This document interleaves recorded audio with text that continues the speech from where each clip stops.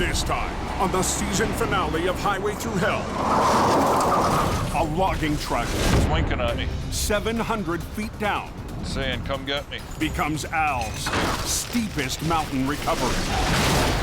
A fiery crash has heavy rescue Keep going. battling to clear the canyon. And as winter wraps, Jamie cranks it up for next season. On the Highway Through Hell, the last line of defense is a heavy rescue team ready to tackle any disaster. Because closure is not an option.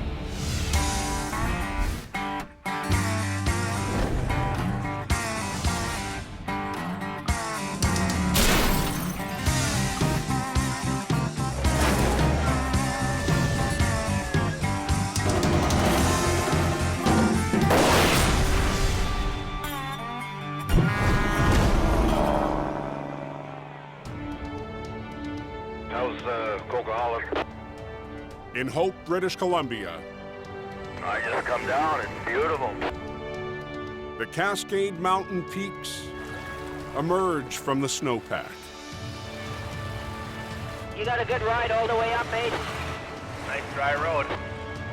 It's a relief for drivers after months of winter. 80 miles north of Hope, Someone said a cup went off the mountain. Al Quiring The guy with the green record. and Gord Boyd climb a mountain road to their next job. We're heading up to go and recover a logging truck and trailer that's gone over the steep cliff and with a load of logs. It's a tough country. 10 feet off the road can sometimes mean 300, 400 feet down. This isn't the first time the Quiring family has gone to battle on these high switchbacks. Nearly 50 years ago, Al's grandfather tackled a logging truck in the same mountain pass. I guess it spawned a little fire in my heart, and I had to have a logging truck myself. My grandpa had quite a legacy in heavy towing. I don't want to let my family down. The risk factor, I'd say 9.5 out of 10. The terrain is very, very steep and very rocky. Hopefully it'll be a safe day.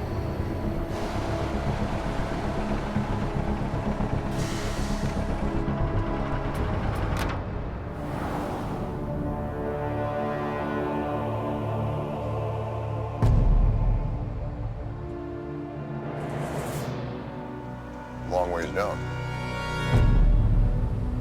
Oh boy. This is gonna be one for the books. The driver was standing outside the logging truck when the parking brakes failed and the rig began to roll. It plunged over the cliff,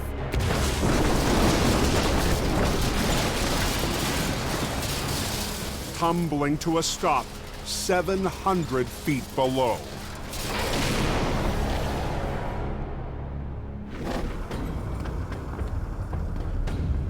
This is the biggest job of my career for going down the bank. Every towman wants to catch a big fish, and this is a whopper.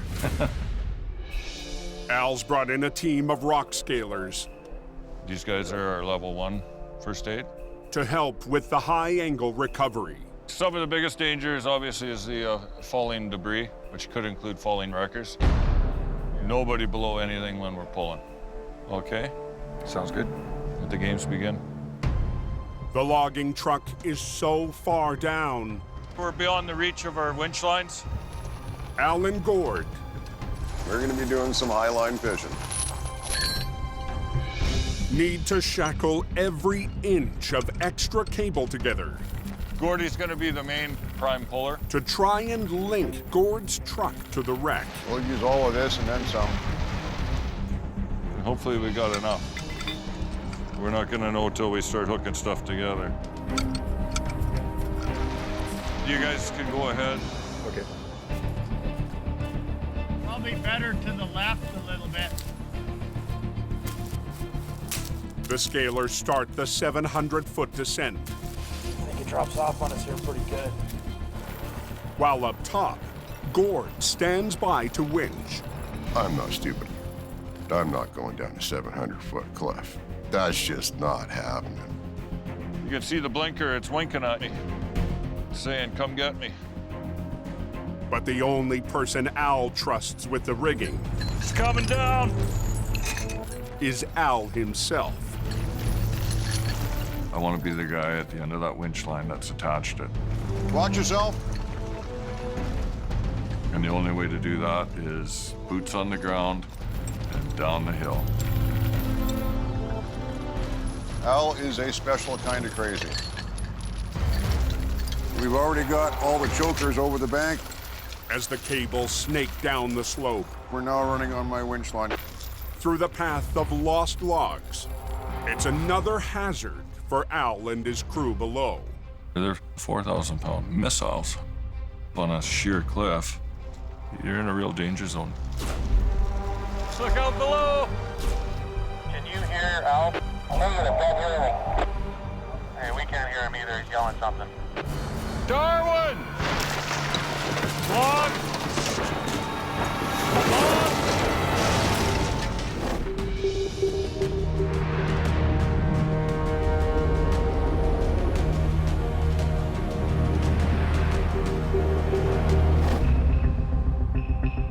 "30 miles south, Yeah, big accident.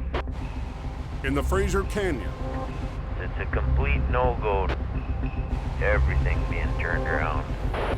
Scott Berg is on his way to an urgent call on Highway 1. We will see what we got when we get there. It's always a surprise, like Christmas morning every time the phone rings. I brought Scott back because I needed to know that I had a guy who was solid, he could get the job done. He'll do it. I can rely on that. What's going on here? The tires ain't moving, or?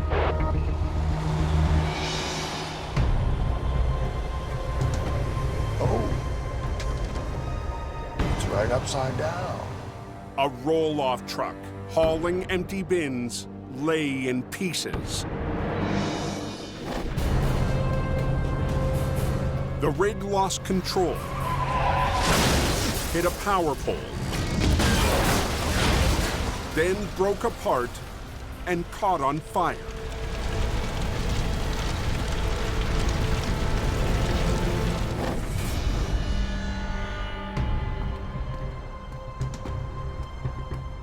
Another trucker, still on scene, pulled the driver from the wreck. And he was still in the cab with the flames going. And then I got him out. He didn't think about the hazards of going in to rescue him. It's just human nature to run in and do it, but he probably saved his life. Lucky. What did say that guy was wet? The wreck is too much for Scott alone. Everything is all detached all over the place. Not open yet. I'm sitting here. In hope, company boss Jamie Davis leaves his yard to help Scott get the highway open. The canyon's shut right down. So the quicker we get it done, the better it is. I'm just happy to get out of the office. I'll have a good day no matter what happens. It's gonna be a while. Yeah, she's the waiting game. On a forest road 30 miles north, Darwin! Can you hear Al? Negative, don't hear anything. a load of logs scattered on a slope Darwin! Hey, we can't hear him either. He's yelling something. Log! Log! threaten Al's team. 700 feet below, That's the part that was really scary to me. You don't want to have it.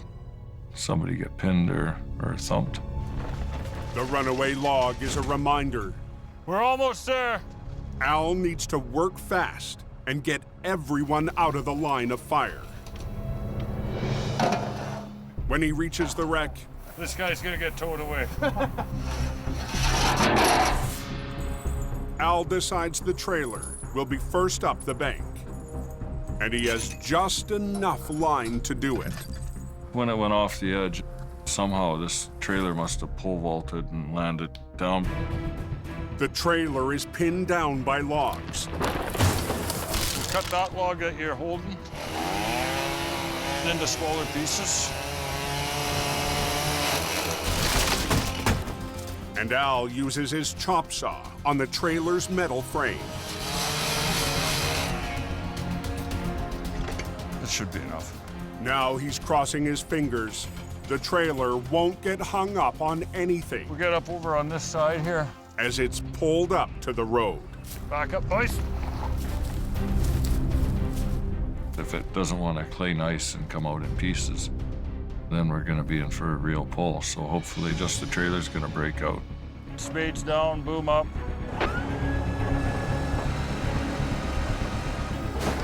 Talk to me. How do we down there?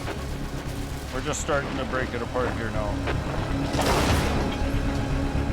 Pulled the trailer apart and the truck moved a little bit. Come on, sweetheart. And somehow underneath, looked like smoke, didn't it? The battery box was shorting out. Yeah, we got a fire going here. All right. Yeah, we got a fire. We need a fire extinguisher down here. On a mountain road north of Hope, BC, Looked like a blue smoke, didn't it? Yeah, we got a fire. a logging truck has caught fire Tell them we need a fire extinguisher down here. during Al's extreme recovery. We got water? No. Tell them to hurry. No one was on board when the truck's brakes failed and it plunged into the chasm. 700 feet down this god-awful cliff. Unfortunately, the fire extinguisher was up the bank. Getting a lot bigger. Talk to me. What's going on down there? ETA on that fire extinguisher. We're getting pretty big flames here. Fire extinguisher's on the way down.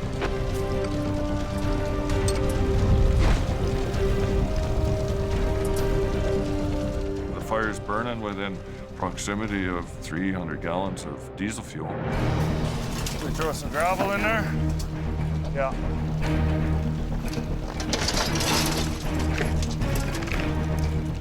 We had the bucket brigade going to get some sand on it. It's our best hope. When the extinguisher finally arrives at the wreck, Get her?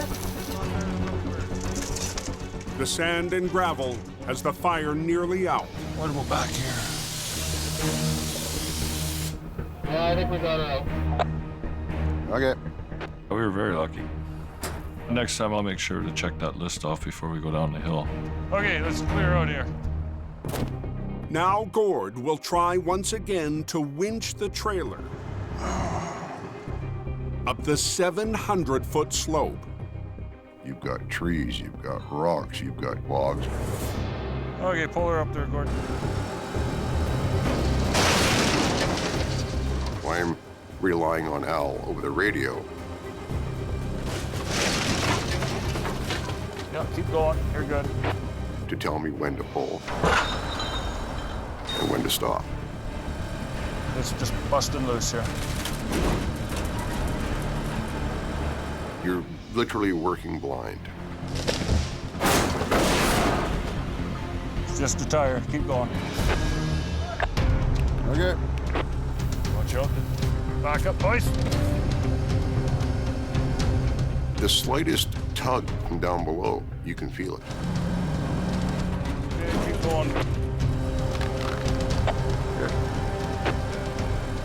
But you can only feel so much. We're just stationary. Back off on it a little bit. I am standing by.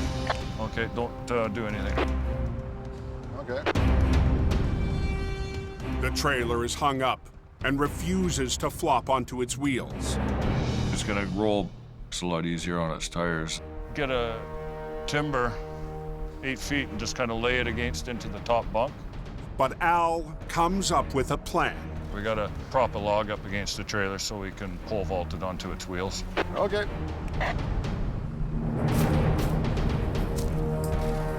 Get a log lodged in there that it can pivot on. And bring her around over here. Yeah, right there. Oh. An old-fashioned pole vault. Hopefully it'll spring onto its wheels. Rip that baby right out of there. Okay, Gord, tickle it up. She's starting to tighten up. Yeah, we're moving. And then all of a sudden, bang. It sprung. That's nice. That is nice. Flipped onto its wheels. Pretty awesome. We're 10-4, Gord. Take her home. Alrighty. The log trailer will now make the slow and steady climb. Pull on her some more. See the light at the end of the tunnel.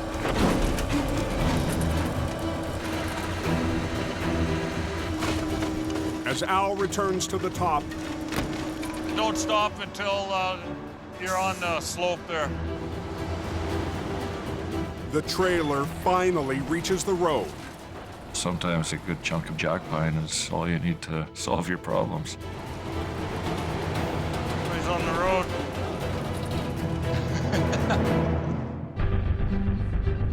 But down below, the tractor may be too heavy to drag up the mountain. Gordy's gonna clear the scene, and then we're gonna rig for the truck. It's gonna be a little bit more extravagant. What's the hold up here? In the Fraser Canyon, Road's closed, I yell.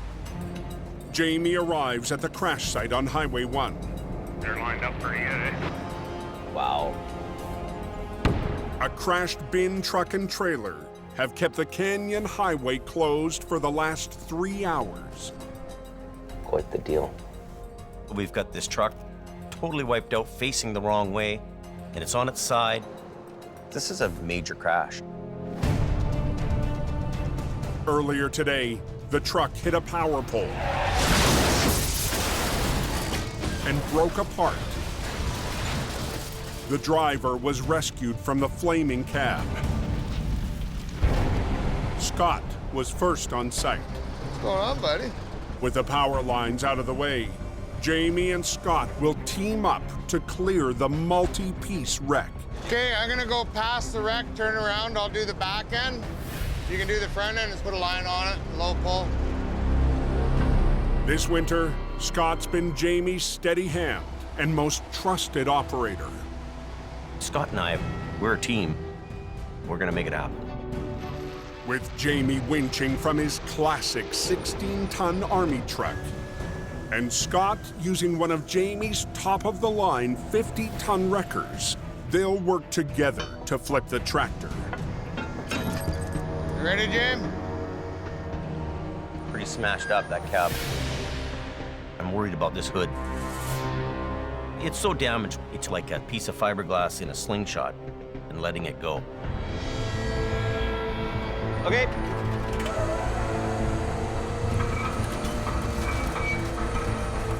When you flip that truck over and it comes crashing down, you never know what parts are gonna fly off it.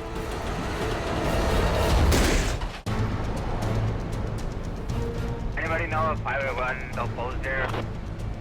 On the Fraser Canyon Highway, near Saddle Rock Tunnel, Yeah, it'll be closed for quite a while.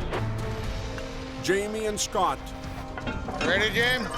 work fast to reopen the Trans-Canada Highway. Let's go right through there. Make it go a little bit long, though. They have to flip a heavily damaged tractor. I'm worried about this hood.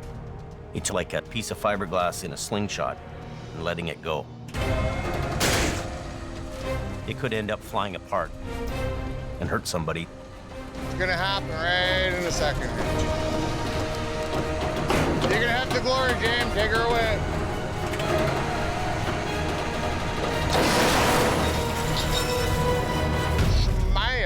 But when she hit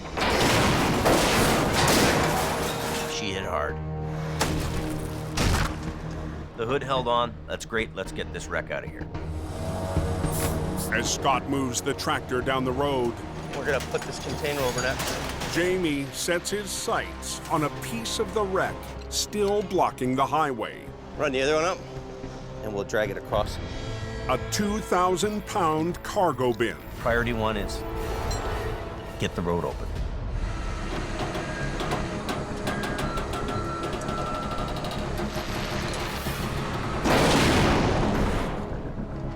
Oh, yeah. Oh, baby. It looks like they could be opening Highway 1. Beautiful. Jamie's old-school wrecker drags the steel bin out of the way. The Army truck is a nice old machine and does the job. We're gonna open alternating. 5 hours after the driver was pulled from the crash, Okay, bud, drive safe and be careful, eh? Yeah, you betcha. the trucker who rescued him is first down the canyon highway. He's the hero here. He saved his life. And traffic's a-moving. Jamie, David, thank you. With the highway cleared, There you go. Scott and Gord will tow the tractor back to Hope, We'll worry about that other stuff later. then come back and deal with what's left in the ditch. There's a chance we could get it out of there. Let's have a look at it. But Jamie has other ideas. If I wanted to be a real show-off, I'd get that thing out of the ditch before he got back. The boss is tempted to tackle the flip trailer by himself. That's a big, big recovery. Oh. I might just throw a line on it for fun, see if we can do it before Scotty gets back. I'm kind of being a little bit of a bugger, and I'm going to steal the glory just to give him a little hard time.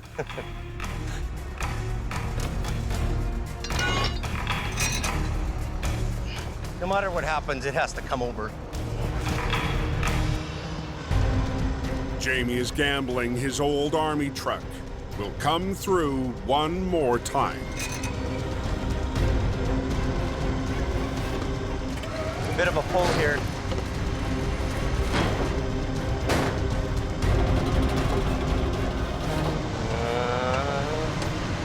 It's a little more than I should be doing.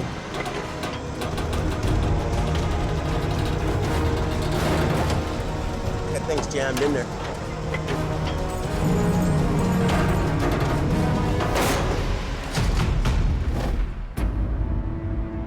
To the north, It's a long way down. Al and Gord brace themselves for the next piece of the logging truck. 700 feet below. That canyon just keeps going down into like Sasquatch country. This is probably the toughest job we will ever do. It's a long ways down into those trees. So you gotta watch your step.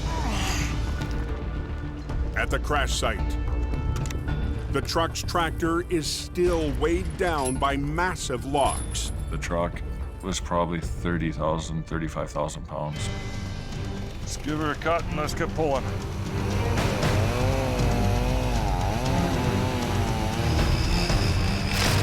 Al's crew carves away at the timber I'll make this go in there a little bit further.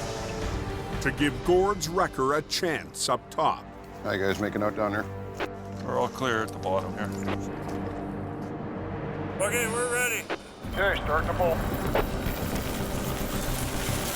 It's about to get heavy. Truck whisper to it. Woo, doggy! Yeah, keep pulling. But 700 feet up, Got my nose coming up. Gord's 50-ton wrecker is maxed out. Why am I putting 100,000 pounds of pull to that thing? Oh, are you pulling? Pull. I'm pulling. It is not coming. The last thing you want to see is this great big green thing tumbling down. on top of you. Cable stopping around him. There's something we gotta do. On a mountain road, Got my nose coming up. Gord Boyd is in a losing battle with 30,000 pounds of mangled truck. I am putting 100,000 pounds of pull to that thing. Oh, are you pulling? I'm pulling. It is not coming. Al Quiring is 700 feet below beside the wreck. It was just Gordy hooked to it. His truck was starting to lift. I think we're gonna need help on this one. He needed more power. Yeah, I'm gonna start heading back up the hill to get it to pop out. Al has to add his record to the fight. Using his side puller and back winch, Al will add an extra 50 tons of pulling power to help Gord winch the tractor up the 60-degree slope. Wind up with both, Gord. With Al and Gord working together,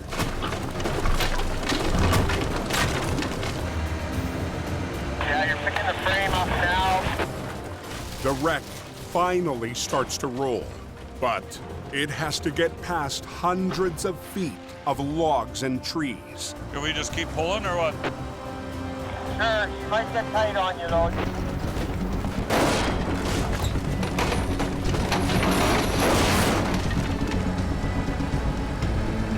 The weight of our two wreckers far outweigh that truck.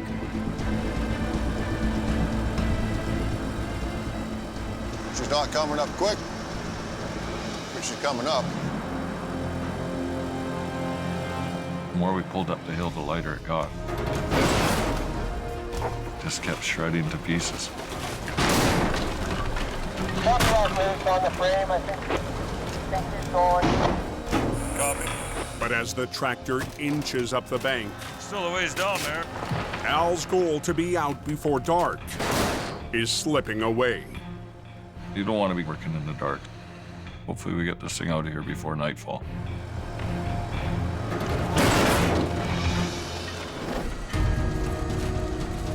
On the Fraser Canyon Highway,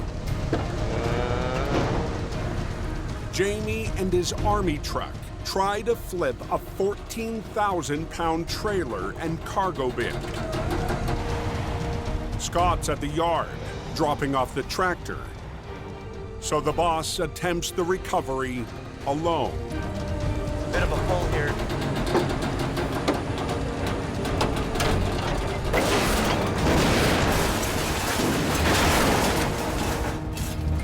Wow. Jamie and his old-school wrecker So that's halfway home. get it done. Scooping Scotty is as much fun as an old guy can have. But the boss knows when to call it quits. I don't think we should try to do any more with this because I just know better, you know? You just know. And I really enjoyed getting out of the office today. I like this old army truck, just plain and simple. I'm out of here. Heading back to flip the trailer, When I get back up there, we're gonna finish it off. Scott's in for a surprise. Well, they flipped my trailer over, the rotten son of a gun. He beat you on another one, Scott. That bastard. He'd rather be in the ditch, swimming in diesel and mud just like I would, right?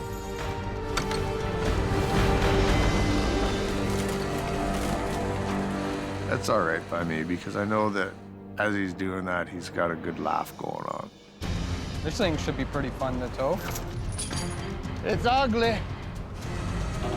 Scott and Gord mop up the last piece of the wreck.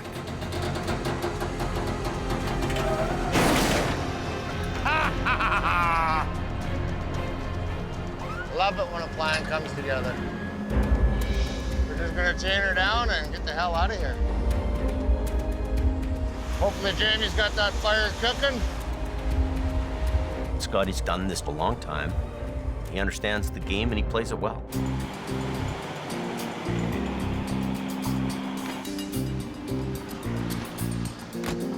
What is it, good. Every time I leave, I It's a come game. back and you got my trailer It's split. a game. It's a game. It's getting to be like the old days again. Flip it over and leave it to After you on the you, side of Jim. the... And I'm starting to have fun. No, after you.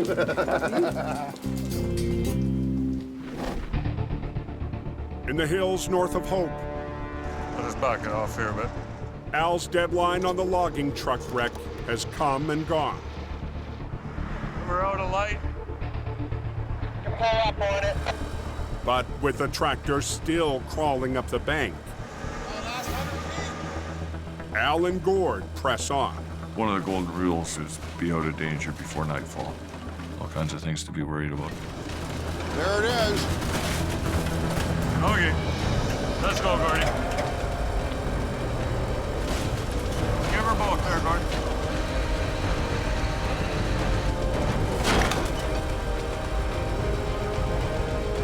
As the tractor climbs the steepest section, Easy, easy.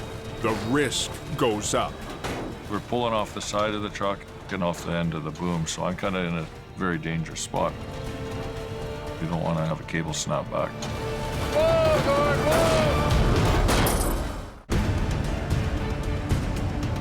whoa! On the side of a 700-foot slope, There it is. Nice. Come to Papa. Al and Gord fight to pull the final piece of the logging truck up to the road. Tow trucks at the top are starting to really load up. Move up with it, Gord. Just like the video game when you're blasting away at that big giant and you see him starting to wobble. Whoa, Gord, whoa! That's good. Good, good. A couple more good punches, and you're on your way. Well, no wonder it was so heavy. It still had logs on it. That was a tough one. We came to the party, and we conquered it. And that was the best part. Mission accomplished. 47 years after Al's grandfather recovered a wreck in the same rugged country. One like my grandpa did, but a little bit bigger. So It's another historic moment for Quiring Towing. what a ride that must have been. Hopefully, this job would make my grandpa proud. The only guys that can pull it out is Quirings.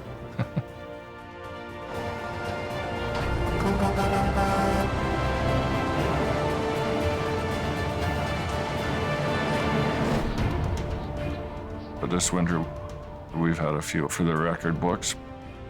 Way more weight, way larger objects, way bigger challenges. That's a big-ass truck. If you don't push yourself, you're never going to find out how good you are. Wind her up. We're gonna rip this tractor out of here. He does not accept defeat on any job. Whatever the call is, we handle it. No, I told you we got her. Very high risk here, very high risk. There are critical times when decisions have to be made. Take your brakes off your trailer! Ben Gordy, he can handle that. Here we go, once more into the breach.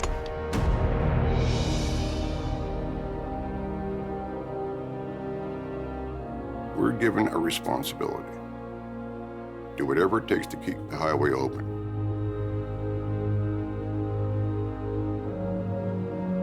We take that responsibility very seriously.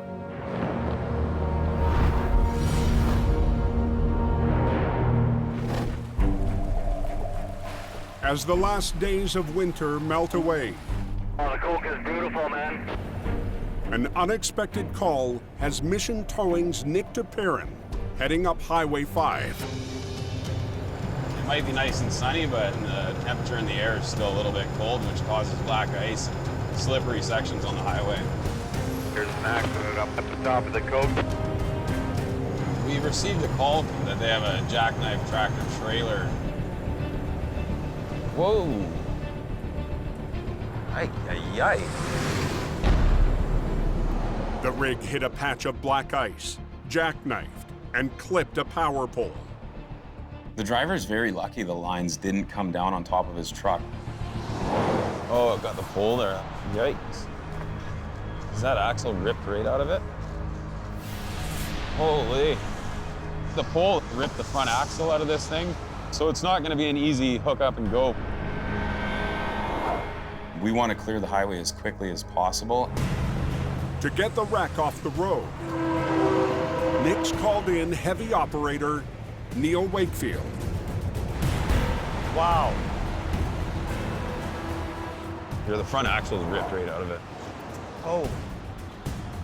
This one, the whole front end is torn apart, so it's an ugly one. Nick and Neil will pull on opposite ends of the wreck. Because this thing's jackknifed, we can't just hook onto the front of it and tow it away. We're gonna have to straighten this thing out.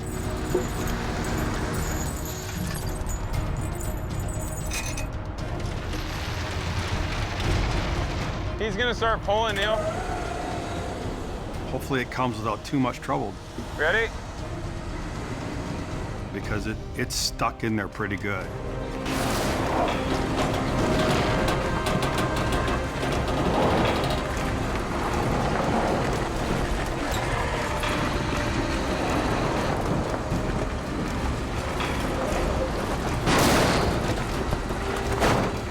Beautiful, Neil.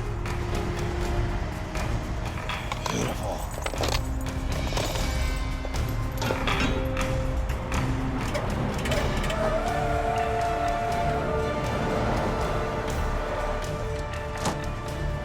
We've got this thing chained up, 2 minutes. and it's time to get it off the highway. In less than 30 minutes, Nick and his crew have the lane open. Yeah. So how's the coke, boys? Perfect both ways.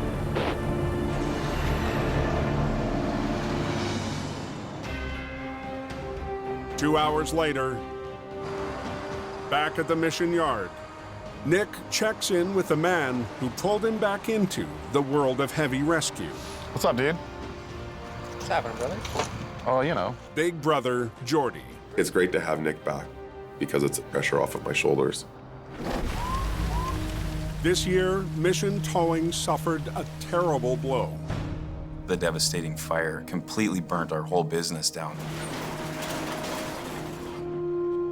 Dealing with the aftermath of the fire has been, it's hard. But the family business persevered. Knowing that there was going to be a lot of rebuilding and a lot of work to do, I came back to help my brother. This season, we did get thrown pretty much everything. No two recoveries were the same. We had jobs out of the ordinary. Wow. Okay. Whoa, stop. There's a lot of weather involved.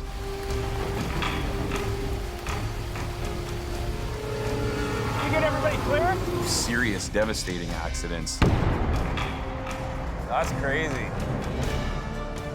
We muscled through everything that was thrown our way. Right here. We have a very good team. Yeah, let's go. And a good team standing with you is the recipe for success. Bada bing, bada boom, bada bang. That's right. My brother and I are 100% on our A game to move forward to rebuild this, and it's a whole new chapter in life. The sky's the limit, and we're excited to see what's next. Now, knowing what we're up against, we're able to put this together how we want it. Bigger, better, stronger. Yeah. Let's do it. Yeah.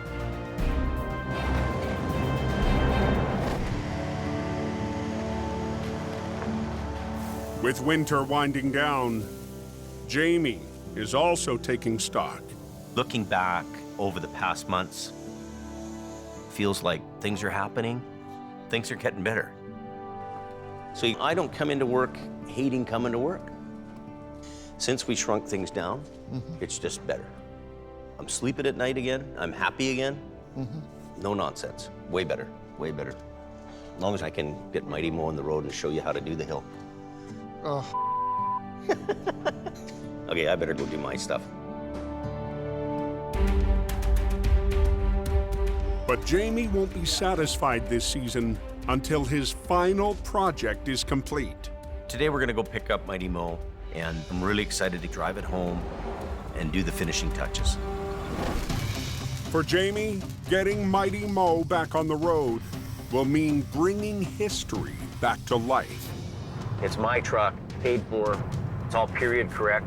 It was kind of the rotator of the day, an 850 Holmes.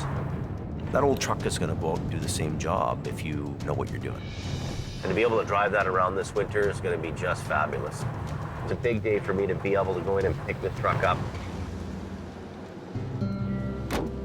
Oh, it's beautiful. This is a beautiful work of art. Hey, Kelly. What's going on? Well, I got the parts for this. Yeah, did you get those cones? Yep, I got them. Okay, good. A lot of love and energy went into this thing to make it the way it is. Okay, partner, I'll go get some fuel and hopefully I make it back.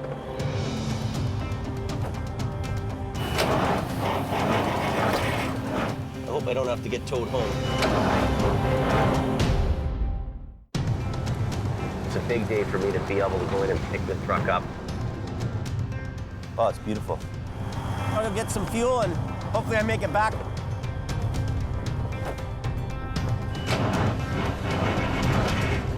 I hope I don't have to get towed home.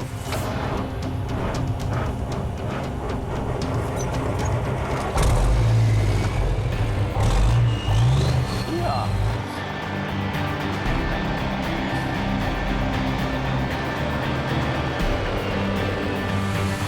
First time in 12 years this truck's been on the road. In grade 6, one of these big 850s drove by me, and I knew at that point I was going to be a big wrecker guy. It's old school, and so am I. Now, if that ain't a hot rod, I don't know what is. Sure, man, that thing is cool. This is a cool honking truck. Ah! Gives me my mojo back. It's a moment of triumph after a challenging season for Jamie Davis. A few years ago, we went to Alberta, and it seemed like the sky was the limit. We were adding trucks, hiring guys, and growing at an out-of-control pace. I could have never predicted that things would start to collapse and the oil field would be almost shut down. Jamie's strategy to downsize began with selling his prized rotator. Good luck with it. It's going to be a great truck for you. Then, been cleaning up and organizing. Retooling his operation in BC. Jamie also took a chance and hired back a heavy rescue veteran. I brought Scott back because I needed quality. Now we're cooking the bacon fat, son.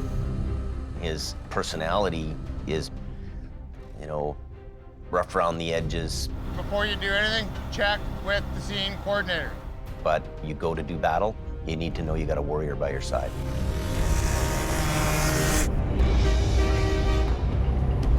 Stars, buddy.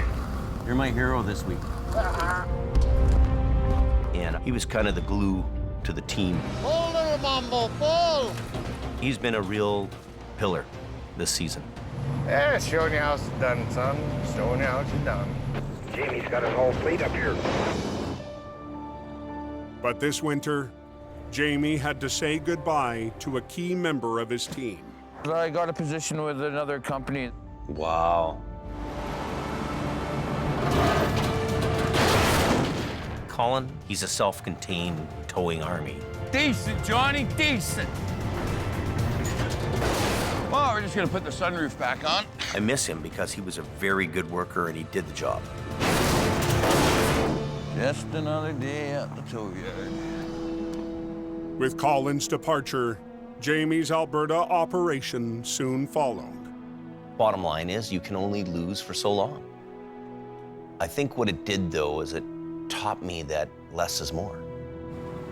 Rebuilding for the future, back in hope, life for Jamie has come full circle. Oh my God. Try. Look, see that? First time ever, and I'm doing wheelies. Daddy, you're home. Mo's home. Yeah.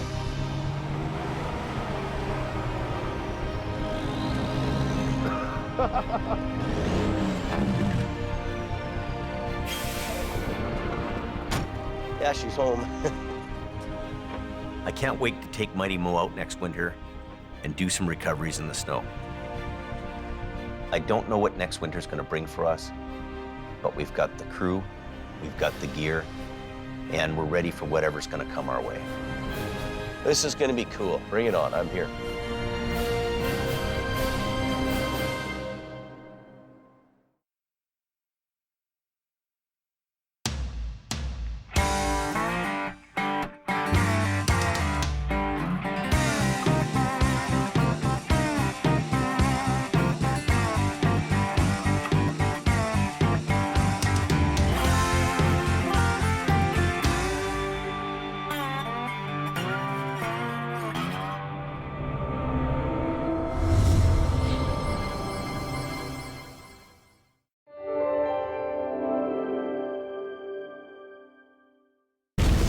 This time on Highway Through Hell, burning rubber It's cooking. brings chaos to the coke and puts the crunch on Al. Pay attention! A bad delivery Merry Christmas, Mom. has Colin in a bind. Watch yourself. You can definitely see the fingerprints in the steering wheel. And a close call How's the pole? is Nick's next mission. Nick! On the Highway Through Hell, the last line of defense is a heavy rescue team ready to tackle any disaster. Because closure is not an option.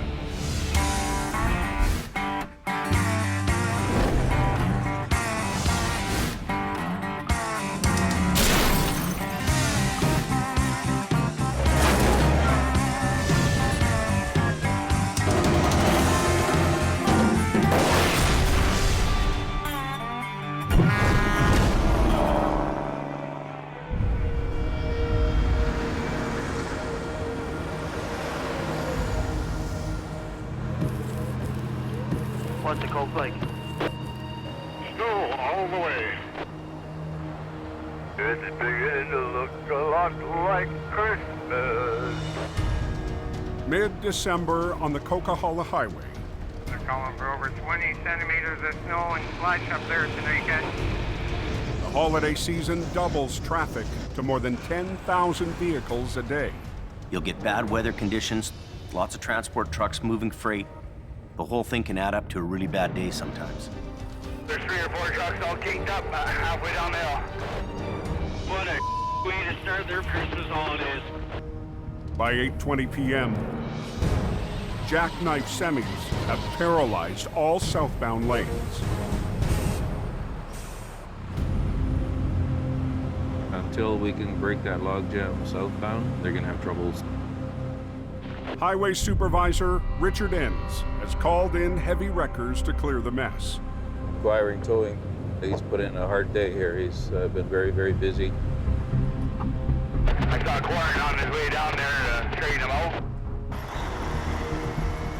Al Quiring's been fighting to keep the road open for 15 hours straight. As the holidays ramp up, the traffic's building. And if you don't get traffic cleared right away, those problems can multiply. The jackknives are on the downhill stretch of the Smasher, the steepest part of the Coke. Come on, hop in. The easiest way to drive this thing is behind the seat. For Al, sometimes the fastest way to clear the road is to be a driving instructor. Start it up, turn the wheels hard to the right. Give it a little reverse. I just start talking to him. Come on back. Crank it hard. And give him advice on how to get that semi down that hill. You want to get right down in beside the guardrail here. Keep coming. Okay, you got it from here, buddy? Yeah. Have a good night.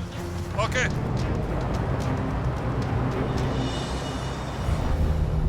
But another semi still stands between Al and an open highway. Yeah, we got the highway blocked and then I put the chains, then we're gonna get you straightened out and then you can change. This is my property, okay? My job, but you're on somebody else's highway. The trucker was going downhill when he lost control. Now, the driver insists on chaining up before letting Al straighten him out. He's telling you that he's gonna close the whole road for no reason. 10 minutes. 10 minutes, just don't wait. Traffic is backing up, and Al has no time to argue. The traffic is building and the storm's getting heavier, so the push is on to get that road open as quick as possible. We need to get you straightened out. 10 minutes is too long. He just wouldn't cooperate, wouldn't listen to my advice. Deal with him. This is my life. We will not gamble with the life. He's probably pretty nervous, Come on. but he doesn't seem to understand that time is essential to get that road open. The whole world is at the mercy of this guy. What do you want to hit the next truck? What jackknife? What do you want to lose somebody's life? We're talking about safety. Safety. What is the safety to go without chains down? He seemed more eager to argue with the crew that's trying to help him move than to actually move himself. Without chains, they're not going anywhere. We're stacking cars up probably 10 every minute, eh? Unbelievable. Yeah, boys, Coquihalla is a mess. I'll go stand back here. He's not going to chain up the other side.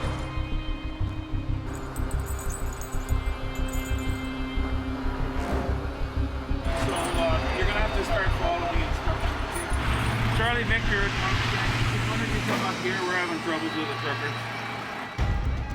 Richard calls in enforcement. The CVSC, the Commercial Vehicle Safety Enforcement fellas, they're serious business when it comes to motor vehicle traffic.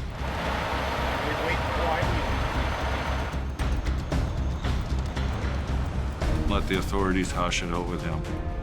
It's okay to stand at the back of the crowd sometimes, too. Can I get you in your truck here now, Chris? Like right now. The driver finally gets the message. Just stay right tight against the guardrail. You'll have no trouble. There you go. See, there's no problem. Just keep coming. You got lots of room. Just ease up, put it in low gear, and just roll forward. Keep going, keep going. Sometimes you're just happy to see a guy's taillights. Okay, buddy. Back to business. With the smasher in his rearview mirror, the driver is still shaken up. Of course, I was scared. I have a 1-year-old daughter, 4-year-old son. When I got the kids, everything has changed in my life. In the moment, I was thinking I will lost everything. And I don't know. Now I'm happy. I'm very happy. That's it.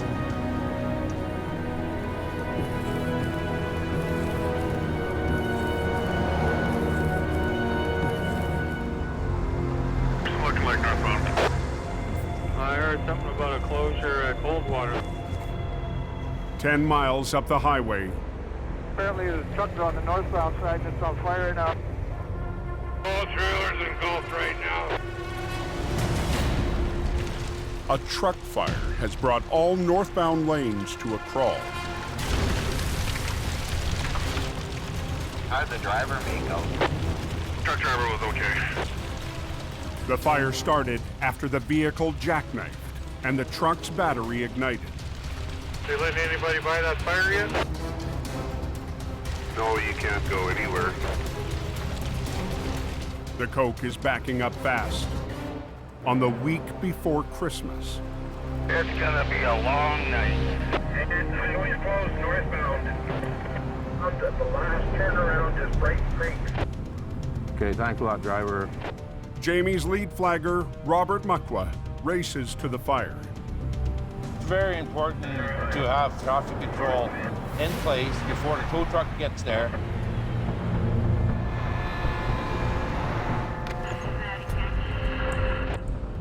Robert sets up half a mile back from the accident to warn drivers. A lot of people are going home to their families for the holidays. Plus, we got truckers that are delivering stuff to stores and that for Christmas. The trailer is loaded with groceries. But with no firefighting service available here, authorities have no choice but to let it burn. Does anybody know if the coke's open northbound? No updates yet. Trailer's still up in flames. We were assessing this trailer to see if that wall was going to collapse, but it seems like it's holding. As the tires heat up, I just don't want it to start popping off those tires. Right. there's a risk of explosion. We don't want any injury or property damage of a vehicle going by. There's a tow truck trying to get through to the accident scene. Robert may be running traffic control, but the raging wreck Hey, buddy. Come on. Good, good. now belongs to Al Quiring. Yeah, it's cooking. It's cooking. The rig is owned by a Quiring customer. So tonight, for the first time, Jamie's head of traffic works for Team Green. I'm not biased. He was available, and I needed a traffic control, so Robert was a good choice. I sent Robert up there to give Al a hand with some flagging. Merry Christmas, buddy. To relieve the backlog, We can probably get them squeaking by. One at a time, just tell them to go straight through. Yeah. police decide it's safe enough to let one lane of traffic through. How about it, guys? Are we on the move from this accident scene northbound? Yeah, you guys are. But if the burning wreck gets too dangerous, they'll shut the highway down. Thank you very much. Have a good Christmas, guys. Right now, it seems to be just a steady burn. We're just trying to clear out as many vehicles as we can at this point in time. At 365 degrees Fahrenheit, the tires will blow.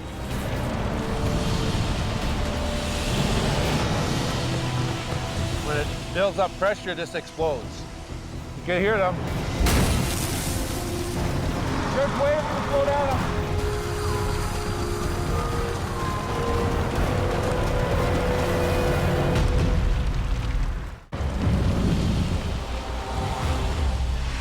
Just wait for it to slow down. I want to check this out first.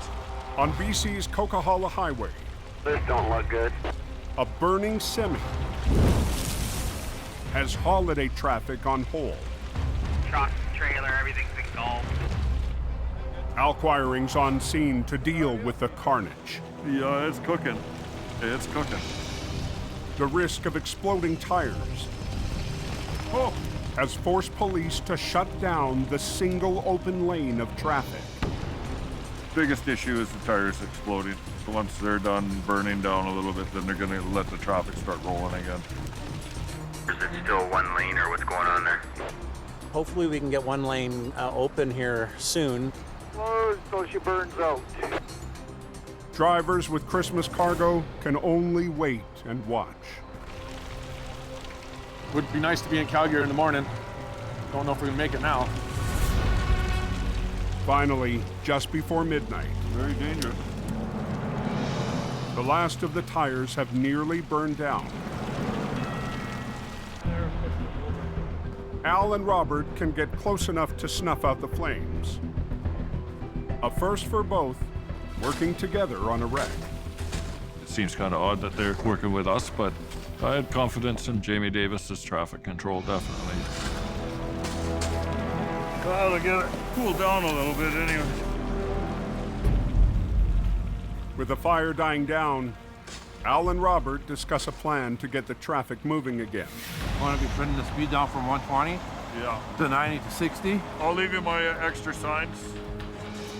I got a stolen traffic control outfit here, and they're going to take care of the scene. Hopefully Jamie doesn't pay attention. They're going to babysit this wreck overnight. Al will be back tomorrow to tackle the wreck.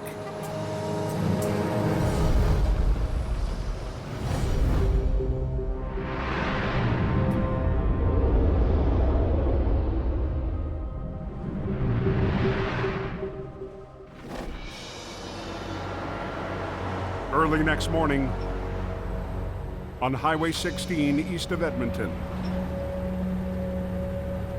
Oh, yeah. Now we're getting into the good stuff. Heavy rescue operator Colin McLean is feeling his way through ice fog. I got about 10, 15 feet of visibility in front of me. To rescue a truck that's gone off the road. It's a different fog. It's really cold. It crystallizes on your windows and your headlights. Sure hope a cow don't run across the road. Colin is one of the last drivers working for Jamie Davis in Alberta. There's thousands of layoffs going on all over the oil fields. We've laid off staff. We're down to a very minimal crew. It's Colin's first wreck in weeks. Everybody's feeling the pinch here in Alberta right now. It's just something we're gonna deal with. Coming up. Oh, yes. Yeah, he ain't driving that out of there. Oh, yeah, deep booched are good.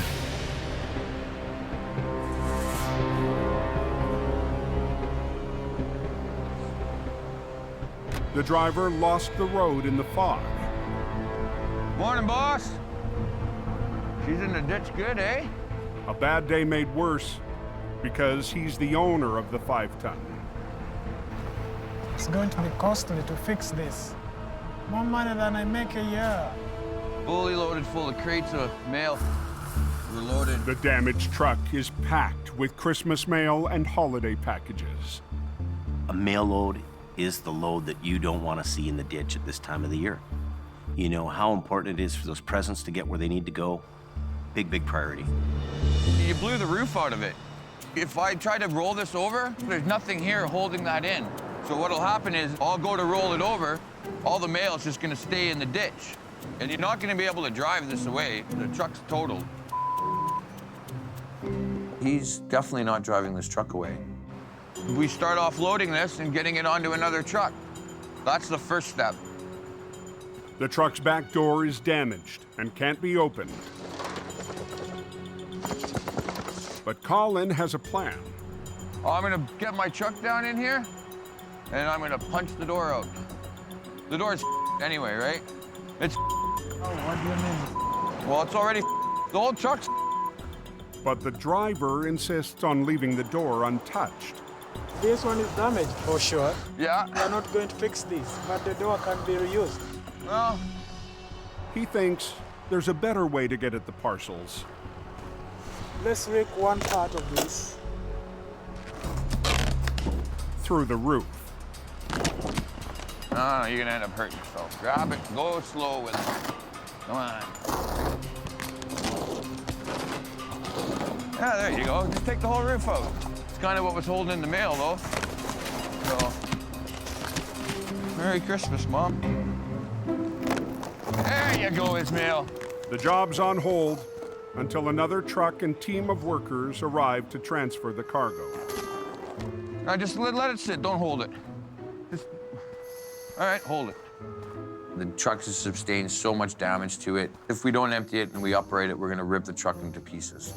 We got our work cut out for us on this one here today.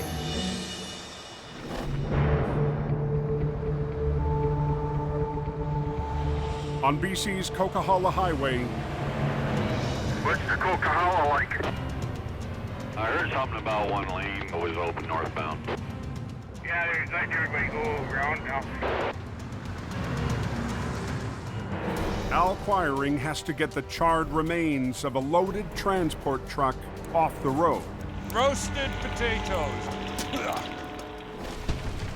The flaming wreck took all night to burn down. Oh!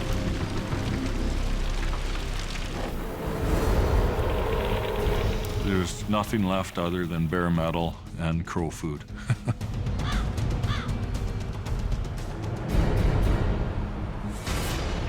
Thru out here.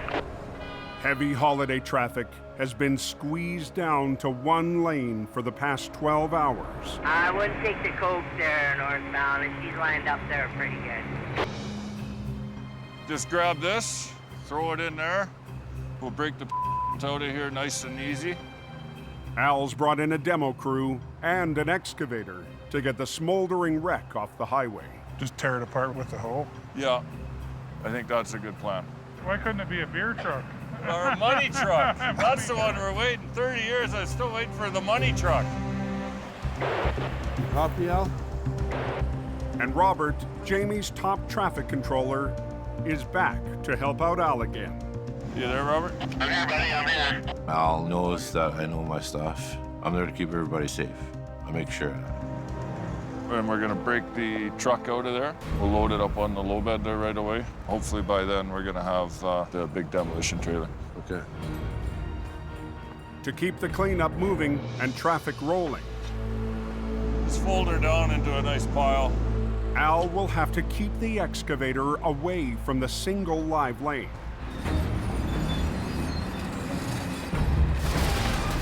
Rip her right out, Daryl. The scoop with the claw, roll this thing up into a super soft taco and into the basket. Bring her right up to the front. We got about 1.5 feet there. Good, good. Yeah, it's got that burning truck there and you come out with the corner. I think I'm coming up on it right now. Yeah, you should smell it by now. Another wide load coming through excavator. We've got the excavator lifting up stuff. We're doing what we can in that single lane, but there's sharp edges. There's protrusions, and it definitely increases the danger. Pay attention!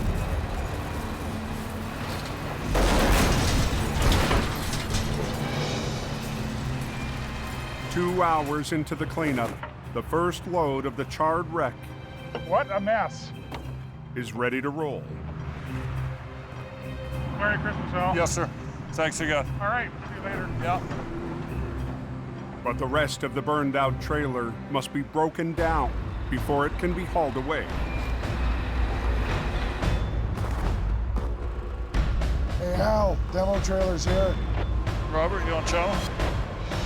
Now go ahead, Al. Stop traffic after him. That far. A demolition trailer is called in to cart the mess away, but it will have to park in the live lane. Northbound, we're gonna have the road closed.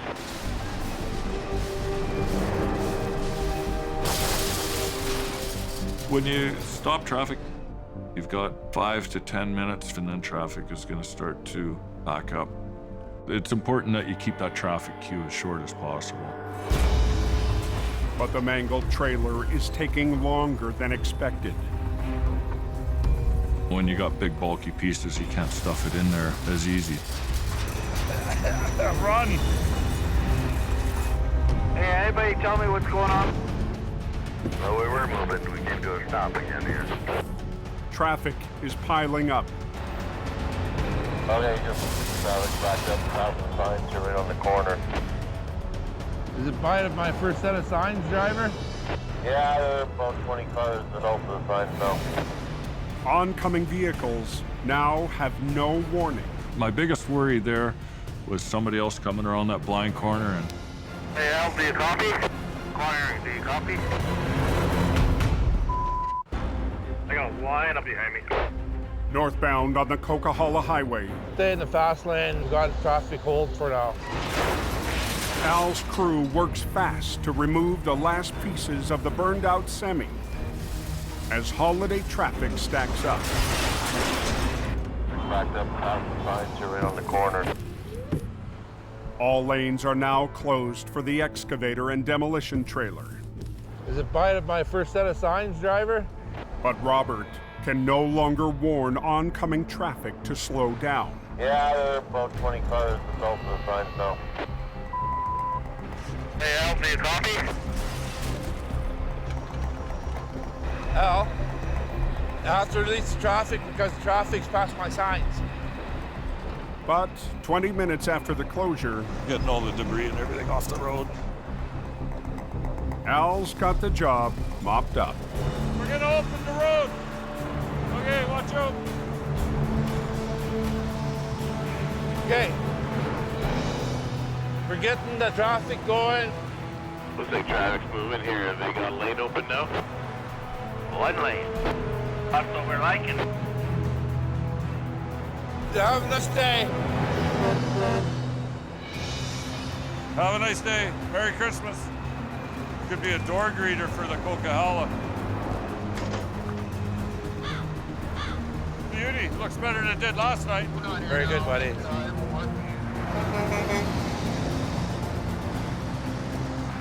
We've pulled the job off safe.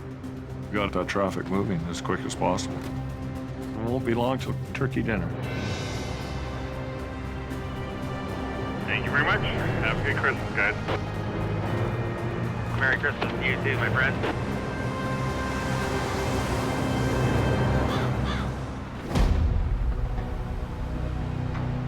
In Alberta, Colin still in the fog, Just another day at the tow yard.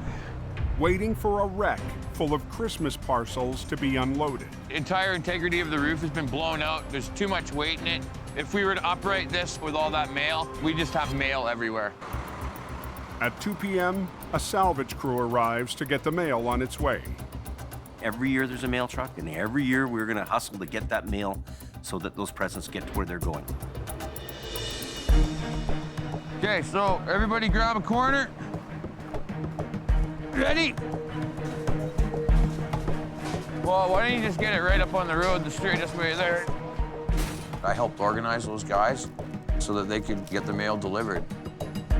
You don't want to mess with the mail. They're getting it done. Just got to keep kind of plugging away. But the truck Colin still needs to flip keeps getting trashed. Okay, guys, you know what would be sort of cool? If you didn't keep pulling the roof back. The more you rip the roof back like that, the less structural integrity the truck has. You leave them alone for 5 seconds. The more that the roof's kind of ripped off of it and they take out these cross beams that hold it together, it just becomes a big floppy mess.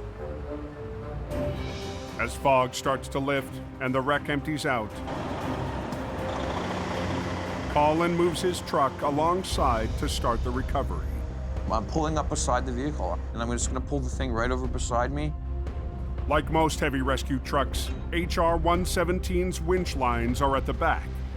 But it also has another tool that allows Colin to winch from the side pullers. The side pullers' hydraulic legs stretch out to provide an extra angle of winching and another 35,000 pounds of pulling power. That's nice, eh? When you don't have a lot of room to work with, the side puller's the greatest machine. In a conventional tow truck, I'd have to T-bone that and use both the winches off the back. The side puller, you can work off the side of your truck, keeping the highways open. Colin will use the side puller to winch in tandem with a line off the back to flip the wreck while keeping the highway open. If I can just add a couple of points, just add a little bit of structural integrity. We only have a couple of contact points. It's basically keeping the box together. The only question now, will the damaged mail truck survive the recovery? Well, we're just gonna put the sunroof back on. Close it up. It's gonna be a little windy for the drive, so. You know, this could go two ways. It could go very smoothly, or that whole rest of the box could rip apart as I'm uprighting it. All righty. It's good to go, kids. Boss, don't come past this point, because I'm gonna upright it. So I just want to make sure I don't have anybody in here. Actually gonna be tight. To work the controls, Colin must sandwich himself between his wrecker and the 5-ton. When you upright the truck, it's sort of leaning towards you. So there's a tendency that it could, you know, fall over on you.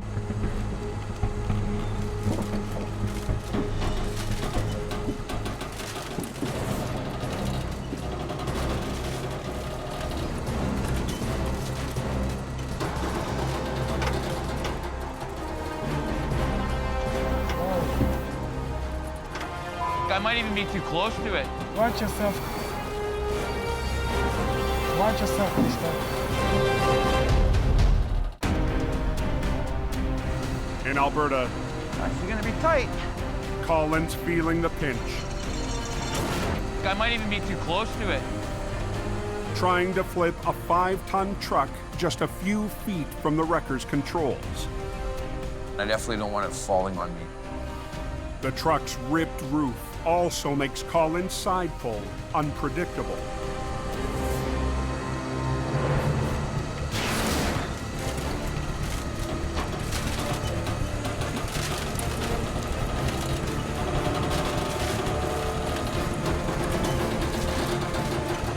Watch yourself and stuff.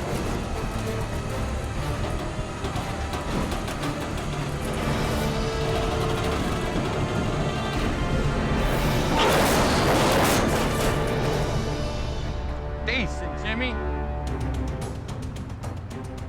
The 5 tons back on its wheels. We got away with it. The plan worked perfect. We didn't leave any of it on the ground. But it will take a Christmas miracle for its owner to deliver any more parcels before the holiday. You sure I can't drive it? Huh? It's not drivable?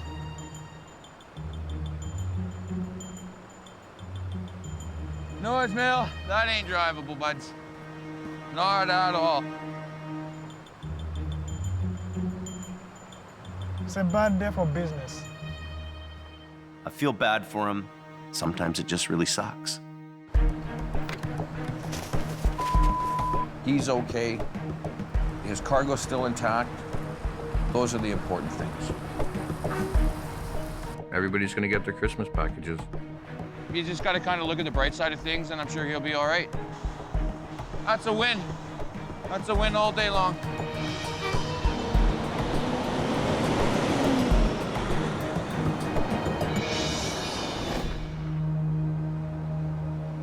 Back in BC, Holy, it's snowing. Snowing like from one side of the head all the way to Juliet. a final wave of Christmas traffic braves another storm on the Coquihalla summit. Extreme snowfall warning tonight.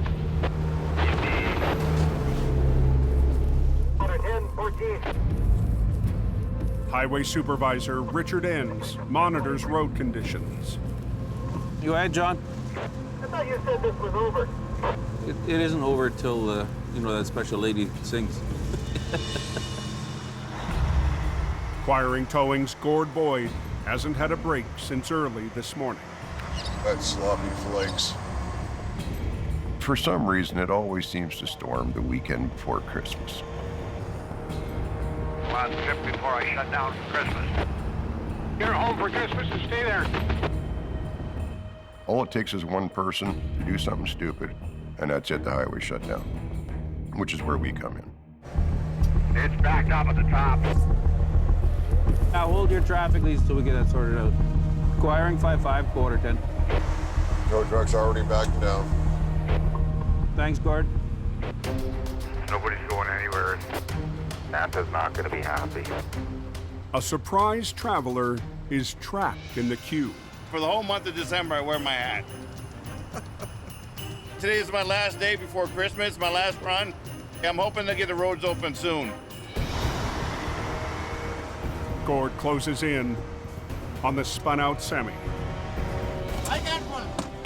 No choice, buddy. You're blocking. No, I put on the 10. I have a 10. You're blocking 2 lanes of traffic. But the driver doesn't want to pay. You're getting pulled out of the way. I can't pay. I don't care. I'm still moving you. I don't have a choice. I have to get him out of there. It's like a parking lot out here. In the countdown to Christmas, You're getting pulled out of the way. I can't pay. I don't care. I'm still moving you. Gord locks horns with a trucker. Hey, I'm not asking for money. I just got to get you out of the way. The driver has the Coquihalla at a standstill. It's just a ginormous mess. And a surprise traveler is still stuck in line. Today is my last day before Christmas, my last run. I'm hoping to get the roads open soon.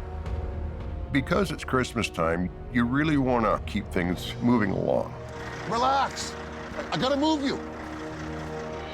I don't care if the guy's got money or not. I got to get him out of there.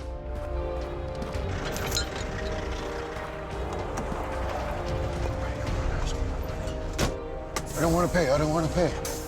Didn't ask for money, buddy. I just got to get you out of the way. My primary concern is to keep the highway open. That's all we needed to do is get you straightened out. Gord lets the driver off the hook. It's Christmas. What the hell? Cut the guy a break. I'm heading home. Makes me feel good to get the road open. Hey, Gord, thanks for what you're doing. Merry Christmas.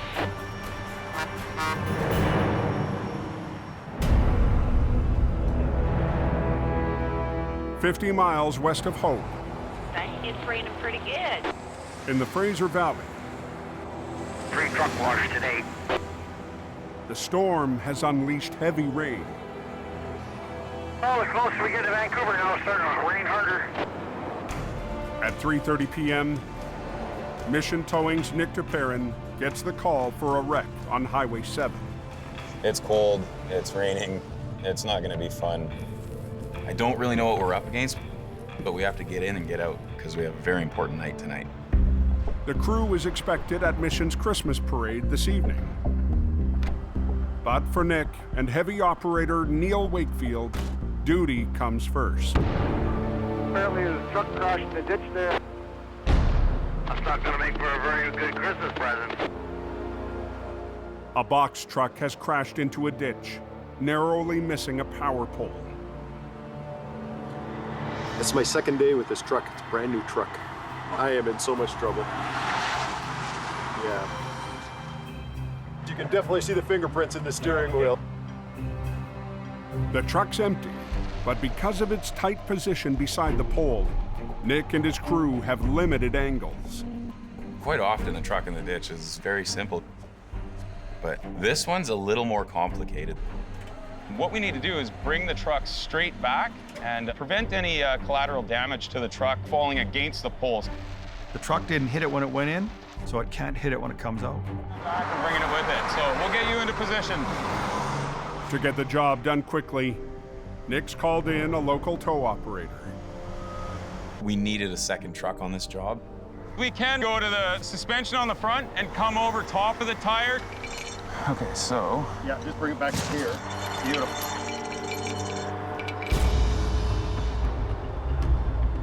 You're gonna lead with your passenger side line. I want to double check that cross member once we start pulling in there. Okay. All right.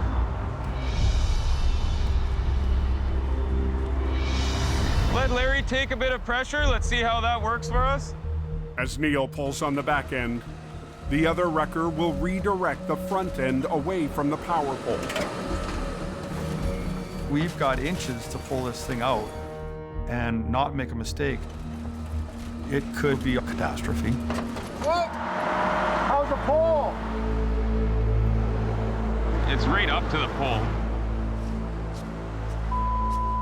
These are live wires, so if the pole comes down, we're in a lot of trouble. Okay, let him take it in and then go with him just a little bit.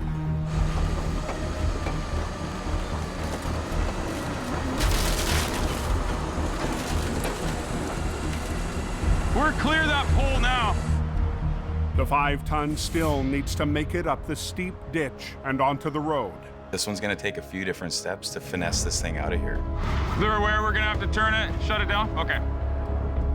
The highway is reduced to a single lane in each direction, so the wreckers can get into position for the next pull. Unfortunately, with this part of the recovery, we need the room to work here. To lift the wreck out of the ditch without causing more damage, Do you have a big belt for a Christmas wrapper on the back? Nick will try a heavy rescue maneuver with a festive name. A Christmas wrap, and it basically reaches around to the low side and just supports that truck as we bring it up. The key to the Christmas wrap is a thick strap slung around the trailer. The strap should help to cradle the box and keep the truck on its wheels while it's winched out by the 2 wreckers. These guys are gonna have to make sure they're operating their trucks at the same speed. If he doesn't hold it back, and if I pull one line a little too tight, that truck's gonna lean and go right over. And now we've wrecked the whole truck. Okay, here we go. Lead with this side.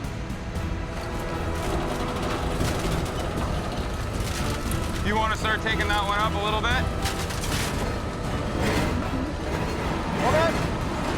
Hold it there, Larry. A little support on the back.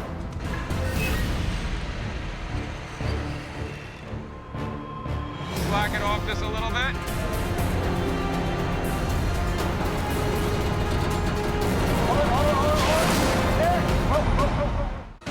Lead with this side.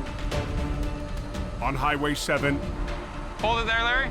Mission Towing is using 2 wreckers to muscle a truck out of a ditch and away from a power pole. If you get out of sync for a split second, the whole job can go sideways in a heartbeat.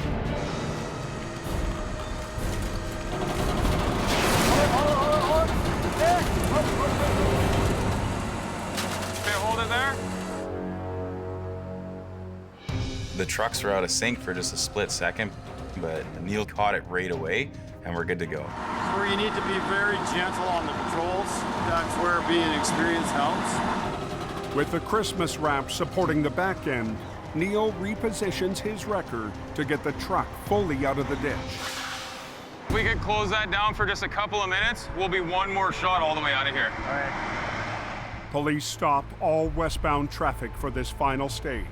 Have a bunch of traffic stopped in front of me. So you want tension up on that one? Tension up on this one and just slack that off to let it go with it.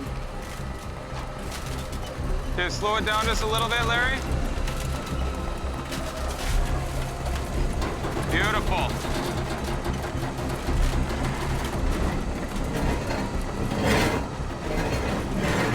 Okay. We can take the slack right off of this, we're good. Neil, Nick, and the Christmas wrap deliver a heavy rescue gift. The box truck is out of the ditch. For us on this one, we're very happy that it's up onto the road. It had a potential to be ugly. Absolutely. We got lucky on this one. Beautiful day. We're gonna head back to the yard and get into the Christmas spirit because we have somewhere very special to be tonight.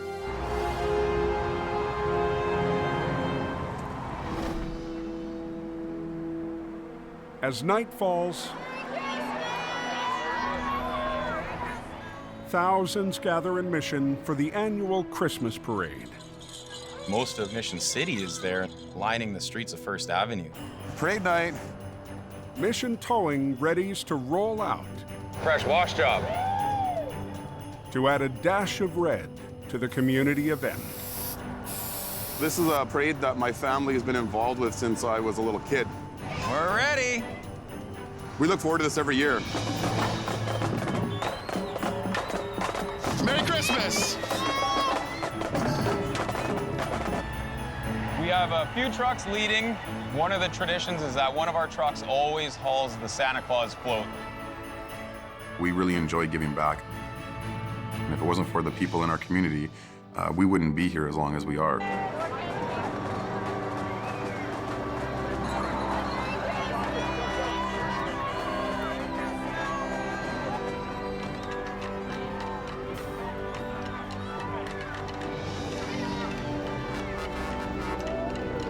Merry Christmas!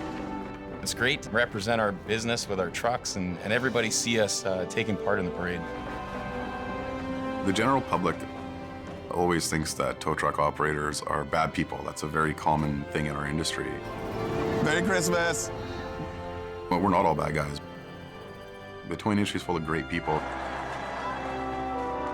Every towing company in the world is here to help people.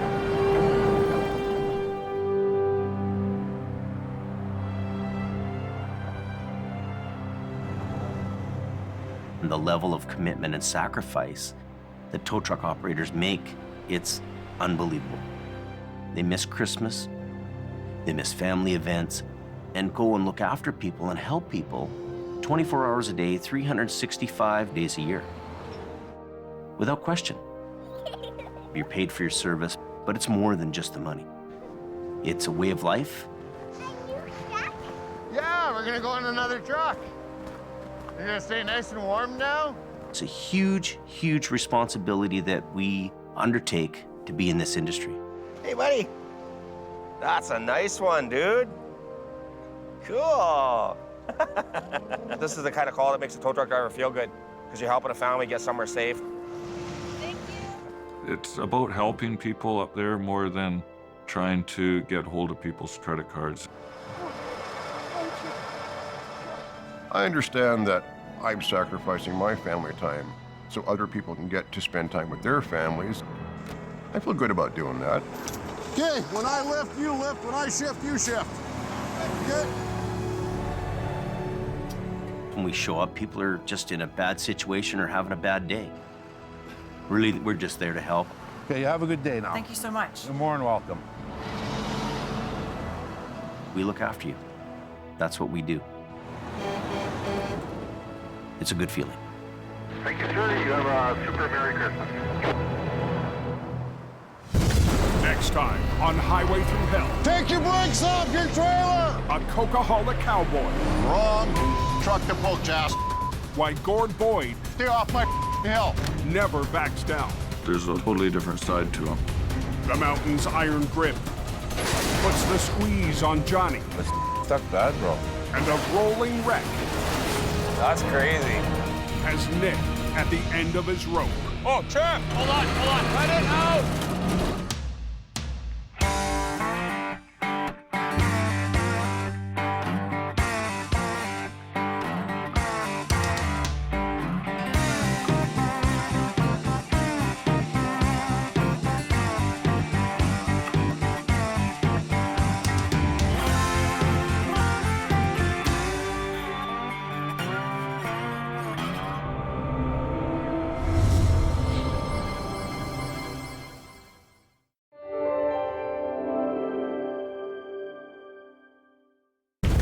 This time on Highway Through Hell. We're gonna roll some coal. Al's back in the bog We're gonna rip this tractor out of here. for the final battle. You guys ready? There ain't nothing but misery and agony. A rock slide It's a very big problem, extremely difficult. has Jordy fighting a train wreck. Did you get everybody clear? And tough times I'm facing some tough choices. have Colin at a crossroads. Hey, is Jamie around? On the Highway Through Hell, the last line of defense is a heavy rescue team ready to tackle any disaster. Because closure is not an option.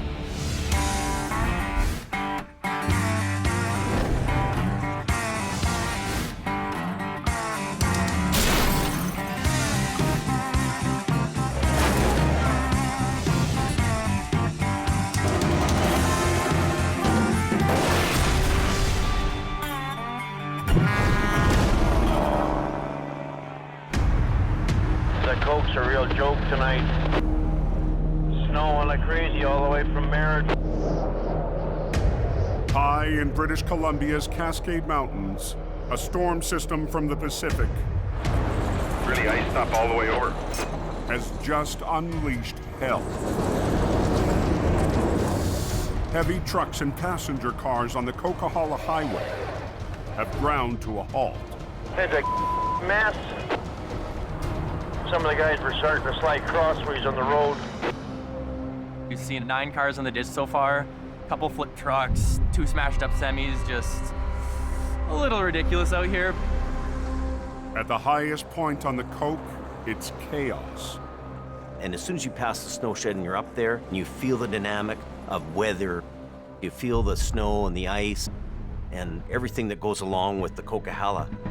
Highway's close below the brake check. Southbound trucks headed to the coast are held back. Northbound, she's a parking lot about 3/4 of the way up the hill here.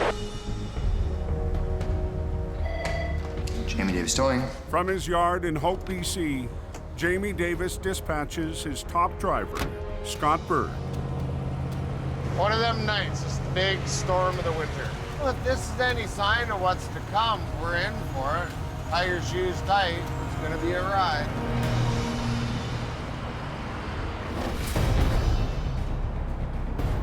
At the base of the mountain, Wedge, lots of H2O.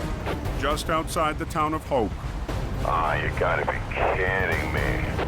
Tonight's storm is pounding Highway 1 with heavy rain and tumbling a deadly hazard onto the road. So what we've had is rocks coming down off the side of the mountain. Took out the one utility pole, has been bent over quite significantly, and while we were standing there we could hear other rocks coming down. Is any traffic at all getting through going east? Eastbound shut down because of the rock slide. Rocks falling onto the Trans-Canada Highway Looks like someone might have hit a boulder or two. have sent a semi off the road.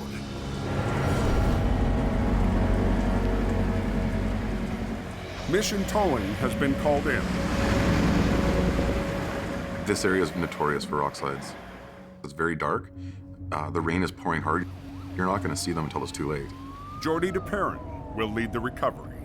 I'm looking at a tractor trailer that's gone off the highway. I also noticed that we're beside train tracks. Yeah, the truck on the train tracks there, he hit something big and he's sitting on the track.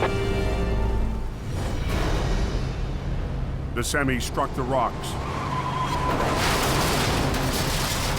barreled across oncoming lanes, then came to a halt just feet from a major rail line. The driver was lucky to escape with only minor injuries. This truck struck one of the rocks over here and of course sent it across the oncoming lane, luckily missed everybody. So as of right now, we've got the highway blocked. The truck is so close to the tracks, trains can't pass until it's cleared. How's it going? This is the one truck here, right? A rail supervisor arrives on scene. This is mainline track. We can't be stopping trains for too long. Hundreds and thousands of dollars worth of merchandise on these trains, so. Until the semi is recovered, the main highway and rail link to the west coast is shut down. Two major arteries. Double closure, double pressure, absolutely. The pressure is on us to get this tractor trailer out of there.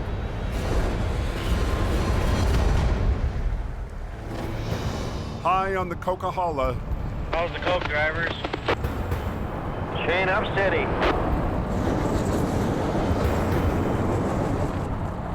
The storm still has traffic at a crawl. But a red truck has come to the rescue.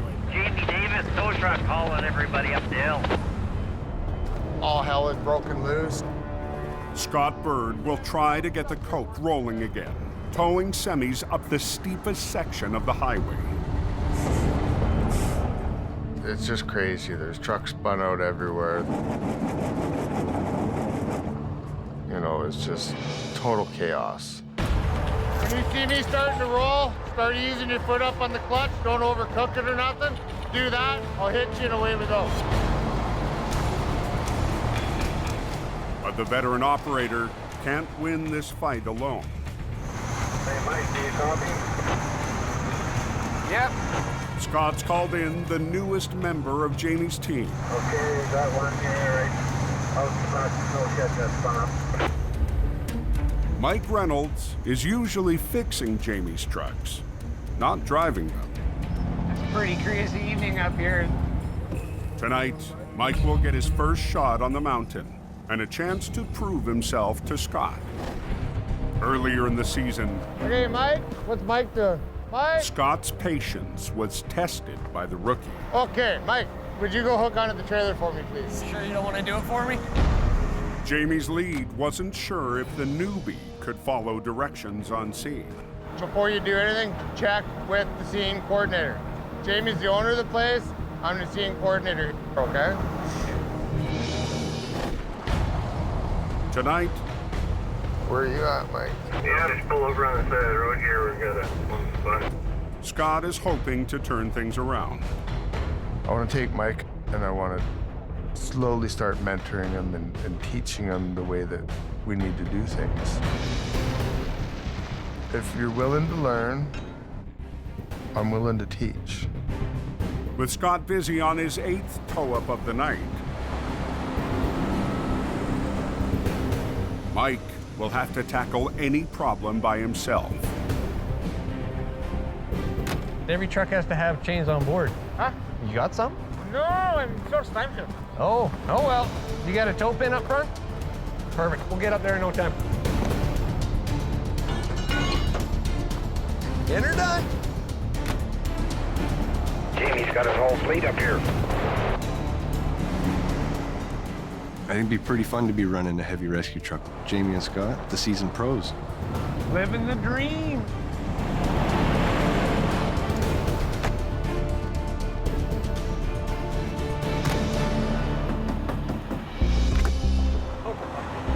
Hey, you got any bolt cutters?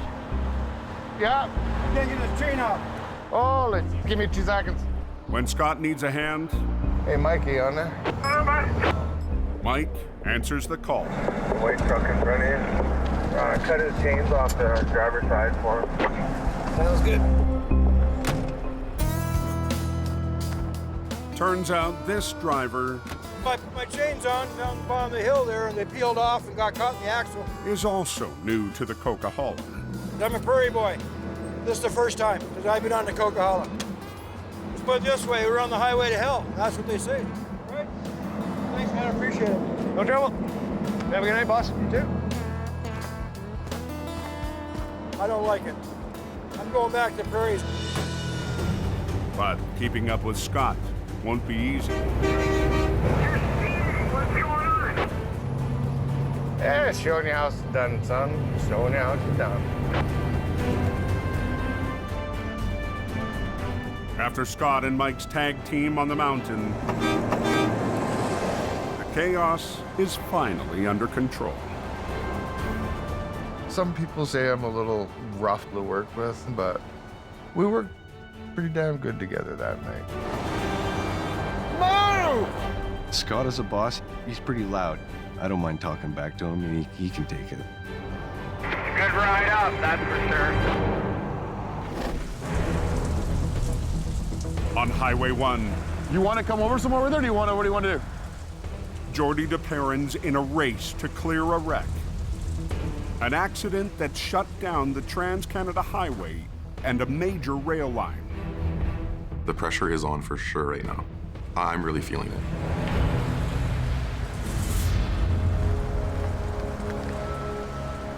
The railway company is there watching our every move right now. Took the fuel tanks off of it back there. Jordy has called in operator Dylan Greenwood. Should have brought the gumboots. It's probably pretty deep there. It's like a foot. They'll begin by straightening out the tractor that jackknifed hard into the muddy bank. Where this tractor trailer's landed, there's a road here that the rail company uses, so we're gonna spin this tractor straight, pick it up, and tow it out of here, up to the top. But the heavy rain has flooded the ditch. Water everywhere. This one is a little bit trickier to hook up to. It's very swampy where it is. You got lots from over here. There you go. Thank you very much. Jordy manages to get a hook onto the rig above the water line. You got it?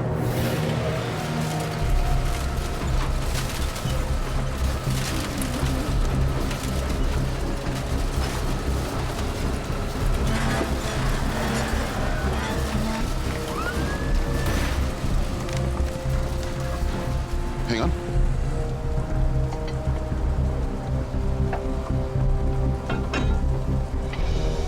Okay, just go up. There we go. Up. You're good.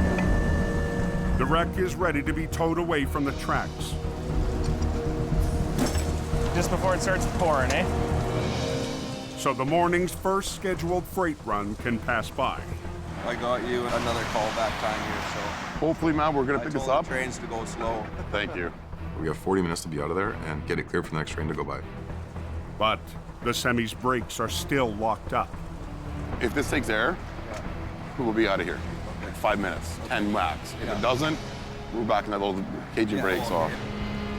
The trailer can be aired up by Mission's heavy wrecker. Basically, we're gonna run an air line from the tow truck to the trailer to release the trailer brakes. Perfect. Beauty. Trailer takes air. Yep.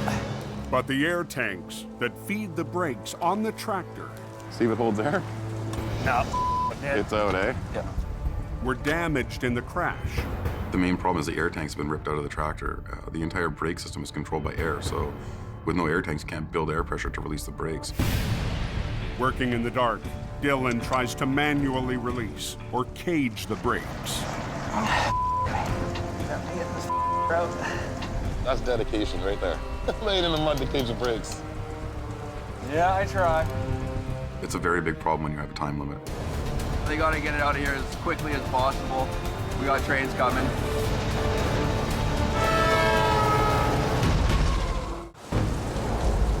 What's going on Trans-Canada here? Got a truck on the hook. Looks like someone might have hit a boulder or two. An accident triggered by a rock slide near Hope, BC, has plunged a semi off the highway, landing next to an active rail line. The tractor trailer hit the rocks, sending it out of control before coming to a stop just feet from the tracks.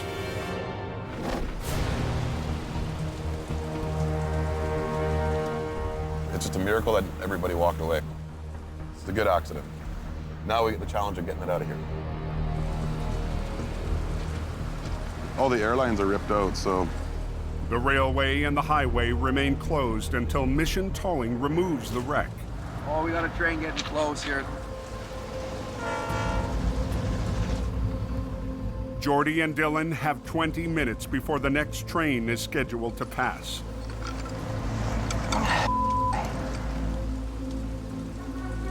But the tractor's air brakes are damaged and have to be released by hand. With the 6 a.m. freight train closing in. To cage these brakes, extremely difficult, just because of the circumstances we're working in. Might not be in this house. Jordy makes a call.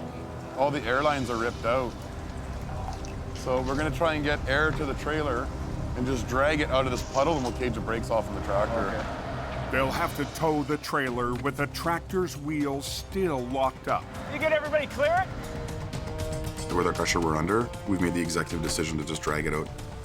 Oh, we got a train coming fairly close, so I'm just trying to see if these guys can just pull it out of here.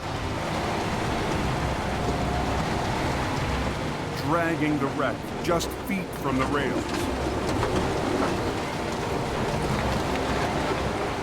Jordy can't afford to damage the tracks.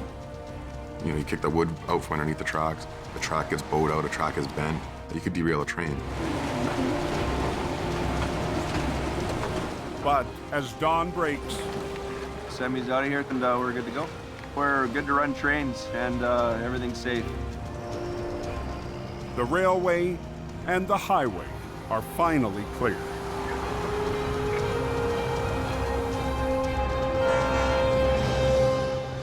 Just in the nick of time. It's just a good feeling seeing the train go by, see the traffic go by. Nobody was delayed today, so it's good.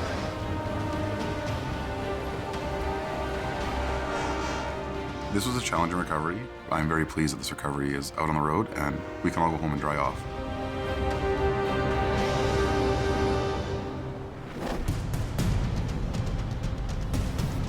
"60 miles west in the Fraser Valley.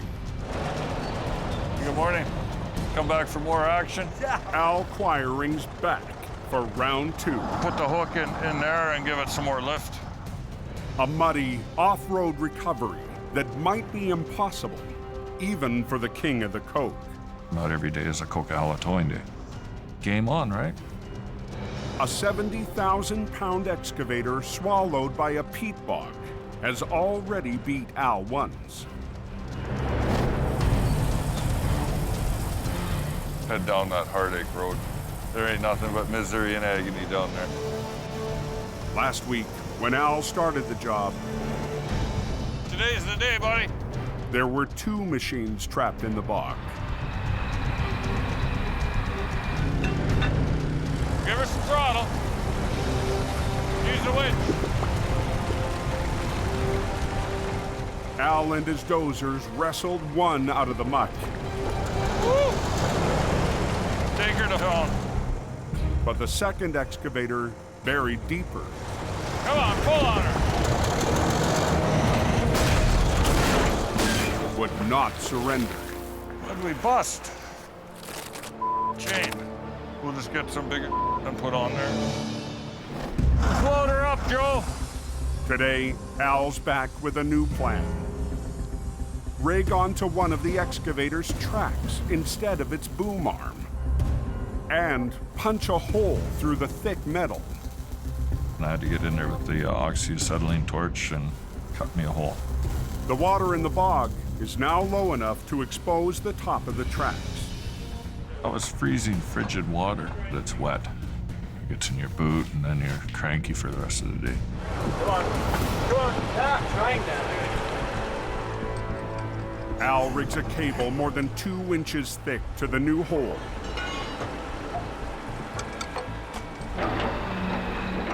Then uses a bucket to hoist a second line and rig it behind the cab. But the longer Al takes, the deeper it gets. The bog is beside one of the largest rivers in the Pacific Northwest, the Fraser, and flows to the ocean. Water in the bog rises and falls with the ocean tides.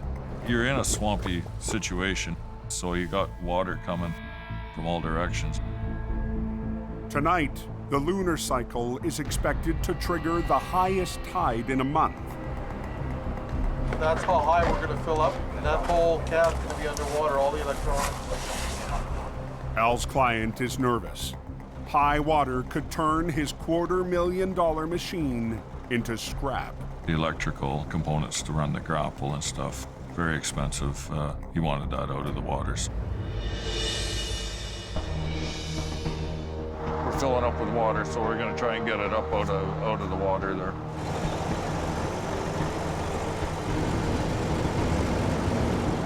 Al and his oldest son, Kerry. Come on, big boy, you can do it.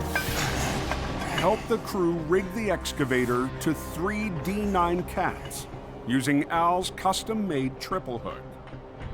It's all brand new rigging. Sometimes I get good ideas, and then sometimes I get humdingers. We don't screw around with rigging. Go big or go home, or don't come out at all.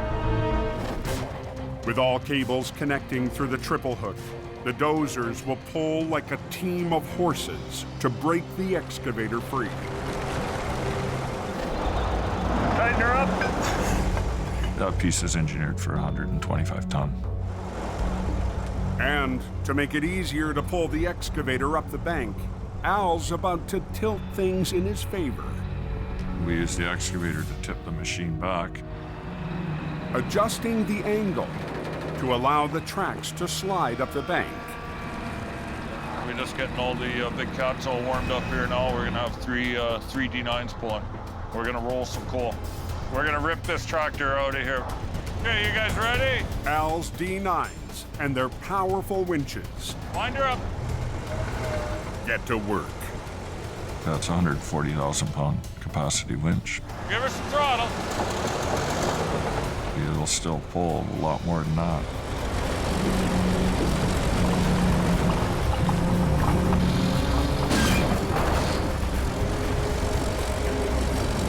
You're all right. Come on, pull on her.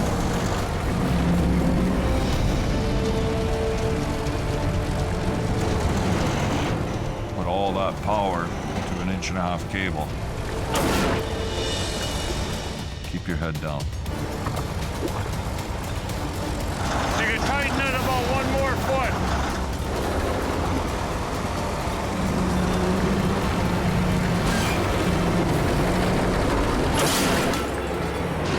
Uh-oh.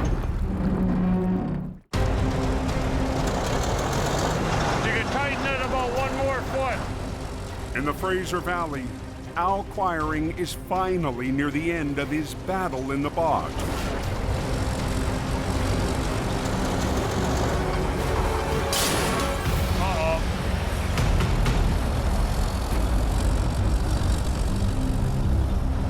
Ah, we busted the cable. The more we pulled, the more it was digging into the logs to the point that winch line failed on my tractor. that's a 140,000 pound capacity winch. The machine moved about 3 feet and then bam, it broke.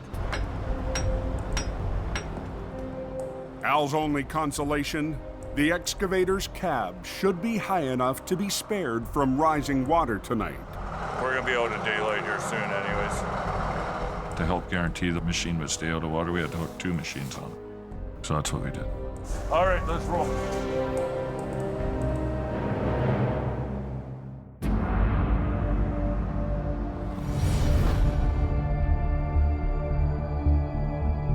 The next morning, Big heavy thing that you can't move.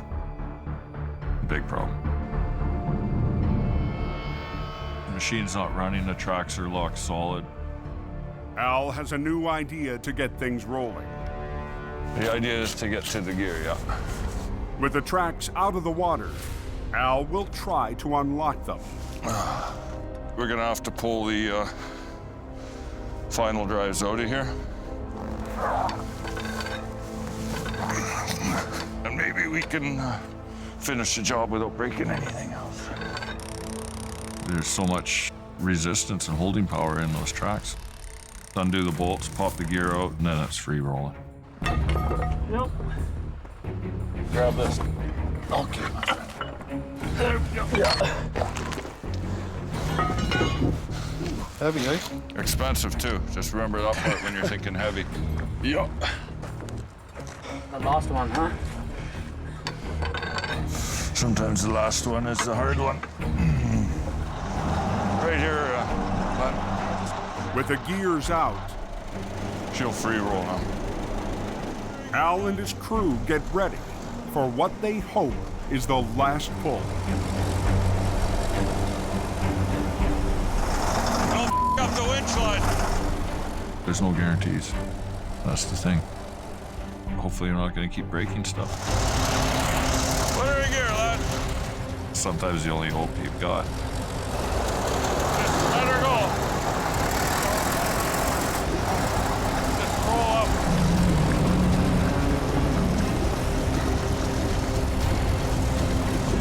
Give her some throttle.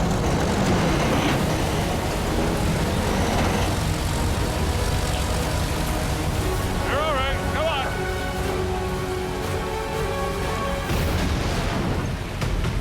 Woo! Well, I'm the Chuck Norris of towing. It's cool. She's out of there. I told you we got her. We'll get it out to the road. After one of the toughest jobs of his towing career, the king of the coke comes out on top. At the end of it, we can put the stress to rest. We're ready for the next one.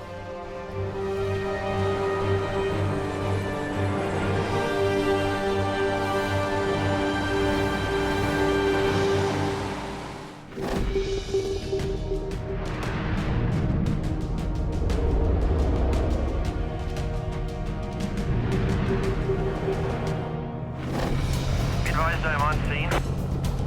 Jamie Davis cruise is going to be about 45 minutes to an hour out. Colin McLean is an hour east of Edmonton, heading to a recovery in HR 117. We got a call this morning from a disposal company. Dumps was unloading at a landfill and fell over. So we get to play in a big pile of garbage today. It's Colin's first call in weeks. All winter, work's been scarce for Jamie's Alberta operation. We've had some work, but not a lot of it. It's really slowed down quite a bit. I'm getting concerned, yeah. Colin is Jamie's last operator in the oil-rich north, struggling to survive as the price of black gold plunges. We've got huge companies going bankrupt. We've got people losing their shirts. A lot of my good friends are losing their jobs right now, and people are scrambling and wondering what we're going to do. You know, 90% of our work is commission-based. We get a percentage of whatever the truck does. These days, Colin will take anything he can get his hands on. I'm not really looking forward to going and working in a bunch of garbage for the day, but if the winches aren't turning, we're not earning. Let's go take a boo. Get her done, son.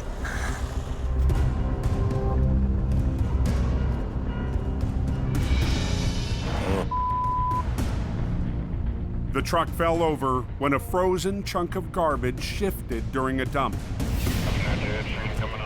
It's a morning call the supervisor could have done without.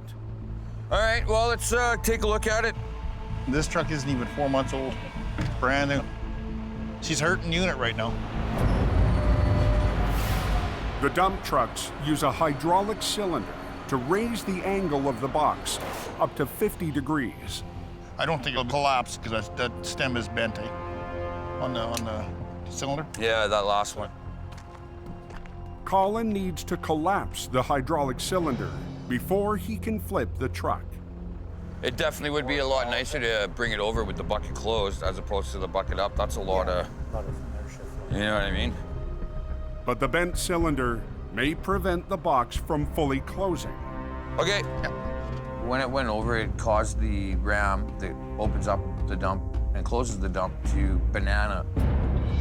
Colin's only option is to try and collapse the cylinder. Just gonna get ready to get my line on the dump box so that we can close that off.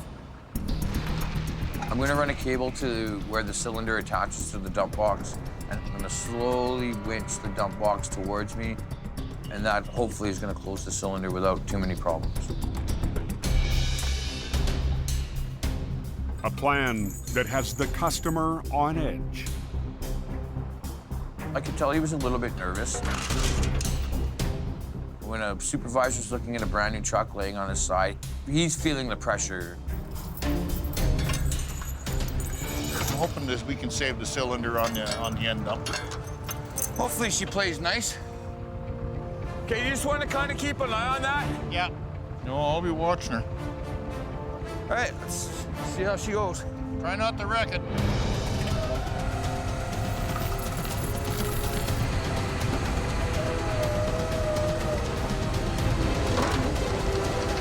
Coming in nice?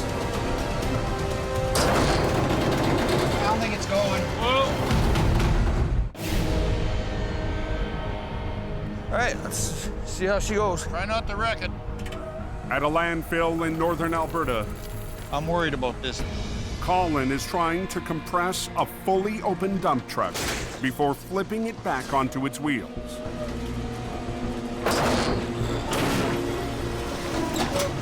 Oh, I don't think it's going. You gotta be kidding me. The hydraulic cylinder is too bent to completely close.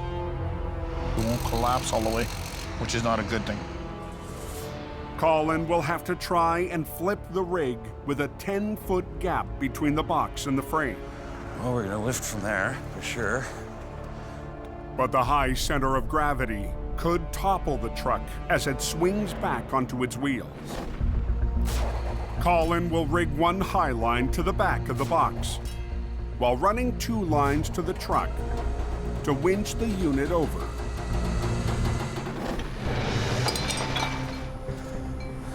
Whew, there's that cowbell.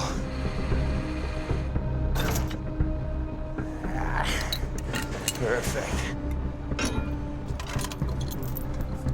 I got the high line on the back, just to kind of give it that initial pick.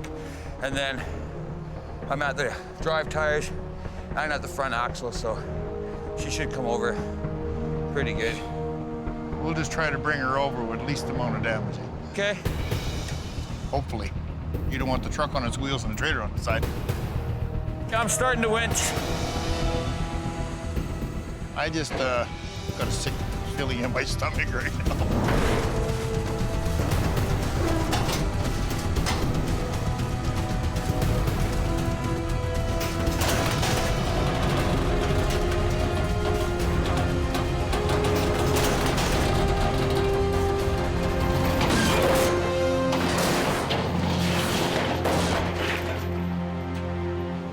That's what we want. Colin gets the new truck and its hydraulic bucket over in one piece. It was perfect. It was textbook. Yeah, well, that was how we danced, so. Colin will tow it to a repair shop, and after a few minor repairs, the truck will be back to hauling trash. I'm pretty impressed. 4-month-old truck. Nothing we can do about it now other than just heal the truck and me. The client's relieved, We're gonna get out of here and get her back to Edmonton. but Colin's worried about his future. It's desperate. Guys are, you know, looking for work here, looking for work there. It's bad right now. With the economy, what it's doing here right now, I've definitely got some decisions to make. I'm getting a little concerned. Steady work every day. That's what I need.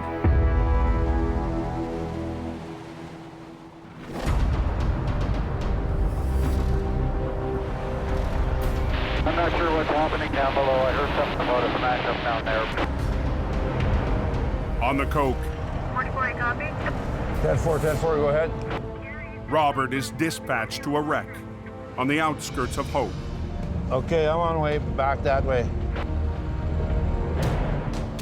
When he arrives at the accident, Robert finds 2 semis blocking Othello Road, cutting off the only trucking route to a water bottling plant. To open the road, the trucks will have to be separated. One is drivable, the other must be towed. Well, this guy came a little too far over this way, and this truck here ran into it. Outgunned in his 1-ton tow truck, Robert calls for backup. Hey, Sherry. Huh? Robert just gave us a call. He's at a wreck on Othello Road, so we're gonna go down and check that out. Give him a hand.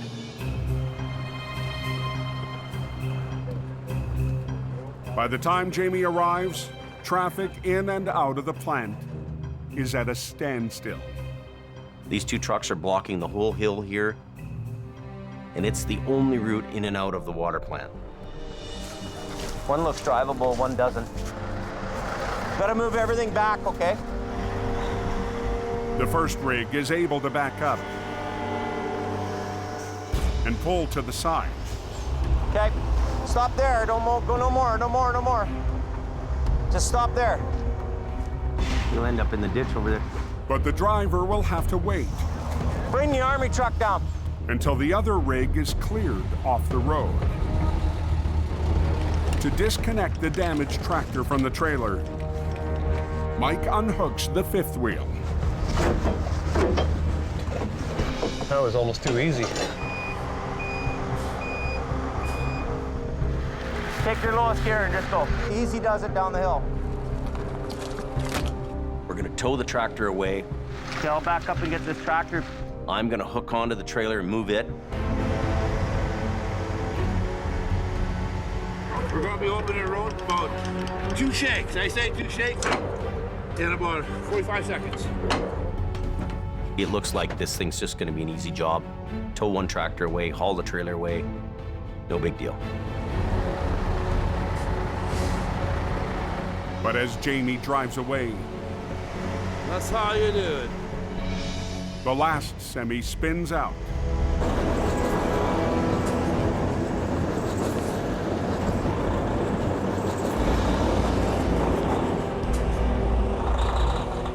Say, Sherry, it's Robert calling. Can you get a hold of Jamie? Just when Robert thought he could get traffic moving again, We're hauling traffic on both ends, top and bottom.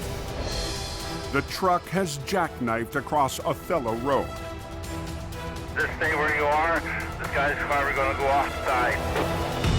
Holy crap. This guy's stuck here, guys. Going on Othello Road towards Nestle Waters. Just outside the town of Hope, This guy's backing out, but his ass ends in the ditch, right? Robert's traffic nightmare isn't over. Hey, buddy, you got change? The semi that should have been on its way is blocking the road again. Are you fully loaded? The jackknifed rig has cut off a busy trucking route to a water bottling plant. Robert's really feeling the heat to open the road. Traffic's backing up. Jamie left the scene after the recovery 20 minutes ago. Did you get a hold of Jamie, that jackknife side, and it's just spinning in the ditch here? But the heavy rescue boss is called back to get the road open again. Jamie's on his way. He should be here in a few minutes. Jamie Davis on the air. Jamie's en route, but in the only vehicle in his fleet available, the rescue truck. Be nicer to have a big wrecker, but we gotta do what we gotta do. As light fades, Jamie returns to the scene and positions the rescue for the recovery. We're gonna back down this road and we're gonna pull this truck out with the big winch on the rescue. 5 years ago, Jamie added the rebuilt fire truck to his fleet. A heavy rescue support vehicle loaded with tools and safety gear. We need the rescue back in here.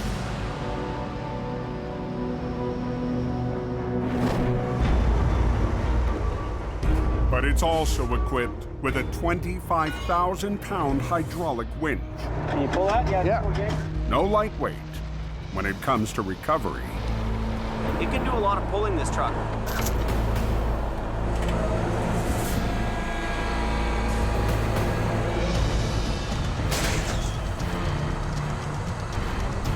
Let go of your brakes. Don't step on it. Just let it go. Just let it idle. Don't step on the brakes.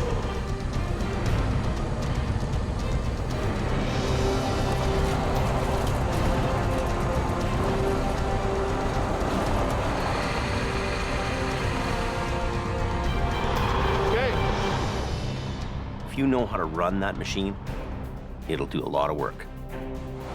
Roads are clear all the way to Hope. All good, thank you. Traffic's open, guys are getting through now, so back to normal. You know, this old truck is cool. And I love that old truck.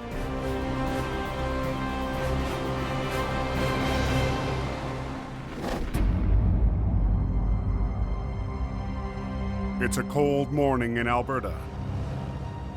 Colin's phone is quiet. Jamie's lead driver is at his breaking point. I enjoy working with Jamie, but I'm facing some tough choices. I got to think long term. This season, things are tough all around for the company and for the drivers, including Colin.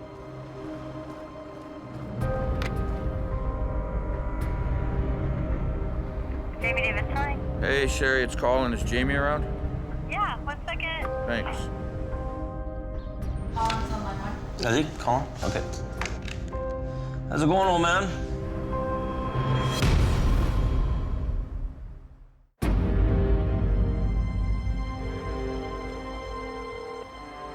Jamie Davis, hi. Hey, Sherry, it's Colin. Is Jamie around?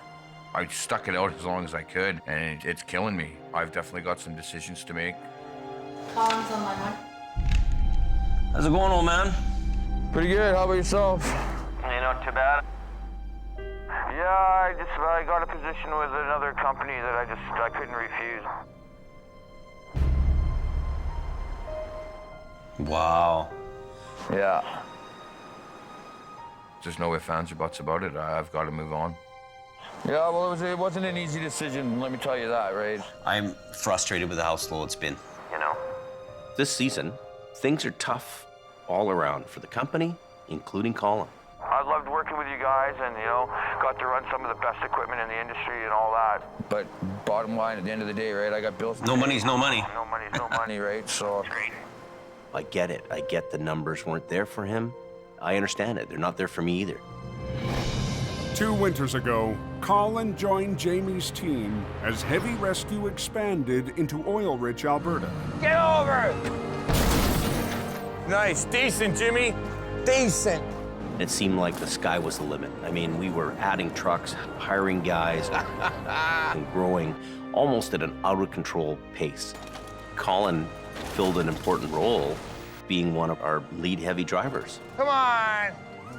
I mean, he was the guy. Nice. Thank you. Now, it's time to say goodbye. You're always welcome back. If you ever want to come back. Give me a call once in a while. I will. Okay. Okay, bye. See you later. Bye. With his last driver in Alberta moving on, Jamie makes a tough call of his own. With the way the economy is right now in Alberta, I think I have no other choice than to shut Alberta down completely. So did he fly you in or what? No, I drove that. Johnny showed up out of the blue, pick up the truck. He just let me get a couple things out of it. No, nothing. It's the end of the road for Colin and HR 117. Well, that's kind of a sad moment right now. Son of a bitch. Oh, that truck. Oh, my God. I'm taking my cowbell. Jamie hated it anyway. It's just a beautiful piece of equipment. The time I spent with it, just, ugh. She's way better than a girl, that thing, you know? Okay, that's good. Johnny will take the wrecker back to BC. Here's the keys, have at her. Please don't wreck it. RCB, bye. Should all be yours. It's a pleasure working with you, dude. Yes, sir. Anytime.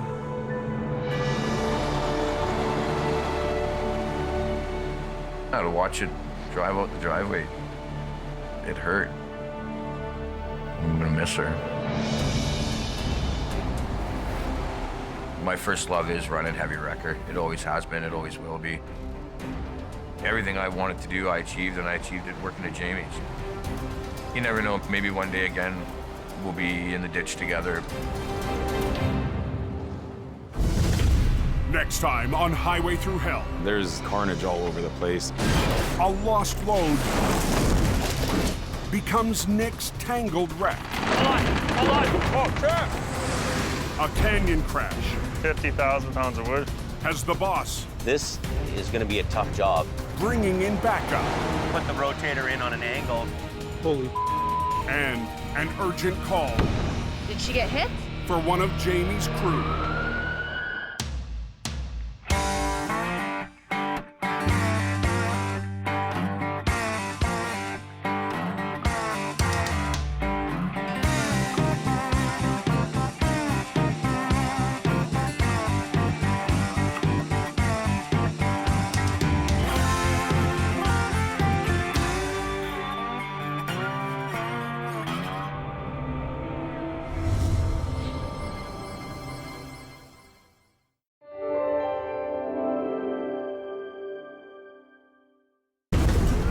This time on Highway Through Hell. A jackknife on a bridge. Uh-oh, it's on fire now. Puts Jamie's crew on edge. Watch out, watch out. Scary ride, man. A mountain recovery has mission towing in deep. It was a mess. And a mangled load We have to get this sketchy-ass load down into town. makes the canyon run. Here we go. On the Highway Through Hell. The last line of defense is a heavy rescue team ready to tackle any disaster. Because closure is not an option.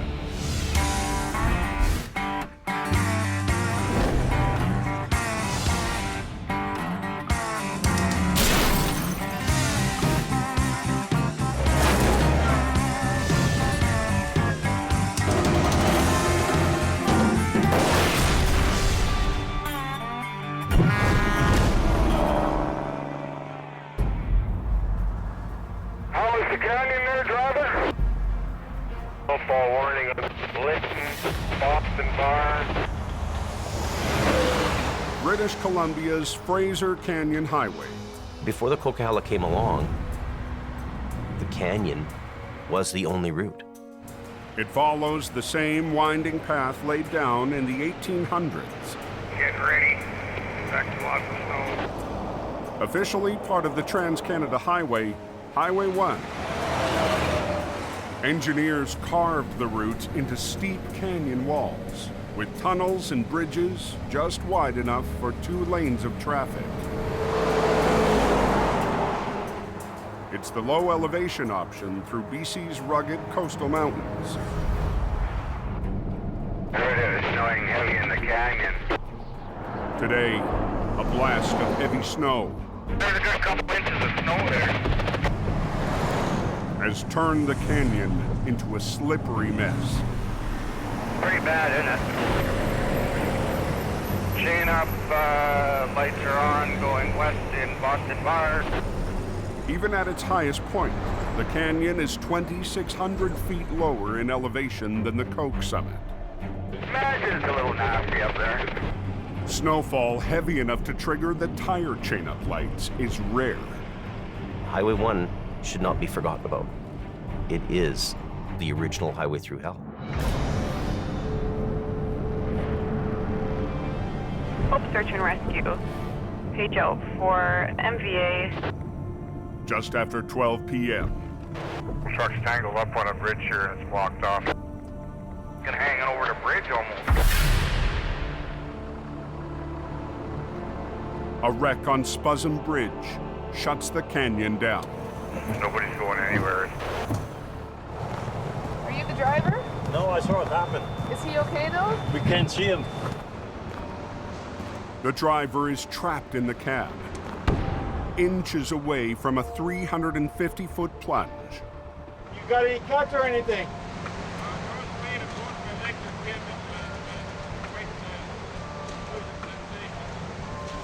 Okay, we've got help coming for you. Could smash that window out. Yeah. Just hang in there. Lights and sirens coming up behind you there. The RCMP. There's a couple of them up there. Hey, Mitchell, you seen better days? How's your leg doing? They're getting cold. Getting cold? Paramedics just showed up here. How'd you lose it? I come around the corner and then the back end of the trailer just started to swing. The semi-trailer fishtailed on the slick road, jackknifed, and broke through the guardrail. And thankfully, for whatever reason, the force was going not fast enough for it to go over. It just popped it back in. Saved his life.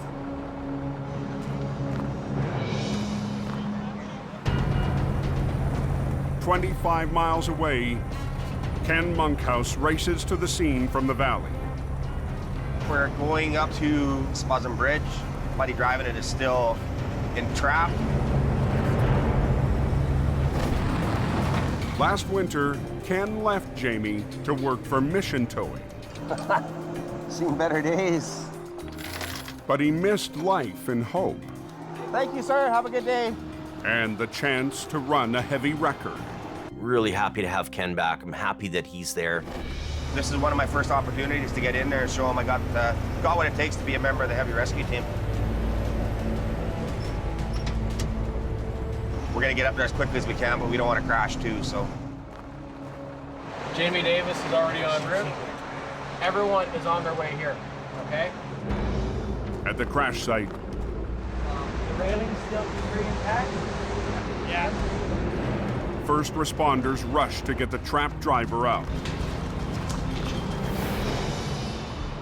Yeah, the road's closed up here at Spasm Creek. The truck's jackknifed on a bridge. It's going to be a while to get him out of here. Ken arrives in Jamie's 16-ton army truck.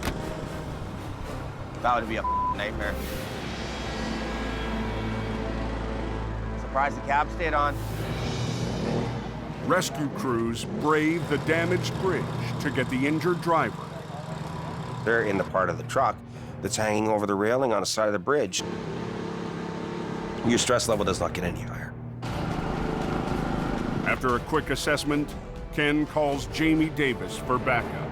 It's bad. This thing's at both ends, and the back end of the trailer's facing Boston Bar, so we only have access to the front of it. Okay, part of the cab is hanging over the edge of the bridge. Highway 1's closed.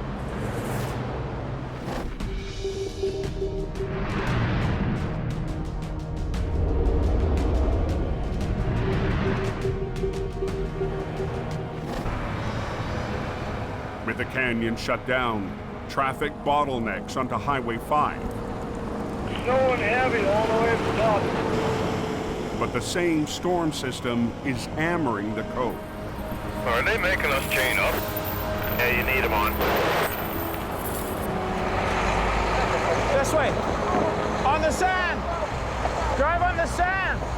It's a big headache Really? for highway boss Richard N. Get over on the sand. When Highway 1 gets closed, that can create a huge backlog of traffic, which ultimately just floods us. Don't tell me. Quiring 5-5, Gord. Hey, tow truck's backing down the hill again. Richard calls in Gord Boyd and his Quiring record to clear the stuck semis.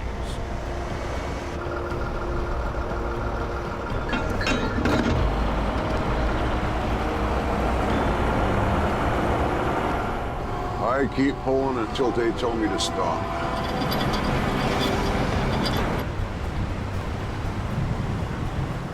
Yeah, you are coming back down, right? Yep, if you need me. Yeah, here we go. There's a dump truck pulling a quad trailer. He's definitely gonna need a tow. He's done, Richard. He's done. Yeah, hold your traffic. Highway shut down up ahead of you there, bud. On Spasm Bridge, There's a truck on there, jackknifed. Yeah, and he's hanging over the edge, too. rescue crews race to extract a driver trapped inside a jackknife semi. That guy with that truck, did he survive that? Highway 1 has been closed for more than 2 hours when Jamie arrives. I hate this bridge, it's spooky. I get scared of heights here. You look right down there. Don't. This isn't the first time Jamie's been called out to this bridge. This was the site of a really huge wreck 6 years ago. 2 guys went over in 2 separate semis, and they were down in the gully. One guy made it, one guy didn't.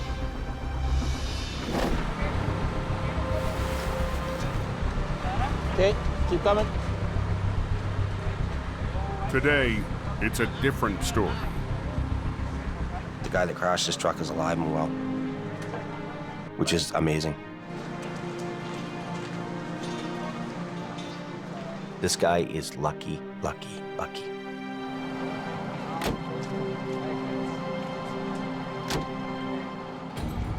Now it's up to Jamie to remove the wreck. Pressure's on to open the road. You know, we've got to pull this off. But the jackknife is blocking access to the north side. We can't even get around with a wrecker on the bridge because it's so tight. It's a 5-hour drive to get another wrecker all the way around. But Jamie's in luck. Well, we got Bonesy here on the other side. That's good. Bones, a local tow operator who got the first call from police, will join forces with Jamie. Bonesy's truck is on the other side of the bridge, and he can help us on the back end of the trailer, pulling it back. Oh, yeah. So it's all coiled up, so we're gonna bring it out like this. Jamie's army truck will pull on the front of the unit, while Bones' 5-ton will winch on the back. But the semi is so wedged into the bridge, it's a tall order for 2 small wreckers on a slippery deck. It's gonna go on the bottom. It's jammed into the railing, it's jammed into the concrete. I'll come and stand right there and be in the middle. So you just go ahead, pull back.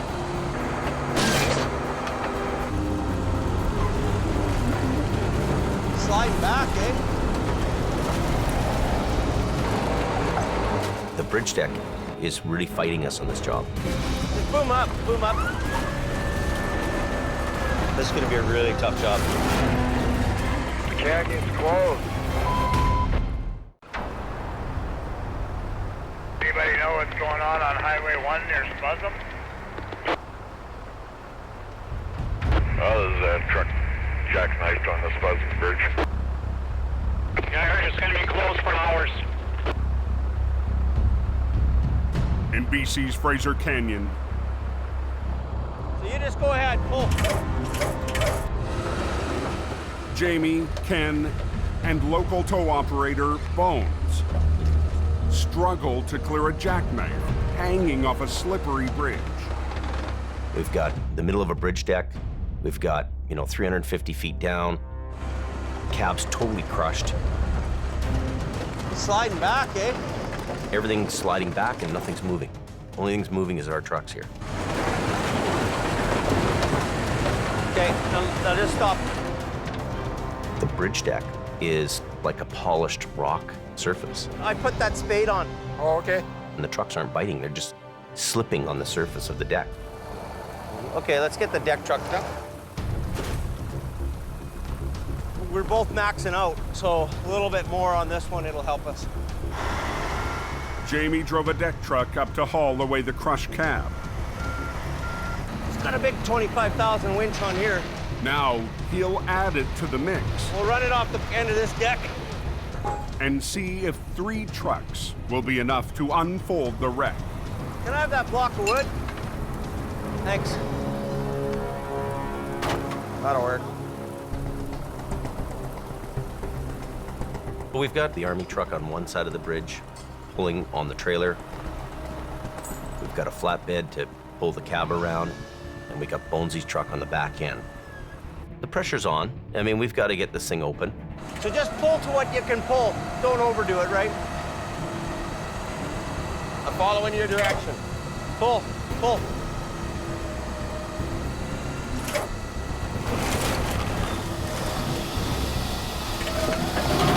Keep pulling.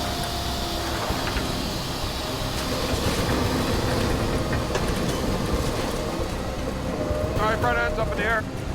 Keep pulling. Keep going. Pull a little bit.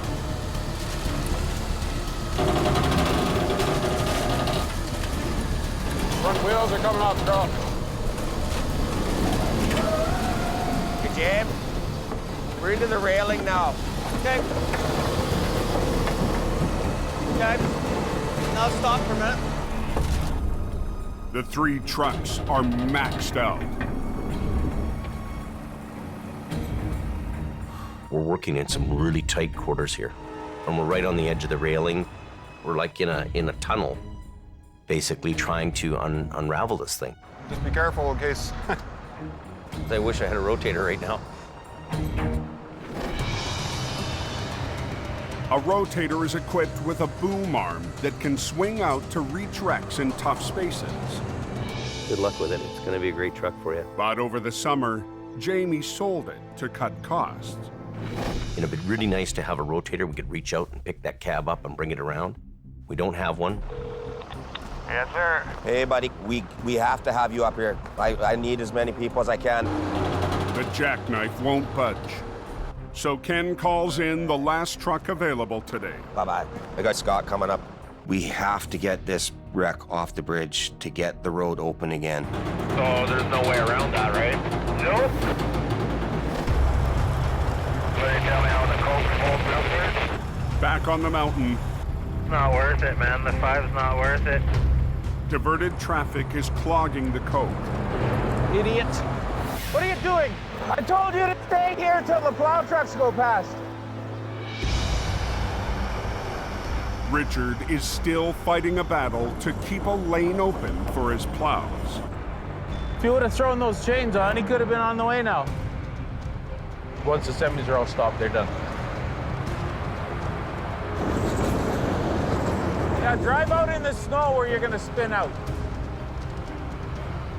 If you would have stayed in the brown lane, you'd have been just fine. Well, back him up. Back up! Hey!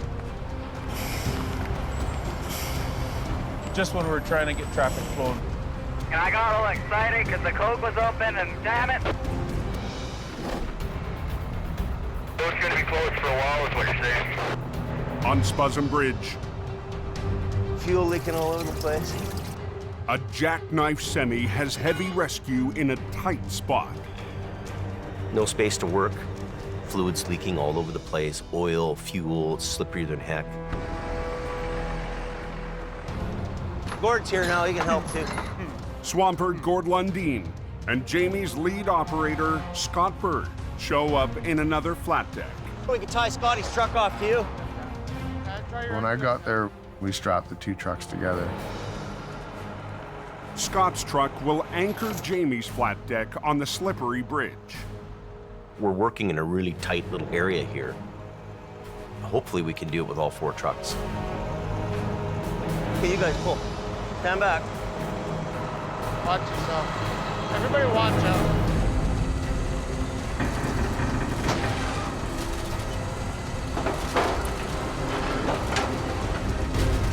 We're getting there, Jimmy. Barely.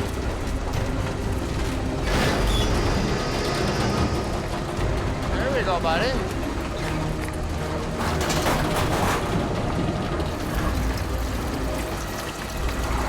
Keep going, son. Keep going. But as the cab comes off the railing, Here we got spark. Got sparks. Sparking again like crazy. Watch out, get out of there. Anytime you have sparks, you have fire. That's on fire now. Uh-oh.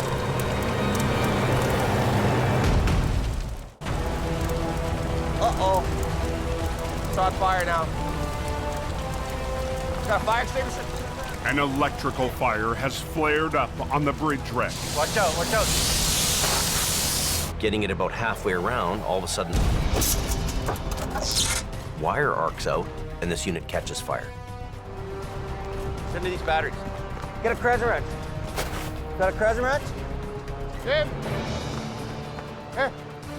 And we've got flames happening because the batteries are still energized. Jamie must disconnect the batteries that are sparking the blaze. There's diesel fuel everywhere. There's diesel fuel on the bridge deck. That's just something we don't even want to think about. Hey, it's going in the cab, man. How bad is that? Oh. Keep spraying till she won't spray no more. Spray the hell out of it. Oh, let's get the batteries disconnected quick.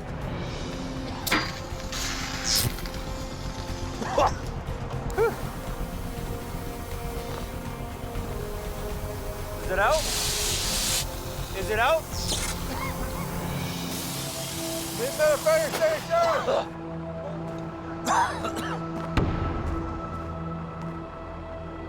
Is it out? We're good.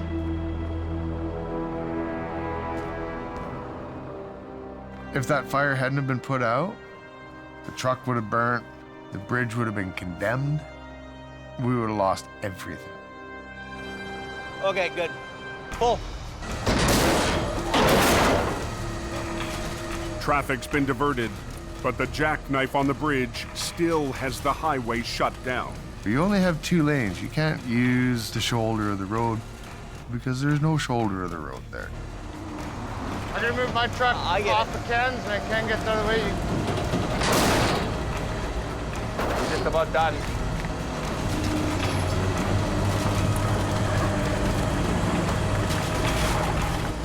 You there? Yeah, I'm there. Okay, undo her. Let her down. Okay, get this wreck off the bridge. Got things mangled, eh? We have to chop up that in the front. We can't have all these parts and pieces hanging off of it when we're going down the road.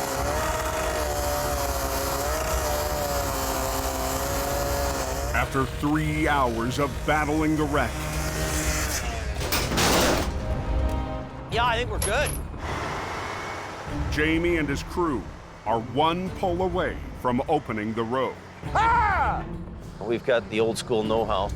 I just like yelling at people. And I'm happy that we're doing it with less. So less is more. That should be good there, Gord. Okay, stand back. The highway's shut down here. We've got to get this road open. Hold it, hey! Hey! These aren't turning.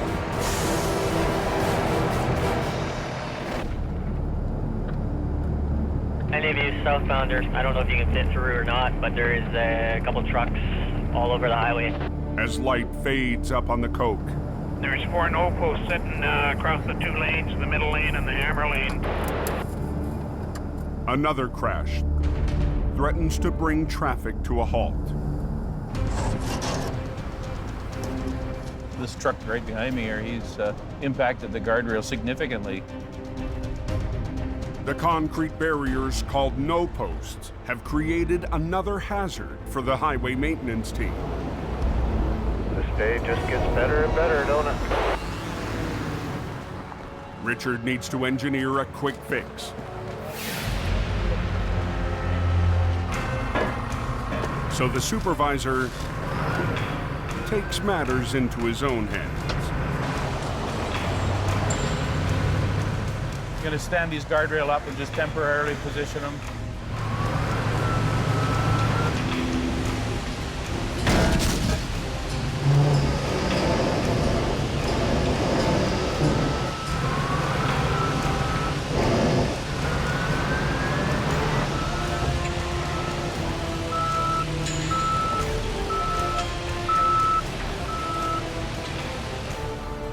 Just want to get all these chunks of concrete because they'll cut tires and everything else. 30 minutes after the accident, Richard and his loader have the no post back in line. That'll get us through the night anyway. It's all cleared up now. Yeah, the coke's open northbound. Okay, stand back. On Spasm Bridge, Hold it, hey! Hey! These aren't turning. a semi that's been blocking Highway 1 for 5 hours refuses to roll. No, they're locked right up. Okay. The semi's brakes locked during the crash. The airlines needed to release them are destroyed. This is just a bad deal all the way around. Okay, we got to cage some brakes. The only option is to manually unlock the brakes, one wheel at a time. You got yours, Scott? Sakes, I can't even get the cover off. It's one of those moments where you think, maybe that nice little office cubicle would have been nice.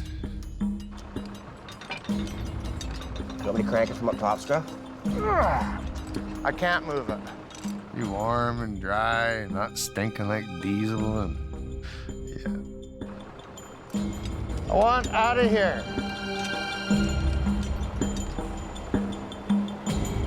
Hey, Jamie, all the cage and bolts but one are screwed. Okay, well, let's try to pull it. We got the trailer brakes off. there was a couple of brakes we could not get the cage bolts into. They want the road open. Just try to drag it off the bridge. People want to get going. The trucks were holding up and stuff, so. It had to get drug off the bridge with some of the brakes still locked up. Okay, everybody should stand back now.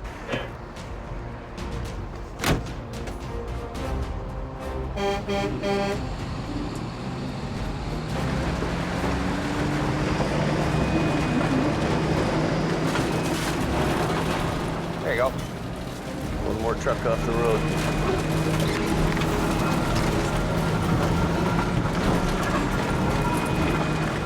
For once, the slippery bridge deck works in Jamie's favor. That trailer's getting worse and worse. Hey, Scott. You know what? That side is breaking as you're moving it. That's gonna bust. That thing's gonna bust in half, so I want it unloaded. Okay. And it's all breaking here.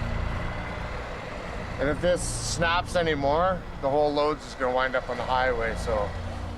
This whole truck is so mangled, it's a sketchy load, period. And it isn't going anywhere. We're gonna have to come back tomorrow to deal with this. That's just how it is. It's open.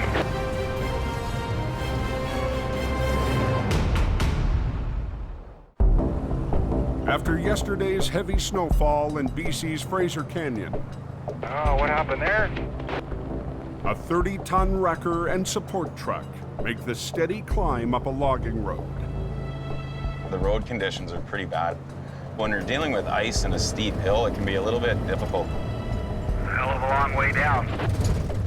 Mission Towing's been dispatched to recover a vehicle that tumbled down a steep slope yesterday. We have a pickup that's gone down approximately 70 to 100 feet. We're gonna have our work cut out for us. Nick DePerrin leads the off-road recovery. It's extremely hard to go up into these areas to pull these wrecks out of there. After years away from the family business, run by his older brother Jordy, Nick's proving himself with each difficult job. It's so good to have him back. Nick and his crew must finish the recovery before a convoy of equipment catches up with them. So we have to get in and get out and get off this road to make it clear for these guys to get up to their work site.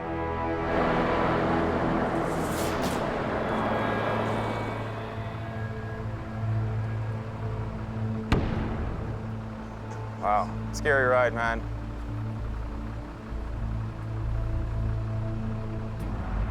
I'm thinking front if we grab the heavy end. If we go right down over top of it to both front corners. Bring it around, should roll? Get it to roll, come around, and bring the front end up.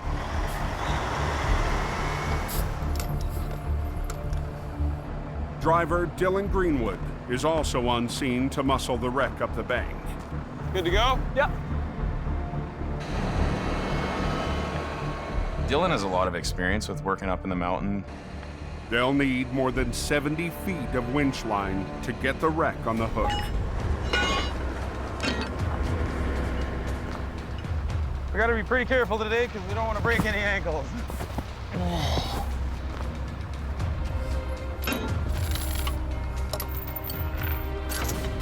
Whenever you're ready, it's on your go. Okay.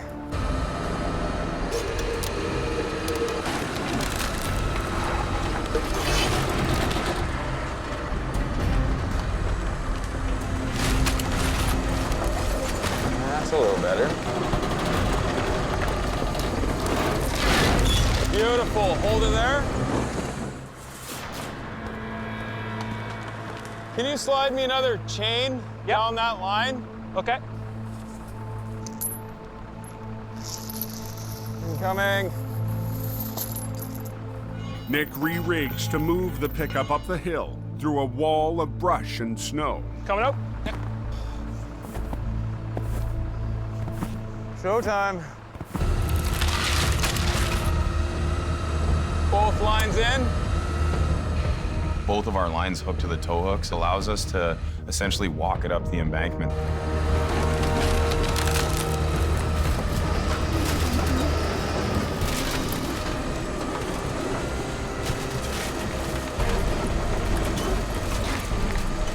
Couple of big stumps here. Lead with your far line just a little bit. If this thing gets hung up, it can dead stop this job right now. It's fighting us.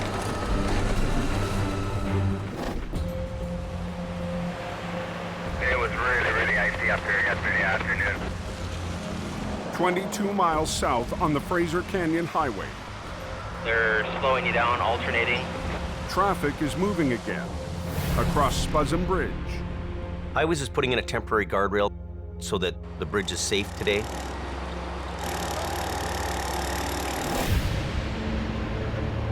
Yesterday, a semi jackknifed in the middle of the bridge.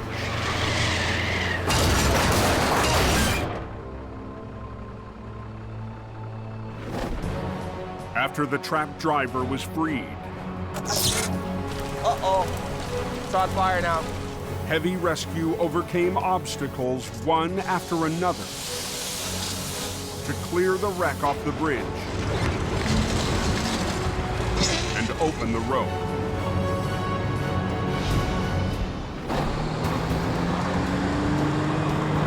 The trailer has been unloaded and is ready to be towed back to Jamie's yard. Okay, go for it, boys. But the crushed cab has to be dealt with first. Now we're cooking the bacon fat, son. Jamie's right-hand man, Scott, is in charge. He's a little rough around the edges, but the guy can do the job, and he's good at what he does. The truck is just tore up. It's tore to pieces. Real gentle, Ken, real gentle.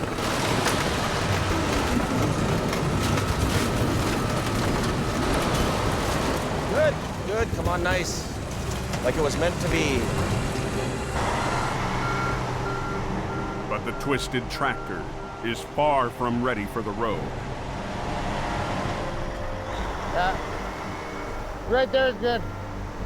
Park there? Yeah. The cab is hanging over one side. We need to shrink this load. Jamie's newest hire, Mike Reynolds, has brought a wrecker up to tow the trailer. But first, Scott needs him to help with the tractor. Mike, I want you right in here. Boom to the back of the sleeper. I've worked with Ken for a long time, so me and Ken, we communicate. Mike, maybe he does things in a different way than me. Hey, straight go! But Scott doesn't think Mike gets his game plan. What's up? What do you need me to do? Before you do anything, check with the scene coordinator. Jamie's the owner of the place. I'm the scene coordinator. Scene coordinator, the captain of the ship. Want to freewheel that other side, Ken? Scott decides to use the wrecker's boom to nudge the cab onto the flat deck.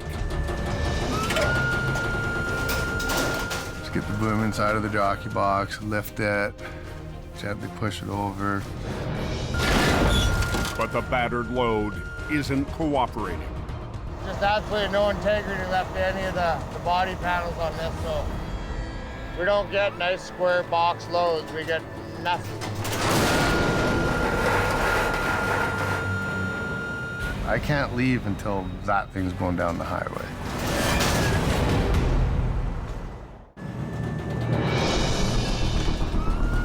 On Highway 1, this is our mess of the day. Jamie's crew struggles to get the twisted bridge wreck ready to haul. Just absolutely no integrity left to any of the body panels on this. 2 hours in, the boss rolls up to check on the job. It's not a neat load, it's not a tidy load, it doesn't look nice, it isn't nice, it's sketchy. I tried to do it the easy way. Didn't work. Jamie isn't impressed with Scott using the wrecker as a battering ram. Putting the boom into the end of something. It's not my first way of dealing with that. Metal on metal. Not trying to be the boss or anything. Scott and the crew will try to winch the cab onto the flat deck instead. Okay, Mike? But Mike has already moved on to another task. What's Mike doing? Mike? For some reason, Mike decided that we were done with him. And he's heading over to hook up a trailer to go home. Mike? Yeah? Mike, go hook up the trailer. Who told you that? Yo, we're talking amongst each other, right? It's not time to go home. It's not time to hook the trailer up. It's time to make this 14-foot wide thing narrow enough that we can go down the road. What are we doing? We gotta try and pull the cab, okay? Okay. Instead of pushing, this time Scott will try pulling the wreck in line. Got her? You ready? Yep. We'll pull the cab with the sleeper.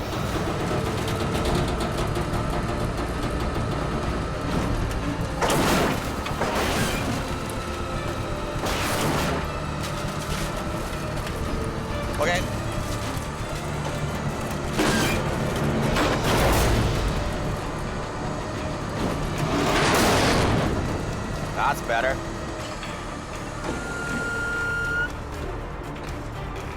That's about as good as it's gonna get. What we're gonna do is we'll put the Tundra in front and we'll just put the lights on, right? Flashing lights. Okay, you got it. I'll see you at the shop. Thanks, buddy. No, I can just feel the tension in the air with these guys. Okay, Mike, would you go hook onto the trailer for me, please? Sure you don't want to do it for me? The sooner they wrap this up and bring this wreck into the yard, things will be better. I'll come over and pull it through. It's up to Ken to haul the leaning cab more than 25 miles back to Hope. Better. A drive that will take him through Highway 1's tight tunnels. We have to get this sketchy-ass load down into town. We've strapped it down and chained it down as good as we can. We're a little bit over width. And I don't want to have any issues. I don't want to have any problems. I got to get this to where we got to go. Nobody can get hurt, and I can't hit nothing.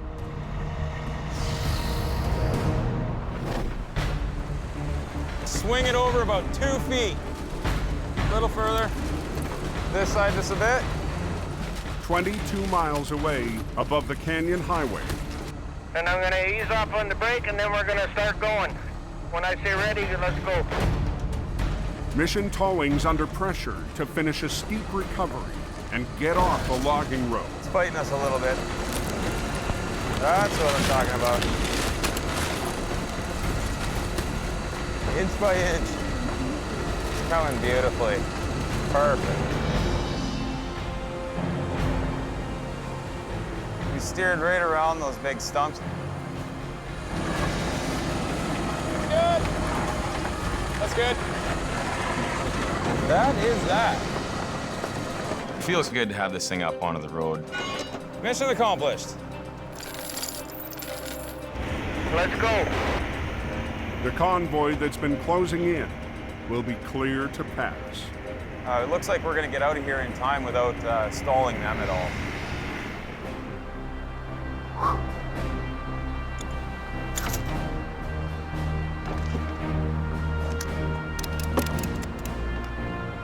Nice job, dude. Yeah, perfect. We're out of here. All right, man. Get out of here. Anything's possible on these types of roads. It's a huge relief for us to pull away with this thing.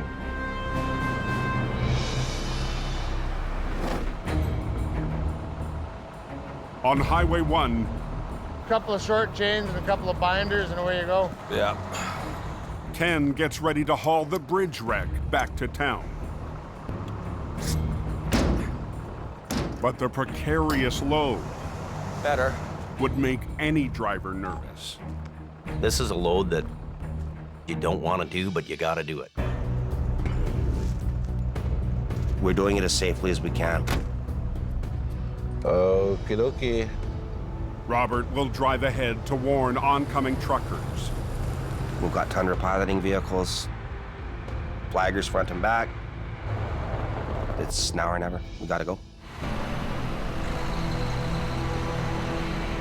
They need to clear 3 narrow tunnels to get the wreck to the yard. Yeah, I'm hoping we don't get smoked by semi-trailers coming into the tunnels that aren't on the radio. We've got a wide load coming down. Either stop or slow down or get the hell out of the way. My heart's pounding 1,000,000 miles an hour. Yeah, get that line coming there, Ken. And here we go.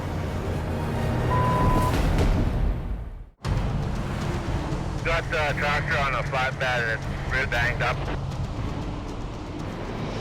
On BC's Fraser Canyon Highway, Yeah, get that line coming there, Ken. Yeah, I see that. Ken Monkhouse runs a gauntlet of tight tunnels to haul a mangled wreck back to Hope.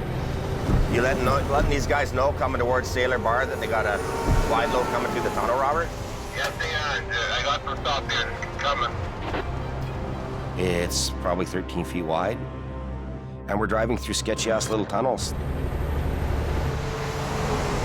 All traffic going eastbound on Highway 1. I got a wide load coming through. Commercial transport driver, He'll look at our loads and go, not on your life, buddy. They turn those loads down. It's specialized. It's difficult. Truckers going eastbound, number 1. We got a wide load. We're piloting a wrecker. Could you please slow down and move over past the fog line a bit? Thanks.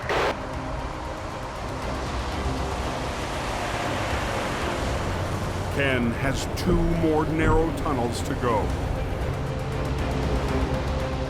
We can't relax yet. That's usually when things happen. When you relax, you gotta stay tense right till you park it in the yard.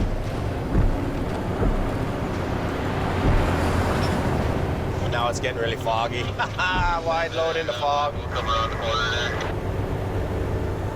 Leaning a bit more now.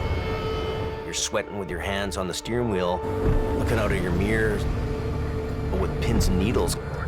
But I can see the cabs bouncing up and down pretty good. How's the other side of that tunnel looking, Robert? All clear so far.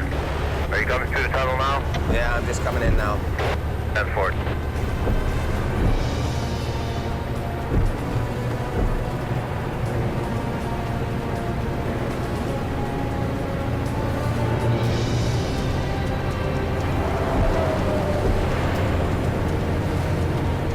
One more.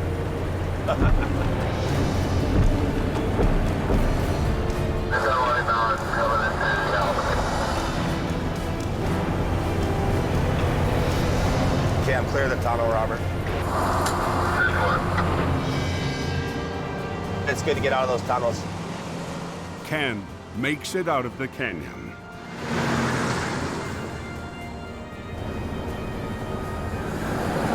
We're about 2 kilometers from where our tow yard is. We're almost to the finish line. Guys like Ken pull off these hard jobs. They get the dirty work done. Here we are. One piece, nothing fell off, nobody got hurt. It's a good day. I'm done. After one of the toughest recoveries in years, Jamie's team can breathe easy. It was a really big job. Sigh of relief, I think, for me and everybody that it's all done. They did a great job, and they can relax a little bit. And then tomorrow we're on to the next one. But some of them are just unforgettable. Next time on Highway Through Hell, a freak storm Ordered the hurricane. sends a semi airborne. This is sketchy. Holy crap. A heavy wreck Less than a 10-minute closure. puts Scott and Merv to the test. And We're going fishing. Al and Gord, The big giant turtle. battle a monster truck. Gord.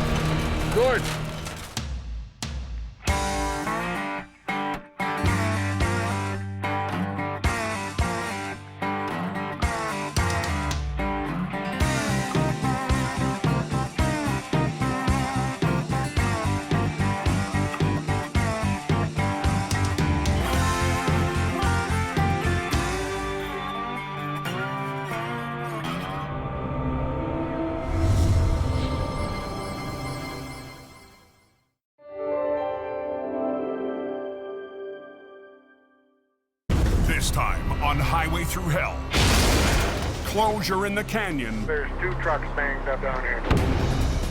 Wow. This is not an easy task. Forces Jordy's crew We want to clear this traffic on this side. to pull an all-nighter. Team Green Just think of a giant ostrich egg. juggles an odd job. And Jamie's top man There will be words exchanged over this. cleans house. On the Highway Through Hell, the last line of defense is a heavy rescue team ready to tackle any disaster. Because closure is not an option.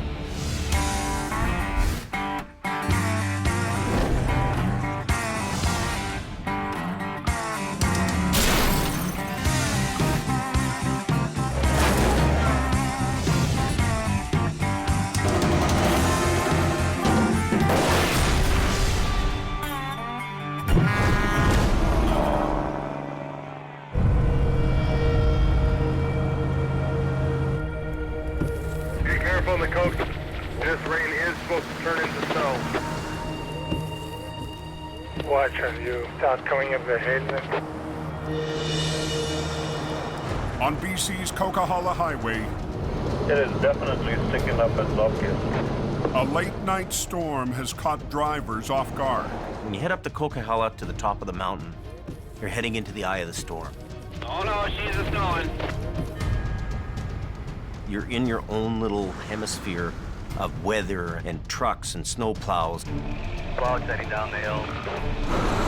Truck drivers are having trouble going up and down the hill. Bad night in the Coquihalla. Seems to last forever. Yeah, we got a little storm going on. Al Quiring is on his way to tow a semi blocking the hammer lane. Did that guy burn himself to the top of the hill, Angie? Still trying to get up, and I think Tonight it's mostly a case of idiots. I just gotta back down there and get this guy. Sometimes they're happy and recognize that they need help. Okay, just go easy. And then there's other people that seem to be content with being stuck in one spot. you guys still trying to spin his chains off. Oh, he's got her full throttle there, so it's a little bit dangerous to be hooking on. I'll just wait till they blow something up.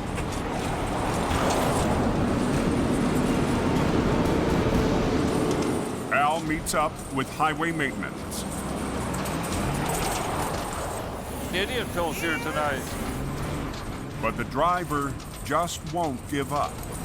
Come on, buddy, come on, come on. Sometimes I wonder if they like to do it on purpose. He's gonna blow his truck up here eventually. He's been at this for about half an hour already. These drivers think that they're gonna put on these cheap tire chains, thinking this is gonna save the day and they'll get them right through that Coquihalla.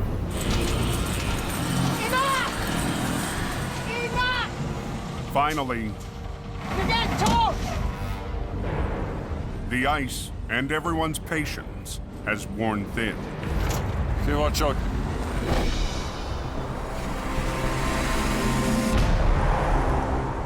"40 miles away in the Fraser Canyon, Running into some reduced visibility. Pretty scary out there. dense fog is slowing down the overnight freight runs. Can't even see where the hell I'm going here. Just after 9 p.m., Okay, we're stopped up here. traffic in the canyon grinds to a halt. Two fully loaded tractor trailers have collided, shutting down Highway 1. There's a lumber truck rolled over there. Freeze all over the road. There's 2 trucks banged up down here. An accident between a B train loaded with lumber and a courier truck full of mail has scattered debris across all lanes. Now we have a complete block of the Trans-Canada Highway. Oh, this could be hours.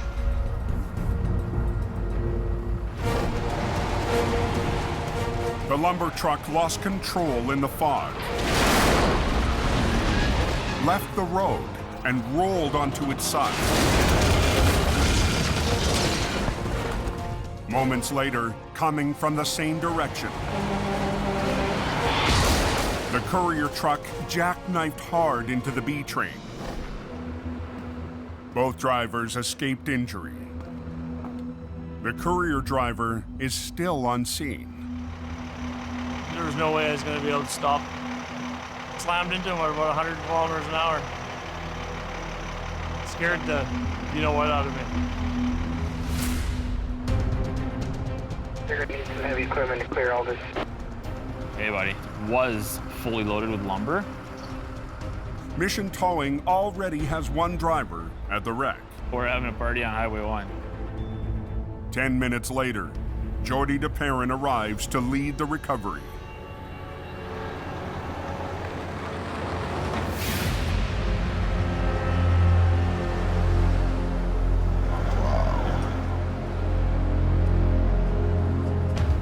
She's pretty twisted there. This is a big recovery. This lumber truck picks up the entire road. Wow. Yeah, the whole highway's blocked off, eh? There's nothing getting through until we move it. It looks like an all-nighter. This is not an easy task.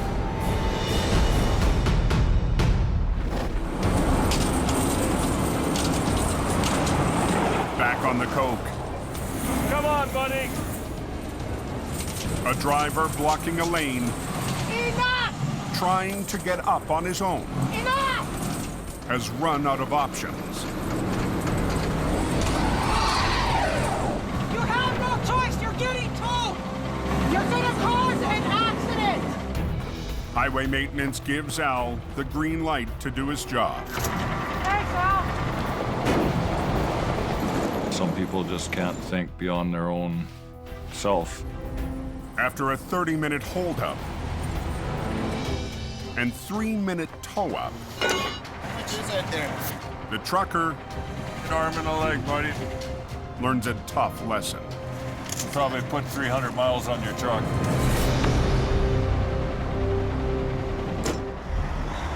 Hey, listen. D-train in the weeds, downside. But Al's night is just getting rolling. There's something going on. Down the hill, another truck is blocking a lane.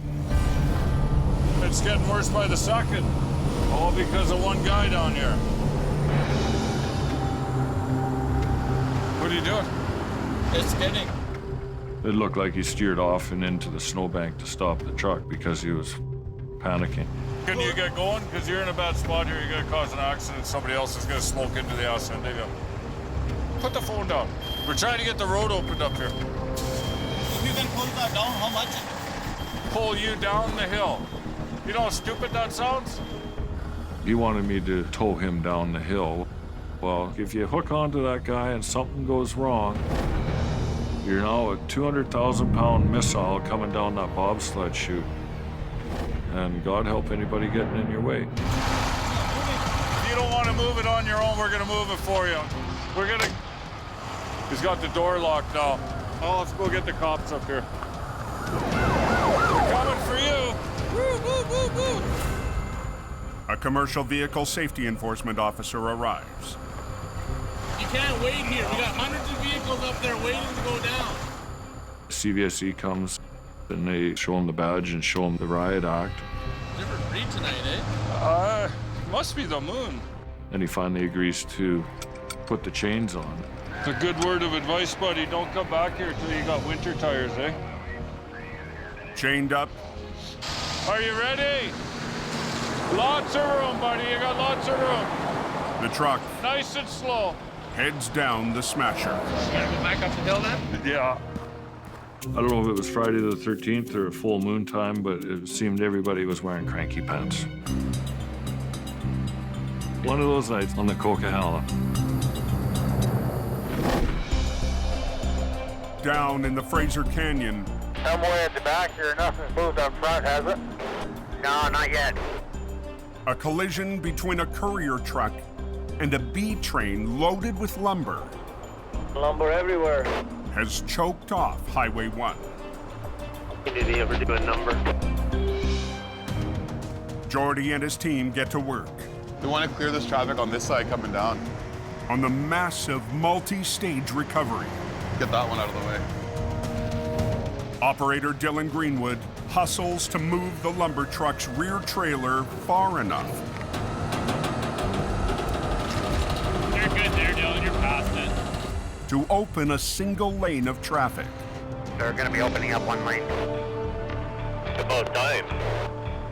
Do single lane alternating traffic to relieve some of the traffic that's been stuck in the lineup. Opening up one lane. And thank you very much. Missions heavy operator Neil Wakefield What's up, buddy?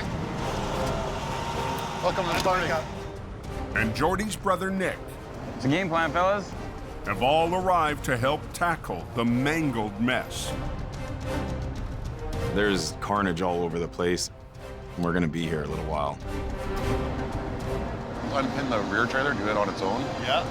The crew begins by finishing the job Dylan started. Put it onto its wheels. Get it out of the way. Let's try it. Flipping the back trailer of the lumber truck so it can be towed away. If we just get a long chain, we can grab hook. We actually have to flip this thing all the way around to set it down onto its wheels. Come on, slow down. But the live lane of traffic, just feet from Jordy's crew, Nick, watch your back. leaves little room to work. So I'm ready whenever he's ready. Okay, watch Dylan. I'll watch Neil. Okay, ready? Okay, coming over. Neil, go. We want to bring this thing up and rotate it and set it down onto its wheels. It's controlled the whole time.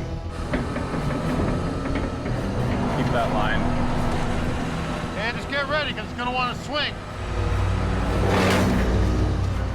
Kind of one eye on the wreck and one eye kind of keeping an eye over your own shoulder. Neil, hang on.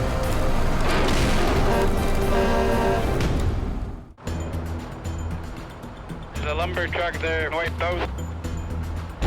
Sure spread that lumber around, didn't he? In BC's Fraser Canyon, If we just get a long chain, we can grab hook that. Yep. Jordy, Nick, and the mission crew Unpin the rear trailer, do it on its own. Yeah.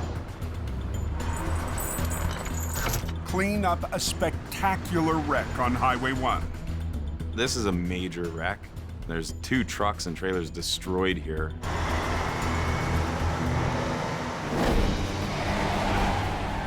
Two hours ago, a B train carrying lumber flipped onto its side.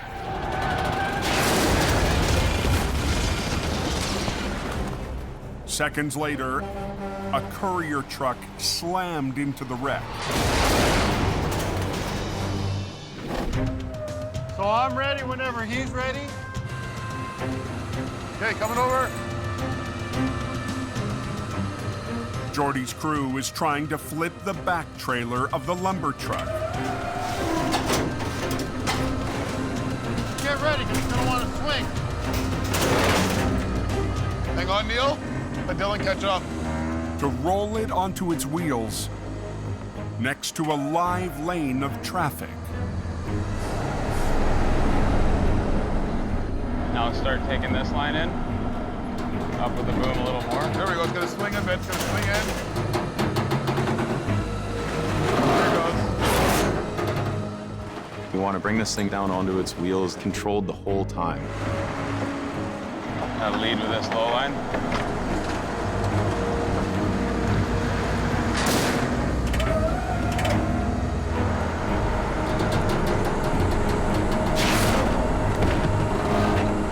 The first piece of the lumber truck That's good, Trav. Didn't even break any airlines, so he can just drive away with it. Love it. is hauled away. Now Jordy and Nick will tackle the courier truck. This truck has a load of mail and parcels in it. We want to get this delivery moving as quickly as we can. Hold tension on both of them for me, Dylan. Keep it tight. I'm not so convinced of this one being easy.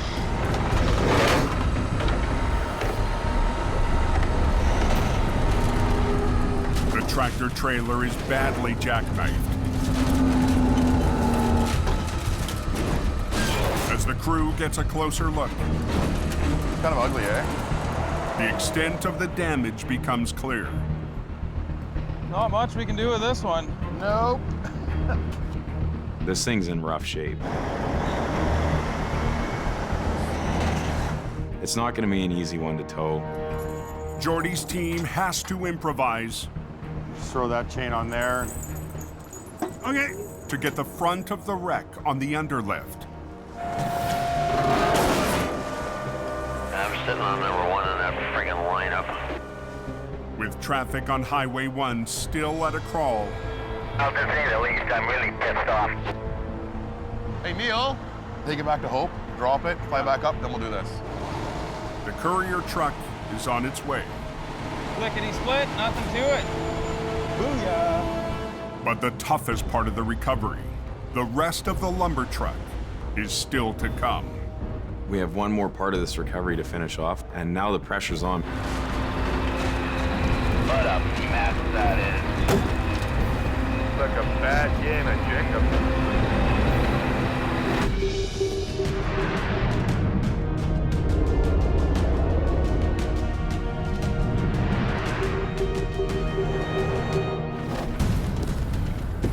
125 miles to the north. You got type of snow that just turns to ice as soon as you drive on it. Breaking the Gas Creek, eh? Scott Berg drives through a storm. We are seeing snow tonight. She's slick. To a wreck 3 hours from Jamie's home base. We're on our way to Cache Creek to some sort of collision involving at least one big truck. I believe this is our accident. Southbound stopped at the bottom of the hill, just be advised. Pushed a little bit up, eh? Well, you hit me hard, man. The semi was clipped by an oncoming rig that's already been towed away. She's a fixer. The driver's side hood is gone. The front tire is pushed way back. The wreck is blocking one lane on a downhill stretch. We got single lane traffic here. Yeah, it would be wise to approach it real slow. It's obviously very icy. There's no time to stop for nothing. That's kind of a recipe for disaster. But the crumpled front end means it won't be a simple tow job. Because the axle's tore out of it. I don't want to trust the springs. I don't want to trust anything. This is a dangerous spot. You gotta think quickly, and you gotta figure a way through this problem. Hook it and buck it. Scott sets up for a chain lift, an old school technique for towing damaged cabs. That's the way we're gonna go about her tonight.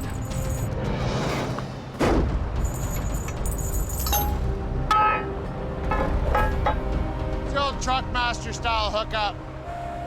Old school technology, but it's used every day.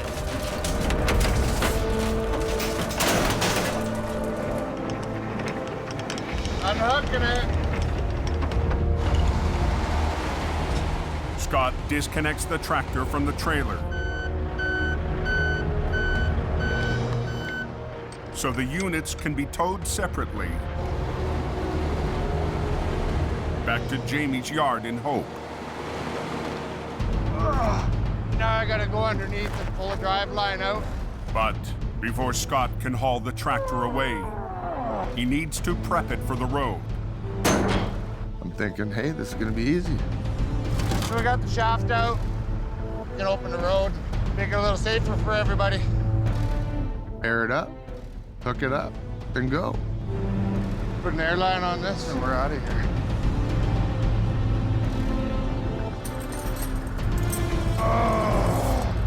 But the piece needed to attach the wrecker's airline to the cab has disappeared. I'm missing a bunch of these that adapt up and down to different sizes for the air tanks. There's been other people driving the truck. My airline is not rigged up the way that it was.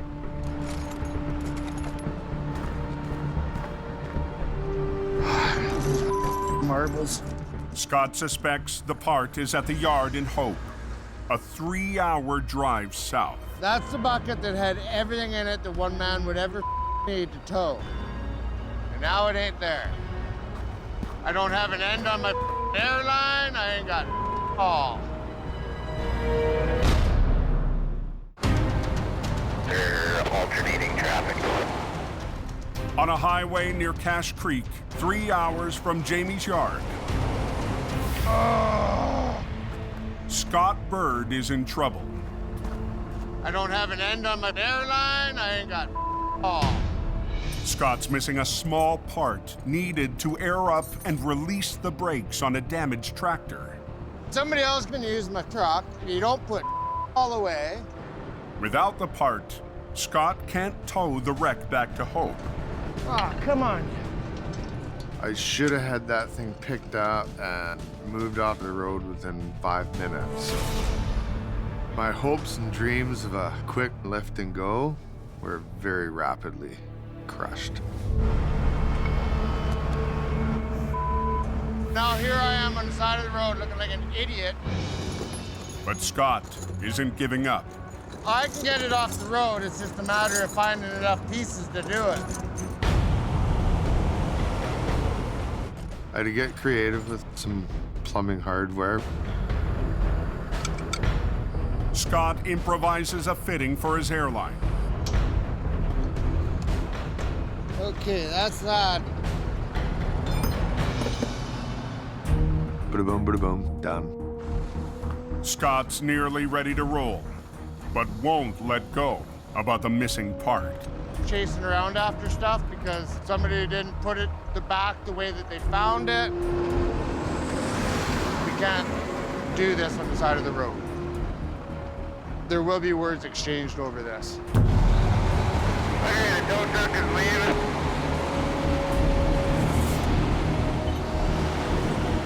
We're out of here. What lanes are blocked? On Highway 1, This thing is messed up. Mission Towing is in the final stage of a massive all-night recovery. That accident cleaned up? After 7 hours, Jordy and his crew must remove what's left of a lumber truck. It's about 6:30 in the morning and we don't have a lot of time. Rush hour is right around the corner. To get it done quickly, the crew will try to flip the tractor and front trailer at the same time. I'm just gonna chain the cab down so that when we pull this thing over, the cab comes with it. To pull it off, they'll need all lanes of the narrow canyon highway. Just shut it right down? Shut it down. We try not to close the road, but the best way to do it is to do a road closure. One is closed. With 2 wreckers on opposite sides and opposite ends, one will try to lift and rotate the trailer, while the other peels the cab off the passenger side and onto its wheels. Backing up. And we're gonna basically belly wrap it so the chain comes out and comes around. We gotta go, traffic's backing up. The pressure's on for us to get this thing loaded on our equipment and get it out of here. Okay, we're ready. The 2 wreckers start to lift and pull. The back is so twisted out. Hopefully it springs back. Work that lower line. That lower. There we go. Okay, Neil. Be careful, you guys. We want to do this in one shot. Boom up a little more. There we go.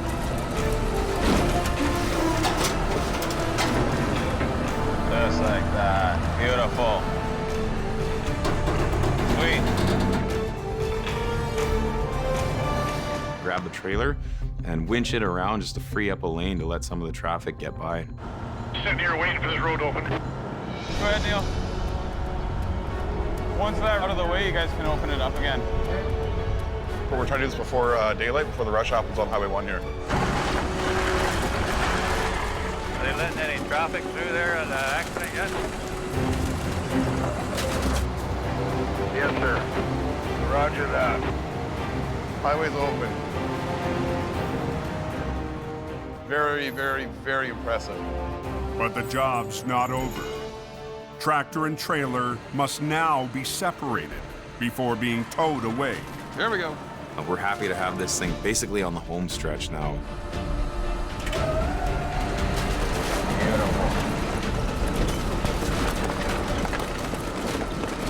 It's been a long night. Everybody's tired.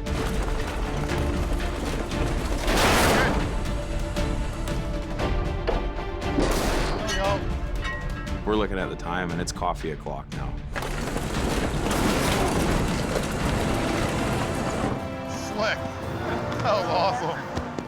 It was quite the job, and we got it done right for daylight. Great teamwork by our crew. It was a major wreck in the big scene. We're celebrating a victory on this one.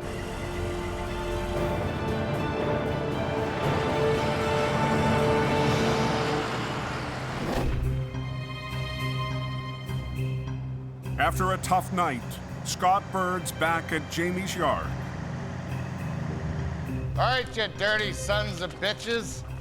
On the hunt to find the missing part. This is other people's mess. That's garbage. Everything that I reached for that I thought was there wasn't where I left it, and it was just a pain. It's starting to really get under my skin. Scott finds the part after cleaning up a counter piled with junk. This little area is a dumping ground. There's just absolutely nothing where it belongs. I guess today is a cleanup day. This winter, Jamie hired Scott to set an example. He's doing his job, he's looking after business. So whatever way it gets done, I don't really care, just get it done. But I think this is the right tool for the job.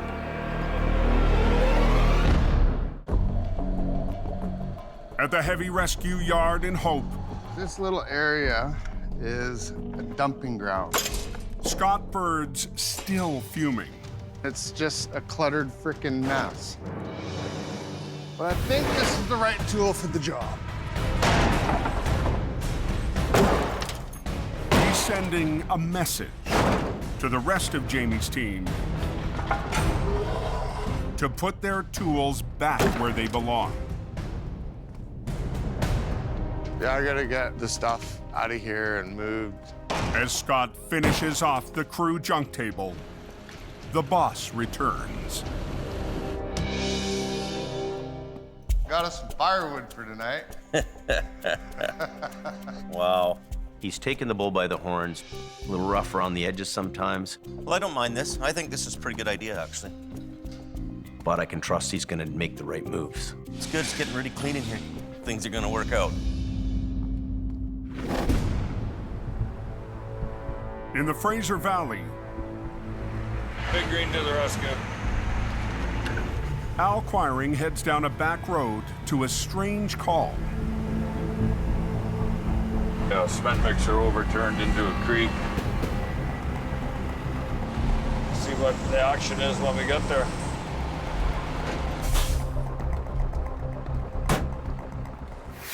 A 65,000-pound cement drum went for a tumble and rolled into a ditch near someone's front yard.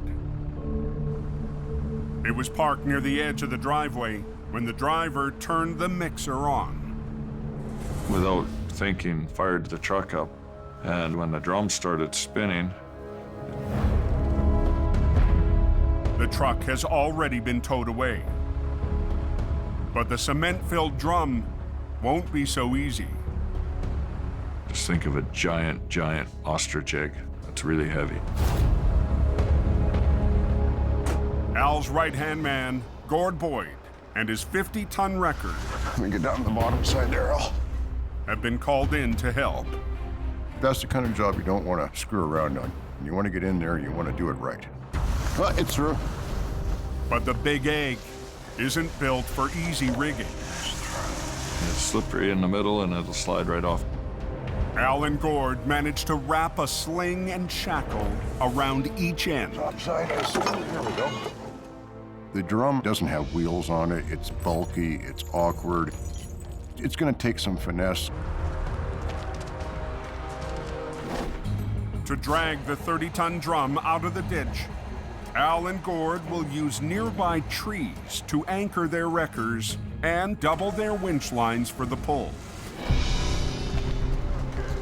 This line here, we're just gonna use one snatch block in it, and then this one will be through a block, double block. Okay.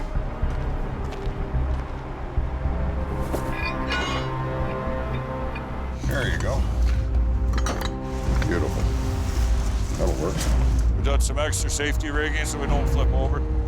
But the soft slope and dirt road the wreckers will pull from could be a problem. There is a danger that the ground I'm sitting on could give way.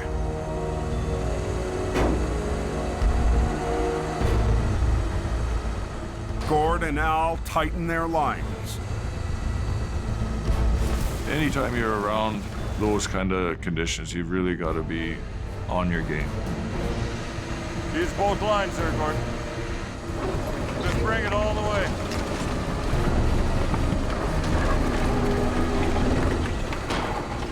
I don't need to tell you that's a loaded gun right there. Gord, pull more with the bottom.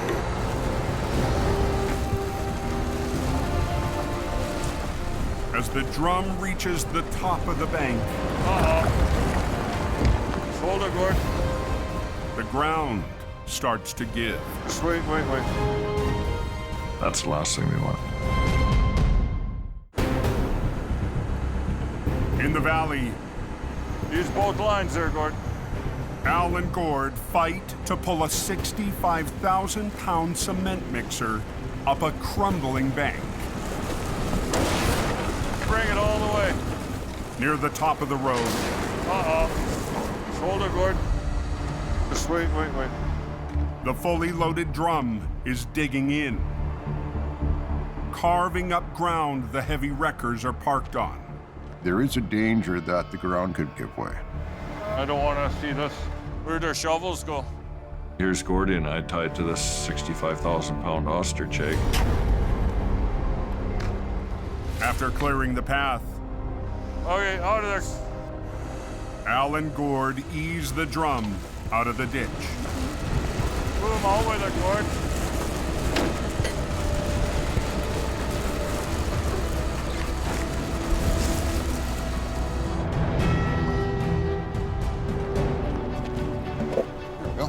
Okay, bring her down.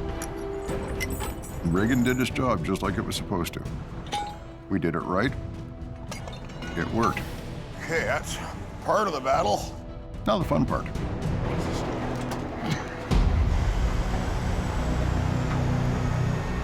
Al and Gord need to maneuver the mixer another 30 feet to the road.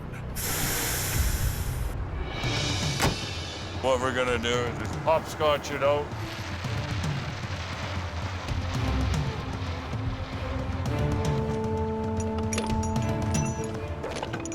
This is actually the tricky part because we're going to balance this thing with two trucks and we're going to try and move it. Just back up till you're touching and just start booming out with it. Don't worry about the tree, you'll go underneath it, okay? It's going to be a bit of a dance to get this thing out on the road.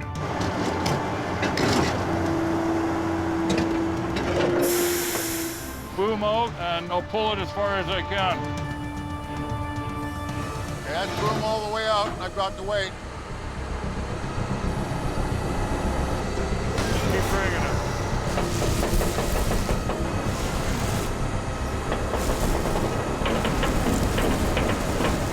Take it back up one more time. Okay. At that point, we're actually carrying the cement drum between two tow trucks, pulling it out to the road.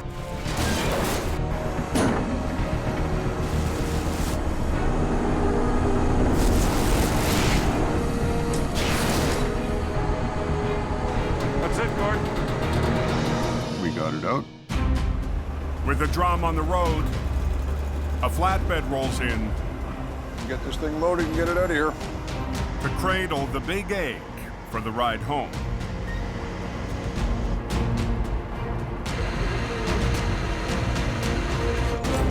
Al and Gord's oddball recovery is in the books. We came, we pulled that out, and there it goes. We did the job, and nothing got wrecked.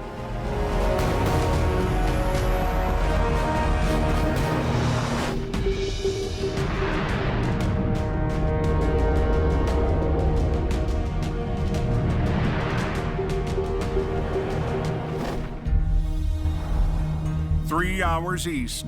Another storm coming in tonight, I hear. Jamie's newest driver rides into unfamiliar territory. We're up here doing teamwork for this police rotation. Mike the Wrench Reynolds was hired as a mechanic with a chance to become a heavy wrecker operator. Jamie's dispatched Mike to the town of Princeton. We're heading up here to have a towing yard. Mike will back up local tow operator Tyler Lee. They're expecting a couple of bad storms. How you doing? Not bad. During one of the toughest weeks of winter. Jamie had asked me to help out the local tow company that doesn't have a heavy wrecker. Just outside the town, I don't think I want to go down this hill. Highway 3's narrow and winding trucking route is tough for drivers and Jamie's new recruit.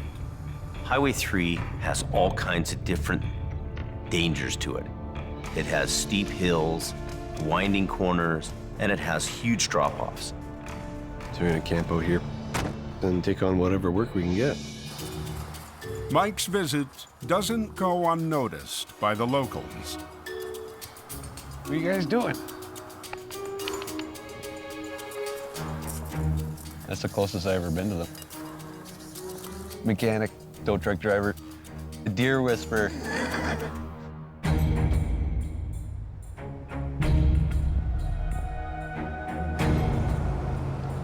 At 8 p.m., Getting a couple inches of snow out on the road right now.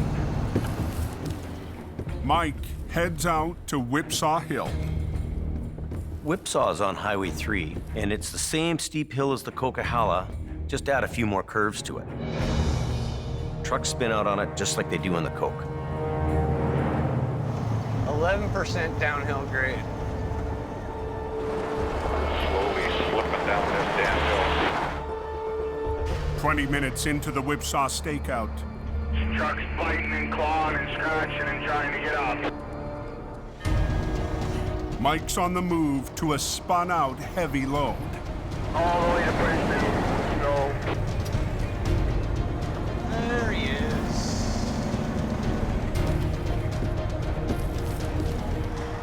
The loaded B train is blocking the road on a steep switchback. You gonna be able to pull me up? Icy conditions. Super big, huge, 120,000-pound double trailer truck. It's tough stuff.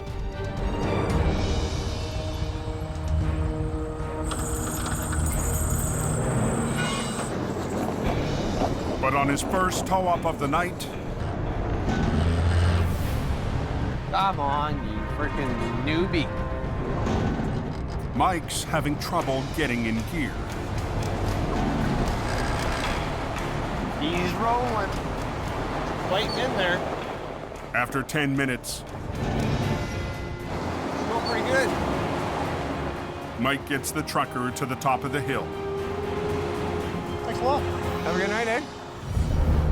Sweet. 2 minutes later, another stranded semi Yeah, I come to a stop there, tow truck. sends Mike back down the hill. He spun out up on the second set of switchbacks here somewhere. Not too far up the road here, I think. How's it going, bud? But Jamie's heavy rescue rookie Son of a bitch. runs into his first major hitch of the night. You got the tow hooks that go in your bumper? No, I don't.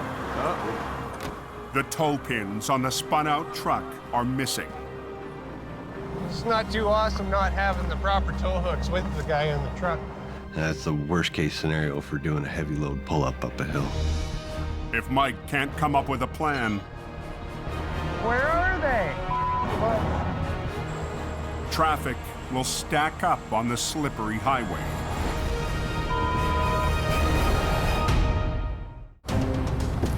Yeah, I come to a stop there, tow truck. On Whipsaw Hill, How's it going, bud? Mike the Wrench is helping truckers climb an icy stretch of Highway 3. A little bit new territory, new ground for him to try to work within here. When he runs into trouble. He's got no tow pin on the front of this truck. He's got tow sockets.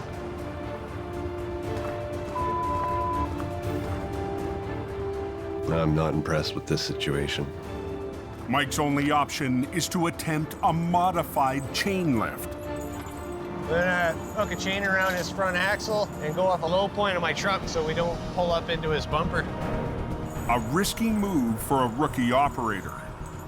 So I'm gonna add a snatch block to the back of HR66 so I can run my winch line down from the boom to the snatch block, which is a nice low spot, and that'll go straight back under his front bumper to his front axle. Mike will use his low line to avoid damaging the semi's front end. But losing his high line will decrease pulling power. Not having that downward angle on the cable will lose a lot of the weight from his truck to pull me down. You get extra tire spin. It's just a straight up tug of war now.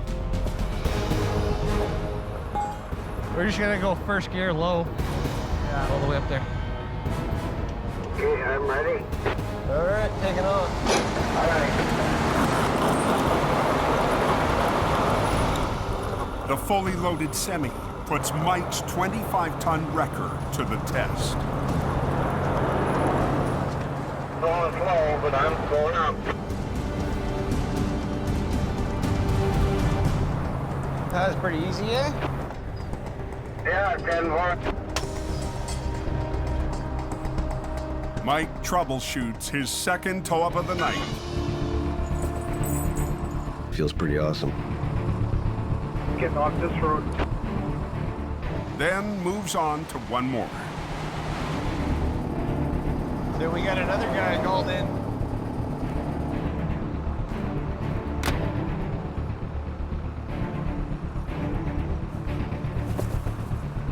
All right, buddy, here we go. All right. Third pull-up tonight. That's pretty good, even for Coquihalla standards. Good old girl. Thank you very much. No trouble, bud. Safe travels. I think Jamie will be able to get a good night's sleep tonight. Decent first night. I haven't wrecked anything. I kept myself busy, got all the jobs done, and made some new contacts. We're just getting warmed up.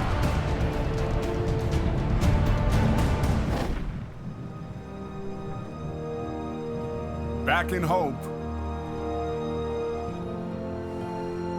Done and done. Mike returns to Jamie's yard after a successful first tour in Princeton. Mike's taking care of business here, and he's starting to learn the recovery game. I think he shows great promise for the future. He's a ticketed mechanic. He can fix things. He can do recovery work. And I've got my select group of guys with me.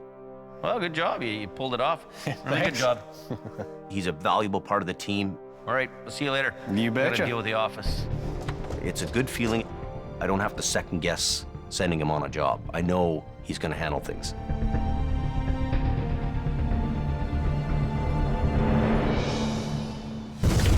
Next time on Highway Through Hell. Number 3 is pretty bad. Jamie's top dog But this will be the epic wreck of the year. gets more than he bargained for. We're right on the verge of tipping the thing over. It's a serious load. A colossal convoy That's pretty badass. trapped on the mountain Here goes nothing. tests a heavy rescue rookie. Ready? And Go ahead. mission towing I'm not convinced it's gonna work. tackles a river monster.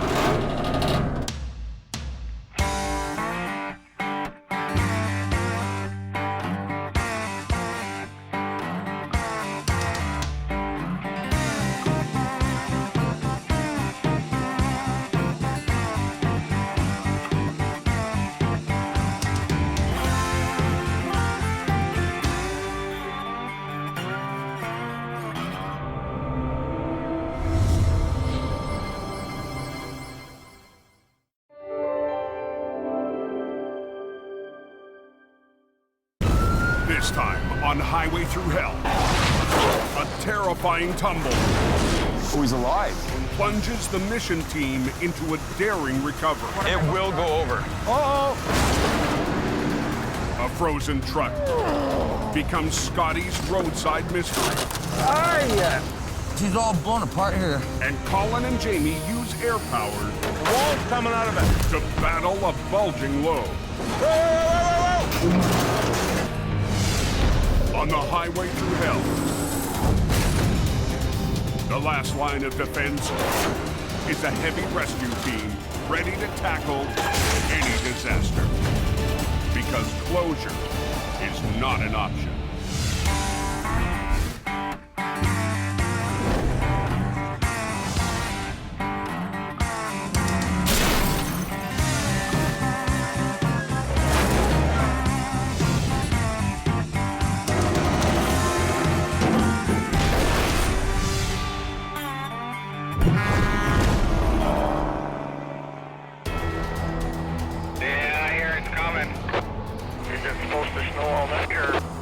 Look at him go. Oh, I bet you It's just after 8 p.m. on British Columbia's Coquihalla Highway. Oh, it's gonna get worse. This is nothing. 8 inches of snow has fallen in the last 2 hours. They're expecting heavy snowfall. And the early season storm is not letting up. If you guys want to do another pass through the chain up there. Tonight, Michelle McKenna is one of 10 plow operators 10 port. trying to keep the highway open. Yeah, it's snowing up there pretty good. We're at the mercy of the weather gods. Get an inch of snow up here and the truckers will start spinning out. And it doesn't take a lot of snow to cause a lot of problems. When the mountain gets slammed with a big storm, we're all working together to fight Mother Nature to keep traffic moving. 4 miles up the Coke. We've got quite a few guys out here tonight working. You know, it's snowing, expecting 30 centimeters of snow. Jamie Davis is heading directly into the storm. 20 or 30 centimeters of snow means business. But tonight, the heavy rescue boss is counting on his crew. What's the road like over on that side? It's, you know, hard packed. Jamie's on his way to Alberta to lead a tough job tomorrow. So he's left his BC operation in the hands of his new top driver, Scott Berg. I'm here. This winter, after years away, Scott Berg is back on the coast. I'm not sure you want to suck that under your deck yet, Jim. Oh, I do. Now Jamie needs Scott to be his anchor and hope. You ready? With Scotty being there, he can manage guys, he can keep the trucks together, he's good mechanically, and he's a doer. Tonight's storm is keeping Jamie's new right-hand man busy. Well, tonight we're just kind of pulling truck after truck after truck. Is what's going on is there's trucks spinning out all over the place and a lot of ice on the roads. Make sure you can lift off, just try and pull ahead. The guy can do the job, and he's good at what he does. I don't have to second guess sending him on a job. Okay, see you later. Have a good one. You too. I got a bad feeling about tonight's weather. I think it's going to be a busy night.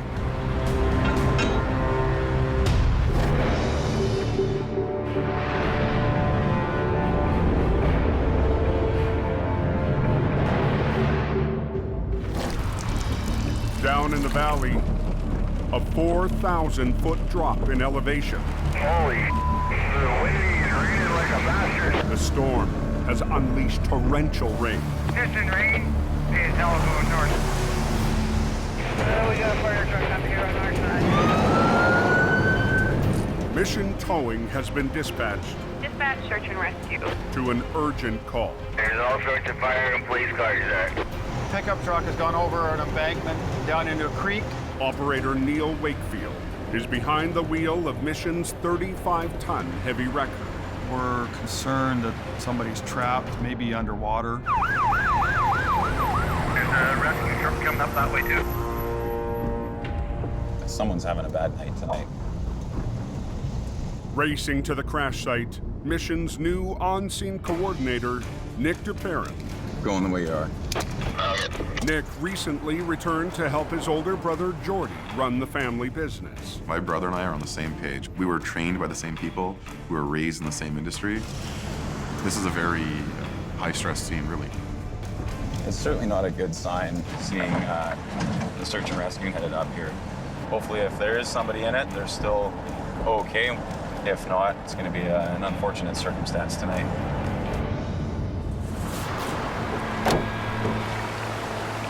Holy.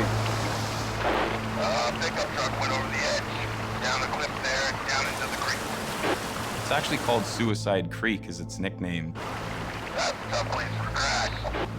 It's a tight turn, and when it's dark and raining, it really sneaks up on you. The driver lost control on a corner, crashing 90 feet to the creek below. It looks like something out of a movie. We've got 2 search and rescue vehicles, multiple fire trucks, police cars. I mean, there's every first responder that you can imagine. Where are we? Way down the bank. It's way down there. And it sounds like the water's rushing pretty good. Oh, he's alive. Wow, thank God. The driver survived, but is trapped inside. With mission towing, anything at this point we can do to help you? The vehicle's unstable where it's sitting. Okay. You want to run a line down to stabilize the vehicle? If you'd like to, we can definitely do that. We're going to be stabilizing the vehicle, so I'll be pulling a wrecker right around the side here. We'll have to put a line from our wrecker to stabilize the vehicle, and that way it's safer for the fire department and search and rescue to go into the vehicle and rescue this person out of there. What's the wheel that's right at the edge of the bank? Perfect. Okay, you grab chains, come down with me. Junior tow operator Brennan Brucker must secure a line to the pickup so the driver can be extracted. The person in the vehicle is trapped in water, and if they're upside down in a vehicle, they might not have a lot of time. Give me that chain, Bren. Watch yourself. We've got to really be on the ball and quick to get that person out of there. Wrap one of those chains around the axle.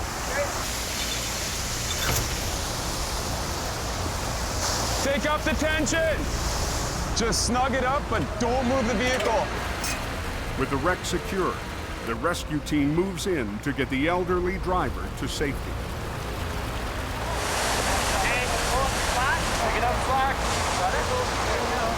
And they don't waste time. Bang, bang, boom. Everybody knows what they're doing. The driver of this truck is extremely lucky. I've been to accidents where people haven't been as lucky as him to survive. How did you guys come across this accident? The driver was found by 2 young men passing by. No kidding. I was driving by and my lights reflected off of something down there, and we started honking his horn, so went and stopped and checked it out. Just by fluke. They just happened to notice one of the lights on the vehicle shining down the bank.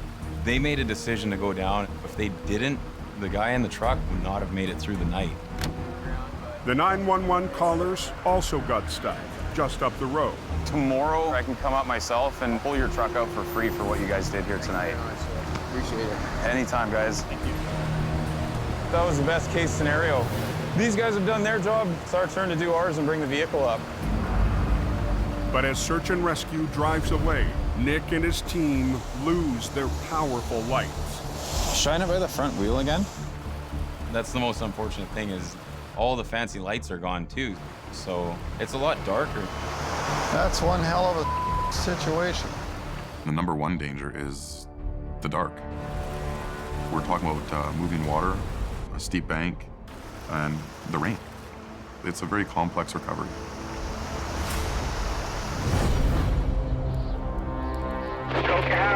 Is a mess. High up on the Coke, the temperatures dropped another 9 degrees. It gets worse here because it's snowing really hard. Hard rain in the valley has turned to heavy snow on the summit. Scott Berg, Jamie's top driver in Hope, has been working through the storm all night. Just before Juliet is stuck in the beach. John, this is by Juliet right there, so I'll be right there. I'm hoping this is just a quick bop out of the ditch thing. This is kind of a notorious black ice area. The thing about black ice is you don't know it's there until you're in the ditch. I'm seeing our guy in the ditch up here.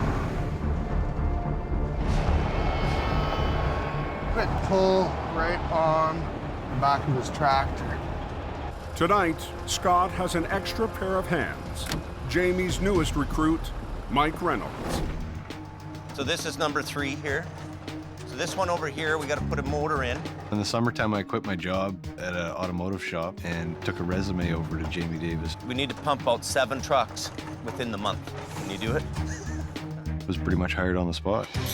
Jamie has also promised Mike a shot at running a big record if he can prove he's ready. He can fix things. He can drive them. If he can stick around me and Scott, he should be able to develop really great recovery skills. I think it'd be pretty fun to be running a heavy rescue truck all the time. He's gonna have to prove himself. Oh, it looks like it's gonna be a bit of a pain in the butt, but... It's Mike's first chance to show off his skills. The goal is to get the driver and his load back on the road. Hopefully he hasn't been frozen too long. Well, let's see if we can get this thing started. Start it up. The semi appears to be drivable. Mike! Shut it off, shut it off. But something's not right. It's smoking. It's froze up. When I see the smoke and hear the noise, I know there's a problem, and I gotta shut it down real fast. That's clutch. That's clutch? That's what it smells like. It's not running the way it should, so we're gonna have to take this to the side of the road and figure it out. Go up in there and just try and keep that wheel turned as hard to the right as you can. Oh yeah, there's lots of frozen snow up in the steering. Well, it's not coming real nice, and it's not steering, so there's some more issues underneath that truck than we can see. We're just going up to the next exit there, okay? This is a situation where Mike's mechanical skills come into play here for the customer. Hopefully he can figure out what's going on with this guy's engine and get him on the way so he doesn't need to be towed. Froze that stiff. Yep, we need help, both sides. Scotty's got the hard side. Huh? Your side's frozen. Look out so I don't hit you.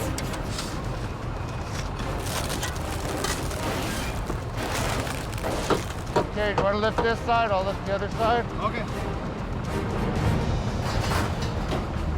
Okay, lift. So, we open the hood, and what do we see? Oh yeah. It was packed with snow. Ah, yeah. On the Coquihalla Highway, Oh yeah, she's full. Hey, snowball. Is there an engine in there somewhere? Scott and Mike have finally uncovered the frozen mystery. Start digging. The truck plowed deep into a snowbank, packing it hard into every inch of the motor. I've never seen an engine packed up with snow like that. You can't see nothing in there. An engine could cost anywhere from $20,000 to $50,000, so you got to pay attention to what's going on. I've never had to dig out an engine packed with snow before. Jamie's new hire, Mike the Wrench, must rely on his skills as a mechanic to chisel out the engine block. Be careful, go too crazy with the bar, break something. Well, I was poking around in there with that bar. I didn't want to hit any coolant hoses, fuel lines. There's all sorts of stuff. Got the fans, list them on the front of the motor. If in chance that stuff got into the air intake, if it broke a tubing, we would definitely don't want that getting sucked into the motor.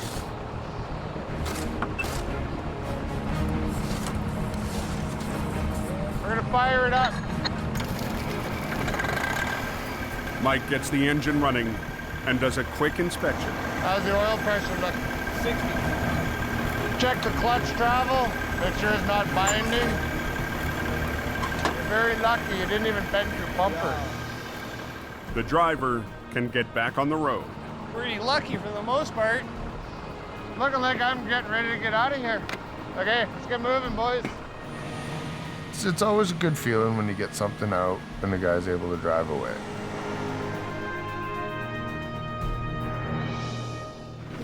Harder angle, right on this angle right here. Okay. At the recovery site near Mission, BC, Nick and Neil position their wrecker to winch out a vehicle that's gone over the edge. Just let me get as much light as I can on you guys. The pickup truck plunged 90 feet into the dark ravine. It's tough because the truck's fairly far down the bank and my lights can only go down on so much of an angle. Over a bit more? Yeah, just a little bit. That should be good there. We just want to get past that rock, so we're going to want to make sure that those chains are hooked in real good. There is a boulder right underneath the front of it. We need to bring it back and up and over that rock. That one over here? Take up the tension! Our biggest problem is there's rocks down there that are quite big, so we don't want to get hung up on those rocks. But if you get hung up on a rock, it's going to go in places that you don't want it to go. Okay. You watch, I'll pull. You know, I can barely see the vehicles, so I'm relying on those guys to tell me what's going on.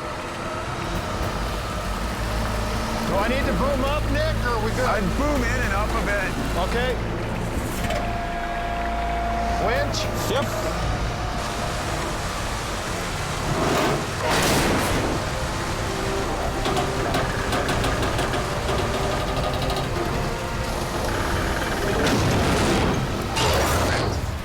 Now, Nick's crew must re-rig to get the wreck up the steep slope.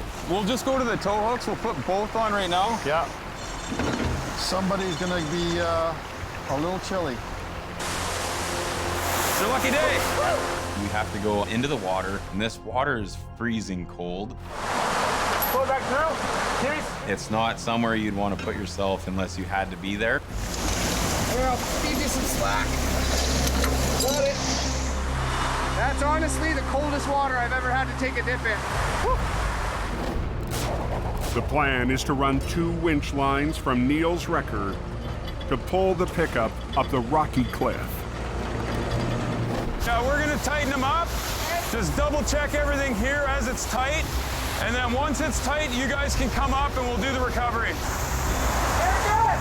Perfect.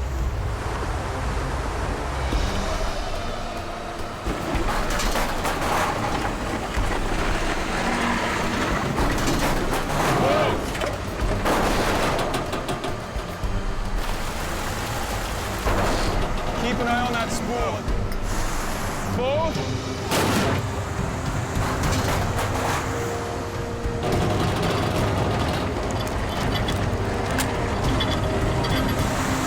Hold it there.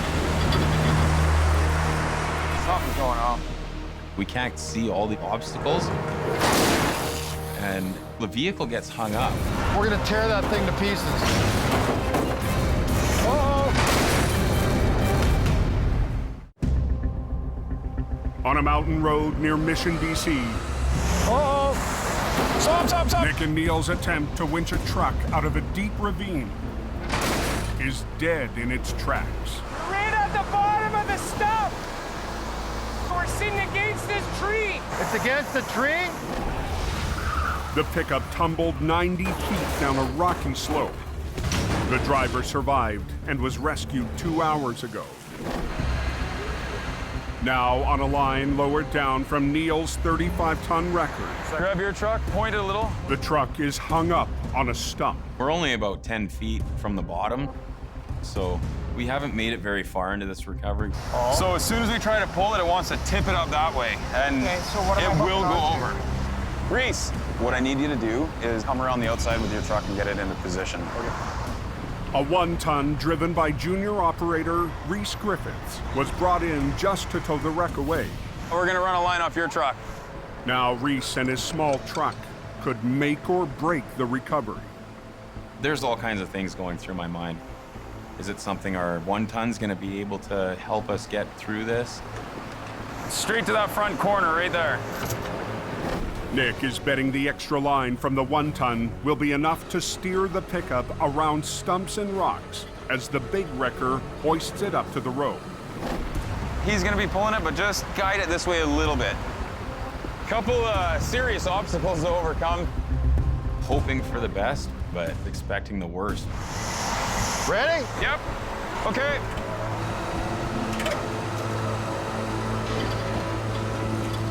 A little more line. Let your tension off a bit, Reese. Right there.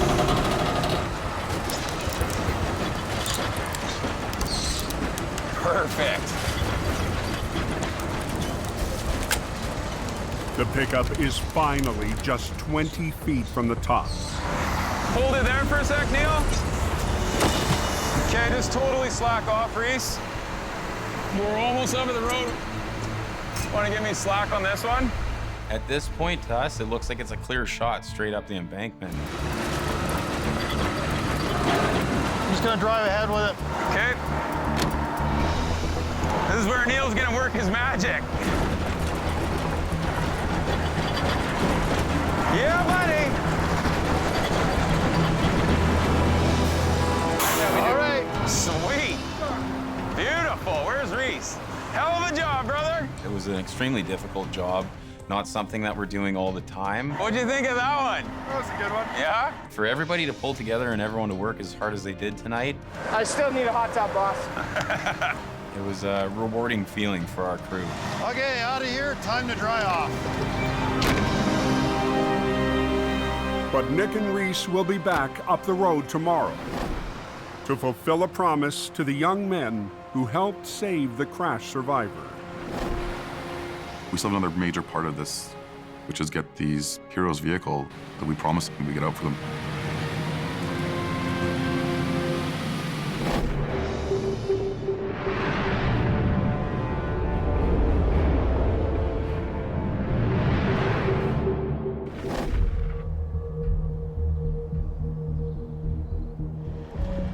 After driving through the night, Jamie arrives at his Alberta yard to hook up a special tool for a tough recovery. We got a call that a tractor trailer's flipped over.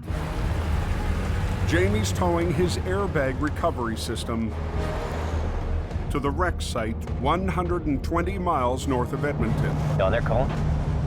Joining Jamie Yeah, go ahead. is Colin McLean, still getting used to working without Jamie's rotator. That'd be a good rotator thing to have, eh? Well, yeah, but you sold it, so. Oh, what happened there? Holy, somebody's having a bad day. The driver lost control, and the trailer, loaded with 40,000 pounds of groceries, slammed onto its side.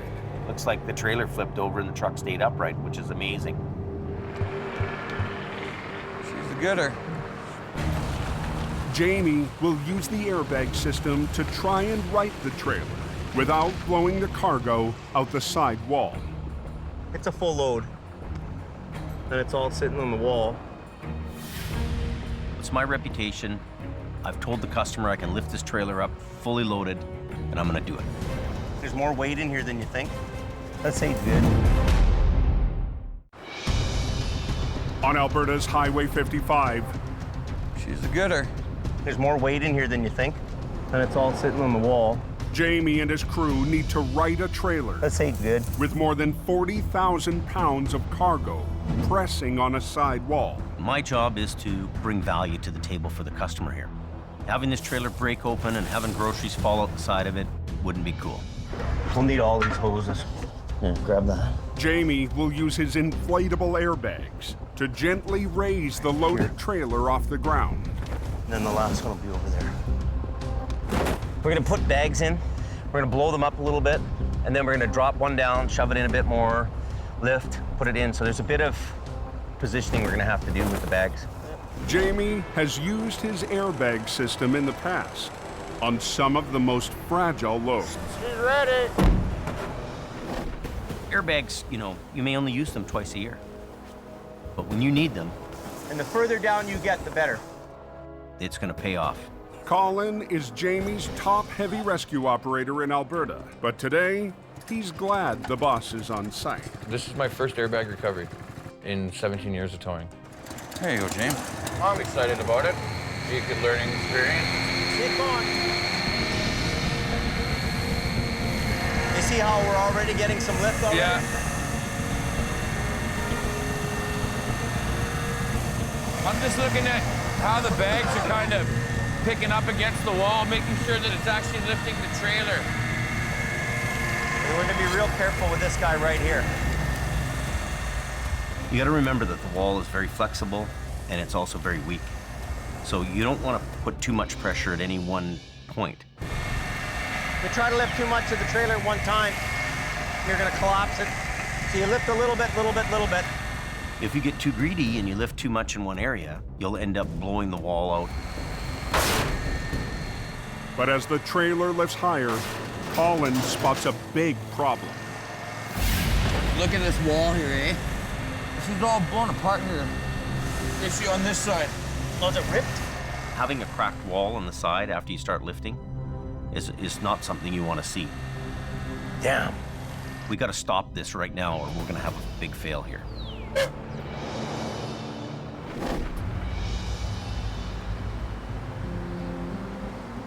After the long night on the back road recovery, Nick Duperrin returns to his family's tow yard in Mission, BC.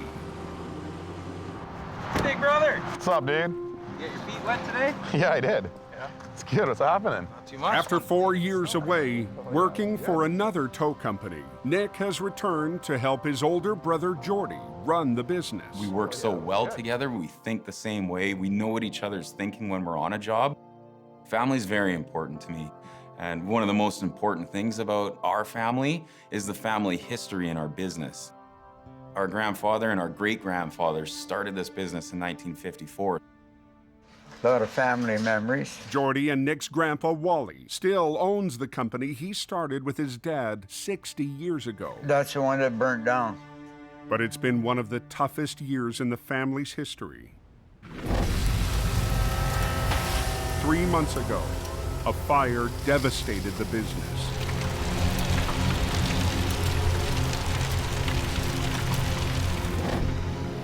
That was a toolbox, a 3-tier toolbox. Look at the door. Honestly, man, it just breaks my heart to see our shop like this. Everything that our family's worked so hard for is just destroyed. Everything's gone. There's nothing left. For the Peterbilt. Can't even believe this. There's a lot of memories you'll never get back. My grandpa's really upset. You know, him and his dad built this. We rise from the ashes. That's what we do, we rise from the ashes. As hard as it is, you know what, we go forward, right? Yeah. Yeah. You know, we keep saying to ourselves, whatever doesn't kill you makes you stronger. We come out of this with a positive attitude and try and service our customers like family. And today, that family spirit will be put to the test. Back at Suicide Creek, the scene of last night's recovery. What we're gonna do is no cost to the owner of the car because of what they did last night, saving the man's life. We really believe in paying it forward. It's kind of our way of saying thank you. This is it here. We got the Holmes 480, winch on the front. Junior operator Reese will help recover the Good Samaritan's car, but he'll be driving Grandpa Wally's favorite truck, 43. This truck's got a lot of miles on it, a lot of miles in the hills. Gonna go get a few more miles on it today. Yeah. I've never ran a Holmes before, so it's gonna be a good learning curve. Yeah, I'm gonna take the Tundra, so I'll follow you out there. Okay, sounds good. Be careful, and I don't want it wrecked. That's my pride and joy. I'll take care of her for you. You'll be shot at sunrise.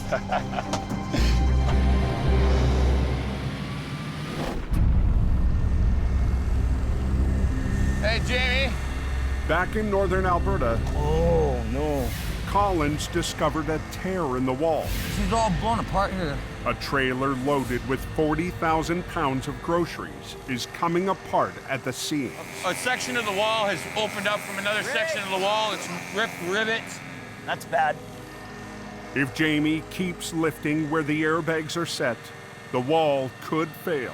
We found a tear in the side of the trailer. If I saw this flown out, I wouldn't even attempt at airbags. Well, is that going to be an issue on the back? No, it's going to be an issue, period. Okay, We have to stop right now and rethink this whole situation. take down that one.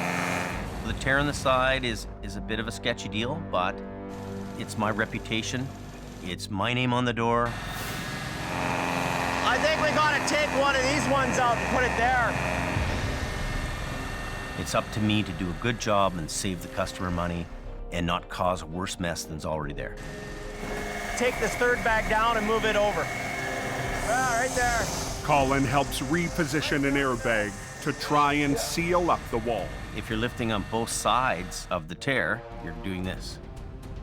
If you put the bag on the tear, you do this. Okay.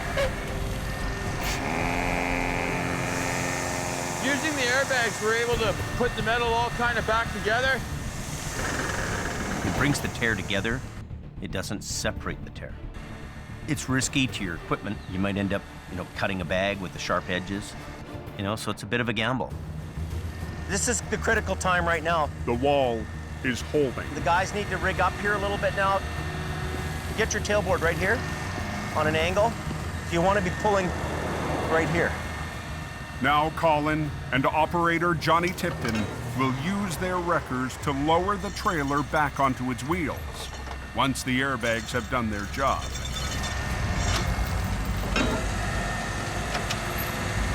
Good.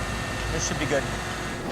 With 2 winch lines running from the wreckers and 1 strap, the operators will try to guide the trailer onto its wheels as the airbags let go. You just take a little bit of weight, they blow out.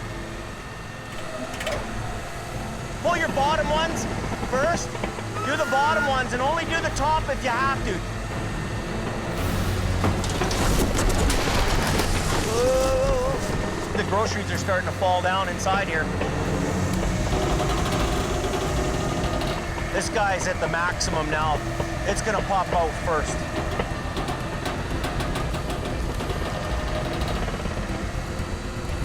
Good.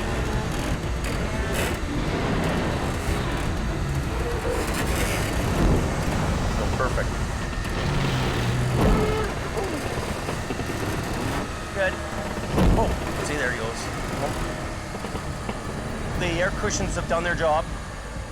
But the loaded trailer still needs to be moved to the road. It's going to be a struggle just getting it 50 feet. You just keep tight here.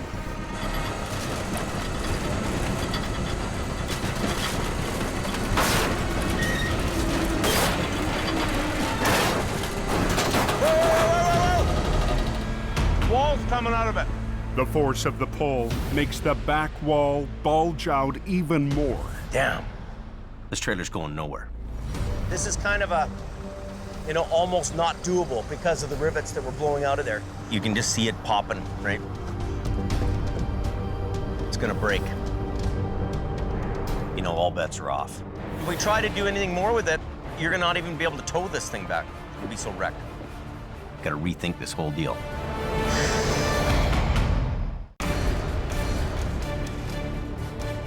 In northern Alberta, damn, you can just see it popping, right?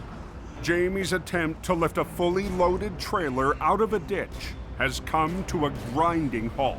It's gonna break. This thing could easily just unzip like a zipper. If Jamie continues, the wall will blow out. The only wrecker in Jamie's fleet designed to lift it was sold months ago. If we had the rotator, we'd lift this. Really what we need here is a rotator and swing the front end of the trailer onto the pavement. Problem is we don't have the rotator here. So, we're faced with the facts. This is what we have to deal with. Put one safety chain to your deck to here, and you put another safety chain in over here so it doesn't slide on you, right? The only other option for us is to put the underreach underneath, lift up like a big hand, and then try to drive it ahead. And you pick this whole thing up, right? And then you just idle ahead. This is a really critical situation here right now. We're at a point here where this thing could blow apart. And that's all we can do. They've got the road closed for now. All stop. Tighten those chains up. Lift. Keep going. Yeah.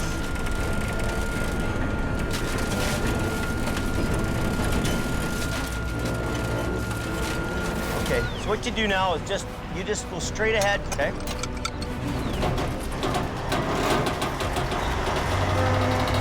Turn your wheel to the left. Okay, good. Keep going. You got a 53-foot trailer kind of dangling off the back of your truck. Okay, go ahead a bit more. Drive forward. Are you kidding me?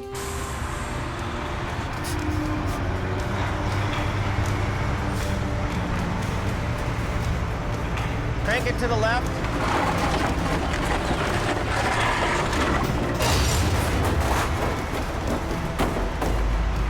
Okay, go ahead a bit.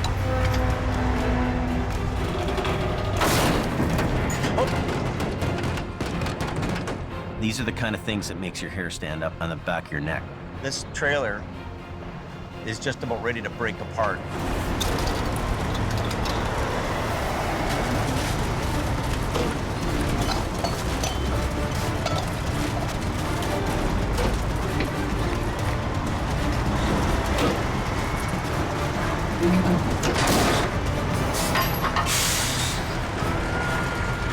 It seems like this is never going to end.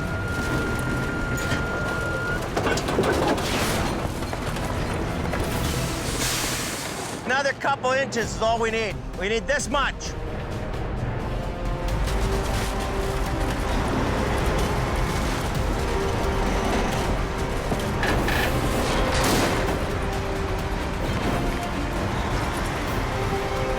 Okay. Okay, good. We lucked out there. She's barely hanging together. That's sketchy. The trailer is on the highway, but can't be towed more than a few hundred feet to a side road.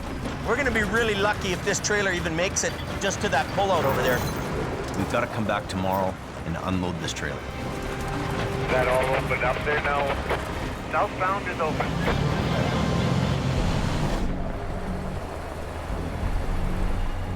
Near Mission, BC. You gotta be a little careful. There's a lot of sharp turns here, so it's quite easy to slide off the roads. Nick and Reese head up a logging road to make good on a promise. We're getting closer to where the vehicle's located, and the snow's getting a lot deeper. They're searching for a car that got stuck near last night's accident scene. The vehicle belongs to the two young men who called 911. All we want to do is show some appreciation for some people in our community that deserve to be appreciated. But it's getting tough for Reese in Truck 43 to keep climbing. The roads are getting worse. I'm hoping that we find this vehicle, because I don't want to be going too much further up into the mountain. Found it. Got a little slippery. Yeah.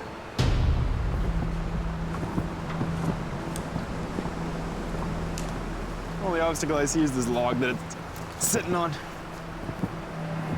Well, we're on a bit of a hill here, so there's a big log that's stuck underneath the front of the car, so it's not exactly the nicest working conditions here. They slipped off the road and went down a log, so we have to actually get it off of the log. Get your chalk block set up. I was spinning my tires coming up here, so I'll put these down so I don't pull my truck towards the vehicle we're trying to pull out. The tricky part about it is being on the hill that we're on as well as the snow. We have to apply more force to get it out.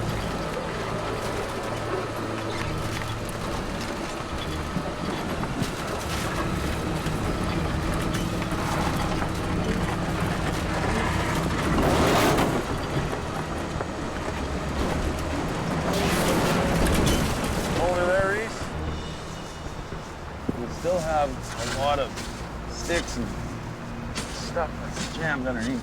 The car won't budge by winch alone. Oh boy. So Nick and Reese must get Truck 43 in motion. A big worry for us is that our truck slides off the road and ends up in the ditch as well. Definitely do not want to get Grandpa's truck stuck. To help Reese's truck bite into the icy road, Nick adds traction. It's gonna help us maneuver the wrecker around to where we need it.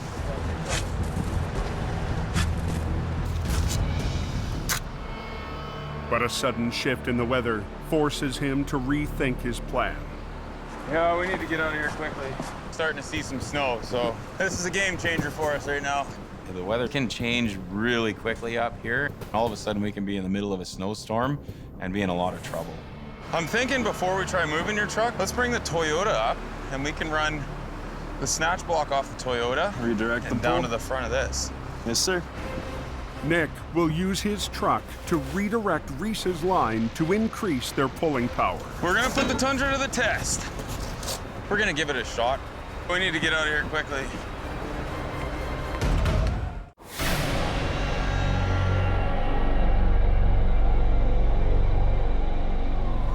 In the hills above Mission, BC, Nick and Reese race to get a car off a logging road before a storm closes in. It's getting ugly. The snow's getting worse. We don't want to be up here in the middle of a storm. Okay. Nick uses his pickup truck to redirect the pull and prevent the 1-ton from getting stuck.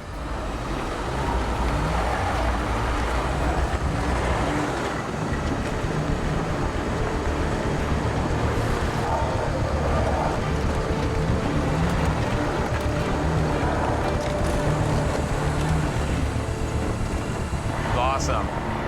Perfect. Look at that.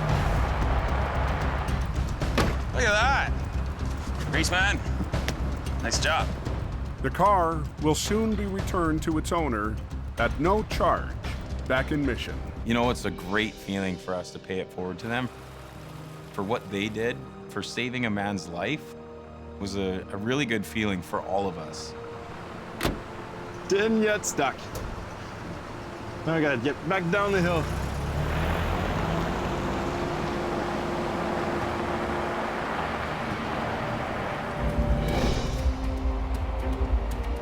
After yesterday's battle with a bulging grocery trailer, Jamie and Colin have one last task to finish the job. Here with a replacement trailer for the cargo, and the wall's just too breached for us to haul it with the load on.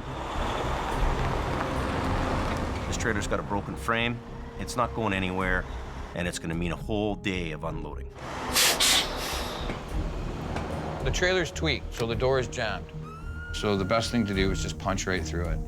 So it might be a little destruction, but it'll work. Yeah. It's gonna be a bit of a rip and tear show. Well, let's see what happens. That was good. Well, the door's open. It's not a call you want to make, but you know that if you try to haul this thing down the road, it's going to be unsafe and it's going to end in disaster. This is going to be one hell of a job. 40,000 pounds of groceries must be moved by hand. Everything but a kitchen sink.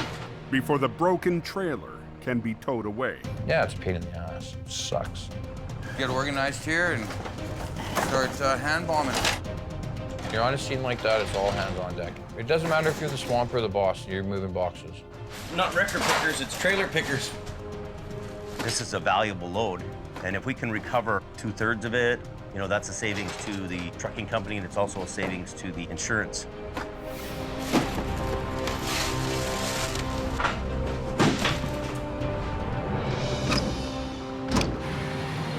I guess we're all done then, eh? Good job, Jim. Good job. One of the best parts about this business is that really no two jobs are the same. You just overcome all these problems and you get the job done the best way you can. And, you know, you need a hot tub after 2 days of hard work.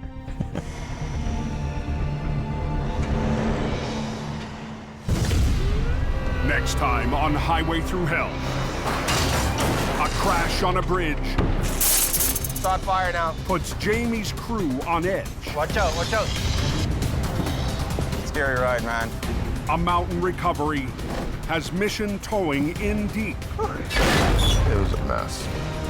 And a mangled load We have to get this sketchy-ass load down into town. makes the canyon run.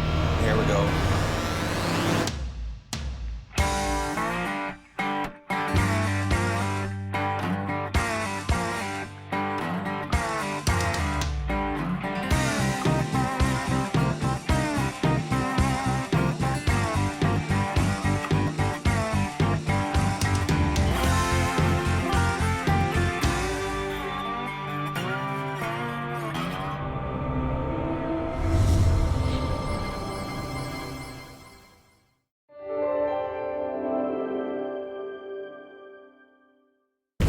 This time, on Highway Through Hell, a freak storm Order the hurricane! sends a semi airborne.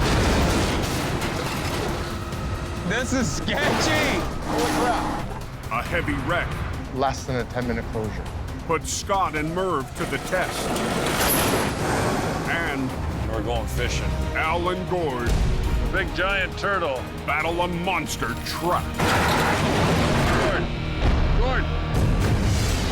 On the Highway Through Hell,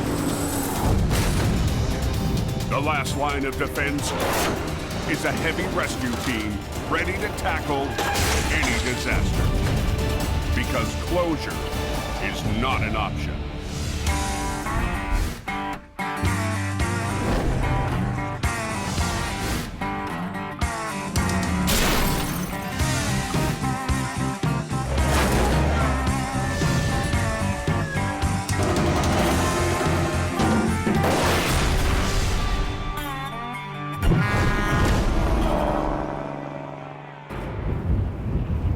Holy it is extremely windy. Hang on to your steering wheel, boys. In Hope, British Columbia, Trees down all over the place. high winds and hard rain have truckers and travelers on edge. That's dangerous. Shouldn't be allowed to surf in high winds like that. Heading west from his mountain base into the Fraser Valley, Weather's starting to get worse and worse, and this is a dangerous day to be driving. Jamie Davis drives into a windstorm with gusts reaching 50 miles per hour. We get some high-speed winds from the west, and it travels through kind of a funneled area in the valley, and it becomes even more intense. Holy crap, there's a lot of water on the road. By early afternoon, conditions are getting worse. Winds up to 75 miles per hour howl through the valley towards Hope. Oh, big trees are down. When a windstorm comes through like that, it does damage. Damage. Yeah, well, pull a truck over. Holy monkey. Truck is flipping. Oh my God, where? On the radio, there's word of the windstorm's first major casualty. Heads up, guys. Sounds like there's an accident blocking the highway. At 12:15 p.m., Al Quiring gets the call. Sounds like we got a semi flipped over in the wind. We haven't had one of those out on the highway here for quite a number of years. Could be exciting. Mission Towing's Nick DeParent has also been dispatched. The fact that the wind's blowing hard enough to roll this thing over on the highway is a little concerning. Could be scary today. The semi is blocking all westbound traffic on Highway 1. I'm the first to arrive on scene. Yeah, I gotta just have a look at it. See what we're up against. Hopefully I don't lose my hard hat today. This is unbelievable. It's hard to even walk. I don't think I have felt wind that strong before. Chances are I'm thinking it was probably empty or a light load, and that's probably what pushed it over. The driver escaped unharmed, but not unshaken. I just got put midair. The wind was so strong underneath the truck. And because I only have 6 skids on it, it picked me up. Rocked by gale force winds, the lightweight truck becomes airborne.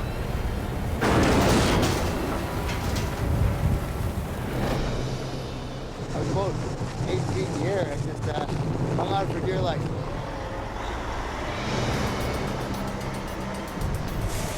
Ten minutes after Nick arrives, Where's that kite? Al Quiring is on scene. This was one of Quiring's customers, so he's contracted to do all their towing. We were there to assist Quiring on the job. It will take both Nick and Al's heavy wreckers to get the job done quickly. Order the hurricane! Ultimately, the goal is to work together to get that road open because we got traffic backing up. Al's right-hand man, Crazy. Gord Boyd, joins the battle. You can't have the Trans-Canada Highway shut down. That's just not allowed. The flying truck has cut off the main commercial route to the west coast. So you just get it done and get it done quick and get the hell out of there. To straighten the wreck, parallel to the road, Al pulls from the front, Okay, be careful. while Nick pulls from the back.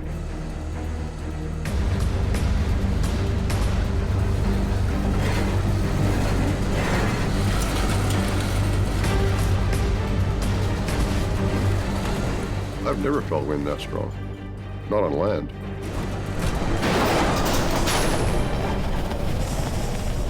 Holy crap.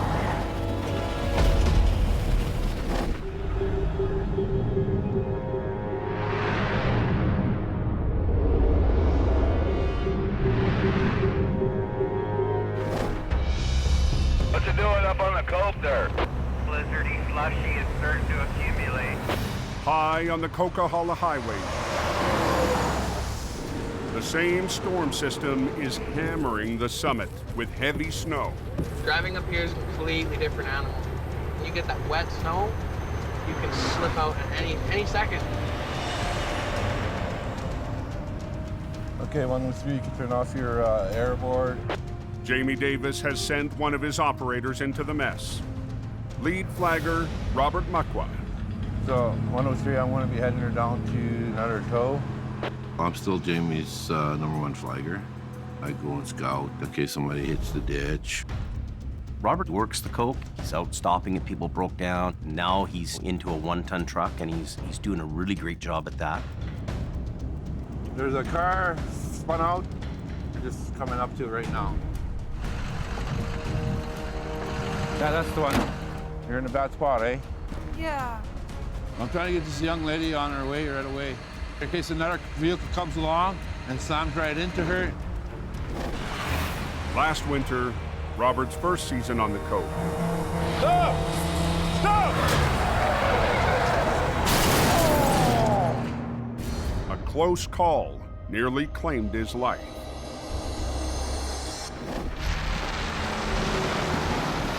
It's a very dangerous situation with fresh snow on the road, especially when there's still ice there. Some of these people are traveling at 140.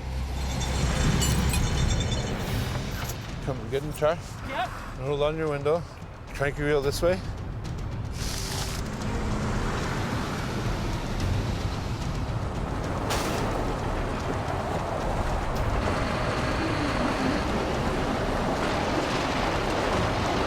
Despite the dangers, Robert gets the driver out. Doesn't matter what these big guys do, let them pass you. Your life is more important than they getting their cargo, and it's important for you to get home to your family as well. Just take your time. Okay, you have a good day now. Robert always has a great work ethic. He stops and talks to people, and he does a great job. It feels good to have a job well done. 103, just... With another 5 inches of snow forecast for the coke tonight, Robert's day isn't over. The roads are very slick and slippery. Recipe for disaster.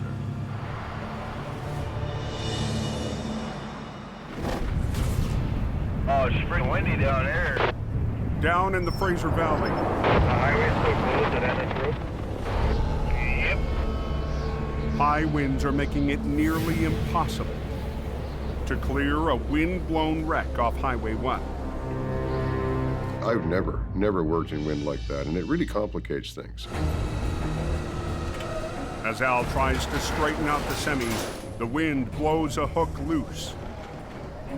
It adds a variable that you can't control. Working together, Quiring and Mission Towing are under pressure to clear the busy highway.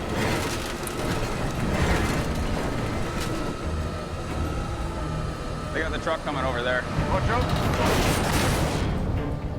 Highways wants the road open, RCMP wants the road open, and you got to get it done quick. Well, I'm concerned once we pick it up in the air that trailer's gonna act like a sail. No matter how we do the job, it's gonna be a little risky.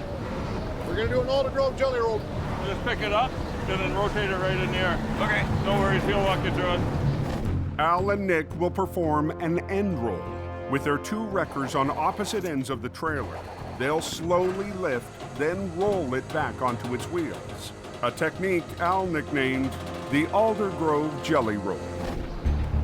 An Aldergrove Jelly Roll is an end roll done our way, with a little bit of finesse and a little bit of skill. This is a first for me for the jelly roll, so we're gonna learn something from Quiring today.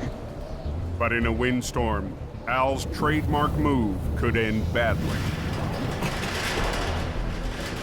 Very high risk here, very high risk. This thing is already blown over once.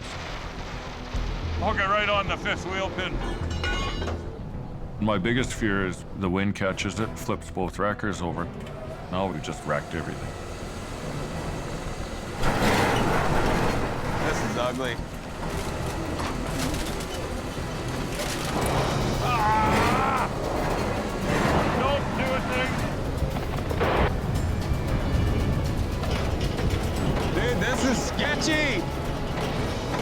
All of a sudden, there was this huge racket. Crap. The highway westbound is still closed, Dave. Keep that front nose to get open so we can get through it. On the Trans-Canada Highway, It's a long way. Wind is downright crazy. Murphy, Al and Nick are about to flip an empty trailer in gale force winds. I'm worried, man. The semi was blown off its wheels. The driver was lucky to survive. Ah! Don't do a thing! But just before the roll, all of a sudden, there was this huge racket. Barn just lost the roof. What? Barn just lost the roof over there.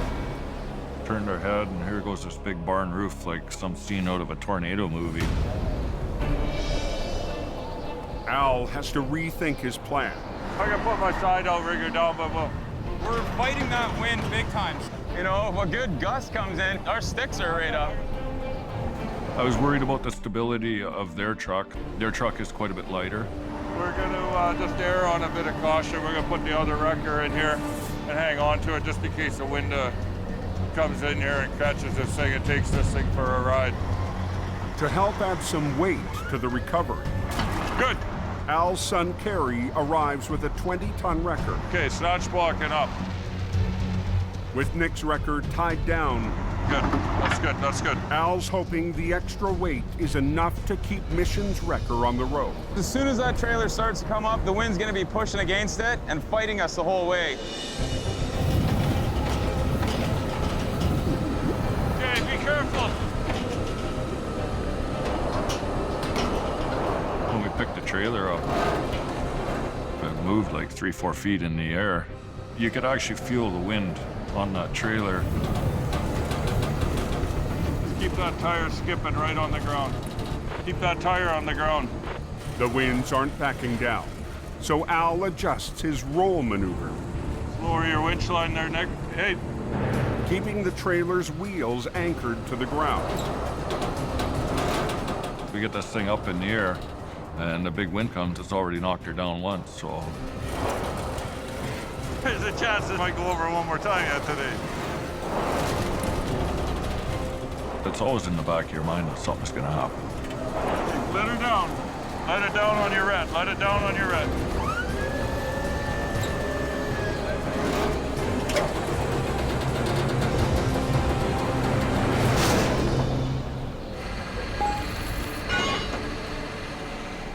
Oh, you taught me something today, Al. That was a first for the Aldergrove Jelly Roll. Nice job. An adrenaline rush in the wind like that, very high risk here, very high risk. We pulled it off though. Just as things wrap up, Nick's brother Jordy arrives on scene. I missed the Aldergrove Jelly Roll. Yeah, we pulled it off in the wind too. I legitimately had to finish 2 other accidents. Of course, by the time I get there, the rollover is complete. I was concerned with that wind, it was risky, but it came up, wheels just slid, set over, beautiful. Just like you knew what the hell you were doing. You'd almost think I'd done a jelly roll before. Traffic's coming through, boys. Yeah, we're moving now.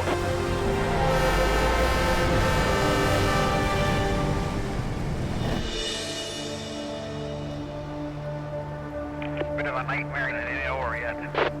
In hope, Boy, it's a good night. Jamie hears the news. Highway 1 is open, but there's another problem. Hope's going to be out of power probably for the next 12 hours at least. So there's going to be no electricity when we get home. The windstorm has knocked out power to Jamie's dispatch center. The power goes out in our shop. You know, what I worry about the most is phones, because communications is #1. Why is this thing not working? This is the phones right here. This is the battery backup for the phone, but it doesn't seem to be working. And without any power, the phones don't work. We have to just adapt and deal with it. Rigged up an inverter to the batteries. I'm trying to keep the phones going, and I don't want anything else going wrong with the phones. So I'm gonna just jump in the back of the truck right now. I'm gonna have a nice night in the pickup, but we got a heater, so that's good. Sometimes we gotta do what we gotta do. Kind of like having a sleeper on a big rig. Good night. Up on the coke. I heard the coke was going pretty heavy, but they got 4 plows on the smasher. Plows push through the unrelenting storm. Going hard. Plows are working though. And blowers carve into snowbanks to keep the road from vanishing. But if we don't get rid of it, nobody gets through. Operator Ron Hagen is constantly watching for anyone in his path. Hey, you gotta really watch that people aren't around walking in any of the path where you're gonna be discharging the snow. But tonight, look at this guy. Did you see that? no one was expecting a tailgater on a snowboard. Just went by. I don't believe it. Hey, you guys on the hill there, there's a pickup truck heading south down the hill with a guy behind the pickup. So watch out for him. Oh man, no kidding. Lord. 6 miles up the road, What a moron. Robert's pulling a double shift when he spots a big job for Jamie Davis. I'm coming down Mine Creek Hill, and I see there's a tractor on its side. It was right there. The tractor and trailer is flipped right over. Just hope nobody's hurt. The driver lost control and flipped into the median. He touched some black ice back there and he lost control. But no injuries, nobody's hurt, nobody's going to the hospital. That's the way I like it. The truck is carrying 60,000 pounds of peat moss. Seeing it's peat moss? It's gonna be heavy. It's gonna be heavy. And look at the weather.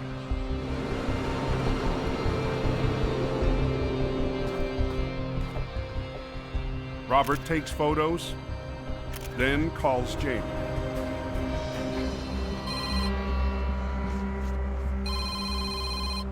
Hello? Jamie. Hey, buddy. Doing a recovery at nighttime is dangerous for your workers. You can't see. This wreck's completely off the road. It's not affecting traffic, so we can wait till tomorrow morning. How are the roads this morning? Oh, the coke is beautiful, man. At 8 a.m., Jamie's lead driver, Scott Berg, rolls up to tackle the peat moss wreck. We've got the green light from highways to do what you gotta do, get it done, get it out. I'm responsible for making sure that this recovery goes correctly. Bumper isn't even bent on this thing. Just a whole lot of ugly for first thing in the morning. Swamper Gord Lundeen has been guarding the wreck since last night. How many is there in there? There's 2 per skid. So it'd be 24 skids, right? Let's use front to back, eh? So there's 48 of these bastards. 48. We're dealing with 4 foot by 4 foot by 4 foot plastic bales of peat moss. He's grossed out weight-wise. So if we try and flip it over with this cargo in it, the bottom of the trailer is gonna come with us and the rest of it's just gonna stay where it is. They're big, awkward bales of dirt. So it has to be unloaded for this job. But it'll take more than muscle to offload the super-sized freight. Hello? Hello? I need a picker and a 53-foot trailer. My cargo crew, they're pretty tough guys, but 1,200-pound bales, that was a little more than they could deal with. Okay, so what our plan of attack is, we'll get them out and then we'll move them over. The picker's here. Scott's called in a special crane, a knuckle boom picker. They all gotta come out and then lift it onto that trailer. The knuckle boom was the choice for this job. It has several different joints in it. They can pull sideways with it, so he could pull the cargo out of the rack. I want to know, how far is that boom going to go out that way? In charge of traffic, Robert spots a hazard. I'm just concerned about the boom swinging over top of my taper, right? There is a big safety issue with where this truck is sitting. The picker truck's swinging over his load and there's a failure, and it swings into oncoming traffic. I can't have that. Watch your back, Scotty. Every second that you have the highway blocked, it's bad.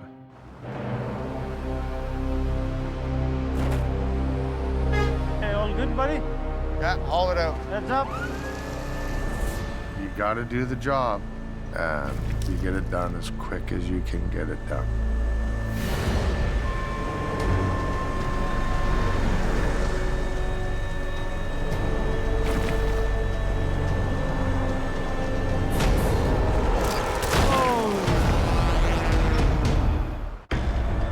Hey, all good, buddy? Yeah, haul it out. On the coast, Heads up. Scott and his crew are offloading 1,200-pound bales of peat moss, We gotta work it. just feet from a live lane. We're picking the very first bale, and we're using one strap on it. Oh. I guess that one's pretty much where it's going. It didn't end as effectively as we wanted. Nobody got hurt, but it was close enough. We're gonna double strap them. I want every one of them doubled, please. After that happened, we decided we were gonna put 2 straps on it. There's really no other way of doing it. It's a time-consuming, slow pain in my arse. Hours behind schedule, the extra step will push the recovery into evening. Faster. You gotta get them out. It is just a nightmare. How far did you got that trailer done? Oh, slow, slow, slow. We're pulling her out one bundle at a time. 8 hours into the offload, the knuckle boom is still hoisting bales from the wreck. And then the sun goes behind the mountain. When you're working in the dark, little things become big things. We gotta get it done. Can you foresee any problems if I go into town? I gotta go get a tow truck. I got it, man. Everything's under control. To get ready for the recovery, Scott returns to Jamie's yard in hope and fires up the only wrecker available tonight. MR-60, also known as the Army truck. With 16 tons of pulling power, the Army truck has become an important asset in Jamie's downsized fleet. It's an old, steady Clydesdale horse, and it'll tow till the cows come home. But its old-school mechanical winch lines make it a challenge to operate. The Army truck, she's a little slow. Should have put it in the museum. It's fun to work it once in a while. Would I want to drive it every day? Not so much. With the rest of Jamie's trucks out of town, Scott needs a second wrecker to back him up. Berg? Mr. Mervin. Chris Mervin is the top driver for Aggressive Towing. owned by Jamie's brother, Jason. You guys ready? And it's not the first time Merv's lent a hand. Mervin's really become a seasoned veteran now, and we're really lucky to have him. Come on, baby, just a little more. I'm always excited to go help. It's back to physics, buddy. We always win in the end. I'm available for you anytime. Mervin's gonna come up. He's got a 50-ton wrecker. All right, Scotty, I'm just coming over the hill. Oh my God, look at that wreck. That's a beauty parking job that guy pulled off. We've got a lot of pulling power. Straighten it out, flip it over, drive it away. I told her it's slippery.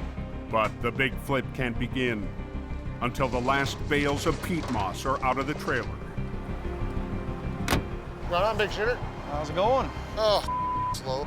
I got 6 bales left in there. 6? Yeah. The colder it's getting, the straps are stiffening up and it's getting slipperier. Ah! Every minute that they're behind schedule, your anxiety level's rising, and it's just... So let's start rigging now. Oh, yeah. So what do you want to do? You want to drag the ass into the trailer up? Flip it and pull it. And I'd like to have less than a 10-minute closure. Highways want us to get this out of here now. I think our best chance for least lane closure is just drag her right up to the edge. Yeah. And then we'll just roll her right on the road, slam her down, done. As quickly as possible, that was the goal. Okay, well, we'll set up for that then, yeah. We decided to put my truck on the back to do the heavy side of the lifting up. Okay. And Scott's truck on the nose of the tractor to bring it over. After 12 hours of unloading, Oh, looks like that's it. the trailer is finally empty. Scotty's given us a 10-minute time frame once we start. He's a little short-handed, being a little tiny truck, but whatever you're given to work with is what you got to work with. So we got to kind of finesse her to keep both trucks working together in sync versus one truck doing all the work. Do you want Rob to shut down that other lane? Yeah. Stop the traffic. The Coca-Cola is closed till they clean up that accident. You ready, Scotty? Go, go.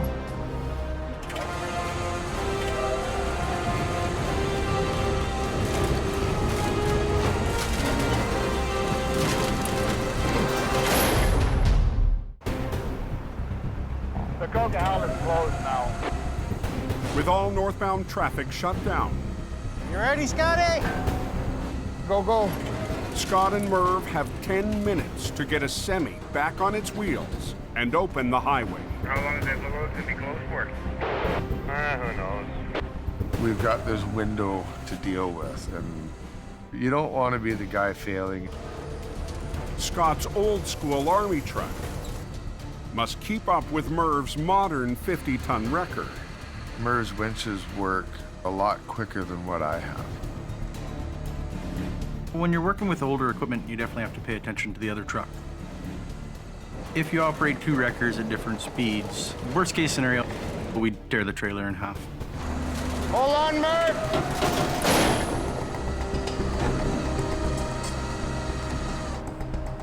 Okay, wind her up.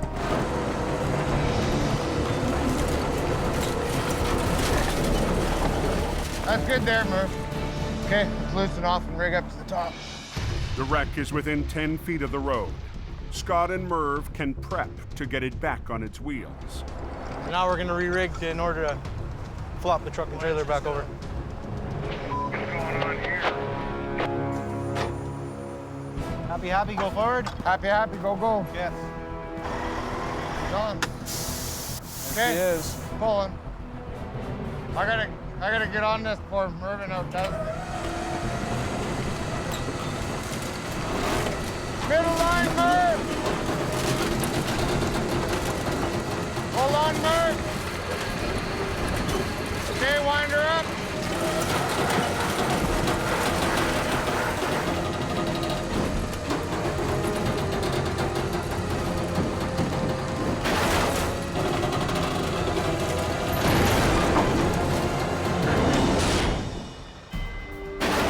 Picture perfect. Are we under 10 minutes still? Yeah, we are. What are we looking at, 5.5 minutes, Scotty? Whatever it is, buddy, it's working. we'll let the traffic go. Let's get the road going, people. Okay, here's traffic. Everybody out of the way. You can just kind of take that sigh of relief. You couldn't ask for a nicer job to be done.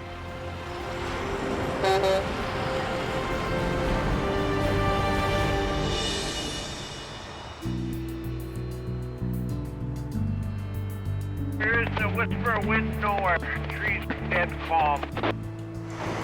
2 days after the windstorm, From a big storm to clear skies. crews are still cleaning up in hope. And the power's back on at Jamie's dispatch. Jamie Davis towing. You can see how devastating the winds were. And the boss is in his back 40. We have a lot of trees that are down here. So help pick up the lumber. Come on, let's go. Jamie's recruited his twin daughters, Alexis and Brianna, and son, James Jr. You can do it. It's not that big. Just try. Oh my God. Just try. Sorry.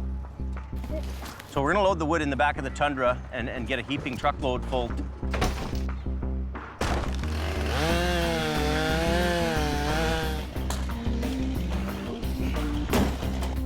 That'll be good enough for today. Get in the truck. It's nice to have all the firewood for the house and for the shop, but I hope we don't have another windstorm for a long, long time.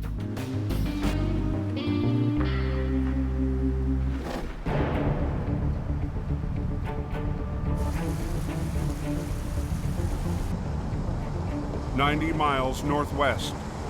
We're going fishing. Catch us a big fish. 2 heavy wreckers climb a back road to tackle a beast. It's a truck with an industrial rock hauling box on the back. It's laying on its roof about 40 feet over the bank. Al Quiring. Oh! Watch out for the wheel wash there. It's a deep hole. And Gord Boyd. Pick up on 43.5. Are on their way to a mammoth recovery at a mine site. It's probably a 100,000-pound dump truck or close to it. So the forces will be against us to begin with. Pick up down 41.2. This is all washout here. Survive and get out of here alive is the goal. Pull in tight by this excavator here. This is gonna be a fun day. The rock truck missed a tight turn and rolled 40 feet down the bank. The turtle on its back. A big giant turtle. That must have been a holy moment while he was going over anyways. The driver walked away. That's a big-ass truck. Like, seriously, that's a big-ass truck.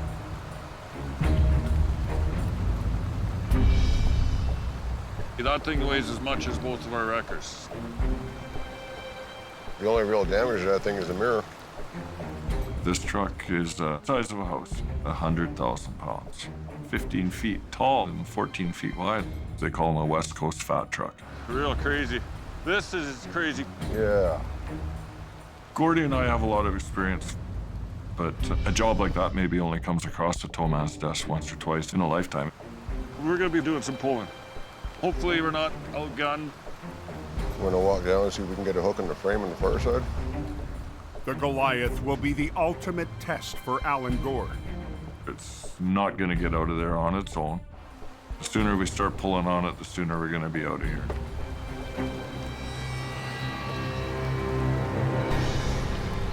Can you grab the big 3/4 chain with one hook?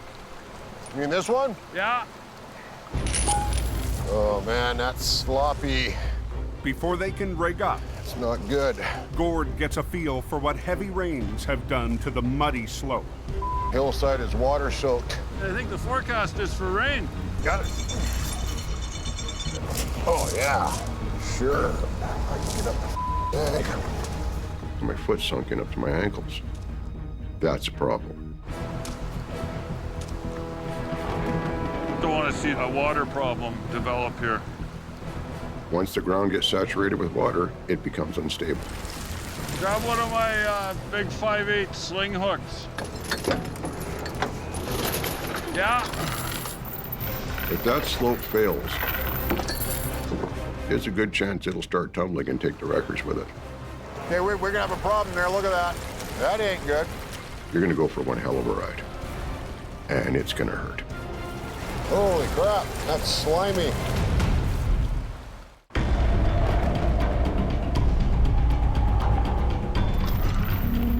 Damn, that's a big truck. An unstable slope. Okay, we're gonna have a problem there. Look at that. That ain't good. Threatens to wash out Al and Gord's recovery of a 100,000-pound rock truck. If that slope fails when we've got that thing halfway up, there's a good chance it'll start tumbling and take the wreckers with it. Don't like the edge of this road. Oh yeah, we got water issues here. If I can't have my truck sitting on solid ground, I'm not pulling anything. Time to come up with a plan B. If you can't find the path of least resistance, create it. Luckily, the quarry that we were actually working for had a loader and excavator. That's a rock. Always be ready to improvise. We got Michelangelo in an excavator here. He's painting us a nice picture. Yeah. One more load down here, and I think anymore we're gonna be having a dance floor on it. That's nice. That's real nice. And we'll start getting rigged up here. At least the rain has stopped. Gord backs up his wrecker to the bank to rig up for the flip. And my truck is going to be available at the tail end of the recovery to actually winch this unit out. Running from Gord's wrecker to the rock truck, a single line will loop back through the excavator several times for a rare 5-point pull. I've been doing this for almost 35 years, and that's the first time I've had a 5-part line put to anything. Gord uses pulleys called snatch blocks. Every snatch block you put in the line doubles the pulling power of it. To loop the line back and forth between the excavator and the rock truck. In theory, this should give me enough to overcome that. This will work. Okay. The excavator will also act as a dead weight for Gord's 50-ton wrecker. I don't have enough weight to counteract the weight of what I'm trying to pull over. He weighs 100,000 pounds alone. You have to have the anchor. Right now, with this machine hooked, I outweigh the casualty, and I've quadrupled my pulling power. So I have one line through 4 snatch blocks. So I've got a 5-part line, 200,000 pounds of pull. Okay, we're ready to go. We want to pull this thing out. We want to get out of here. Got it. Got to have evidence suitable for framing. Just go nice and easy. This was a chance for me to put theory into practice. Most jobs, 1 or 2 snatch blocks is more than enough. You don't get a chance to do these things too often.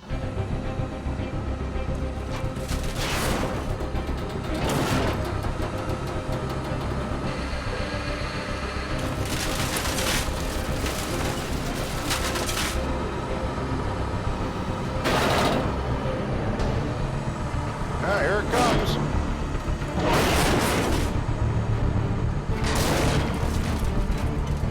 Now is when it's going to start getting heavy.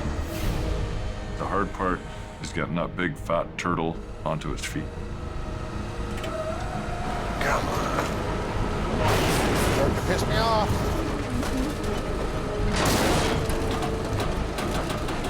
Just hold on, Gord. Just hold on. Just back it down. Gord didn't have enough power in all those blocks to get it up on its wheels. No way. That's how tough these trucks are. It's unbelievable. I'll get it back down and I'll hook on that top one and give you a little help. That'd be a good idea. Al has to add his wrecker to the fight. The owner of the truck wanted this thing brought out, and I don't want to let him down. Al's just gonna add his line to make it want to come over. A little extra oomph. Whether or not it'll be enough, we'll find out.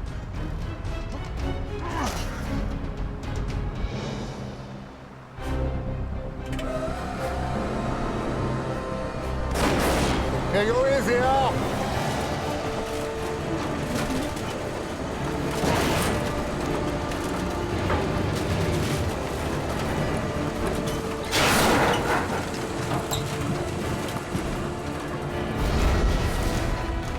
Looking a little better. We just might get lucky. That's what I like to see. Okay, hold on a sec, Al. We're getting closer to heading home for dinner. The rock truck is on its wheels, but still needs to make it up the steep slope. It'd be nice to get air to it right now and get it to release so that it rolls back. Yes. The truck's air brakes are still locked from the accident. If we were trying to drag that with the brakes locked up, I'm sure we'll be there for a week. We don't want to try and pull 100,000 pounds. It doesn't want to roll. It works better when it rolls. Well, the 32-point inspection looks good from here. Okay, you ready for air? Yeah, we'll try that, Gord. Okay. Once the brakes are released, the rock truck could go for a ride and take the wreckers with it. It's on a slope. It wants to roll back down the hill. Push the button in. Push the button in. I always get nervous doing this part. If things went sideways, I was gone. Gord. Gord. Push the button in. I hate this part. Gord and Al are about to attempt a 100,000-pound pull up a steep slope. I always get nervous doing this part. But nothing will happen until Gord climbs the wreck and releases the brakes. It's on a slope. It wants to roll back down the hill.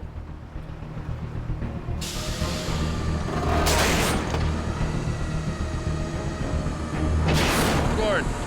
Gord. We should be okay. I always get nervous doing that. Yeah, as long as the wheels will just keep tugging on her. I'm gonna have Gord keep his lines on it to control the truck and get this thing out of here, hopefully.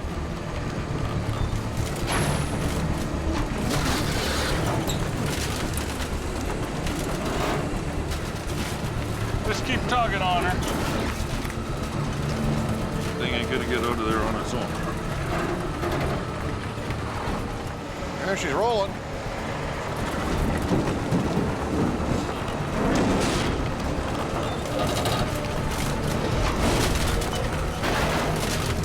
Go, go, go. This is going very well. Oh, oh, oh. Beautiful. We're good. Okay. Mission accomplished. There she be. Damn, we're good. I'm happy that we pulled it off. Came out of there without wrecking anything, wrecking our trucks, wrecking ourselves. Chalk another one up for Team Green. Sometimes you get lucky. It's amazing what you guys can do.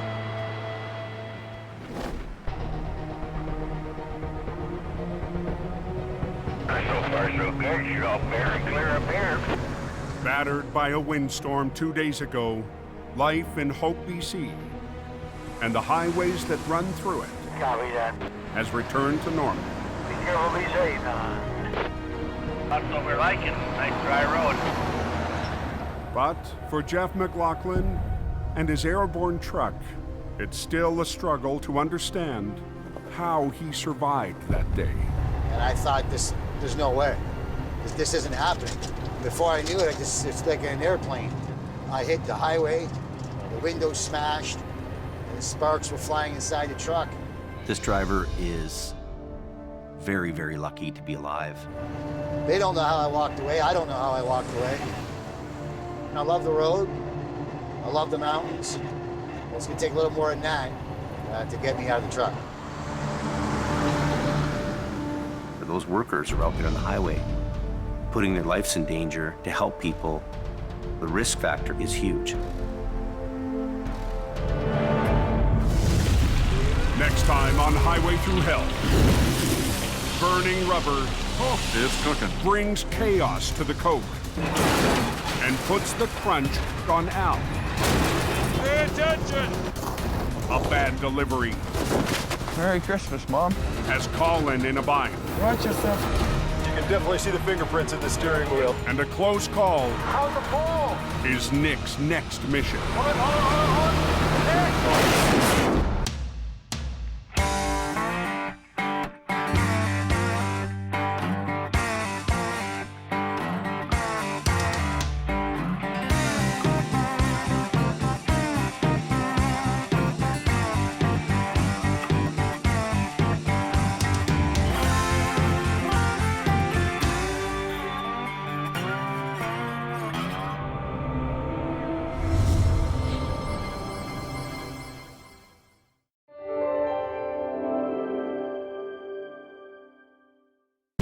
This time on Highway Through Hell, Take your brakes off your trailer! a Coca-Cola cowboy. Wrong truck to pull. Why Gord Boyd Stay off my hill. never backs down. There's a totally different side to him. The mountain's iron grip puts the squeeze on Johnny. That's bad, bro. And a rolling wreck That's crazy. has Nick at the end of his rope. Oh, Trap! Hold on. Let it out! On the Highway Through Hell, the last line of defense is a heavy rescue team ready to tackle any disaster. Because closure is not an option.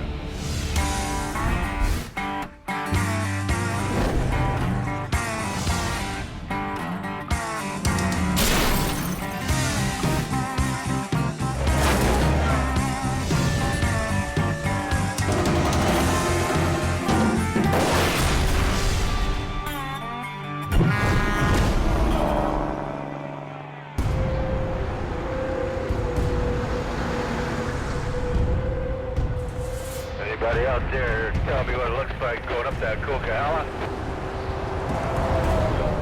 It was ugly when I came down, and then it got ugly behind me. A midwinter storm has hit BC's Coca-Cola Highway. Asher's a giant mess. We got stuff jackknifing all over the place here. Gonna need highway help. In the last 2 hours, 6 inches of heavy, wet snow has stuck to the road. When you're up that mountain, you're on guard, you're on edge all the time. It's a very rugged, tough environment to be in. And mandatory chain-up for big rigs has been triggered. Drivers are supposed to chain up before climbing the steepest section of the cope, the Smasher. I'd be kinda ticked off if I had to put my chains on to go up there. But some drivers are going barefoot, AL22 quarter 10. making big problems for Highway Supervisor Richard Enns. Yeah, you can send your traffic warrior. Oftentimes when chain-up is required, the drivers choose to ignore our direction. Yeah, what's the fine if you don't chain and just spin out? A lot of people think, oh, well, throw one set of singles on, that'll work. And they're buying cheap chains. Drivers who roll the dice often only win one thing: a pricey tow from Gord Boyd. As soon as I lift off, you lift off. Let's get this done. When a storm hits, Quiring towing is called in by the Highways Department. We have been given a responsibility to keep this highway open, and I intend to fulfill that responsibility. I curse that hill as well. And I'm sure a lot of other people curse that hill. Just a couple of trucks jackknifed going down the shit. I just heard about a jackknife semi. We're going to back down real quick and see if we can do something about it. Gord's battled the hill for Quiring towing for 7 winters. Oh, yeah. Today, even drivers going down the Smasher need help. You get a couple of guys jackknifed, and most of them are sitting there in the seat shaking, because they've just gave themselves a really good scare. We got a mess.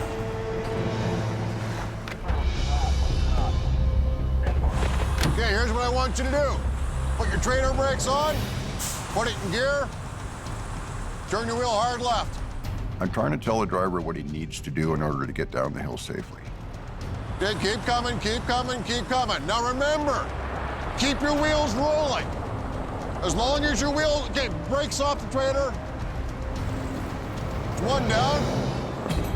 As soon as one driver is on his way, another is in trouble. Don't try and go down the hill too slow. That's why you got in this position. I feel sorry for this guy. He's terrified. Okay, trailer brakes on again. Okay.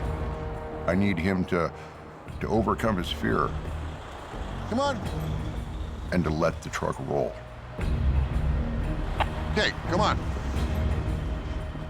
He thinks he's gonna have a runaway, but it's not what's gonna happen. Okay. We'll go to plan B. We have sand handy, we have shovels handy. That'll probably help. Take your brakes off your trailer! Trailer brakes off! Brakes off! Okay, do not touch your brakes going down the hill. Try and hold about at 20 or 30 kilometers per hour. Give her. Just call me the truck whisperer.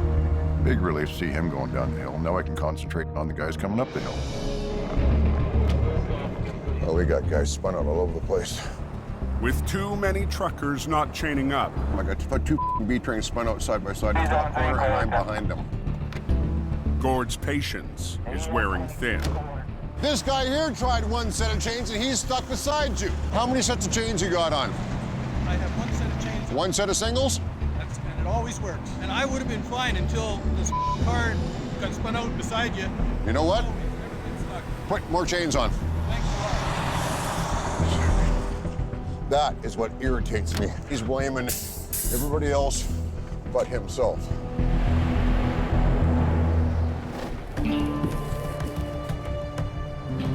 "20 minutes up the road, another heavy wrecker heads south on Highway 5. The driver is on his way to a tow yard in Hope. Jamie said that there's supposed to be a big snowstorm there, so he told me to pack a bag there. I expect to stay a couple days. If the roads get really bad out there, to give them a hand.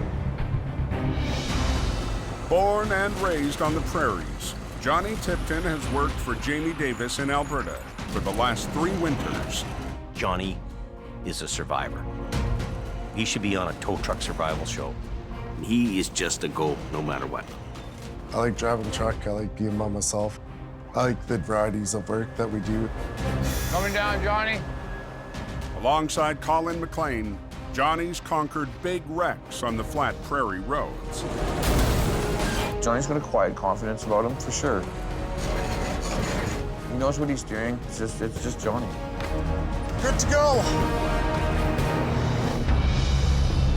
But with Alberta in the grips of an economic crash, Jamie will give him a shot at heavy rescue on the coast.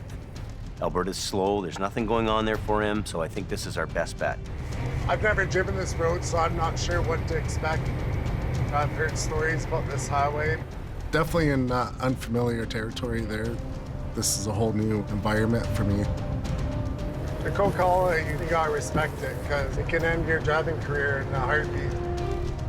We know that Johnny's a great guy to have on a truck. A little bit new territory for him to try to work here. I hope it works out. After a long day on the road, Johnny Tipton finally reaches Jamie's yard in Hope. Johnny, you made her. Yeah. Cool. How'd you like your trip down? Good. Yeah? It's pretty cool, driving out the mountains for the first time. I hope Johnny can fit in around here and be part of the team. That means getting along with lead driver, Scott Berg. Scott's a very experienced operator. Sometimes he rubs people the wrong way, and I hope that doesn't happen with him and Johnny.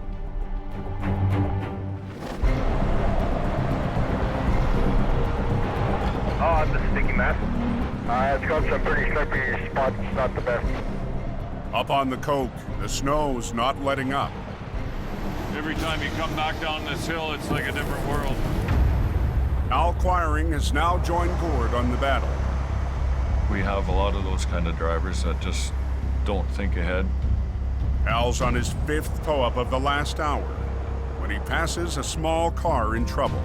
We got a stationary vehicle in a 120 kilometer an hour zone. Could be an escalating situation where somebody starts a chain reaction. The driver has a fully loaded trailer on his hitch. I got a job in Saskatchewan, and we're hauling everything that we own. Al already has a semi on his hook, but decides to add the extra load to his train. You can only wonder who would take a front-wheel drive car that's loaded to the hilt, in the back seat full of clothes and who knows what else. Yeah, next time instead of renting the trailer, rent the van. Get going, you guys. You know, sometimes it's easier to just take 5 minutes to get that guy out of a dangerous situation.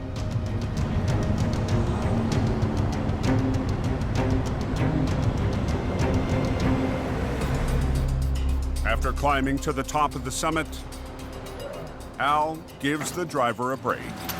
That just saved you a pile of money. Probably like $300. They got a free ride. I've never been pulled up like that. It's sort of like a train of shame.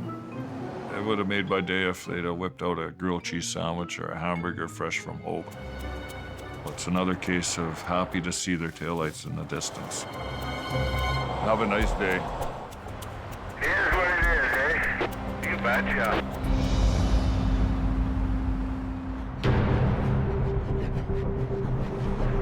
I just passed the first MVI up the hill. That snowed up there is pretty slick coming down. As night falls, the storm is only getting worse. I've almost been in the ditch twice.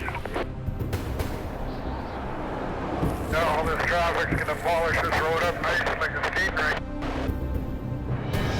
Highway sanding crews are out in full force. Loaded Zodkiss, loaded. No, it only takes one truck to mess it up for everybody else. Just one. It's a gong show at times. Just up ahead of you, there's a truck in the ditch there northbound. 8 miles up the hill, Jamie's lead flagger, Robert, has just arrived to the scene of an accident. Tractor is really deep in there because of the snowbank. When the snow plows go this way, northbound and southbound, it just keeps on packing. It's quite heavy. The fully loaded semi slid off the road and plowed into 3 feet of snow. It's on a curve, right? You get four-wheelers coming, and wham. The driver is still waiting for help inside his cab. I was gonna jump the black ice and shot into the ditch. The snowbank, and it stopped me from going across the other side of the road. Johnny from Jamie Davis, do you copy? Johnny arrived in Hope less than 24 hours ago. Now he's headed to his first recovery on the coke. For Johnny going up the mountain, it's got to be a little bit intimidating. This is gonna be my first big wreck on the Cook Hollow there, so I'm a little nervous and excited at the same time.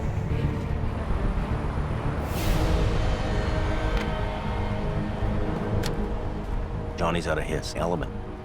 He's gonna have to be very careful because you can find yourself in trouble in a hurry. The truck and trailer was in the ditch with a lot of snow there, so it was in there pretty good. Can't you just turn around right here? Or you want to go turn around down there and shoot her back this way? I'm thinking I should hook up that back there. Johnny decides the best way to rescue the 70,000-pound rig Pull it backwards. Should work. is to pull from the same direction it went in. Well, let's hold traffic, bro. Okay, I'll be quick. But the heavy mountain snow could add another 20,000 pounds of resistance. The snow in BC is very wet, very dense. It's a very different snow from Alberta. For a guy who's never done it before, that's a big challenge.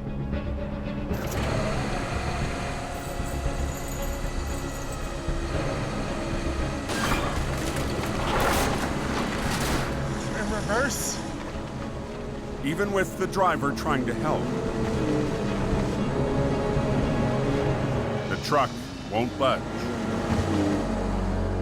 In Alberta, for this job here, it would have been hooked up and packed up and gone in 20 minutes. That's good. Do you have the tow hooks on her? Johnny will try again, this time from the front. Gotta dig them out with my hands. But the tow hooks are nowhere to be found. In BC, the resistance from the snowpack would be a lot higher than the resistance in a vehicle in Alberta. Same rigs, same everything, but the snow is going to make a difference in your job. And Johnny doesn't know that. You think we should shut it down? Okay. Robert blocks traffic, and Johnny starts to pull.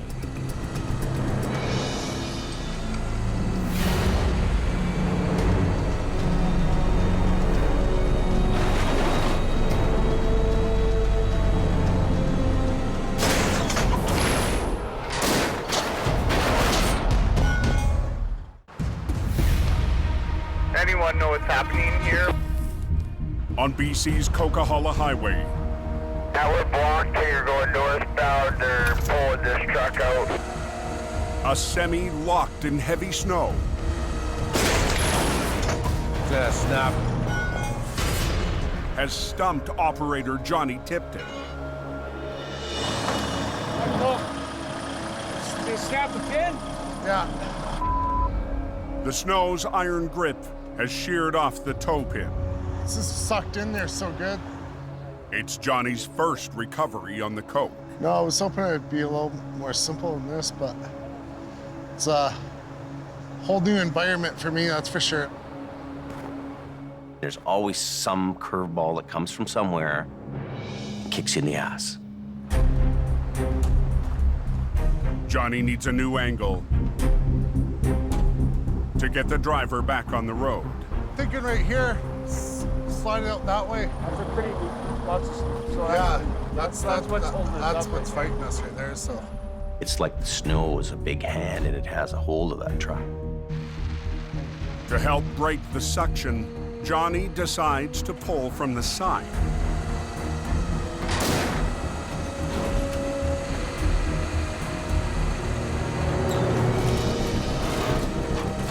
But as he starts to winch, Look how slippery it is. the only thing moving is Johnny's 40,000-pound record. Come on, buddy.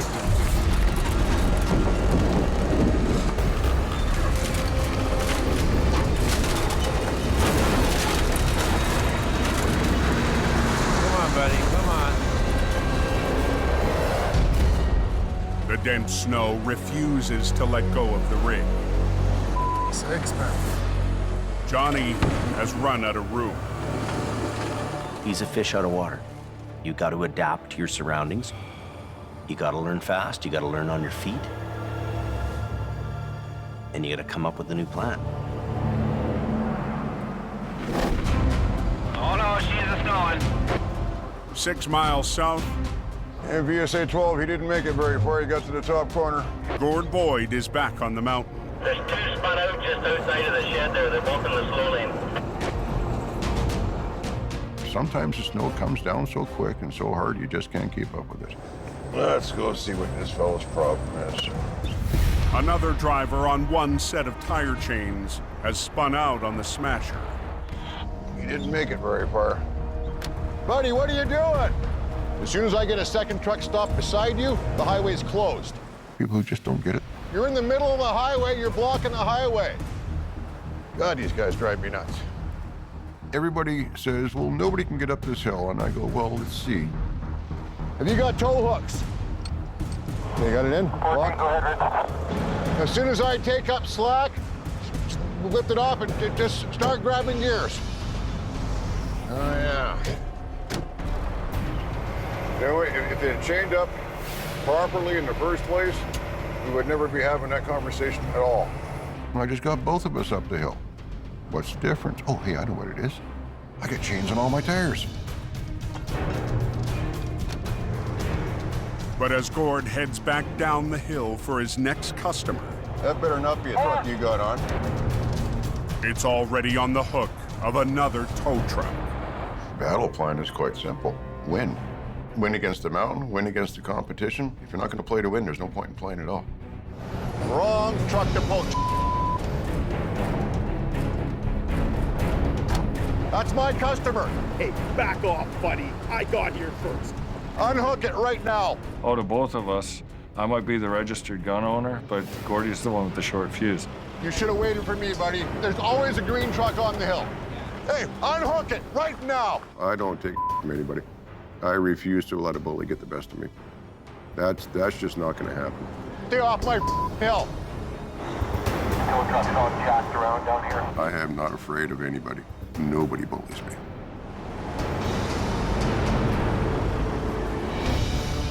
Anyone know what's happening here? They're tracking the median. They're pulling it out. Come on, buddy. Come on. High on the mountain, a new face on the coke is fighting a losing battle. Stuck. Johnny Tipton hasn't been able to get a stuck semi blocking the highway to budge. And his heavy wrecker is now on the edge of a ditch. You gotta winch yourself out. Yeah. Johnny will have to anchor his wrecker to the 80,000-pound semi and winch his own truck out of trouble. For Johnny doing his first job in BC, running a brand new truck that's worth $500,000, you've got huge responsibility and a huge weight on your shoulder. You just have to soldier on.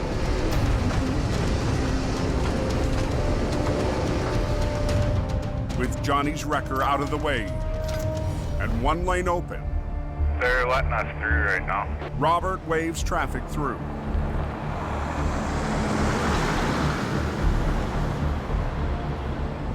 Can't believe it's not coming out. No, it's stuck bad, bro. The snow is not wanting to let go. He's got to attack this job with a different way of thinking. I'll let you talk to him. Hang on. Jamie's prairie operator needs a lifeline. Yeah, I can't get this thing to budge.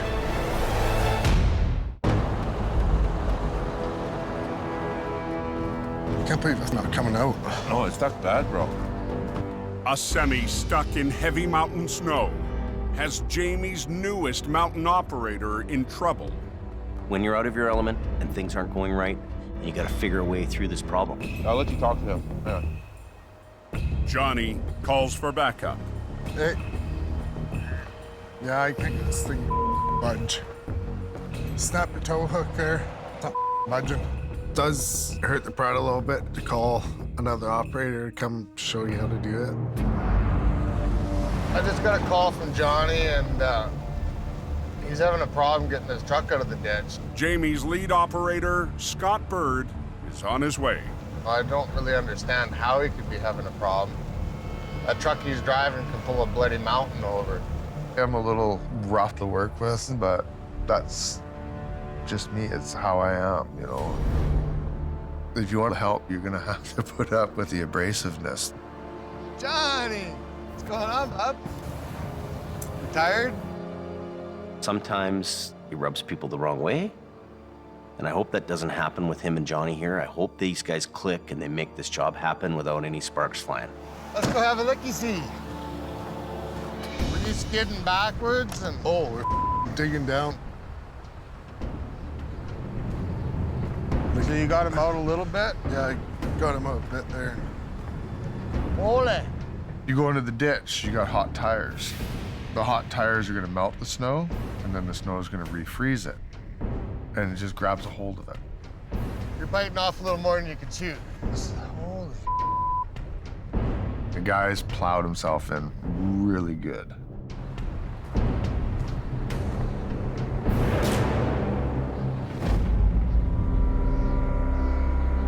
Looking pretty white up top.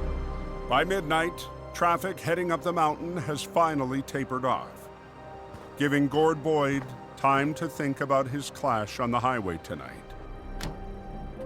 I learned how to deal with bullies. I learned how to develop thick skin. Gord's faced a lifetime of battles that began long before he ever drove for Quiring Towing. People don't realize as a heavy-duty operator that there's a totally different side to them, which is unseen. I stuttered badly when I was a kid. Man, it was pathetic. I couldn't string 5 words together in a sentence if my life depended on it. I got beat up a lot until I started fighting back. When you're a kid, the worst thing you can be is different. Because all the other kids are going to pick on you because you're different. It's been the driving force in the last 20 years of my life was to overcome my stuttering. It took me a lot of time to get over, and still do it to this day. And it's just one of those things I carry with me.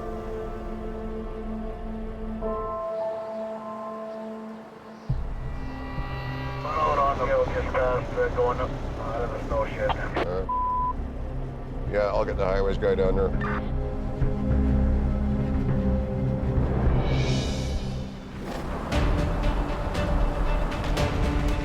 Up the highway, Jamie's most experienced heavy rescue operator has a plan. We're gonna go into the frame of his truck right on his 5th wheel plate. Really good and strong in there. So if you got another big 5/8 chain, You have to break everything free. when we're doing big bad pulls like this, we're going big bad chains, buddy. Scott gets Johnny to drag out his biggest chain. Johnny's experience has been out in Alberta. They have the light, dry, powdery snow. Out here, it's kind of halfway between concrete and crazy glue.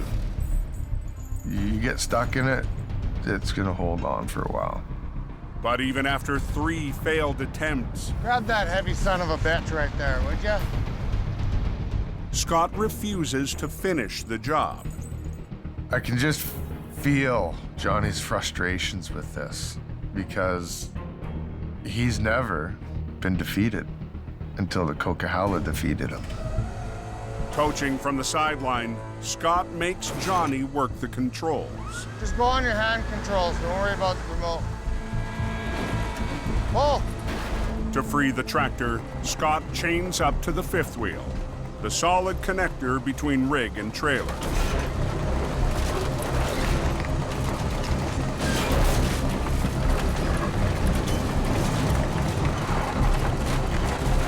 Come down.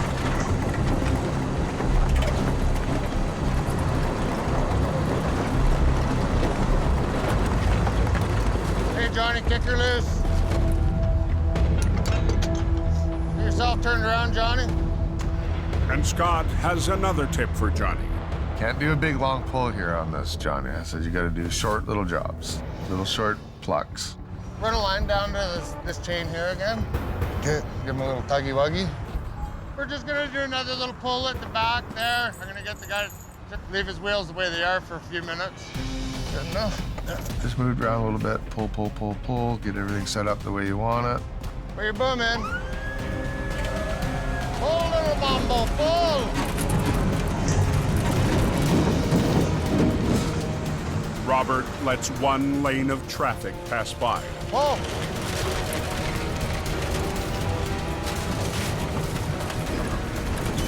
Stop. Stop. Pull, little mambo, pull!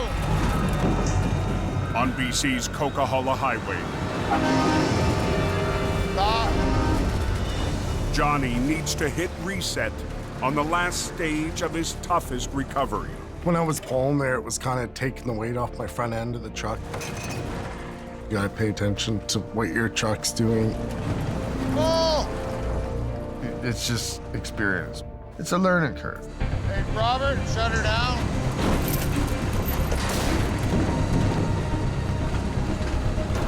Let's go ahead to the left real hard.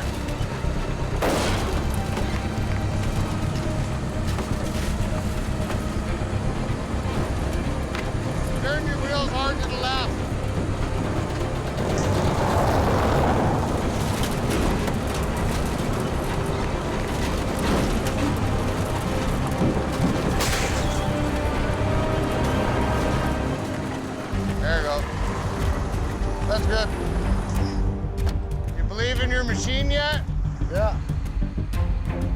Tupper, you will learn. 3 hours after Johnny's first mountain recovery began, the job is over.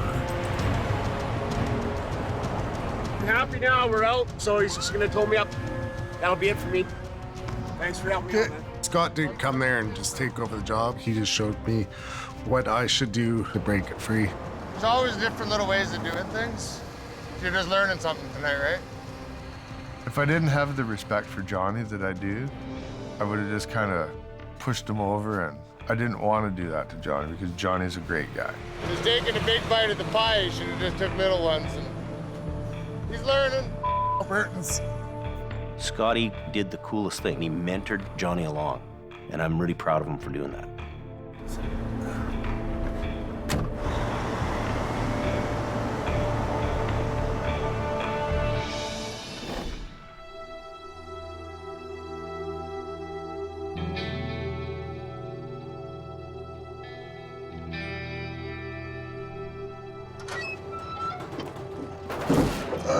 Okay.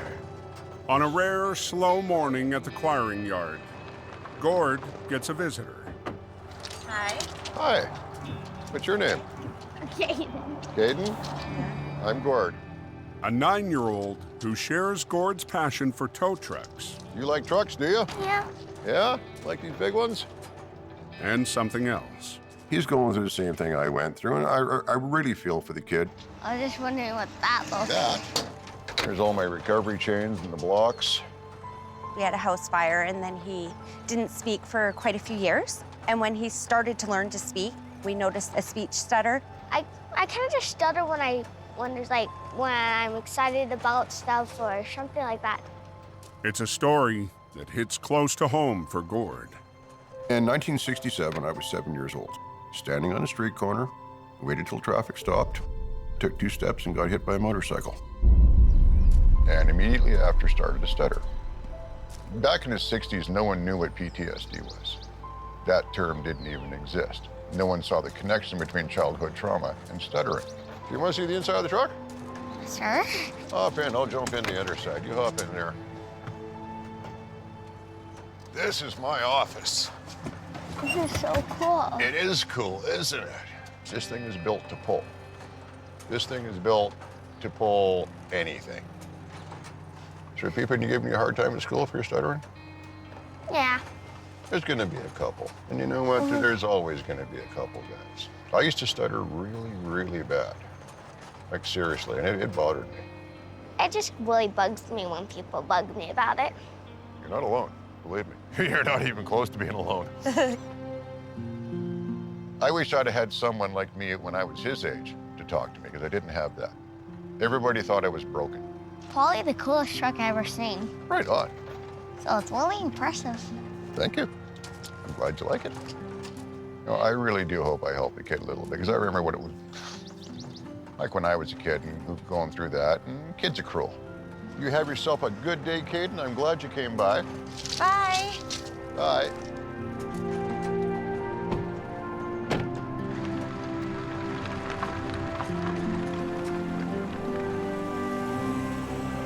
That was cool.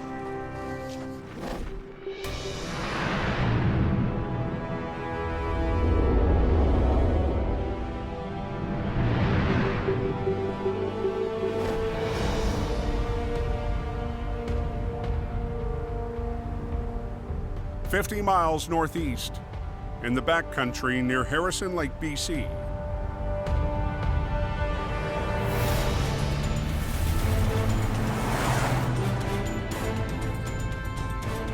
We're headed up approximately 13 kilometers up East Harrison.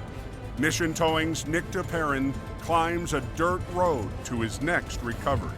We've only seen a few pictures of it, so we can't quite tell how steep the embankment is or exactly how far over the embankment it is.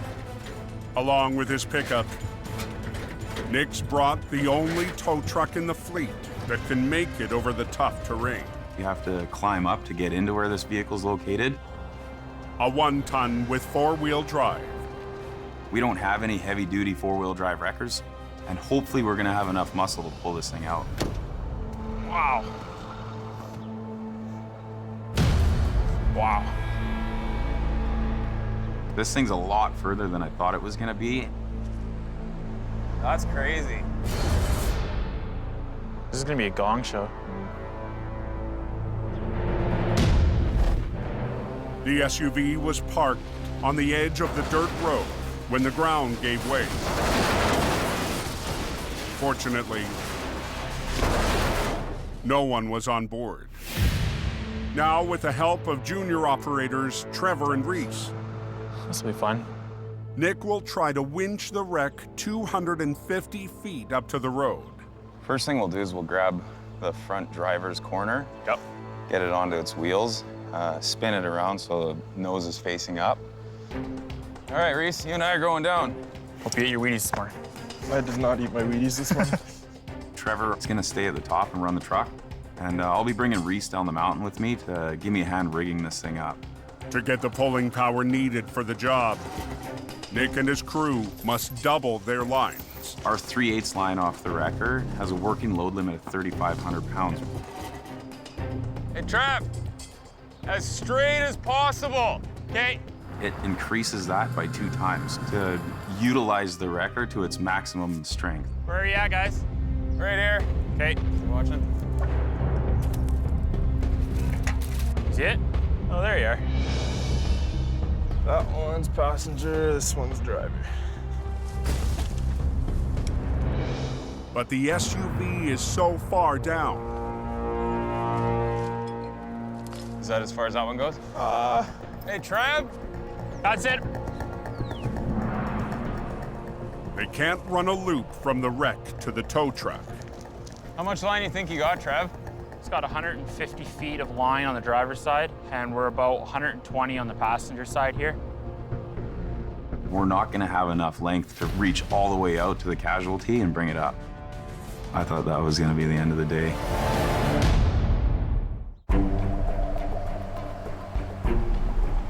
That one's passenger, this one's driver. In the hills above Harrison Lake, BC. Oh. Hey, Trav. Nick's at the end of his rope, trying to haul a crashed SUV 250 feet to the road. That's it. We're not gonna have enough length to reach all the way out to the casualty and bring it up.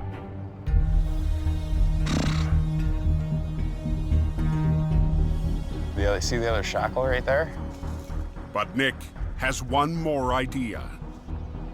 So I'm thinking we actually might have enough if we run that 7/16 line in one length right to it. Check. The crew will loop the first winch line through a snatch block, then rig it to the second line, making a longer single line to reach the wreck. What we're gonna do is marry the hooks. So we'll put that block on this right here. We've reached the distance we need to reach with our line, and we've increased our working load limit. That'll free us up that other line as well if we need to tie it off to a stump. Marrying the hooks will give the 1-ton the capacity to winch 7,000 pounds. So we're gonna give it a go and do the best we can with what we've got up here today. You want me to start running this up the hill? Yeah, please. But there's still a chance the truck's winch won't have enough power.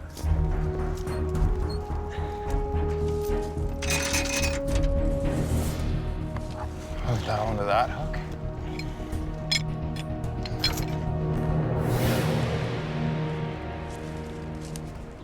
Hey, Trav.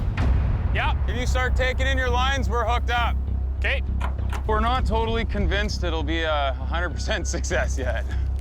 There's all kinds of sticks and branches that are sticking up. I don't even know what we're gonna run into trying to bring this thing up the bank. You got that one hooked up, right? Yeah, I'm holding it till it's snug.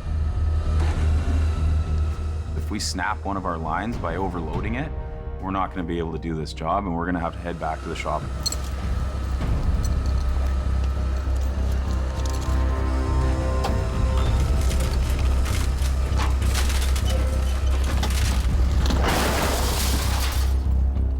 The wreck is on its wheels. Now the mission team must get it up the steep slope. I'm hoping that we have enough truck to pull it up. Hopefully we don't run into too many hiccups along the way.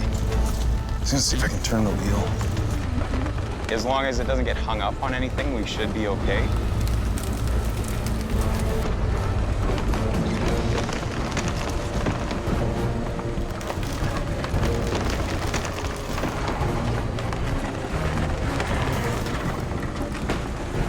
Bring your boom in. Line? Yep. But just 30 feet from the top, the load is fighting the small tow truck. Hold on. Oh,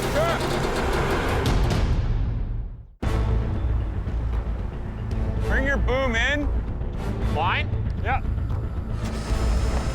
On a mountain road near Mission, BC, a wreck on the end of a single line is testing the limits of a 1-ton tow truck. Hold on. Oh, sure. And Nick's team. Let it out. Huh? Let it out.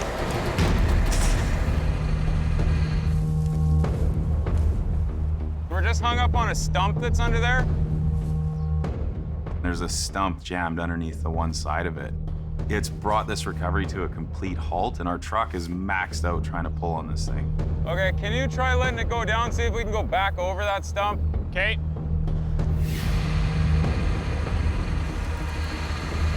I don't know if we're gonna be able to get it with this 1-ton. No.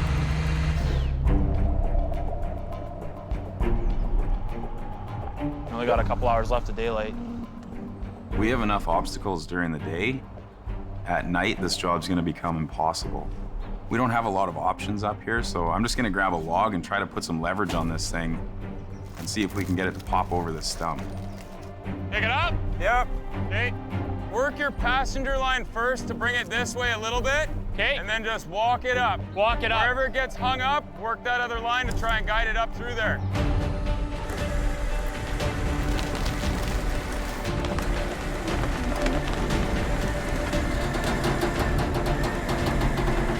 Okay, let it down.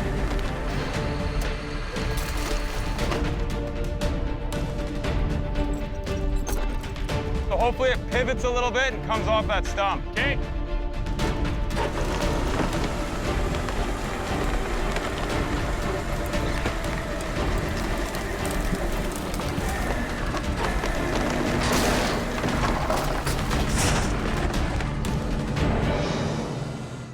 Good? Yep. The wreck is free of the stump. On the clear? Yeah. The biggest obstacle now is gonna be to get it up the steepest grade of the hill. We're not totally in the clear yet. A little more on the driver's side again.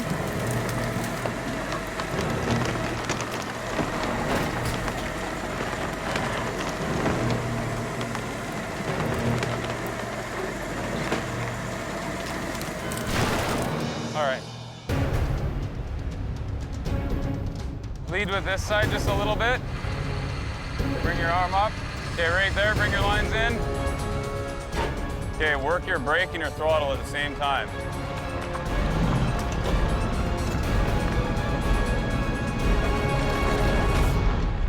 Just before dark, We got it out. Reese, my man. Nice job. Nick and his crew Nice job. Right on. are finally in the clear. Mission accomplished. To get this thing out and loaded up and headed to the yard with it is a very good feeling. This was a difficult job to attack with this particular piece of equipment. All in all, it's a success. We got it done before it got dark. You guys did a hell of a job out here today.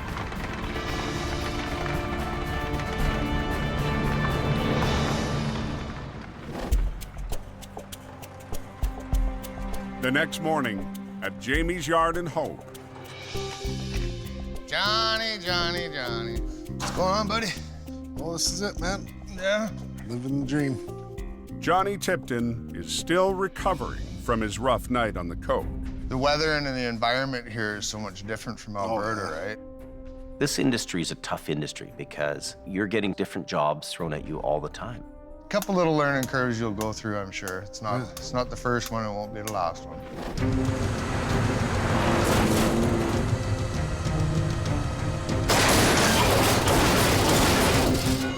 Johnny fumbles the ball a bit, but that's okay. Well, I was glad you were around there to help me out and all that. Scott goes up there, picks it up for him, and you know what? Touchdown. The way that Johnny and Scott are getting along here, I think I want to keep Johnny here in BC. Hey, Johnny. Hey.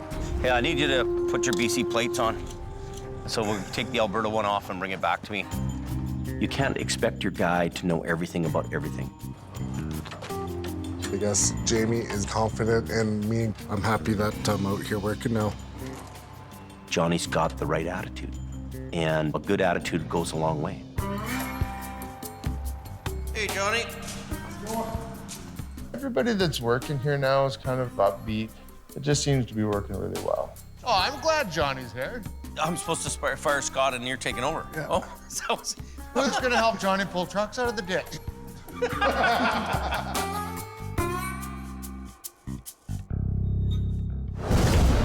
Next time on Highway Through Hell. Wind her up, give her some throttle. A battle in a bog. Like 3 big fat elephants. We're gonna lean into it. Has Al in deep. Man against machine. Whoa! A crash in the canyon. Everybody do a little bit. Puts Jamie to the test. Try to work together. Hold it. It's wedged under there. I can't budge it. And Jordy and Gord tag team. Hang on. On a tangled wreck. Hold on.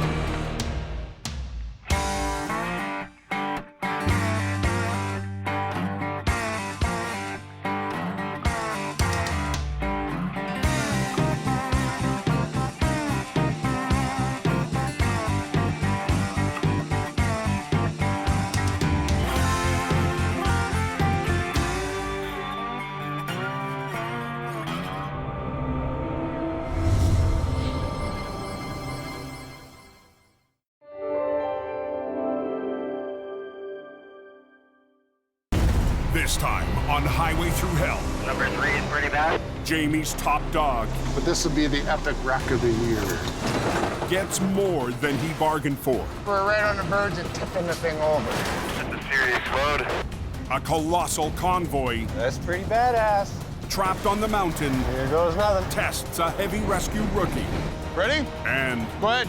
mission towing I'm not convinced it's gonna work. tackles a river monster. On the Highway Through Hell. The last line of defense is a heavy rescue team ready to tackle any disaster. Because closure is not an option.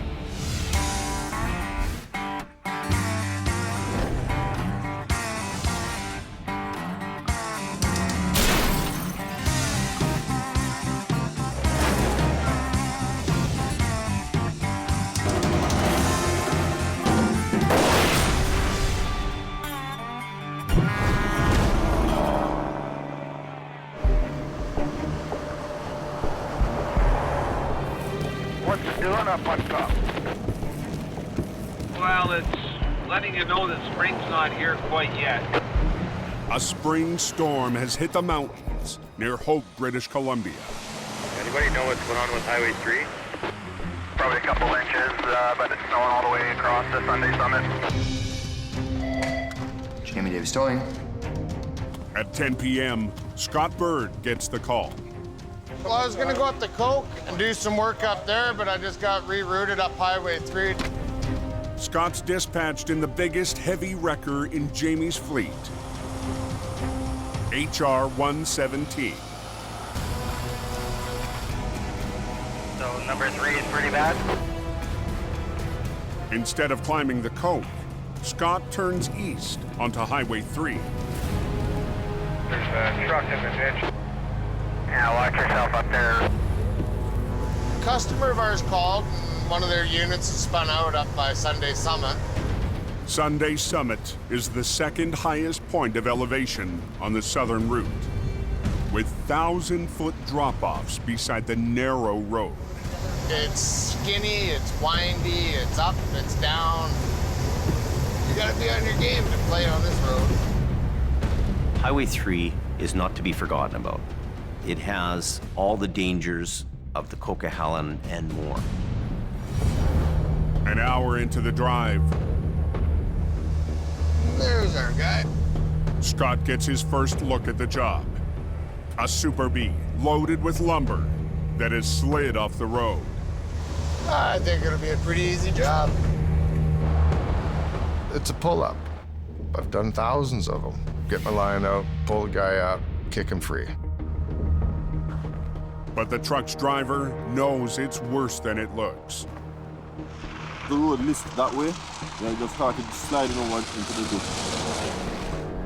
The B-Train's tractor and its 2 trailers are leaning hard to one side. Truck's running and everything okay? Yeah. Okay, I'll pull some line out and we'll get this done. We'll be doing about a 140,000 pound pull. By myself, I'll get her done. I can go to anything and deal with anything. Once that cable's tight, release your brakes. If you start going backwards, go back onto the brakes, okay? Okay. Yeah, watch yourself up there. You're gonna come up on a tow truck trying to pull a lumber truck out of the ditch. The highway is still open. I'm gonna try and see if he's gonna come out easy. Scott gets to work, pulling on the front of the 60-ton Super B. Come on. But it's a struggle to get the tractor back onto the road. Come on. The fully loaded trailer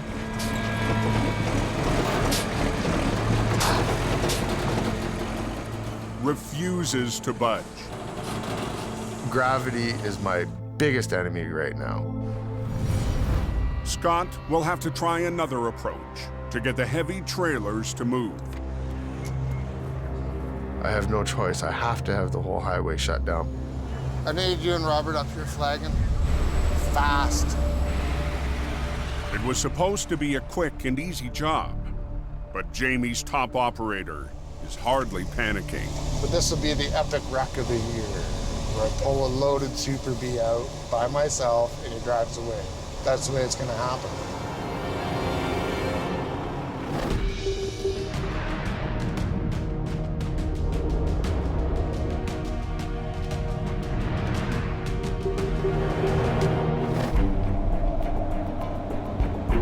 With Scott tied up on Highway 3, there's something blocking the snow shed. Jamie sends his newest driver up the coke. I just got a call to head out for a spun out 13-axle truck up on the smasher. We're gonna go up there and give him a tug up the hill. Mike's gonna take a shot at this job. He's new here, but I'm confident he can get it done. Mike's behind the wheel of one of Jamie's smallest heavy wreckers, HR 66.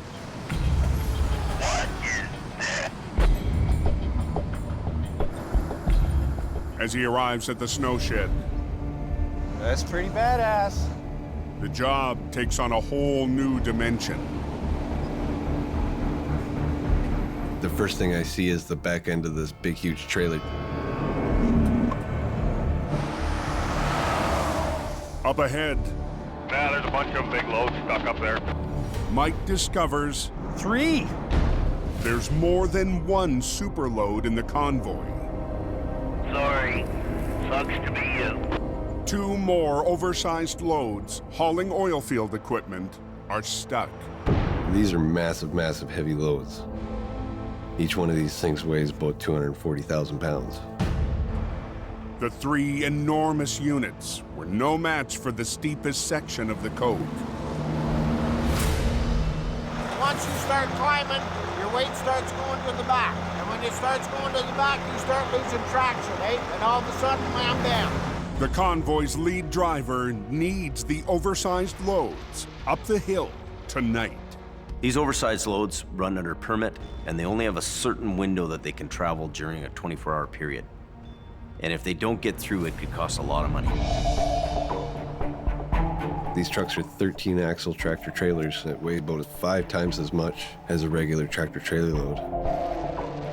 The rookie driver and his 25-ton wrecker won't stand a chance without chains. When something's blocking the highway, the pressure's on you to get these chains on in a hurry. Hold on a second. It's a little bit of a fight to get them stuffed in there, but I'm flexible. I fit in here. I'm gonna get this done. Done. I'm gonna be at first. Okay. and I won't shift. We'll just crawl it up. We'll crawl her to the top, and hopefully we make her, right? That's right, sir. Okay. Hope nothing breaks. Chained up, Mike starts moving the first super load. Crawling up the Smasher's 8.5% incline.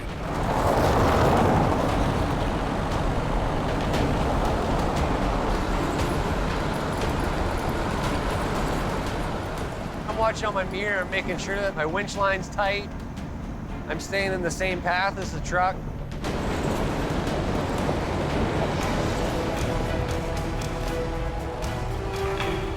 Every moment that we got these heavy loads blocking the road is potential for a bad accident and there's potential for lost freight time. Mike gets the first $250,000 load to the top of the hill.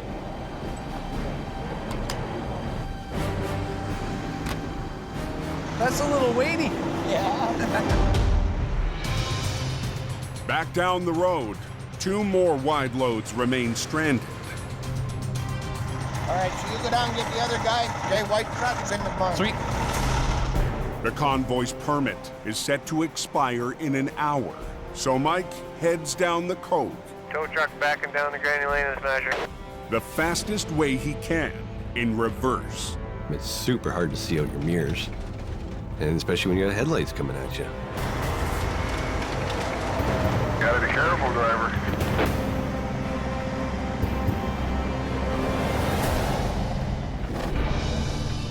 Across the mountains on Highway 3.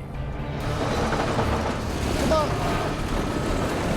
What was supposed to be a simple recovery is turning into a problem for Scott. Damn it. The recovery veteran has struggled to winch the heavy B train out from the front. Okay. Scott's called in flaggers Robert and Loretta to shut down the highway.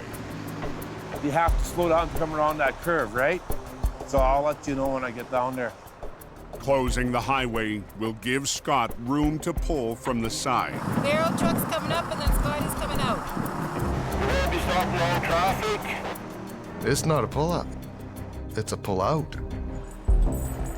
It makes a whole big difference to what I'm going to be doing here.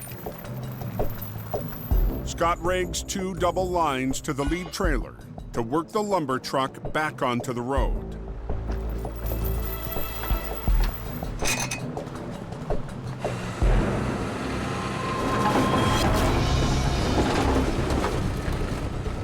There's not a mark on this truck or trailer anywhere. The load's perfectly intact.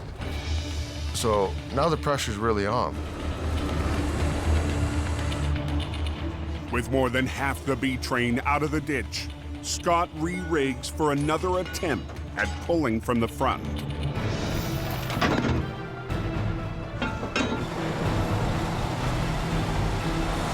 I'm really confident I can get this job done. This will be the final pull. I'm thinking it's just going to be a walk in the park. But the rear trailer Steer it! Steer! is putting up a fight.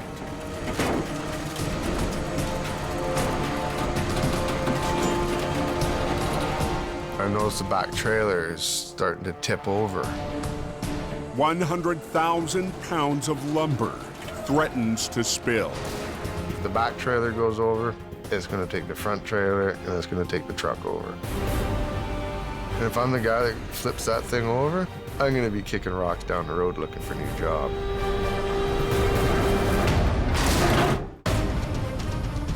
Okay, guys, road is closed one direction. On Highway 3, east of Hope, Steer it! Steer! Scott Bird struggles with a loaded lumber truck.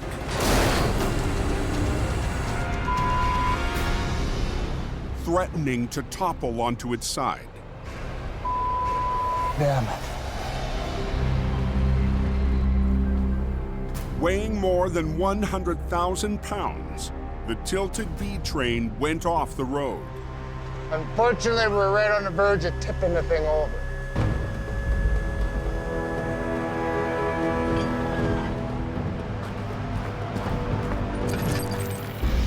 Sometimes they look easy and they're not quite as easy as they look.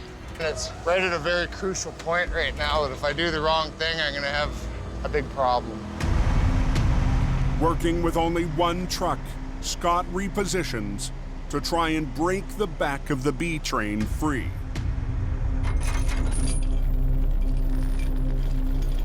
We have to immediately address that back trailer. It has to come out sideways.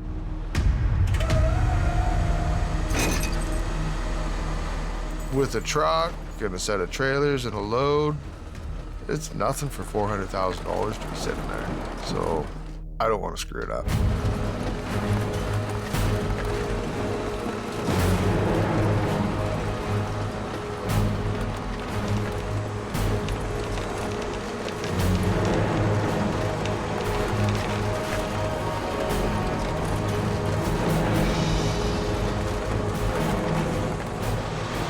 Made a thing into a good thing. Now we're going to do this midsection.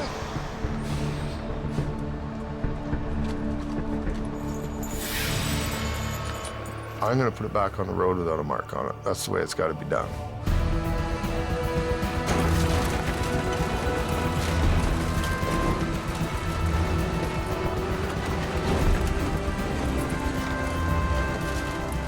Finally, both fully loaded trailers are back onto the road.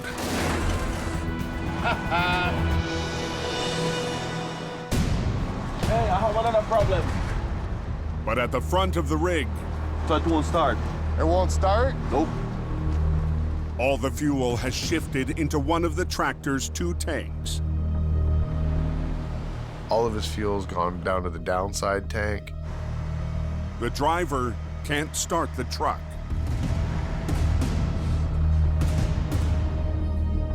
She ain't gonna run. Now I have one more situation I gotta deal with before he can drive away.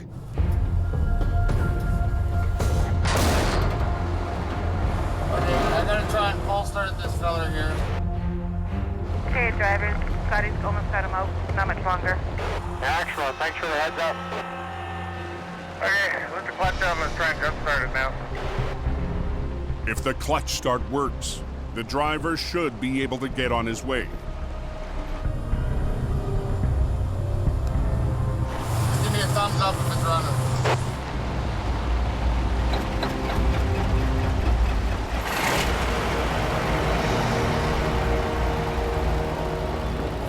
We'll pull over just up here and we'll cut you loose. Loretta, let your traffic go. Good job. Okay, bud. Take care. Okay, man. Going for the road. Yeah. There's a little bit of a grunt, but we got her done. You can buy all the big wreckers you want. You need the talent to run it. And Scott has that. Pride is everything. Do it right. Feeling good. Truck's out of the ditch. Customer's happy. That is a beautiful thing.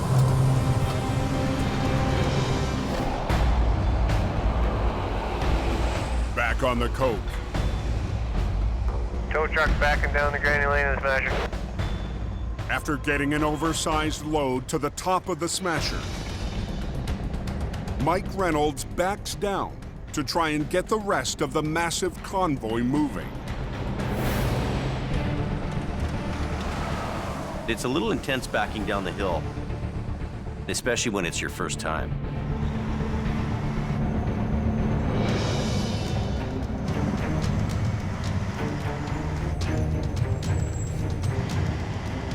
Backed all the way down the Smasher. The top to the bottom.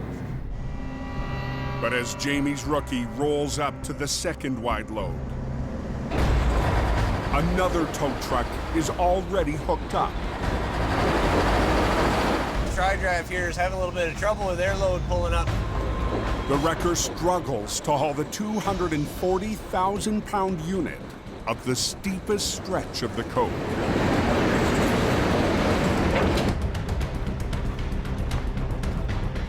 These oversized loads, they got a time restriction on their permits. Yeah, I got one triple on. You gotta get this thing figured out pretty quick here. Sitting here doing nothing ain't gonna get the road open. To get the oversized load moving, Mike's front bumper is connected to the back end of the 100-foot-long train. And I'm gonna act as a push truck and help push him up while the other tow truck pulls him up. It's got to be in there far enough, eh? This is a long one, eh? It's probably bottomed out. Never got to be a push truck before. So just first gearing it? Yeah. All ready back here? Ready to move.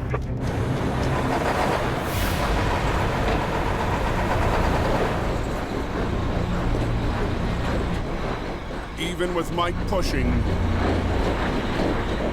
and the other truck pulling, the load won't move. Tires are smoking away to pieces, trucks jumping all over the place. This is being super hard on my truck. I'm just burning my tires and chains off back here, man. Not very good.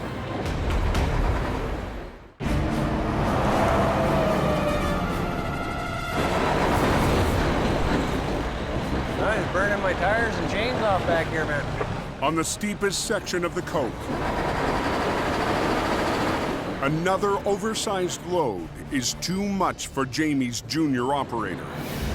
Tires are smoking away to pieces, trucks jumping all over the place. With Mike pushing at the back and another truck pulling up front, the 250,000-pound unit won't budge. This is silly. We gotta figure something else out. Closer inspection reveals the load's tractor has a broken axle. He weighs so much, we need the extra help from this tractor. When his tires don't roll, it ain't helping us at all. This second guy's needing a tow job now. The damaged cab is towed away. They're gonna take the tractor off the first unit that I pulled up the hill and bring him down here and hook him up. Leaving Mike and the convoy's lead driver to take on the 240,000-pound load.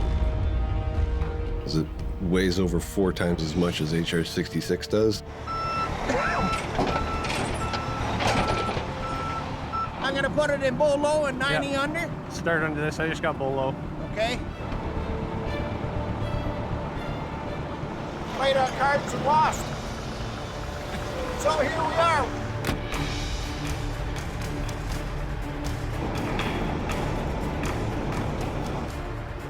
All right, buddy, I'm going to ease off on the brake, and then we're going to start going. I'm in bull low, brakes off, ready to go.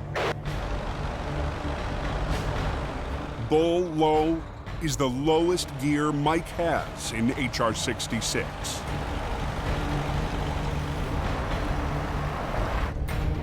This is just me pushing now.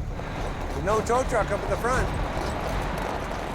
It's really, really tough to get traction, and it's really easy to spin my tires. It's a little bit of a chewy fight, but we're gonna deal with it and get this job done.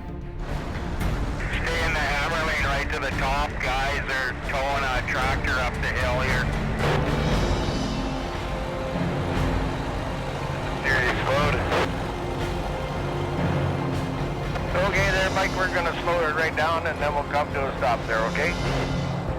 It's the second heavyweight load of the 3-part convoy. I'm in neutral. Mike's helped up the smasher tonight. A little bit of teamwork. But there's still one more unit to rescue.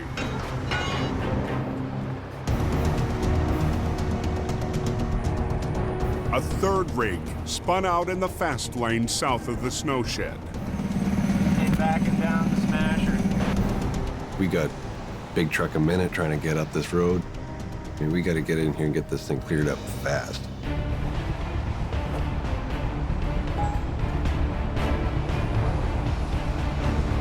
Just got to get through this last one. Here goes nothing.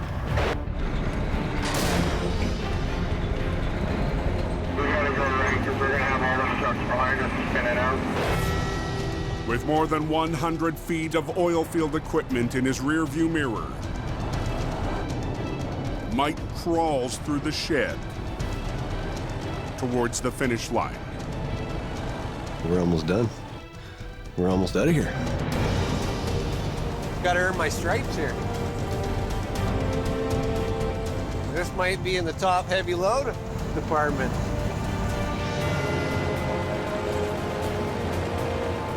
The mechanic turned heavy rescue man as the last piece of the convoy to the top of the coke.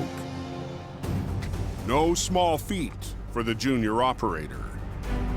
We hauled up about 720,000 pounds of iron tonight. Maybe I set a record.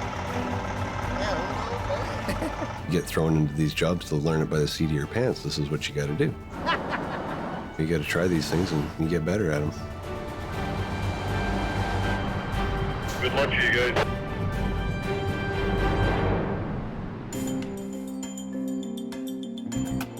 Done and done. Mike pulled off a huge night, and I think he holds the record for the heaviest load pulled up the coke. Yeah, you got to be a warrior to do that hill, man. It's not for the faint of heart, right? No, that's right. But good job, though. That's really good. Thank you. Yep. Okay, all right, I got to get back to my paperwork, buddy.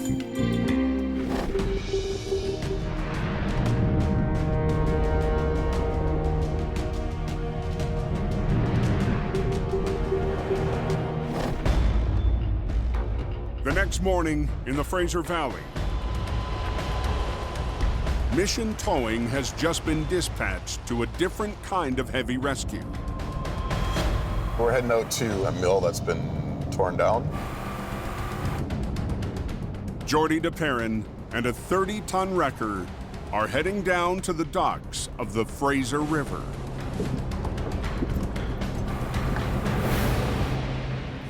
A customer called us stating they had a piece that was in the river.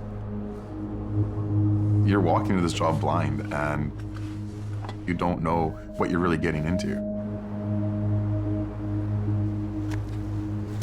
Oh, this is a mess. Wow. Underneath the water, a 40,000-pound log conveyor is anchored in the deep mud. For decades, lumber mills have relied on the machines to move logs up from the river. When the mill on this site was being demolished, This has got to be 30 feet deep here. the log conveyor collapsed into the river. This thing's big. I mean, this is a big, heavy piece of machinery. The 40-foot-long hunk of metal has Jordy and his brother Nick wading into uncharted waters. This conveyor is buried in river mud. It's heavy, so it's sunk down into that mud pretty hard. Very different than pulling a vehicle out of a ditch. I've been doing this job a long time, and this is the first log conveyor I've ever been faced with. With so much of the conveyor buried in the mud, the crew can only rig to its top side. You always want to hook underneath so it lifts it as you're pulling at the same time. In this certain situation, we have no choice but to do this. Winch in, boom down, boom up. Operator Dylan Greenwood starts the pull.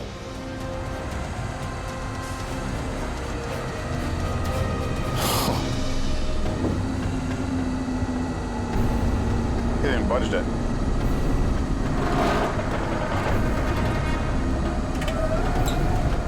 It's dead stopping Dylan's wrecker and lifting the front tires off the ground. We're watching for any sign of this thing moving at all, and it's not budging one little bit. The conveyor is suctioned so badly to the river bottom. Dylan's 30-ton wrecker is not enough. We're gonna need more muscle. Yeah. We can't get a good lift on it. Jordy and Nick roll in some extra iron for the job. A 30-ton excavator. You get you to bring your boom down? The excavator can lift a lot higher than the tow trucks can.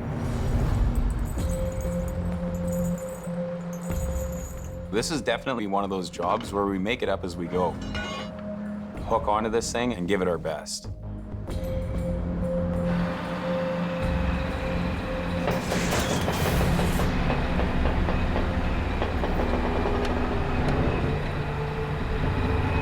Ready?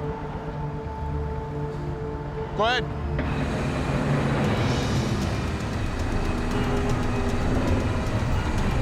All right, there we go. There we go.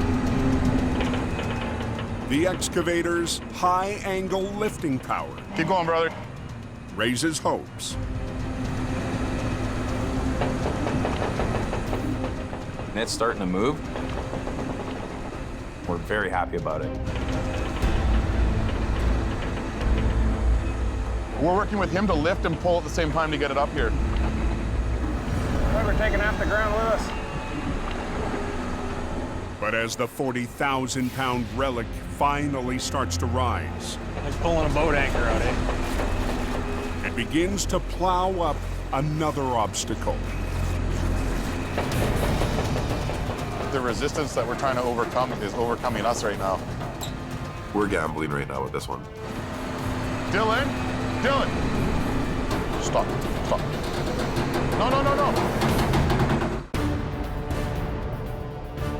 In the valley, on the banks of the Fraser River, load it up. Mission Towing tries to pry 40,000 pounds of dead weight out of the mud. This thing's just a big hunk of metal. It doesn't have any wheels on it. It's not gonna roll. It's gonna fight us the entire way.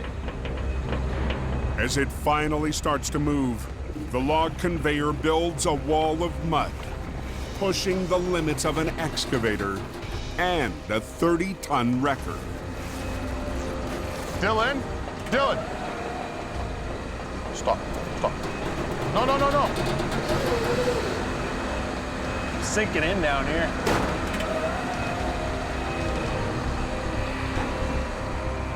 We're not moving this. This recovery is defeating us. Jordy and Nick need more muscle.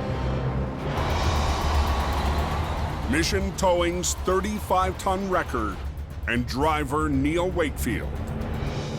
Jordy gave me a call and told me to meet him. They couldn't move it any further. Got there as quick as I could. Neil has spent years customizing Mission's eye-catching wrecker, Truck 70. That truck is my whole world. I am constantly working on it, painting it, rewiring it, polishing it. It's my baby. He's even poured thousands of dollars of his own money into its chrome and gleam. I don't have any other bad habits. I don't smoke or drink, so what am I going to spend money on? Now Neil and the 35-ton wrecker will try to turn the tide on the Riverside recovery. Welcome to the party, Neil. How long is this thing? See where the ropes are? Yeah. Okay, they're probably 30 feet past that. It's not very often we catch ourselves doubting what we're doing. And this really has us reconsidering whether we should have taken this job on.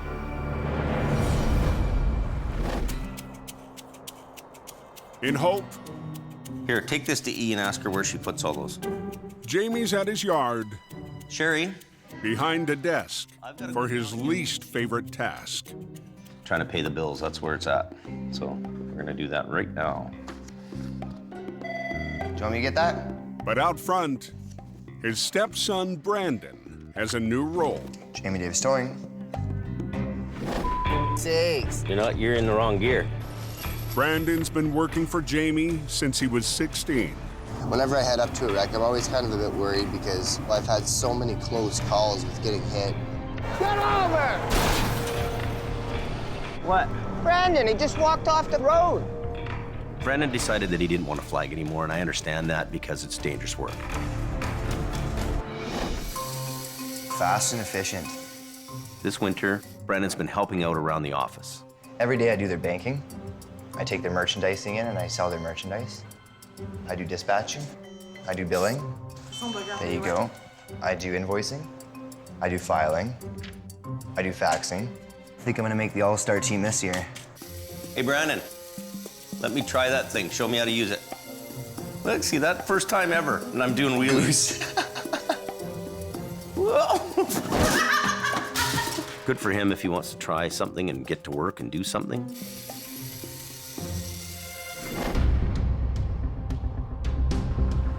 At the river, Are we gonna do 2 into 1, or are we gonna do 4 lines? 4 lines. Okay. Mission Towing is forced to add a third weapon to break the deadlock with an 18-ton log conveyor. We've maxed out Dylan's wrecker and this excavator, so we're hoping the 3 of these things working together, we'll be able to get this thing out of the water. To free the conveyor from the riverbed, they'll use 3 machines and 11 lines.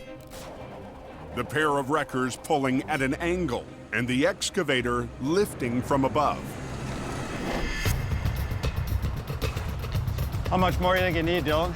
We're gonna go right where this line is going. It's underwater right now. Okay. Let's hook to a chain underneath it. Jordy is throwing in everything he's got to reel in the big catch. We have 11 lines this load because we're dealing with a lot of weight and the resistance. We're at a point right now where we're not sure. Can we get this out? We got lots of pulling power here. Perfect. Well, let's keep our fingers crossed. Yeah. But 3 machines and 11 lines still may not be enough. We're gonna run out of truck here is what's probably gonna happen. I'm going up.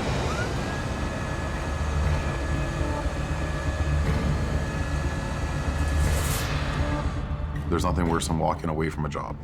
We need to pull it out. This is the moment of truth right here. If it's gonna work, we'll find out right now. Okay, ready? Go ahead.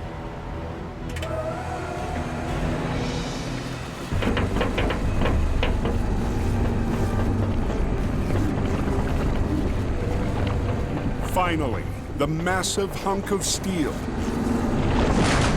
Beautiful. Breaks suction. Then starts to push through the wall of mud. I don't know, man. But the base, supporting the heavy wreckers, threatens to give way. Dig them right in. We might need a wrecker to come and get us out. The weakest link is the ground that we're sitting on. We're working on the riverbank. That concrete's very soft.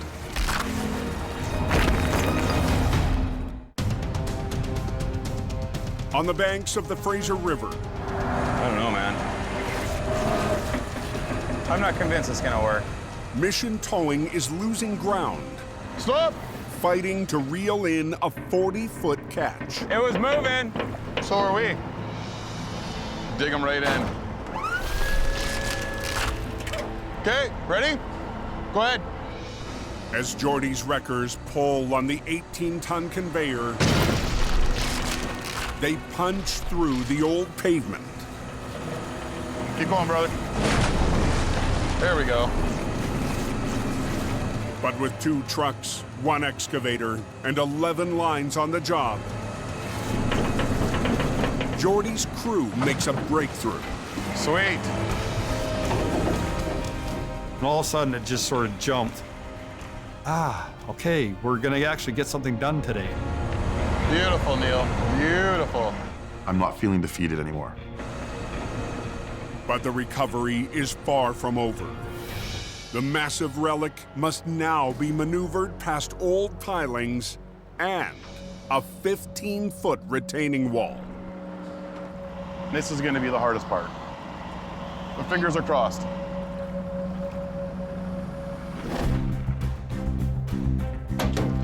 Back in Hope, Grab one end of that.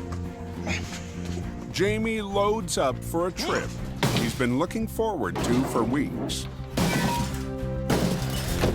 Lots to do today. The parts loaded in the back of the truck are for a new addition to Jamie's fleet. We've sold a rotator. I need a couple of more paid-for trucks that are refurbished just to kind of back everything up. Big important project for me is to get Mighty Mo on the road. Jamie's rebuilding an old Holmes record he fell in love with decades ago. Yeah, it looks good. Looks really good. He calls it Mighty Mo. It's the largest mechanical wrecker that was commercially built. It was the rotator of the day.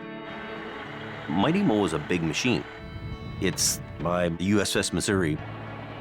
Mighty Mo is named after a famous World War II battleship.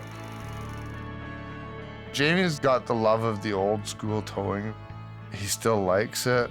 I think he needs to seek help about that. Jamie hopes the vintage wrecker will be ready to join his fleet before winter's over. But first, it has to start. I'm gonna give it a whirl just for giggles. Okay, you ready? Yeah.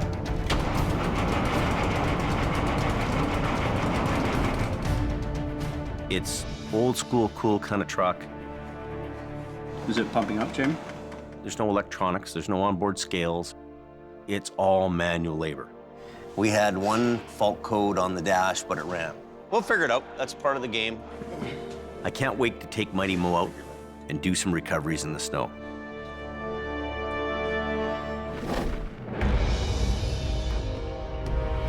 Let Dylan catch up to you, Neil. At the Riverside Recovery, Mission Towing has spent the last 7 hours in a tug of war. Pulling me up.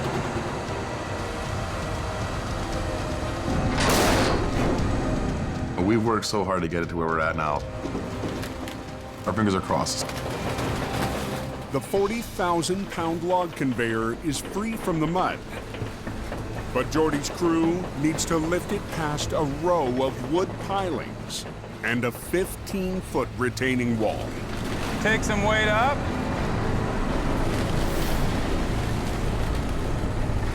Is it gonna get hung up on them? Is it gonna get caught on them?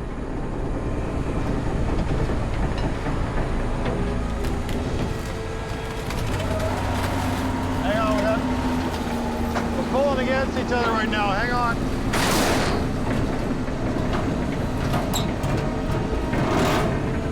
We're at the crucial part of the recovery.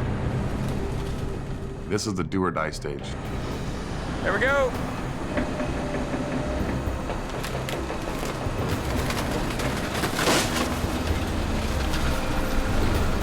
The conveyor clears the retaining wall.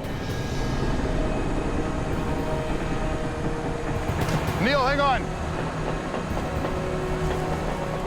But gets impaled on a wood piling. No log coming out with it. Let Dylan pull. Let Dylan pull. Pull, Dylan, go. It's worse than a tug of war.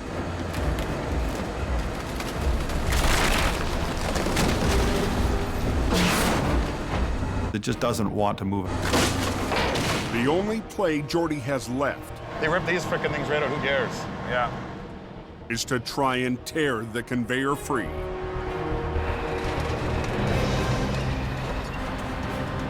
We're gonna turn it over to the excavator and let him fight this thing the rest of the way. That's a pretty serious pull. That's gonna get us. Whoa, whoa, whoa, whoa, whoa! On the banks of the Fraser River, Whoa, whoa, whoa, whoa, whoa! Mission Towing is in a final showdown with a beast. Hold it. To free the 18-ton log conveyor from a piling, Hang on 1 second. Yeah. Jordy's crew has brought the excavator back into the fight. And you see the back end of that excavator coming way up in the air. Next thing, we got that thing on its roof. That's gonna get us. Just need you to lift right now. Don't try pulling.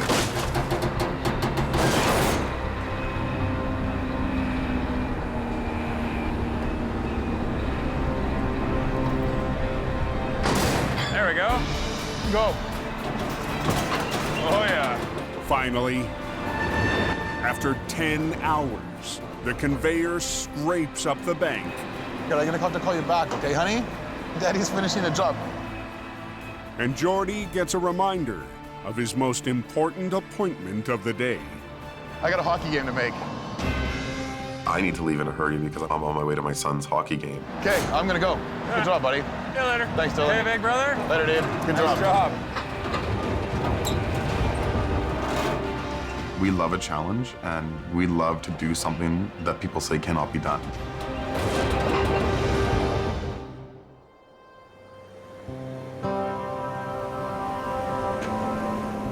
We won the recovery, and I get to go watch my son play hockey.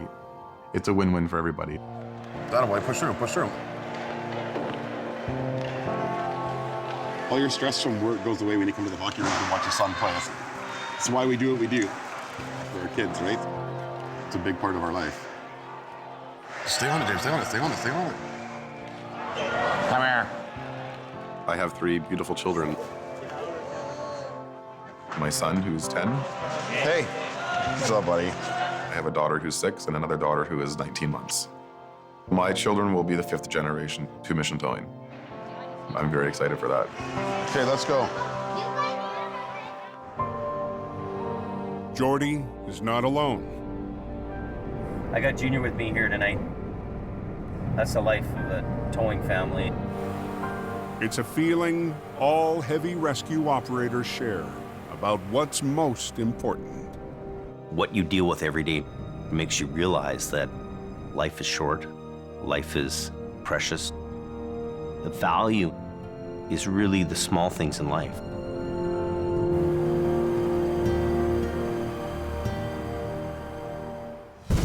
Next time on the season finale of Highway Through Hell, a logging truck. It's winking at me. 700 feet down. Saying, come get me. Becomes Al's steepest mountain recovery. A fiery crash has heavy rescue. Keep going. Battling to clear the canyon. And as winter wraps, Jamie cranks it up for next season.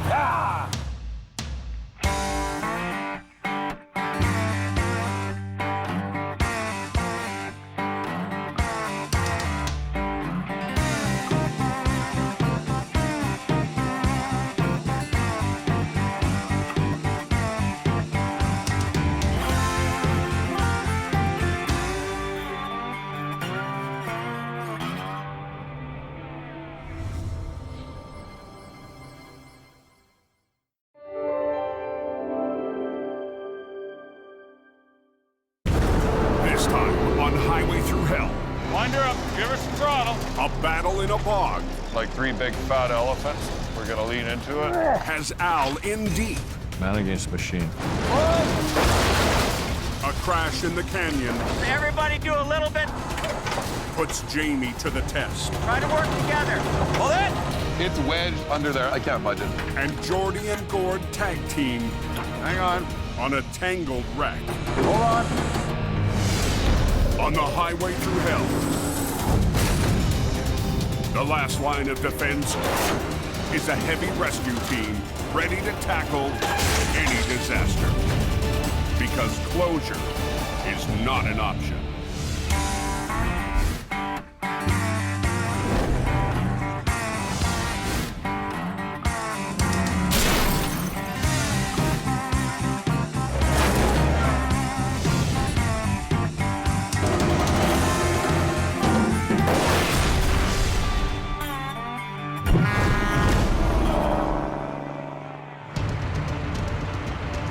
How's the coach? Going hard. A hard blast of snow on BC's Coquihalla Highway. How's it working? Has maintenance crews in full force on the mountain. Is it still snowing heavy up there? Going pretty good, yeah. When the storm hits, everybody works together to make sure the hill's kept open and traffic flows. Heavy-duty snowplows are crucial to keeping the vital trucking corridor open. BSA does a wonderful job keeping the roads so damn clean. Leading the pack, with a full load of sand on, is one of the highway crew's newest machines. These are all new and we are just ironing out the bugs. Plow Truck 244. Oh, they're scraping away. It's getting better. But after an hour on the front lines, now we've got an issue. Plow driver Robert Copeland is in trouble. We have a red engine light on. It says engine fault. The highway's newest line of defense is down. 10 minutes north. It's winter. Quiring Towing's Gord Void is on standby. 655 quarter. Yeah, go ahead, Richard. When highway maintenance calls. I'll need you to skip 244 off the hill there. Sounds like an overheating transmission or something. Oh, lovely. You have to keep the plows cycling. As long as they can cycle up and down that hill, that highway stays in good shape. Like any other piece of machinery, snowplows break down too. Gord heads down the mountain the fastest way he knows how. Just a heads up, there's a tow rig backing down. It takes a pretty dedicated team. You got the plow guys, the supervisors. Me, I would be considered the special forces. They need it on the road for tonight. Okay, time to get dirty.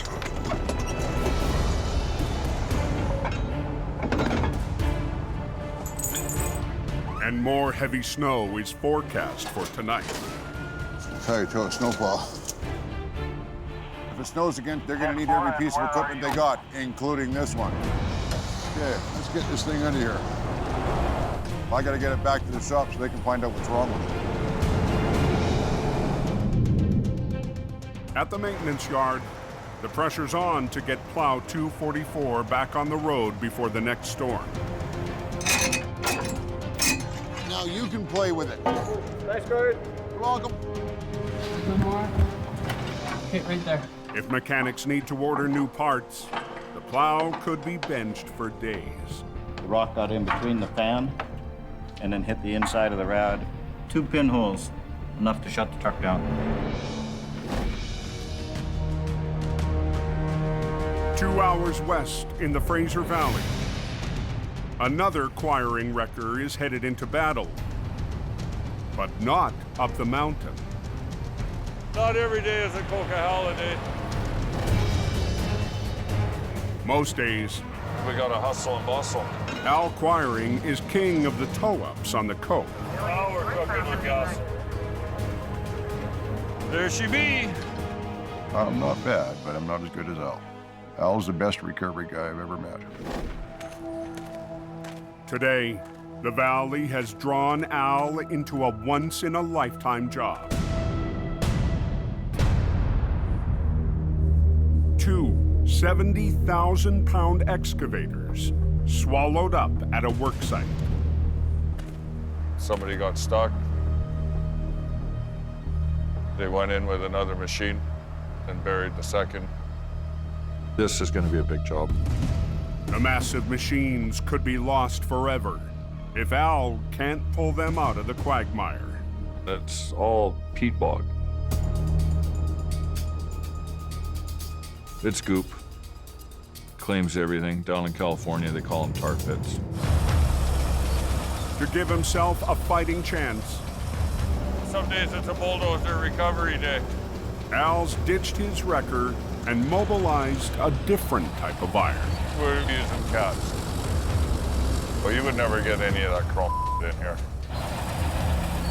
This is for rough, tough, burly kind of men. These things are the biggest cats around. They're stocked, we got a problem. 650 feet down the road, the client readies the site for the monster back road recovery. Hey, Al, today's the day, buddy. The rock and roll party's here now. Al puts on a brave face, but no one knows if the job is even possible. They're in quite deep, and we need to get down there, hook up to them, and get them out. Okay, so I'll keep moving. Keep going. But Al's dozers can't get to work until a log platform is built out over the unstable bog. Get us enough room, we could sit on there with a couple big cats, and we'll do some pulling. I'm not going anywhere till that road is built.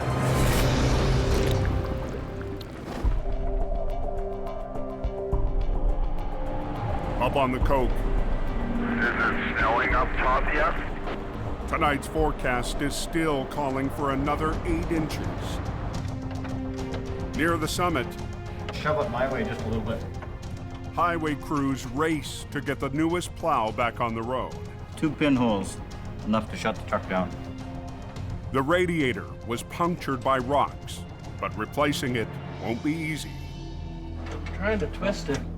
For Highway Supervisor Richard Enns, going into tonight's storm down a machine is not an option.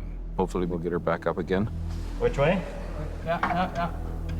Sometimes a little persuasion helps. Everything looks good? At 3:45 p.m., Okay, looks good. Alrighty. Plow 244 returns to duty on the mountain. Slippery, slushy section, snowing and plowing in progress. It's a constant battle to make sure the equipment is up and running and ready to go when the storm hits. I'll see you at the top, buddy. Down in the Fraser Canyon, Is there a fresh accident there? I'm not sure what's happening. I heard something about a smash-up. conditions are clear on Highway 1. We're just past Boston Bar. But Jamie Davis is on his way to an accident scene. There's a wreck here that we're dealing with. It's a tractor trailer that flipped over with produce on it. The wreck happened last night. I don't know how they got there.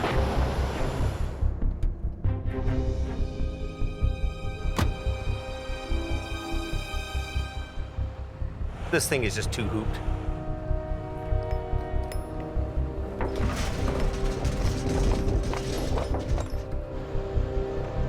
I'm not gonna lift that.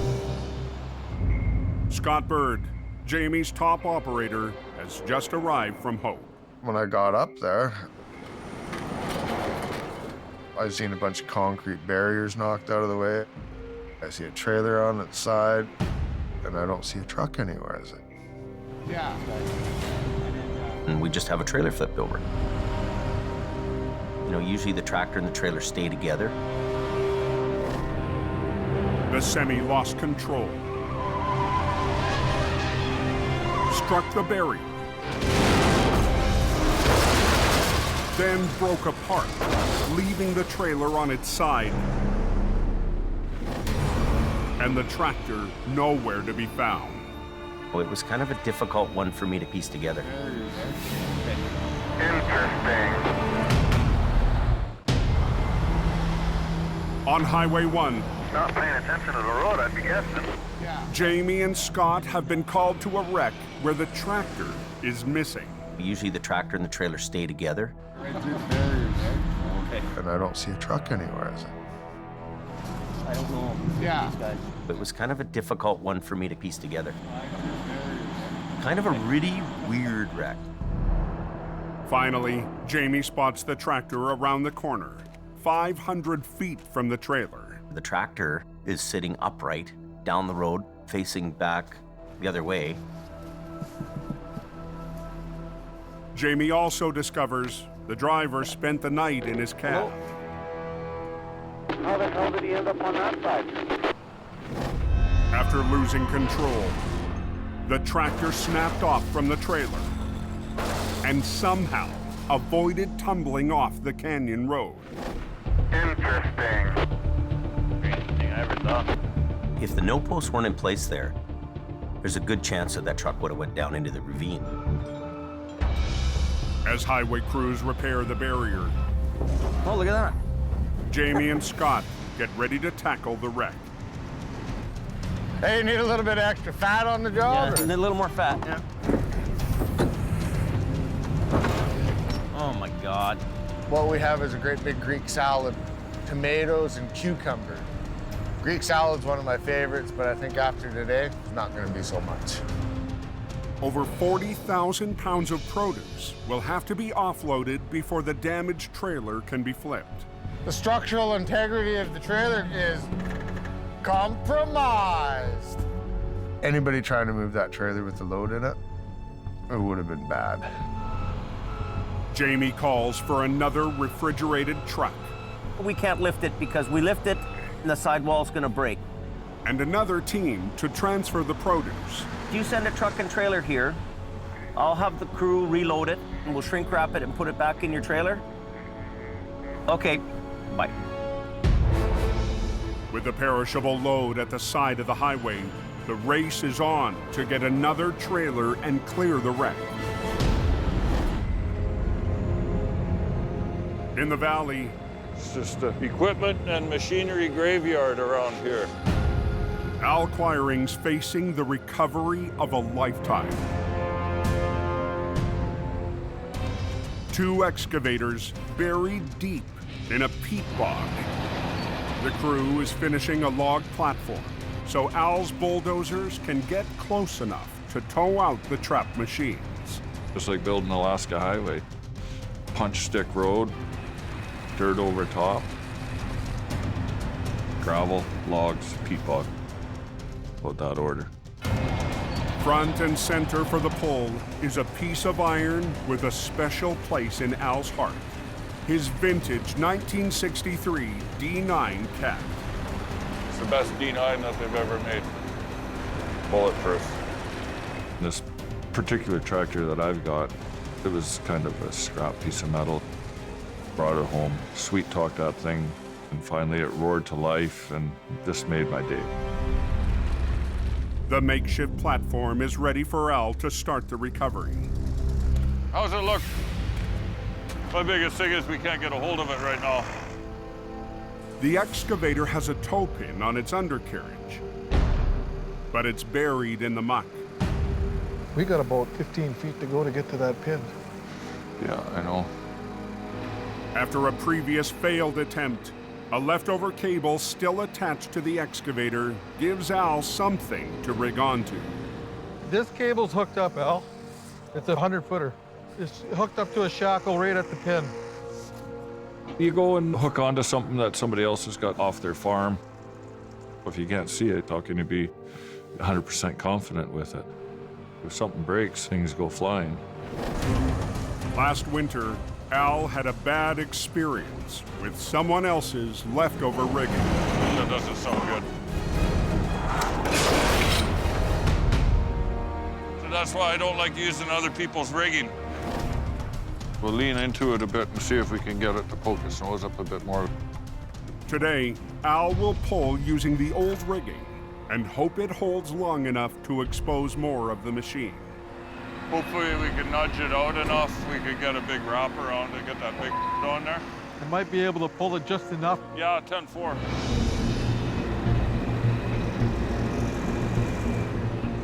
Where do you want to hook it? Right under that flower. Tighten them up. I don't want to pull very hard on this thing. See, is it somebody else's rigging on there? I don't like to do that because it flies. Okay, light this thing up.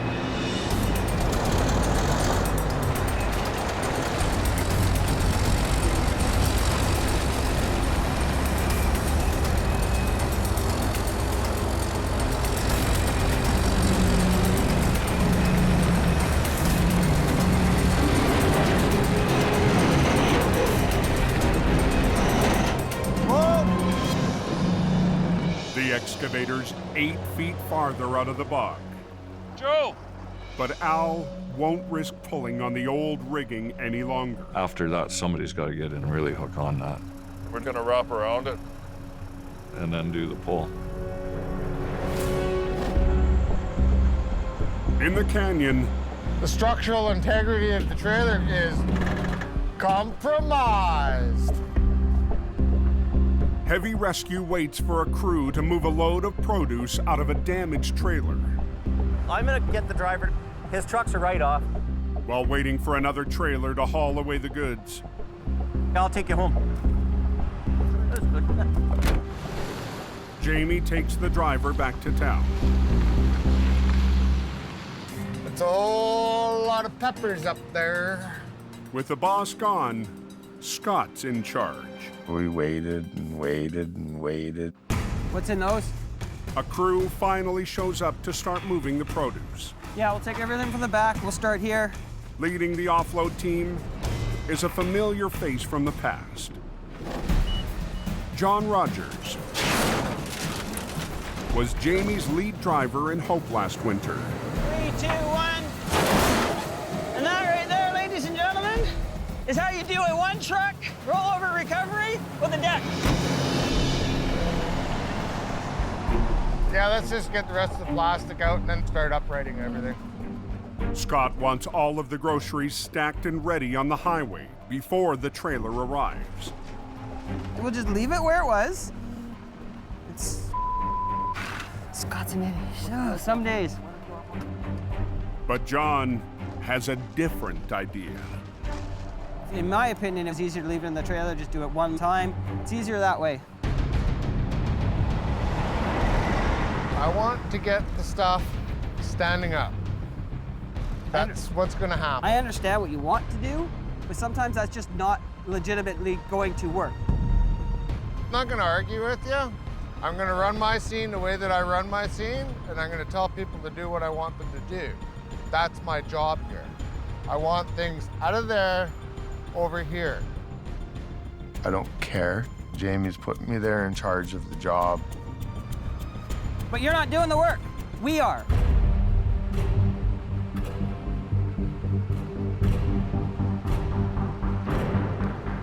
There's a pecking order, and he's below me. Thank God John Rogers is on scene. I'd be lost. It takes more work to do it the way we're doing it, but it is his wreck, so we'll do it his way. At 3 p.m., a refrigerated trailer arrives. Are you loading everything in there? Everything is going in there. Thousands of pounds of produce must be loaded before dark, or the cargo could spoil. Do what you gotta do, get it done, get it out, and that way we don't have any more problems.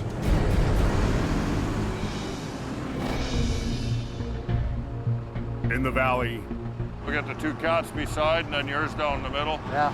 Fly right out of there. Al's in deep on an impossible mission. It's a quagmire. It's nasty. Trying to pull the first of a pair of 32-ton excavators out of a peat bog. Silty peat, gross. The more you agitate it, the more you go down it. After muscling the first excavator just high enough out of the muck, Right up over the top here. Top? Al needs to wrap 2 heavy cables around it. He's brought his youngest son, Lucas, to help with the load. He's the amazing Lucas. Look. He makes heavy things look light You okay? Can you hold it? Yeah, I can hold it. and makes big meals look small. Right over the side there. I'm 6'10", 270 pounds. So my dad likes to keep me around. To hitch the 70,000-pound excavator to the dozers, Al's had a heavy-duty piece of rigging custom-made for this job. Put the triple hook on her. A 110-pound piece of solid steel called the triple hook. It's the new thing that I dreamt up one night. The triple hook has a separate point of rigging for each bulldozer. Well, you know what they say about big rigging. It's friggin' heavy. Sometimes I get good ideas, and then sometimes I get humdingers. 2 dozers rigged to Al's triple hook and a 3rd machine pulling on the undercarriage will try and strong-arm the excavator out of the bog. Combined, the bulldozers weigh more than 250,000 pounds. Okay, you guys ready? Like 3 big fat elephants, we're gonna lean into it and rip that out of there. Wind her up. Give her some throttle.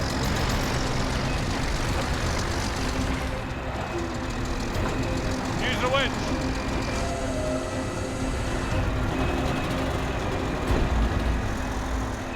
Look at these machines. They're standing on their hind heels here. The excavator is halfway out. Come on, pull on her.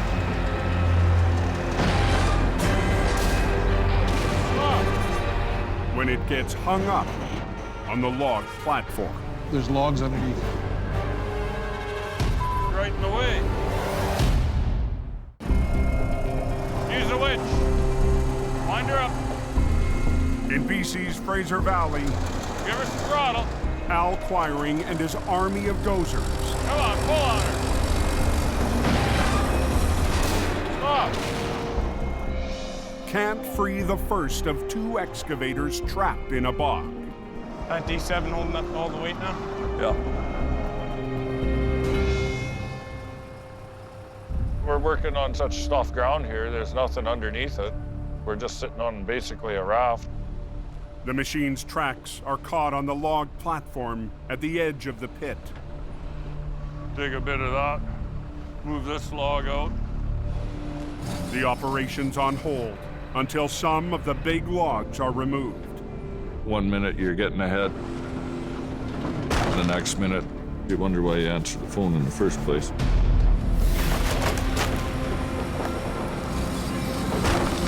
A bit more.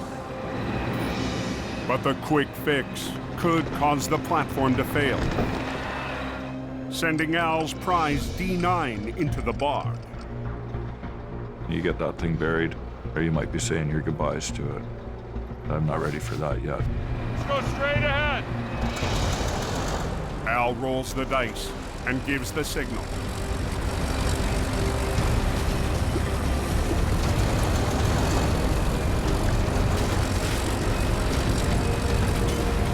There she comes. This time, nothing is in the way. Let your line out. Take her to town. The first excavator is out of its muddy grave. He's jumping with joy that this machine's out. Maybe we can breathe a little bit easier. That's D9. It's an old sweetheart. Worth every penny. That's for sure.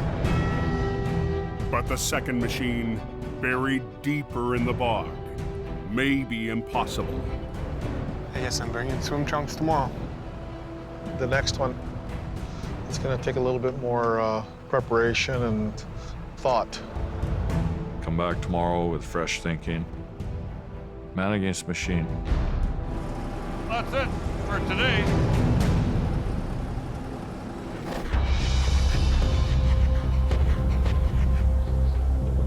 In the canyon, Down the road there, driver. Oh, yeah. Scott and an offload crew Oh, we're down to cucumbers. race to transfer over 40,000 pounds of produce before the load is spoiled. At 7:30 p.m., Let's go have a look at the load. Jamie and his 11-year-old son, James Jr., are back to check on the job. Come on up here. James Jr. comes out, goes right into the trailer. He wants to show everybody he's the guy and he's gonna outwork everybody. Jamie and Scott want the freight out fast James setting the pace for us in here. so they can recover the trailer and get the lane reopened. Good job. To watch a youngster grow up in this business, I'm really proud of that. Keeping James Jr. and the crew safe is lead flagger Robert Muckwa. I put up the max speed sign, brought the speed down to 60 kilometers. But the overnight freight runs are coming in hot. Those trucks are running through there at over 100 kilometers an hour. People were not slowing down. Right, that V train heading southbound towards Boston Bar. We just came through our accident scene full tilt. I appreciate you wouldn't slow down. Holy small, it's like they're racing. People don't care about anybody but themselves. Just a little general information for the trucking community out there. If anybody else speeds through this work zone, it will become a single alternating traffic pattern and everybody will be delayed. Thank you. Give me the word there, boss, so I'll do it. Next guy speeding through here. be done. As another semi speeds by, You want to be goofs? Roberts had enough. You stay right there. Well, I hope everybody's happy with you. We're going to start stinging lane, and you stay right down where you are. That's the proper speed. He made the best decision that was safe for the motors and safe for our crews. He did the right thing. After more than 6 hours of offloading, Here, James. Okay, that's it, guys. We're all done. Good job. We're good to go. the load is on its way. Hello. But Jamie gets a call from a longtime customer who's had a breakdown. All right, thank you. Bye. I'm looking forward to doing my rollover, and I get sent off to do a tow. Wah, wah, wah, wah.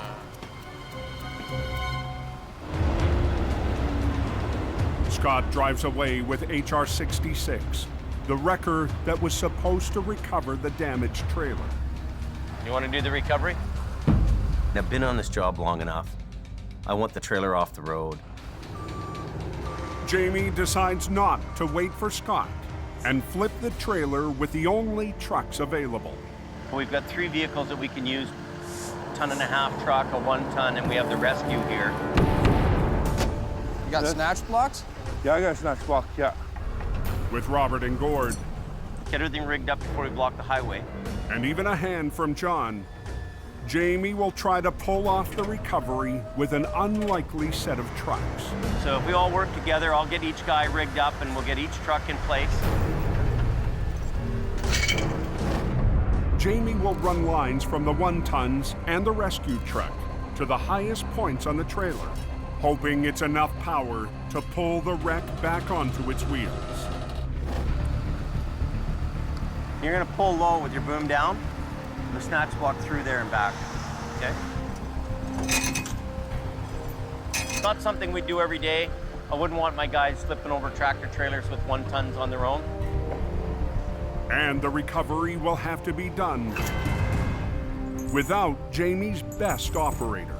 Doing the impossible and doing things that wouldn't seem like you could do them is kind of cool. Hold on traffic! Tuck it up.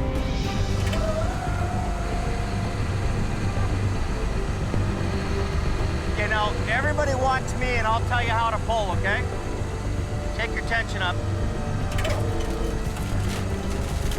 Try to work together, all 3. Don't overdo yourself. Go ahead.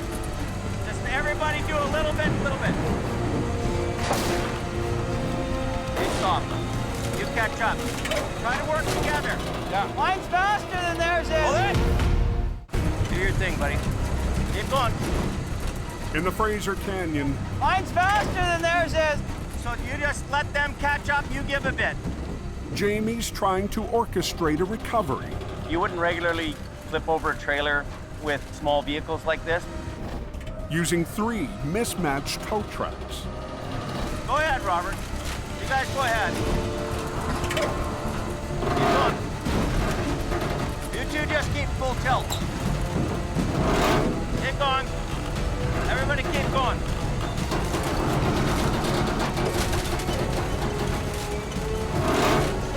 Keep going. There you go. High five. The end result is really some beautiful recovery. That was amazing, eh? Did you think you could be able to do that? Yeah. Oh, really? Oh, yeah. Oh, yeah. I could do that, yeah. The right guys, the right gear, and you do a nice job. It's great. Okay, let traffic through. Scott's on his way back, eager to flip the trailer. Hey, how's it going? You all done that job? But Jamie wants to have a little fun with him. We gotta get this thing out of the way here, so we're waiting for you, buddy. It's nice to be needed, buddy. It's nice to be needed. Nice to be needed, eh? He'll get me back somewhere, I'm sure. I'm gonna pay the price for this somewhere. What would we do without you, buddy?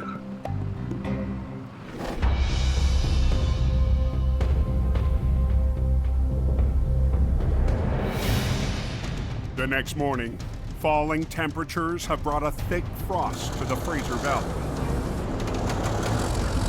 Feels like the same dragging on dream as yesterday.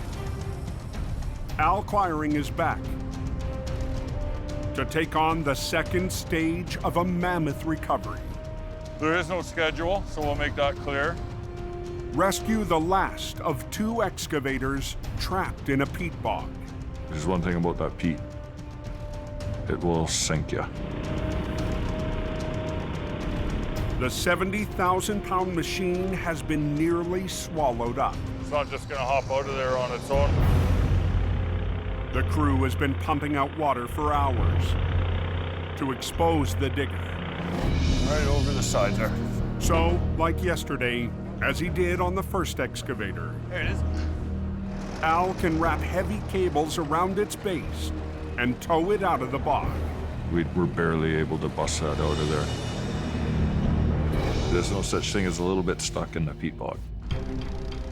But today, Al might already be sunk. The second machine is packed into the peat bog, and I'm unable to get the cables around it. Water is rising faster than can be pumped out. You're in a swampy situation, water coming from all directions. I want to get the job completed. Even the big bucket from another excavator is no match for the bog. Just keep bailing. The water in the mud, it keeps building up. It's flowing back in as fast as he's trying to take it out. It's like a vicious circle.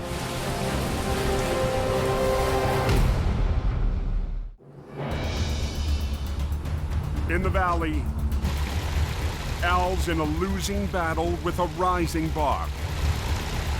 Boy, did we to get down and keep the water out. Even with a bucket, Just keep bailing. the crew can't bail water out faster than it flows back in. Made it worse, and then made it worse again. After 2 hours of bailing, We're gonna go and dig out the boom mast and see what that looks like. Al needs a new game plan to rescue the last excavator. The big problem is we can't get anywhere to hook onto it. It's all submerged completely.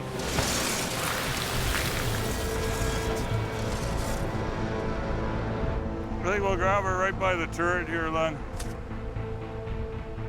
It's not my favorite spot to pull, but it's gonna have to do. You're thinking of hooking the line around the... Right at the bottom of the mast. I'll put that big grade 10 3/4 chain. Al will take a chance and yank the excavator out by its giant arm. The excavator boom itself, which in my opinion is not the best spot to grab it, but it was the only spot to grab it. It'd be nice if we knew where the front of the tracks were. Al? That's the tracks right there. The chain wrapped around the excavator's boom will be rigged to the triple hook and harnessed to Al's 3 bulldozers for the big pull. Frederick, back your sweetheart in. We can assemble that piece. The custom-built triple hook and its shackles weigh more than 300 pounds. That piece is engineered for 125-ton capacity.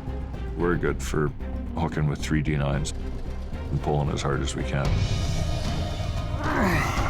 But pulling hard on the boom is a big gamble. So it's going to be a hard one on this one. What road is closed? Number 7. 18 miles away, Anybody know what happened on that accident? Hit the truck? No way. Hey, Dylan. Mission Towing's Jordy has been called out to an accident on Highway 7. I arrive on scene and the road's closed. They have the highway shut down. A pickup truck has smashed into a semi hauling animal feed. His tractor trailer was turning into the driveway. Pickup truck didn't see him and drove straight into him at 100 kilometers an hour. The driver of the pickup was sent to hospital. This was inches from his face. It is unbelievable that truck stopped where it did. And that's where we're at. Jordy's 1-ton will tow away the pickup. It's loaded, so But he'll need help with the big rig. The back wheels of the tractor are in the air, so you know this pickup truck is hooked under this trailer pretty good. I'm gonna need a heavy wrecker to lift this trailer off the pickup. All of Mission's heavy wreckers are out on other jobs. Today's such a busy day for our big trucks. I brought Gord in from Quiring to come help us. Welcome to the party, Gord. Yeah, no kidding, man. Jordy needed a heavy and needed it now. He's got about 10 ton in it.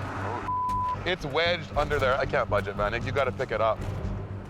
His family and Al's family have worked together for years. They need help, they call us. We need help, we call them. But lifting the damaged trailer could end in disaster. We could pick this thing up and the trailer could fold on us, you know, depending on how the structure, the frame underneath the tank is. Highway 7 is closed. How long do they figure until it's open again? Quite a while. Jordy and Gord race to clear the wreck. It's very important to get this highway open. And get this going as quick as we can.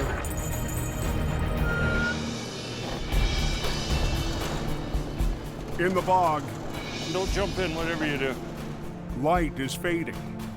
Al's running out of time to rescue a sinking excavator. The base of the 70,000-pound machine is underwater, so Al's only option is to wrap a chain onto its giant arm. I was unable to get the cables around it, so the only thing left was to hook onto the top. Right here. It'll come out. As long as the chain don't break. But as Al rigs the heavy cables to his dozers, he feels a sudden sharp pain. That's ugly. I cut a big vein in my thumb. Of course, when the adrenaline's going. That's real oil. My dad, he's tough as nails. I'll just put it back in my glove. He manned up, put his glove back on, and got right back to work. Down to the wire, Al fires up his D9s. And that's when the cats come in concerto and start pulling. For one final pull before dark. Come on, pull on her. Turning fresh air into a diesel smell. It's like cool.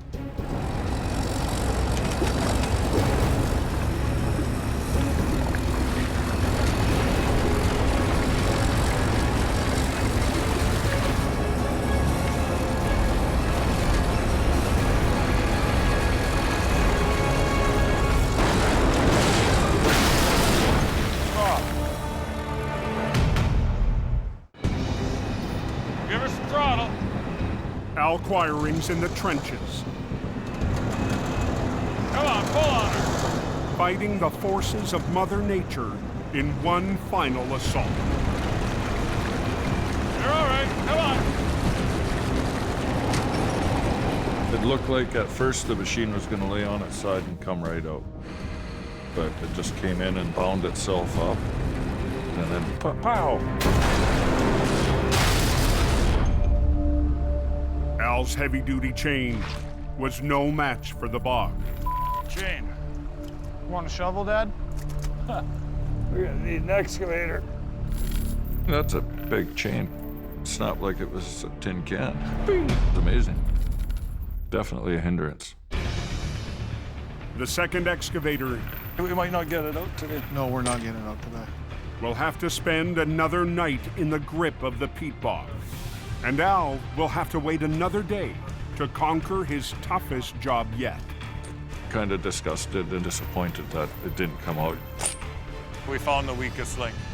Battered, bruised, and even bloody, Al's not giving up.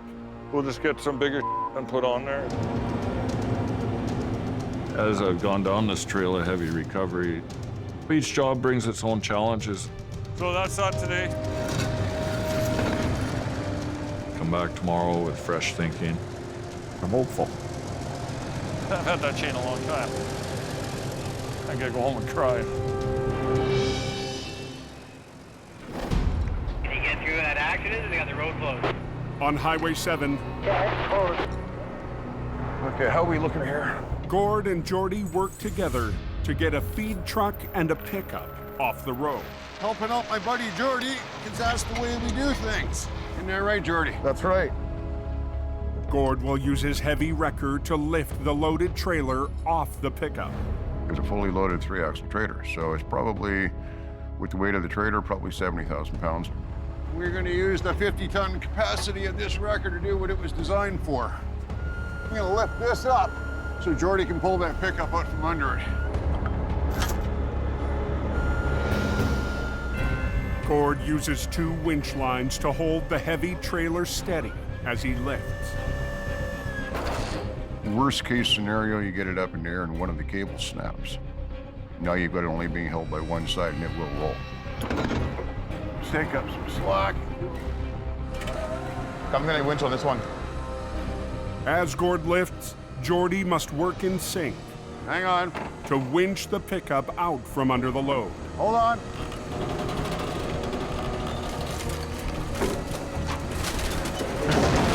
There it goes. Okay, carry on. Okay, you are clear. It went absolutely perfectly. That was easy. Beautiful. Thanks, Gord. No problem. Thank you. The door pillar, you can see how close that came to his head. Is he ever lucky that he's alive? To me, it's a good accident because he is okay. Get this highway open. Yeah. Okay, I'll get out of the way.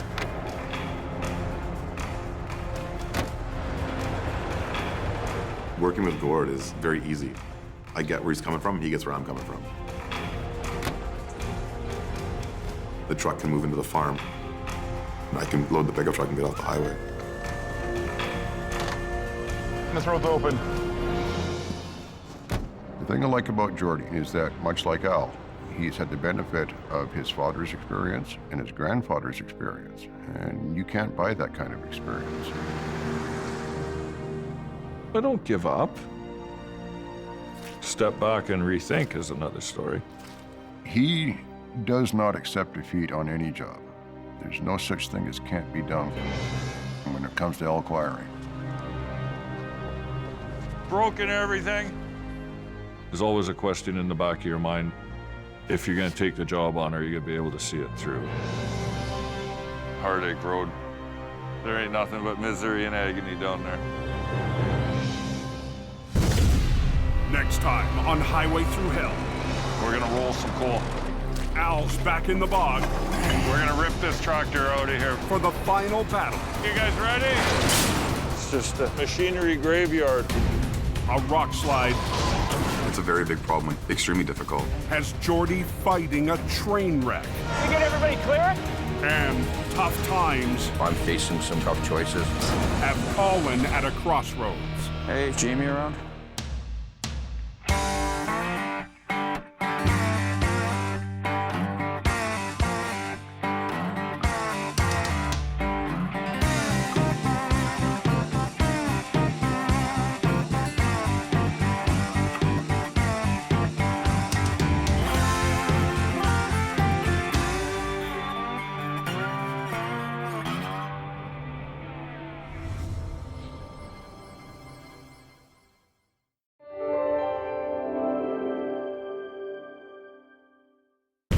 This time on Highway Through Hell. There's carnage all over the place. A lost load becomes Nick's tangled wreck. Hold on. Oh, sure. A canyon crash. 50,000 pounds of wood. Has the boss. This is going to be a tough job. Bringing in backup. Put the rotator in on an angle. Holy. And an urgent call. Did she get hit? For one of Jamie's crew. On the Highway Through Hell. The last line of defense is a heavy rescue team ready to tackle any disaster.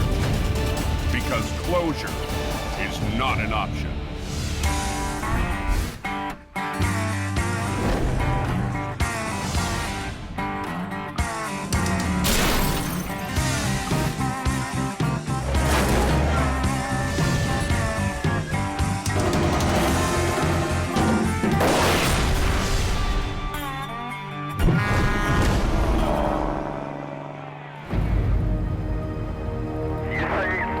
On the call? No one has. 10 p.m. on the Coquihalla Highway. The Coquihalla in the wintertime is not the place to learn how to drive. I've almost been in the ditch twice. Overnight freight runs struggle to climb the steepest leg of the road. Smasher's ugly. No, she's just going. Up near the highway summit, Hey, Al, can you come down the hill here? Yeah, 10-4. There's a truck on there, jackknife. Al Quiring is called out to a jackknife trailer in a dangerous spot. Oh, we got some kind of trailer blocking one of the runaway lanes. Holy, it's a disaster waiting to happen. Got livestock in that thing? The trailer is hauling a special live cargo. How many horses in there? We got a real problem on our hands. The horses are show jumpers, worth more than $1 million. I can't believe it did that damage. The driver is one of the sport's top riders, Kyle King. We were just coming down, I was following real slow behind somebody else, and just kind of started going. I feathered the brakes, which probably shouldn't have, and then just spun. The hitch broke on the thing. Oh. The trailer is blocking a runaway lane, an escape route for truckers if their brakes fail. You're in Hell's Cauldron right here. You expect people to run into you, really. Traffic coming down the hill could lose control, tear into it and break it into a billion pieces. I'll get you off the road here, but you better get on the phone to make some arrangements, right? Hopefully we can rectify the situation. But the hitch is too damaged for Al to tow down the cove. When the truck jackknifed, the fifth wheel hitch was broken. With skittish animals in the back and a nervous driver behind the wheel, Go ahead, turn your wheels hard to the right. Al can only coach the driver out of trouble. Just put it in reverse and just a little bit of throttle. And hope the hitch holds long enough to get him out of the runaway lane. Can you just keep an eye on it? We don't want to break the hitch anymore. The last thing I want to hear is crumple, bang. Little by little, A little more. Just ahead a little bit here. It's easy, easy, easy. Al helps straighten the trailer. We've only got one very slim chance to pull this off. Just tease it a little more. Good, good. Wheels to the left. So I'll get you tucked in tight beside the sign there. But we want to go nice and smooth so we don't piss your horses off. Otherwise, we're going to be having steaks all winter. After 20 minutes, the trailer is cleared from the runaway lane. We got them into a safer area without further incident.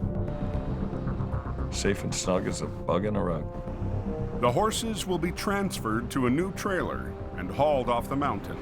Makes me very happy. Okay, let's roll. You never know what the incident is going to be. You've got to be open-minded and be prepared to handle whatever comes. Yeah, it's pretty slick, but it's open.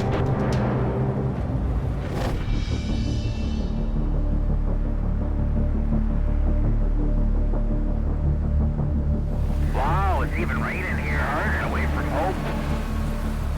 The next morning, in the Fraser Valley, Heads up, guys. It sounds like there's an accident blocking the highway. Mission Towing's Nick DePerrin heads to a call on Highway 7. There's a rolled over tractor trailer with a load of logs on it. There's a power line down somewhere. If the load's gone over the embankment, who knows what we could be up against. Anybody know what happened on that number 7? Just hope nobody's hurt.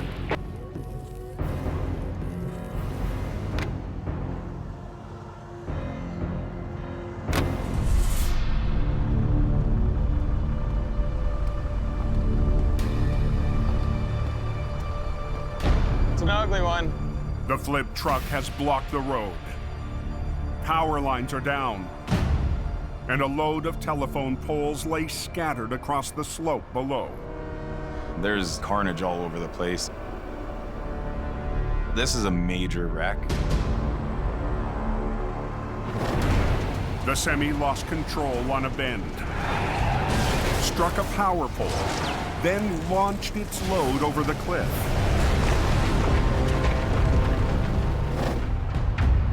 The driver escaped with only minor injuries. The guy's lucky to be alive. It would have been a completely different story if he would have gone over the bank with the load. The accident Don't go 7. has blocked Highway 7, an important secondary route to the West Coast, and cut power to the area. Hydro's got to install a new pole, take those lines, attach them up to the pole before we can get anywhere near it. This definitely isn't a typical recovery. Nick puts a call into Mission Towing's lead operator, his brother Jordy. Hey, dude. Oh, buddy. It's a good one. Oh, yeah. Since Nick's been back, this is probably one of the biggest jobs that he's had to be on. But Nick can't begin the recovery until hydro crews deal with the power lines. It's gonna be a while. They're just getting started here. Okay. Okay, I'll keep in touch with you. Okay, dude. Goodbye. Bye. One thing that is very important to me is to not disappoint my brother. That one log's just barely hanging on by the tip there, and I think if that one lets go, this one potentially can swing that way. It is powerful enough to kill somebody. Most difficult part for us of this one's gonna be the load. We're gonna have our work cut out for us.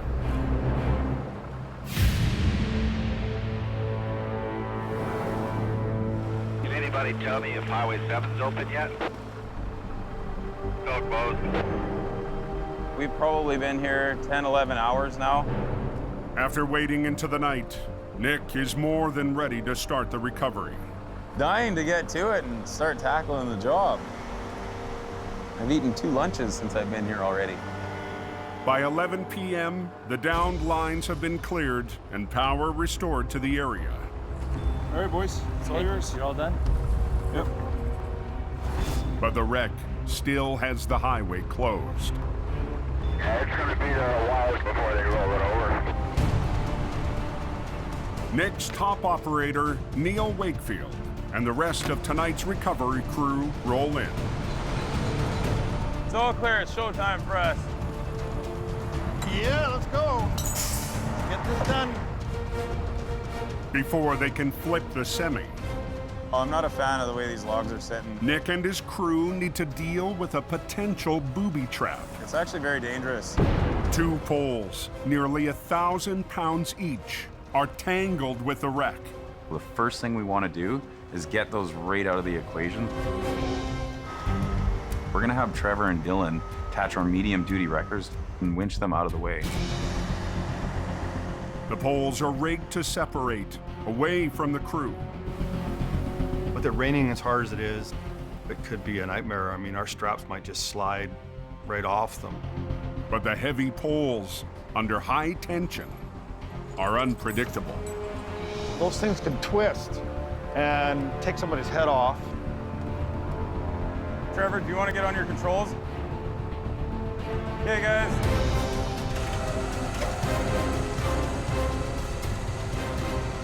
Tension both those lines. Both of them, right away. Hang on, Dylan, hang on. Lead with the low one. Lead with the low one. Hold on, hold on. Oh, crap! We want to bring this one up and then just work the 2 together. On Highway 7, Trevor, do you want to get on your controls? Nick's team must pry apart 2 telephone poles under high tension.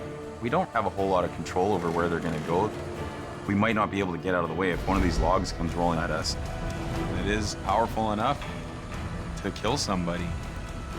Okay, lead with this low one. They need to get the slippery poles away from the semi that was hauling them. Tension both those lines. So they can start the recovery and open the highway. Both of them, right away. Hang on, Dylan, hang on. Lead with the low one. Lead with the low one. on. Oh, sure. Here it comes. Right there, right there. Yeah, that's lay it down. There we go. Perfect. Exactly what we needed it to do. Good. With the poles out of the way, I'm gonna move down to where I gotta be. Nick and Neil turn their attention to the sideways semi, blocking the narrow highway. This is gonna be a bit of a bitch. We need to flip this thing back onto its wheels, but we don't have a lot of space to work with. We have to squeeze Neil's big wrecker in between a rock wall and the front of this truck. So I've got to be within 6 feet of the front of this truck. I'm really close beside it. With one wrecker on the back and another on the front, Nick's team will try to flip the semi without damaging their own trucks. I'm chained up and ready to go. You're ready to go? Okay. Tight to the front, Neil's 35-ton wrecker will try to flip the tractor, while from the back, Dylan's wrecker rolls the trailer. The biggest worry is that when it hits, it'll slide right into my truck. Okay, start pulling it, Dylan. Once we started coming over, we can't stop.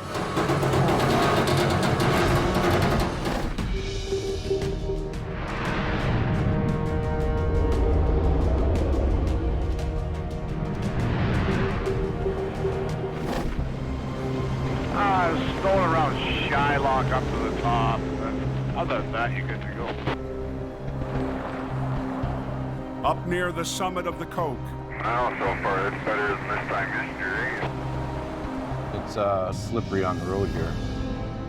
Robert Muckwa's been patrolling this stretch of highway for the last 2 hours. Robert, he's got this work ethic that's really good. Jamie's head of traffic control is on the lookout for anyone in trouble. He's out there, he's on it, he's doing it, he's everywhere. Tonight, Robert's girlfriend, Loretta Chandler, joins him on the road. She asked me if she could fly, and she asked me to train her out on the Coke. This winter, Robert's also been proving himself to Jamie.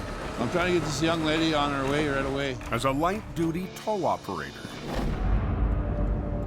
Now he's training Loretta in traffic control and roadside safety. My goals this season is to keep learning, just be with Robert, basically. 2 slow lanes are blocked.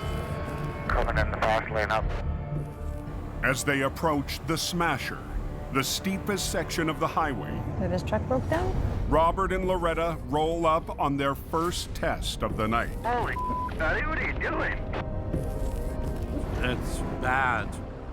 A driver has abandoned his trailer to put on his tire chains. That's the worst time to learn how to throw a chain is when you're stuck on a hill. I never ever seen a guy take a tractor apart, put chains on.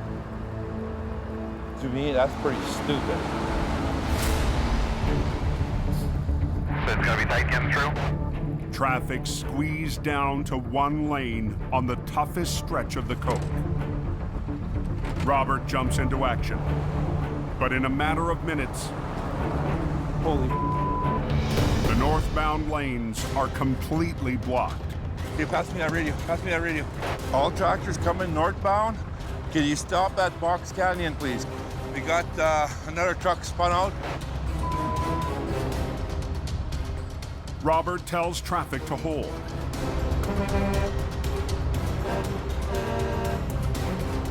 No more coming up. You got one heading your way now. He's got no radio. I looked at it. Damn it.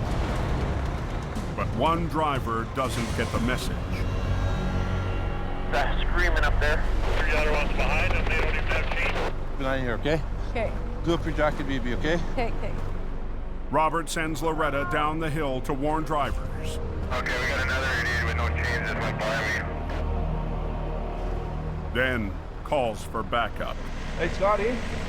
There's 1, 2, 3, 4 tractors spun out. We gotta get up there before there's any more collateral damage. Jamie's lead operator, Scott Berg, heads up the mountain to break the gridlock. You're getting a buildup back here. This is absolutely a joke. Scotty's on his way up. Should be here right away. The traffic's backed up solid. Robert is helpless. Unreal. Until Scott arrives. Just a whole lot of ugly. You got all maybe 10 seconds to figure out a battle plan. Scott sets his sight on the first semi. That's where he's going to be hooking you up from. Grab the first one that's the top of the pile and start peeling your way down into it. Roads are solid white, very slippery, so. Truck backing down the granny lane. Next up, the truck that caused all the mess. The driver has reconnected his trailer. And away we go. But without Scott's wrecker, can't climb the steep grade. I don't know what he was thinking, but it surely wasn't the right thing to be thinking. Move ahead now. With the highway finally unblocked. Can we go now? Yep. Right on. Robert checks in on his special trainee. Do up your jacket, baby. I won't do up. I'm in a rider like 2 peas in a pod. That's why. See, now I got him on one knee. Every warrior needs a princess. What's the Coca-Cola like? It's wide open.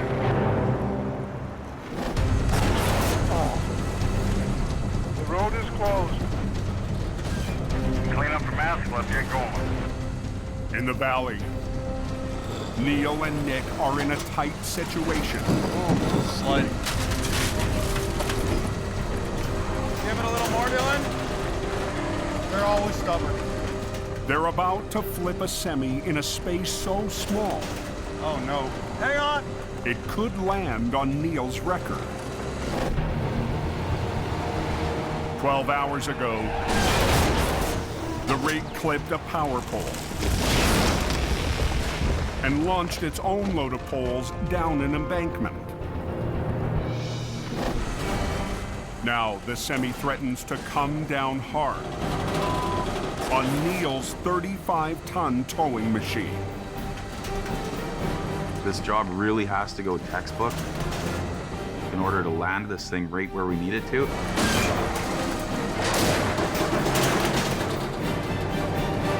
Hang on. On Highway 7, Give it a little more, Dylan. Mission Towing is trying to flip a wreck with no room for error. We have to squeeze Neil's big wrecker in between a rock wall and the front of this truck to get the right direction of pull. As Neil winches the tractor over, it creeps closer to the back of his wrecker. The biggest worry is that when it hits, it's going to slide right into my truck. We don't want to end up having a catastrophic failure here. Hang on.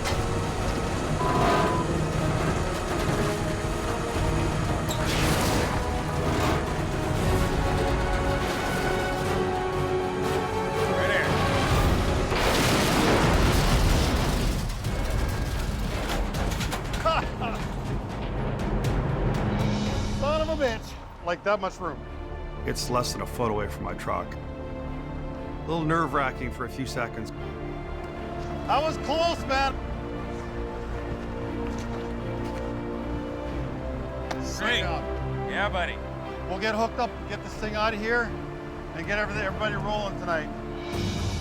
Nick notches another big win for his brother and the family business. I wish Jordy was here to see this. He'd be very happy with what happened here tonight. Nick did phenomenal. Our crew is top-notch. Being this was a complicated recovery, I'm very proud of them today. The wreck is cleared. Yeah, 7 is open. The highway's reopened, but the job isn't over.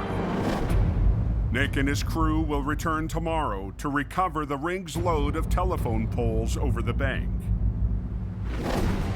It's been a long day. Everybody's worked really hard. We're gonna come back and deal with the logs in daylight.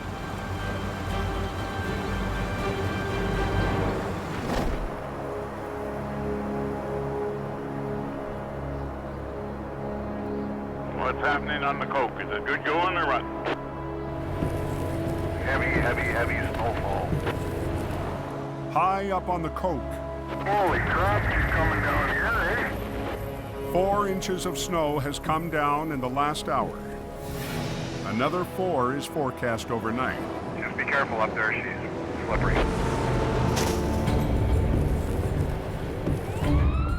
At 11 p.m., Something must be going on up the coke. Multiple vehicle MVA, southbound, Highway 5. Yeah, we just got a phone call there, so it's official. operator Johnny Tipton has been dispatched to an accident near the summit.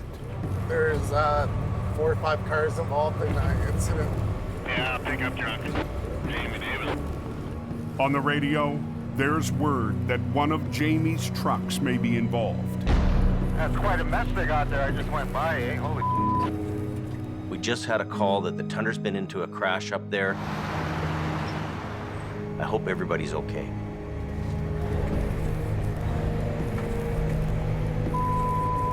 Man.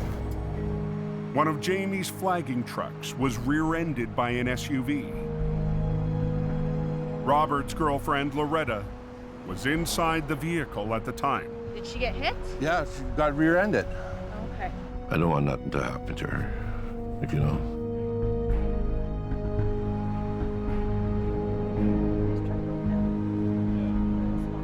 She's my life, right?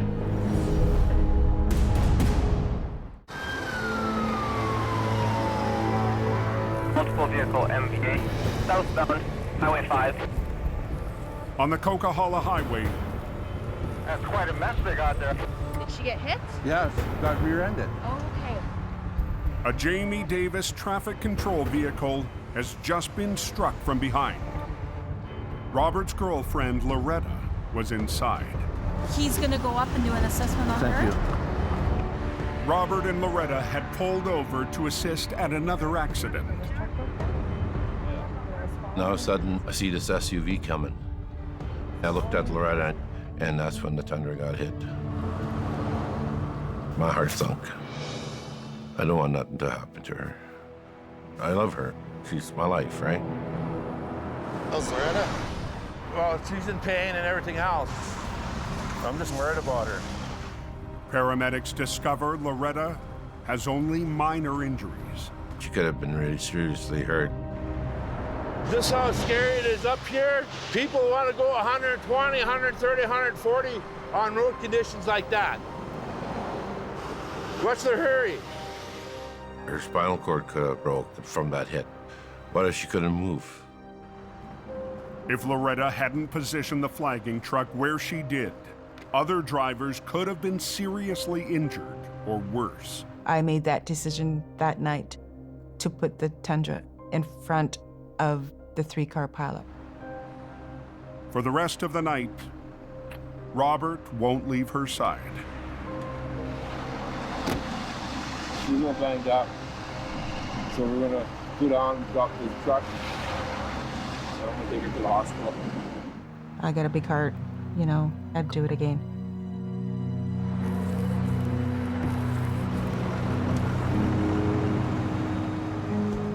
Imagine if we didn't have the flag trucks there. Imagine if they weren't a buffer. Think about it as if it was your loved one at the side of the highway. Would you drive a little differently? When you see flashing lights, slow down and move over. We all have families.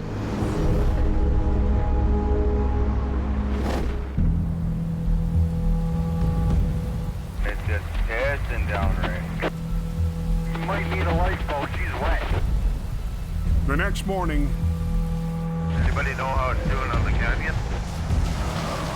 heavy rain is falling hard just outside Hope. Holy man, what a day. And it Look at the water coming off this mountain. This is bad. Jamie's on his way to a wreck on Highway 1 in the Fraser Canyon. We've got this B train in the ditch. It's very heavy, it's loaded with lumber. This is gonna be a tough job. Oh, it's slippery.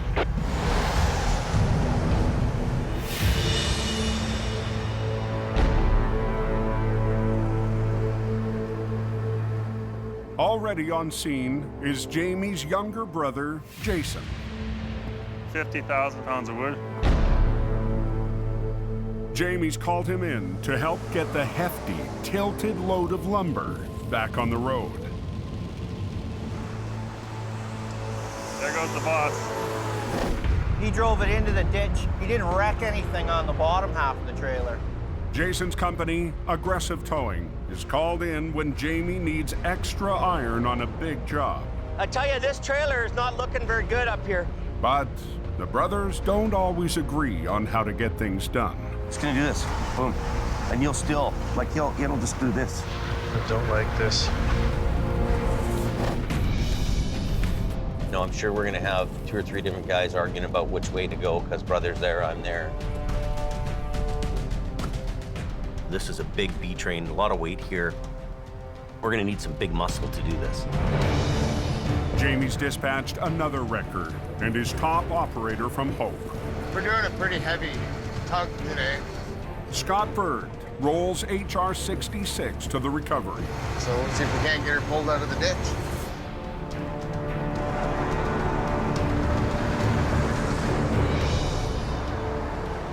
Jason's 60-ton rotator That's a nifty one. and his right-hand man, Chris Mervin, are on standby to tackle the tricky job. That's a big, heavy load. Jamie's been given an immense challenge by his client. The customer doesn't want us to cut the lumber and leave it lying in the ditch. He wants everything brought out together. Gonna be iffy whether it stays. I don't think you're gonna save that lumber on there.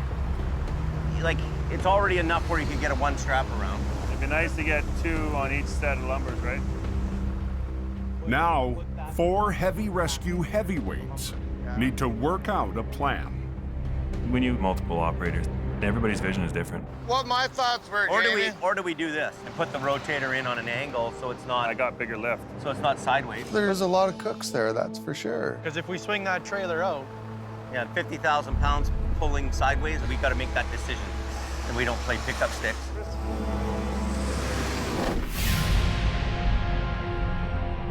So where's the accident at? It's just a ginormous mess, you'll see it. In the Fraser Valley on Highway 7, Holy, I wouldn't want to go for that ride. We'll tie off our harness gear to this cement embankment here. Mission Towing is back for part 2 There's a bunch over here of a messy recovery. Yesterday, a semi lost control on a corner, scattering more than a dozen poles down the bank. Last night, the team pulled off a tight flip. right here. Yeah! To clear the rig and open the road. Let's get geared up, Jay. Today, Nick and his crew must get the massive poles up a 600-foot slope before the end of the day. But the steep terrain and the jumbled poles make this a high-risk recovery. Just below us is a straight drop-off to about 600 feet. It's a very dangerous place for us to be. The plan is to rappel down the bank and rig the poles to the wrecker's winch lines one at a time. We have a lot of logs to pull up, but it's the only way we can do this job. When the wrecker gets the poles to the top of the bank, a picker truck will take the load the rest of the way. And the picker operator will pinch it off of our wrecker and put it on the back of his trailer. All ready to go. Joining Nick for the descent Already breaking a sweat here. is Mission Towing's Jason LaViolette. Those are gonna be a little sketchy over there, eh? In a giant game of pickup stakes, Nick and Jason need to be careful about which poles to pick. We're gonna have to try and pick the best one first, and hopefully the rest of them don't get freed up and go flying down the mountain. Nick and Jason wrap around the poles using choker straps. We're rigged, pull the line. Let's get over a little more.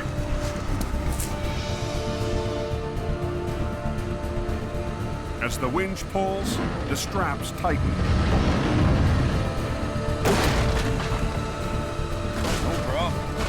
And the pole is slowly dragged up the slope. The picker grabs the 900-pound pole and hoists it onto its truck bed. Okay, which one's next? Be real careful on that valve.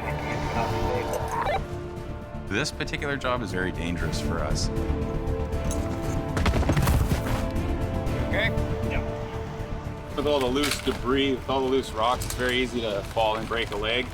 So we're trying to be as careful as we can.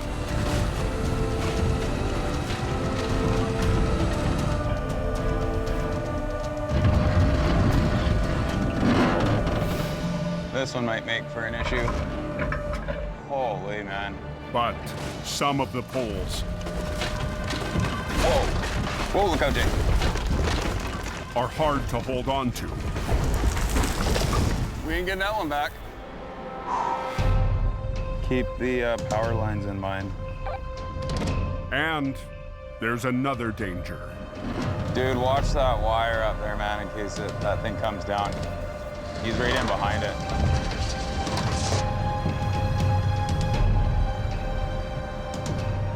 We don't want to have another problem here and put the power out to the community again. Watch your cable. Oh my God.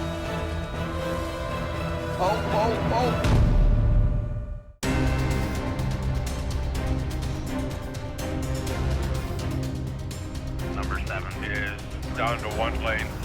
Everybody's got to go slow. In the Fraser Valley, Watch that wire up there, man, and right in behind it.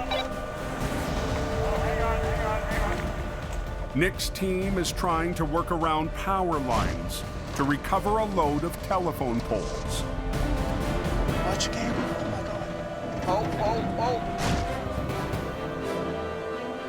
Holy man. We don't want to put the power out to the community. But the picker manages to steer clear of the lines. Thankfully, a potentially bad situation was avoided. The high-angle recovery isn't getting any easier. Let's take it in. But one by one, Pile's getting a little lower. Yeah. Nick and his crew get it done. It's kind of a good feeling, not gonna lie. Every pole that can be salvaged is recovered. That's it, my man. All of them. We did it. Nice job, dude.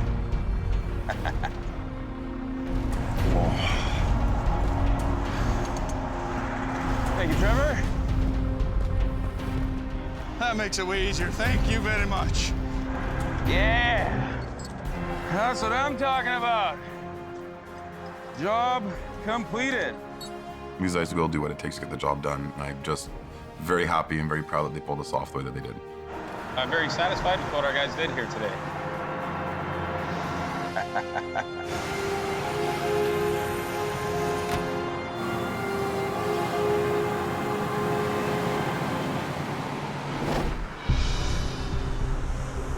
Apparently the truck crashed in the ditch there. That lumber truck fall over. On Highway 1, It's already enough where you can get a one strap around. It'd be nice to get 2 on each set of lumbers, right?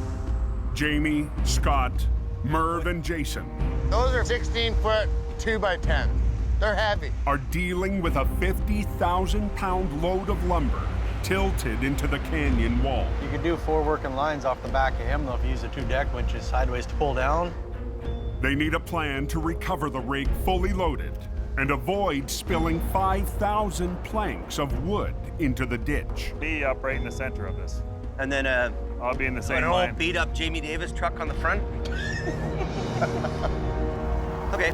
To lift and pull this thing out properly, this is a perfect job for a rotator. Jason's rotator is the only one available since Jamie sold his last summer.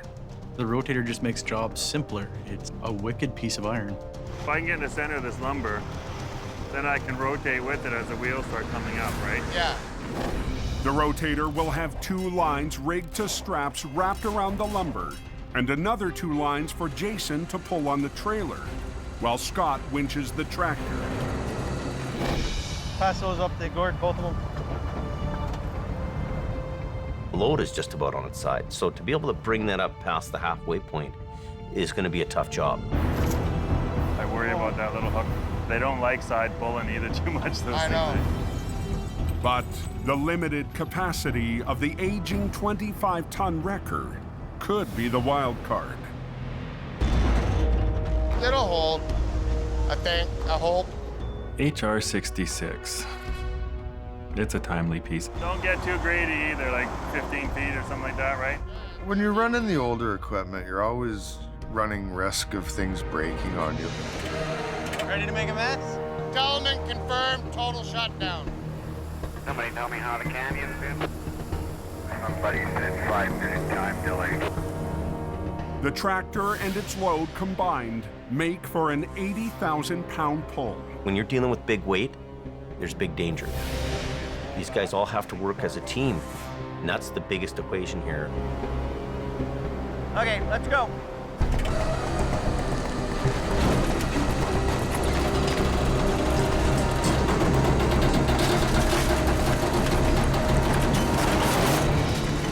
A little more in here. Keep them on that one. We don't want to slide in, James. Yeah, keep this one here. Keep these sucked up. Jason controls the boom with the rotator's remote, A lot of weight there. This thing could break. while Merv works the deck winches. Hold on for that, Jay. Stand back, guys. What's going on with an accident? Don't go number 1. In the canyon, Keep them on that one. We don't want to slide in, James. Jamie and his brother Jason fight to get a fully loaded lumber truck out of a ditch. Until this thing is all the way on the road, I'm not going to breathe easy. Keep these sucked up. If they lose the load, thousands of planks will spill off the deck. Tighten your yellow one up. This thing could break. Picking this kind of weight up, keeping it all together and intact was really a huge deal. Slow down on this, eh? You don't want it to shift because then it would be matchsticks. 5,200 of them. Stand back, guys. Whoa. Hold it. Slow, man, slow. Okay, hold it.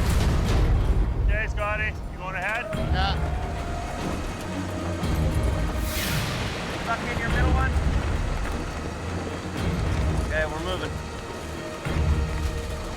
Keep going, Drew. Little bit on this. Yeah, keep on the other one. Easy. Not so hard on this one, eh? She's coming. Finally, We're on the road. the lumber truck is on the highway. Perfect.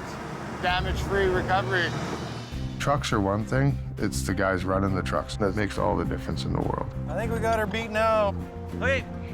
Everybody worked together really well. That's the art of recovery.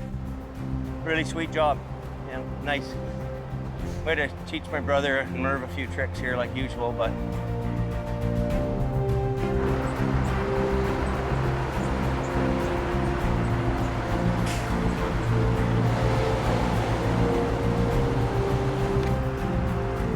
Anybody tell me if highway's open? It's open.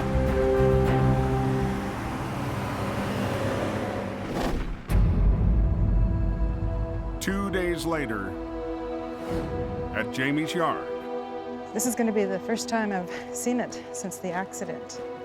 Loretta is still recovering after her close call on the coke. That was a hard hit.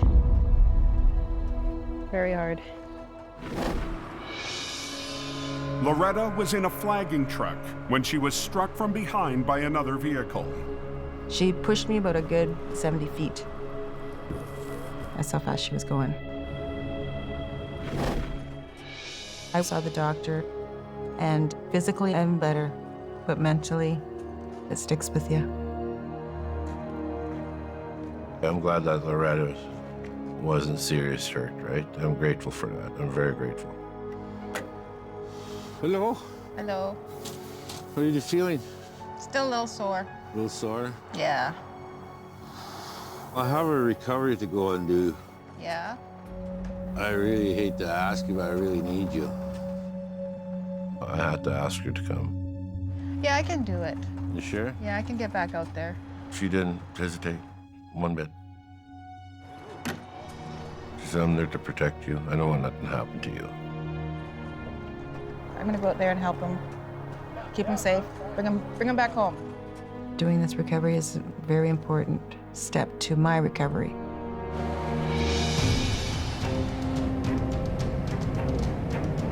Jennifer, I'll just follow you. Yeah, just follow me. Thank you, my love. Robert and Loretta head to the job on Highway 3. I gotta get back out there. You roll with the punches. You just keep going.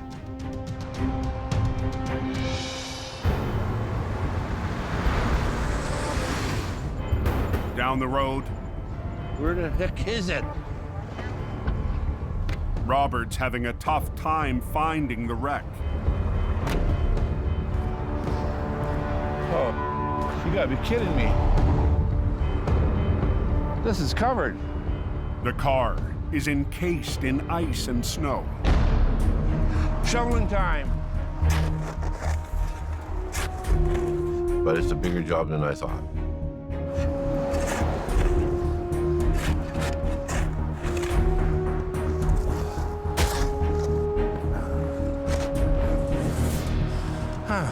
Why did I say, okay, I'll come and do it? Robert is not a quitter. He'll do it.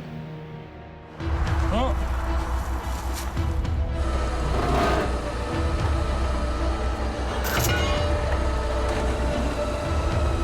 Come on, come on. Come on, come on, come on. Whew. That is a big snow hole. That was in there good. Robert, he picks it up, he's getting it, and he's making it happen. G'day! Having Loretta with him is an added bonus. Hey, Loretta, I'm going to be coming up to you. She's top shelf, and so is Robert. Thank you very, very much. Okay? She's my warrior princess, and she's there to protect me. It's like I'm there to protect her. Doesn't matter how hard your job is. When you love somebody, care about somebody, you can get through anything.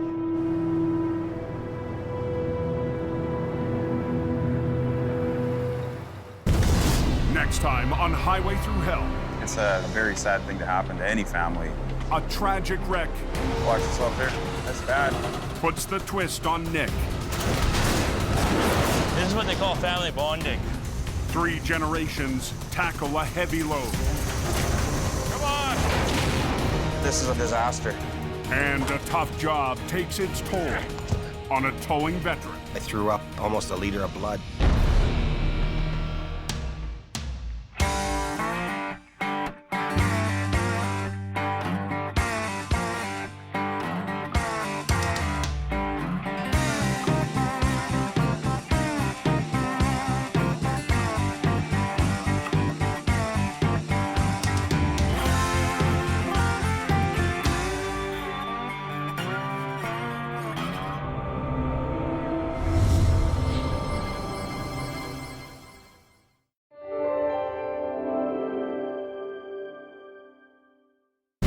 This season on Highway Through Hell.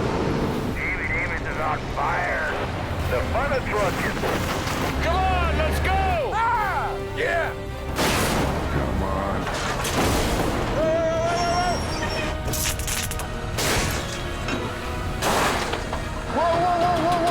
Nobody's going you serious? All ahead! Oh yeah, you pooched are good. That looks like it was a hell of a ride. Watch out, watch out. Definitely a Japan moment.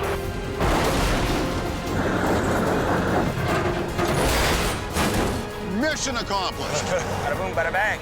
Here we go, once more into the breach.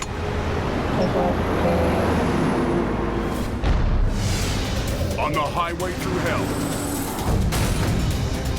the last line of defense is a heavy rescue team ready to tackle any disaster. Because closure is not an option.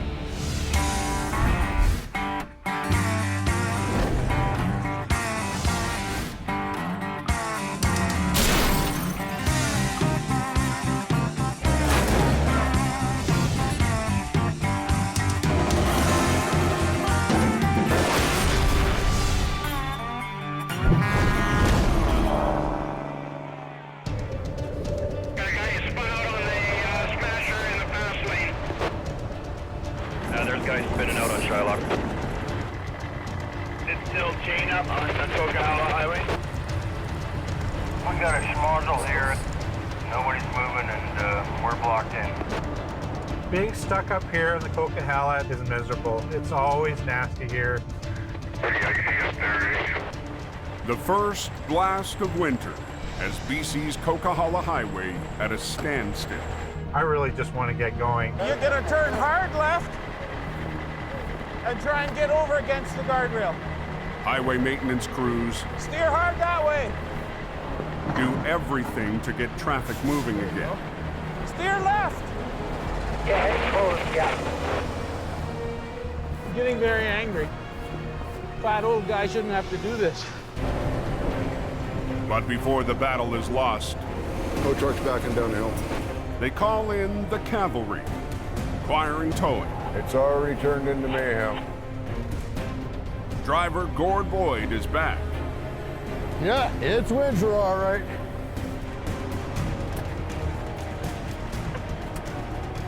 First storm of the season is getting up there and shaking the rust off. It is literally just like a war zone up there. Straighten your wheels! Straighten your wheels! Straighten your wheels up! I'm the guy who swoops in, does the dirty job, and gets the hell out of the way. That is not too smart, that one.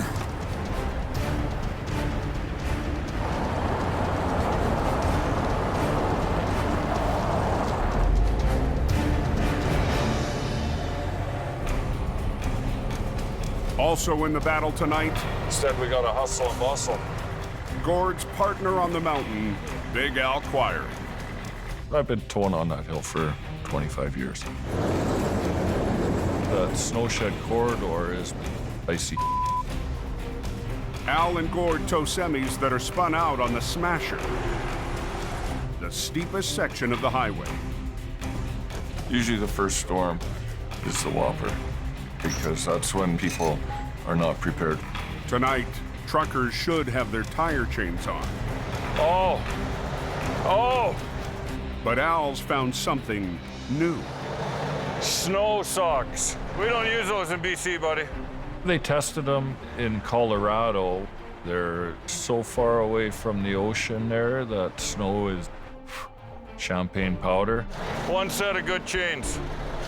I'm gonna drag your ass to town like we're going for hookers and beer. Hang on, we're going up the hill. Some kind of a condom or something. I don't know what that was, but you know, welcome to the Coquihalla. Those things are junk. Snow socks, my ass. Halfway up the Smasher, He's got his wheels turned again. Straighten your wheels! Gord's tow-up has turned into a tug-of-war. When your wheels are turned all the way over, they're not turning. All they're doing is plowing. Steering from behind, the trucker. Truck being towed. Straighten your wheels out. Straighten your wheels out. Turn them to the right. Is making the tow-up frustrating. Straighten your wheels up. God, some of these guys. For the Quiring team, some things never change. There's always a few guys who just are unprepared for winter. Always. We have compact flushing delivery, temperature 0 degrees.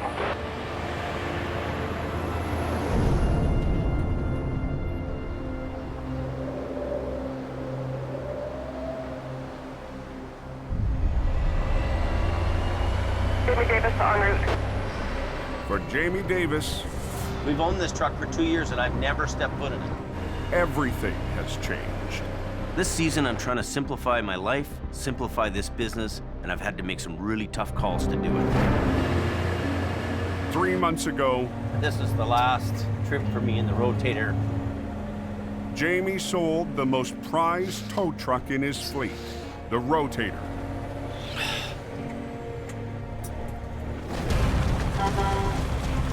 From the first day it rolled into his yard 4 years ago, That's really nice. It's got 8 winches. Yeah, it's pretty good, eh? the Rotator has been Jamie's dream truck. They have the ability to move and swivel around, and they can pick up huge weight in a short radius. Rotator is the Godzilla of wreckers. Keeping the highway open.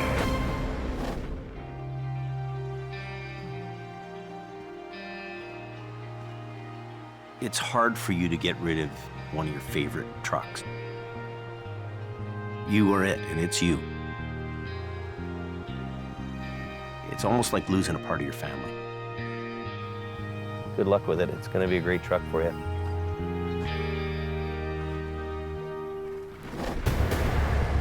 The sale is part of Jamie's plan to downsize his operations in Alberta and BC. We're retooling to adjust to what the state of the economy is. It really was a business decision. It had to go. This winter, Jamie will focus on his base in Hope and get back to what he loves most. When you're managing people 24 hours a day, it becomes a full-time office job. And I don't like that job. Holy, that truck just cooked right down to the frame. Jamie's heading up to an urgent call on the Coke. We're headed up to the truck fire. Hopefully this truck is burnt out and we can move it fairly quickly. Holy cow, looks like that thing's burning pretty good. The burn job is up near the summit of the Coquihalla Highway. Carved through BC's Cascade Mountains, the Coke is an engineering marvel, a vital trucking corridor to the West Coast that can turn into one of the most challenging rides in North America. When you're driving the Coquihalla in the winter, you are driving in a whole different world. Here's the fire. Yeah, Pirates of the Coquihalla on the cleanup.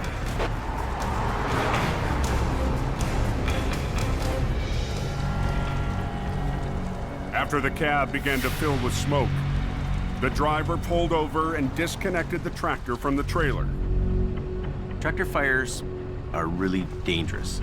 You have rubber burning, fuel, oil from the engine. It's like a living, breathing animal that's ready to bite you. The diesel fuel tank also has a gaping hole in it. We have no fire services. Nobody's gonna come and put it out. What's the end of that? The wreck is blocking one lane. Take your windows up, going by that truck. And billowing smoke across the highway. It's smoky, it's causing hazard to other vehicles. Well, it has to get off the road. To clear the highway quickly, Jamie makes a bold decision. We're not gonna sit here 20 hours to watch this thing burn. Drag the flaming wreck up onto his flat deck. Main thing right now is they want the lane open. We need an extra guy. Jamie needs help to haul away the trailer. So he's called for one of his heavy rescue trucks, HR-66, and his new lead driver. I'm hoping just to hook it and buck it. This winter, Jamie's brought back a familiar face. Scott Berg worked the mountain passes for Jamie 3 years ago. Textbook. and has more than a decade of time logged on the coast, You ready? making him one of the most experienced heavy rescue operators on the mountain. Hiya! Dirty! But Scott's raw personality can rub people the wrong way. I'm gonna get really Paul! Don't yell at Get me, in your buddy. truck and go home. If you don't do as you're told, leave. Scotty, he gets under my skin like nobody. So the last 4 months have been nothing but bull or what? But he knows his game, and those guys, they're few and far between. Scott took a job in Alberta, but felt the call of the code. The things that I missed about Hope, there's more action, there's more weather, there's just everything. Jamie needs a guy up here that has done it before and is capable of doing it again. Holy smokes. Yeah. I'm that guy. It's gonna be a wild ride.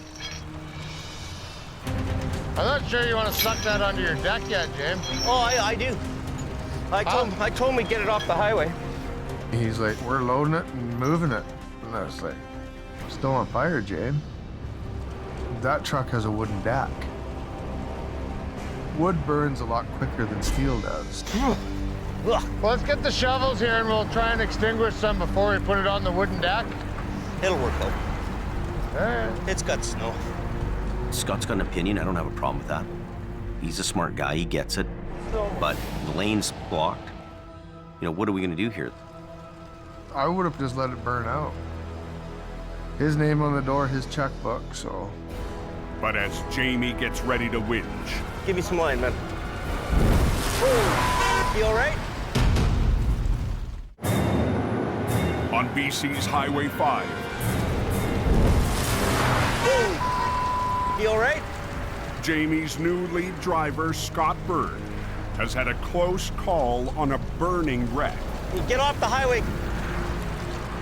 Scott's walking by the unit, and the fuel tank shoots out at you. It's like somebody taking a flamethrower and just shooting you with it. It singed your whole face. Did it? Oh, yeah, all your beard and everything, your hair's burnt. Holy. This was the first big fireball come spitting out at me. And it was a very freaky incident. He could have easily taken first or second degree burns. This could have been a lot more serious. Be careful of that. The flaming diesel is still flaring into the live lane. All the conditions are right for an accident with this fuel tank. This is a huge concern. We gotta hurry. Okay, we're gonna start winching. Bit of a bitch, eh? Come on, you. There's nothing here that rolls anymore. This thing is gonna be a fight for us all the way up the deck. Whoa! That fuel tank doesn't like us. That's gonna blow up again.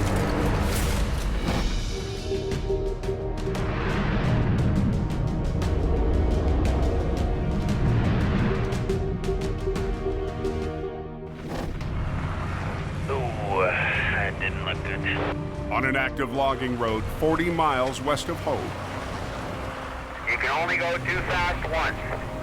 heavy rescue operator Jordy has been called out to a vehicle in a river. Missed the corner and went straight into the river.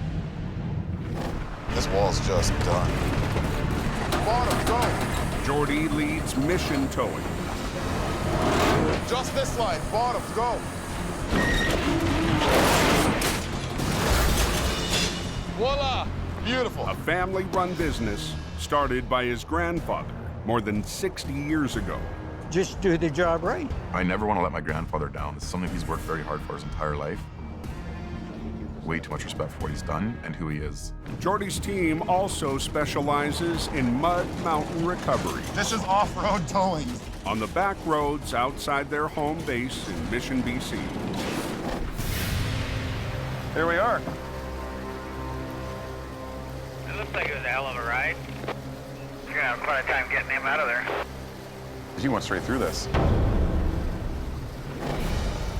The van lost control on a tight turn, missing a bridge and plunging into the water below.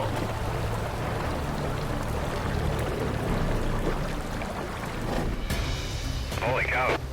Yeah, you got lucky, didn't you?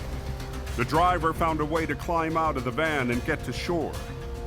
How he survived that just blows me away. Very lucky he's alive.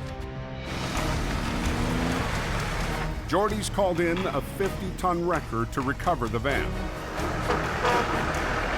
The operator is Jordy's younger brother, Nick.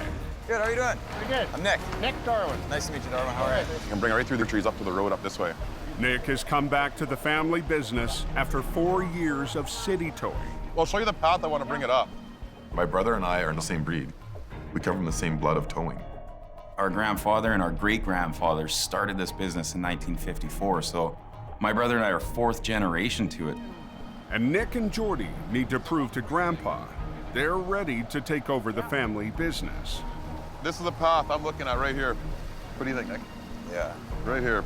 This is going to be our path with least resistance. Definitely. It's my first job working with my brother since I've been back at the business, so very excited. It's also Nick's first backroad job in years. Up in the mountain dealing with this type of terrain, it's not just a regular ditch like in the city. There's a lot of obstacles to overcome. The van is nearly submerged in fast-moving mountain water. It may not look like it, but there's lots of force. So Nick and Jordy have hired a swift water rescue team. There's a lot of challenges in this recovery that make this recovery very difficult. Instead of chains, they'll use a simple looped cable to hook on to the wreck. But with safety being a #1 concern here, you don't want to get underneath there and try and hook things in case you lose your footing. We have a lot more serious situation on our hands. You want to be lower down, do you think? Or is that good? The team will try to attach the noose-like choker cable around the front right wheel. I need it to sink so I can get it down. I know, there's lots of force there. I'll just see what you can do. But in the frigid current, it's a struggle. Are you bringing it, pulling it right through? Or are you just hooking up to... It's hell of a shot right now.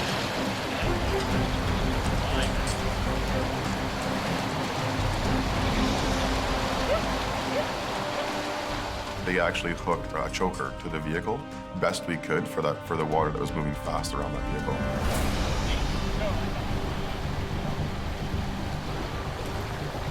These rocks are going to be the problem. The biggest fight's going to be that big rock right there. This one here, you mean? Yeah. Okay, so let's get this block up. Let's get her going. Jordy and Nick will run a line high on a tree to raise the angle of the pull and lift the van over the rocks.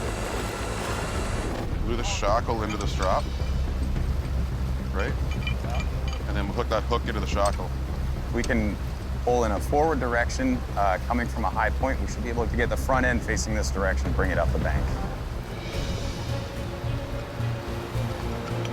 Okay. Perfect.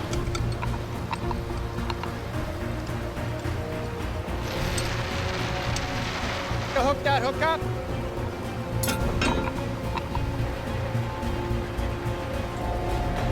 To execute the recovery, Nick has to position his wrecker at an angle across the road. So it's going to be closed for a while, is what you're saying? Oh, you got to be kidding me. There's logging equipment that's coming up and down. There's people that are working up there. We can't hold these guys up. The worst case scenario is the weakest link breaking. There's going to be lots of force. Oh, yeah. In this particular job, the weakest link is that choker. If that were to let go, we have to start this whole recovery over.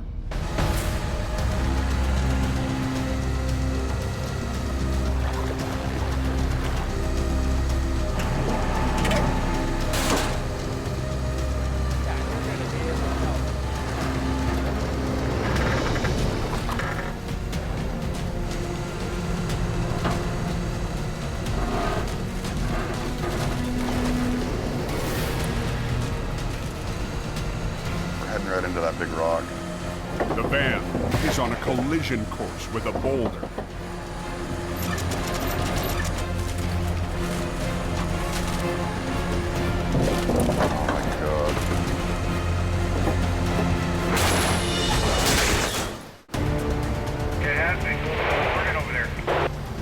just off a logging road west of Hope, BC. Oh, no. That's what we're afraid of.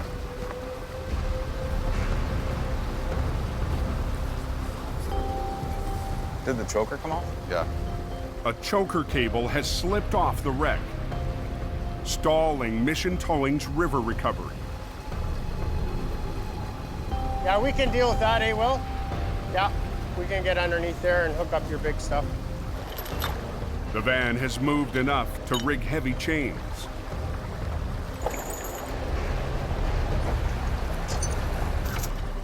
But Jordy and Nick still face a minefield of rocks between the van and the shore. You got that one rock or the other rock right now. It's got to come over either one of them. We're never going to get it over that rock right there. No. I think we're better off going the direction we were going Yeah, and keep it try going. to get that front end to come around it. Okay, guys.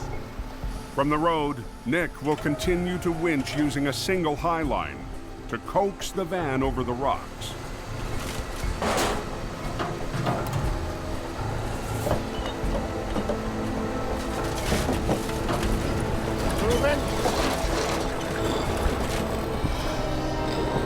But as the van inches towards the shore, This is where it's going to get ugly. a wall of rocks blocks the path.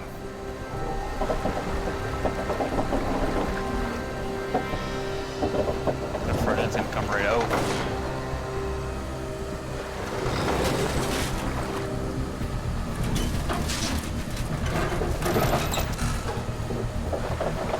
Oh, yeah, look at it.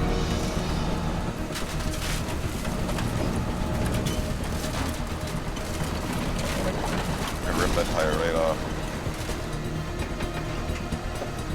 No, no, no, no. Oh! Get it out of the water.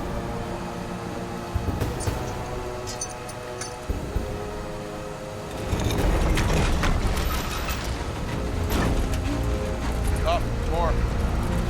Nick! Yeah, more.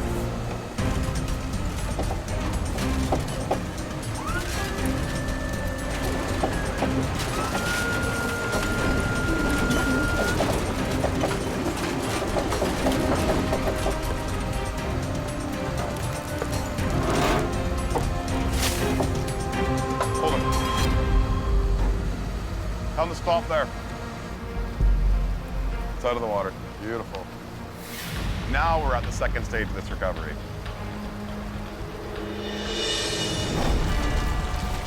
Fire burning pretty good.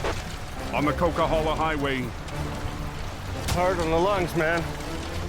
Jamie and Scott race to get a burning wreck off the road. You guys got a fair amount of traffic behind you now, eh? To get the blocked lane open fast and the smoke hazard off the highway, Jamie winches the smoldering tractor onto his wooden flat deck. As much as I can get on. You guys want to bring the pickup now and we'll throw the rest of this stuff in?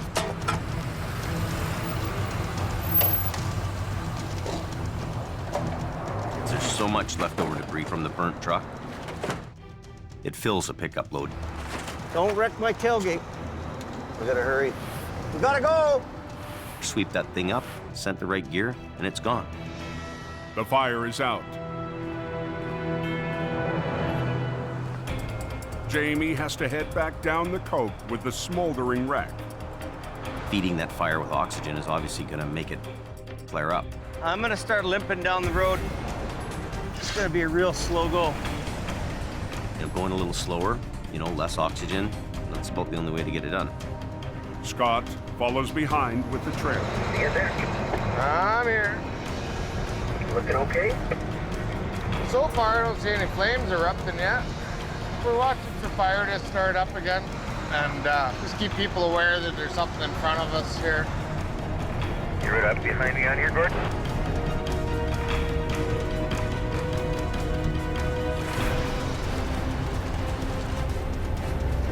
Fire on the deck. Got some fire on it, Jamie. Holy cow, Jamie Davis is on fire. Holy cow, Jamie Davis is on fire. On the coke, a burned-out tractor has flamed up mid-tow. Hey, driver, your wreck's burning pretty good back there. Over. The fire threatens Jamie's wooden flat deck and traffic on the highway. Yeah, it's the next pull up there, Jamie. There's some fire coming. Quite a bit. Following behind with the trailer is Scott Berg. We're gonna stop at a wide spot, get this thing to go up. We gotta pull over right now and deal with it before it gets out of control. Oh, look at that. Yeah. Come on, quick. Come on, jump. Quick. Gross. Need a little snow. We find a spot and, shovel some snow on it.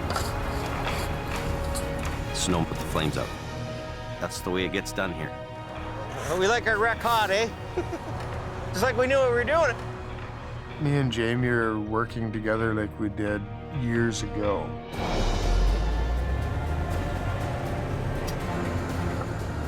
To have another guy around that knows what they're doing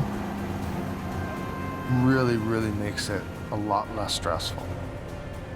But I'm that guy for Jamie. Highway's open. Things are good.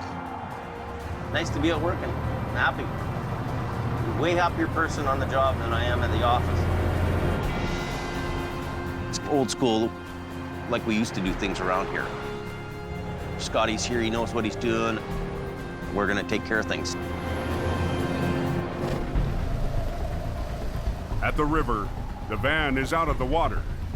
I want to rehook it. I don't want to go back in or flip over.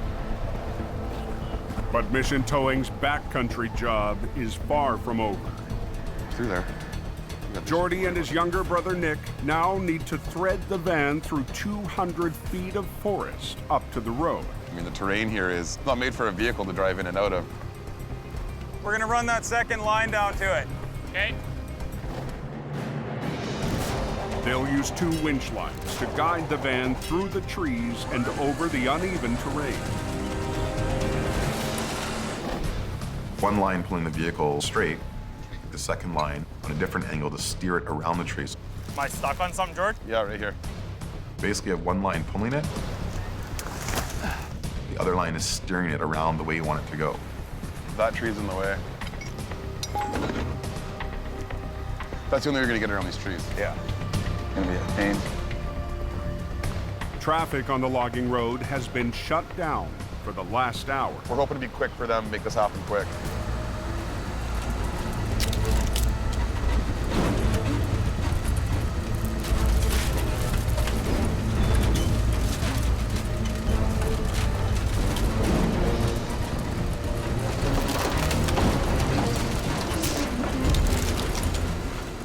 I can't see the load, so I'm 100% relying on my brother to be my eyes down there. Watch that.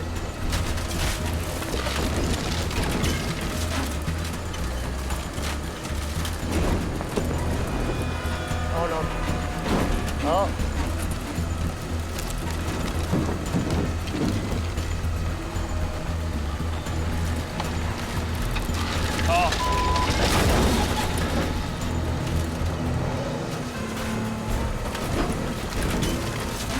Okay, Nick.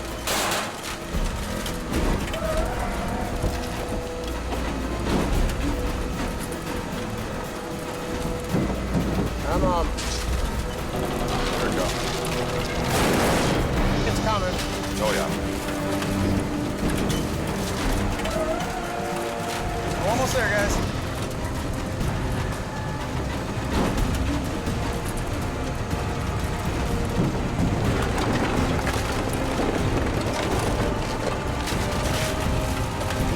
Bang on. Good, Nick. She's out. Perfect. It's out, that's the main thing. This was a very successful recovery, and it's a very great feeling when you're done. Bada bing, bada boom, bada bang. That's right. Something that's very important to me is not disappointing my brother or my grandfather.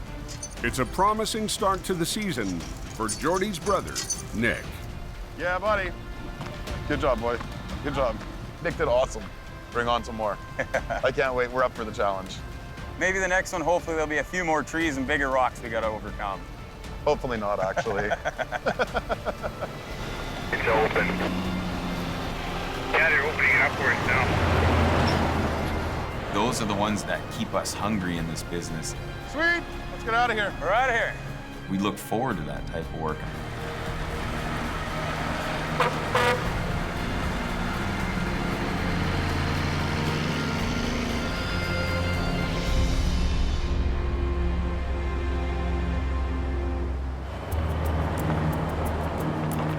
Six hours after the call came in, the burn job is back in the yard in Hope. There's no smoldering. Jamie gets an urgent call from a customer in Alberta. They have a whole bunch of fire department guys. They got the road all blocked off. A semi hauling dangerous goods has crashed 120 miles west of Edmonton on Highway 16. So yeah, so they'll roll out there right away. Okay? Okay. A hazardous material wreck is serious, they're dangerous, and there's no looking back. That's pretty serious stuff that they're doing there. You either get it right the first time, or you don't get it at all. Dispatched from his base in Edmonton, Yeah, she's closed westbound. Jamie's lead driver, Colin McLean, rolls to the crash site. There's a rollover and emergency vehicles everywhere. Everybody's on scene. We'll find out more when we get there. Over the last 2 winters, I'll back up. Yeah. You back up in the front, right? Yeah. Colin has gone from heavy rescue rookie God, kidding me. Good decision. We'll do that. Try and do that? Okay. Hey! to top driver on Jamie's Alberta team. Did you see that? That was beautiful.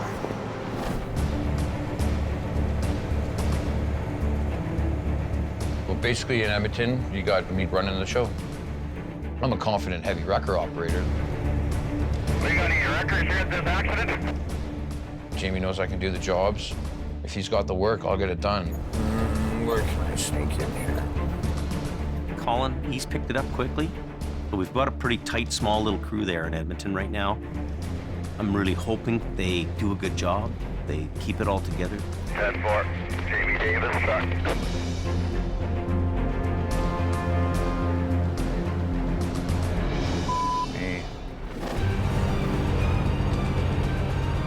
The driver lost control and plowed into the ditch.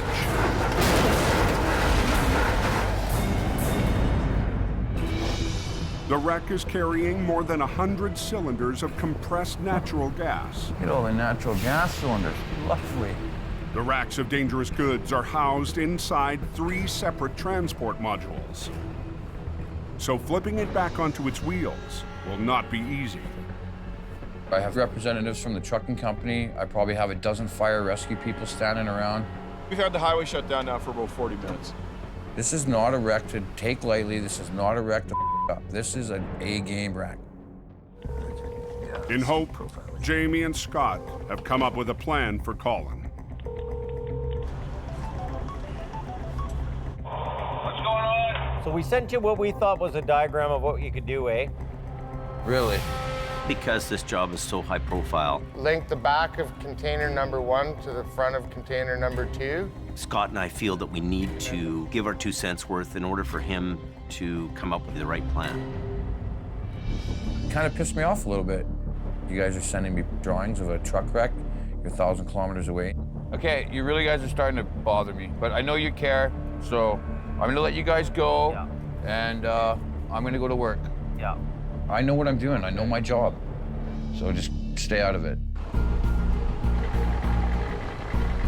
Right now, westbound traffic is shut down, so it's important to get the truck off the road. She looked like she hit pretty good, though. Driver Johnny Tipton arrives to help Colin with the high-stakes recovery. You gotta be super alert. Any little mistake could turn into a big disaster. These modules weigh approximately 18,000 pounds, 18 and 15. Okay. It'll be a good challenge for me and Colin. This winter, Colin and Johnny are operating a pair of 50-ton wreckers, HR-116 and HR-117, the most powerful trucks left in Jamie's downsized fleet. These two units pack a lot of punch. They're heavy-duty recovery winch trucks. But all that pulling power won't matter if they can't hook onto the wreck. What can those lifting hooks take, do you know? We lift the modules with those. Okay. It's rated for the weight of the unit. They're rated for lifting up, not being pulled on them. The modules hookup features were too small. Look at it. If they're not going to be able to take the weight, we'll snap them. The last thing we need to do is have anything break, have this thing roll back over. And we start pulling on that. This is new. Okay.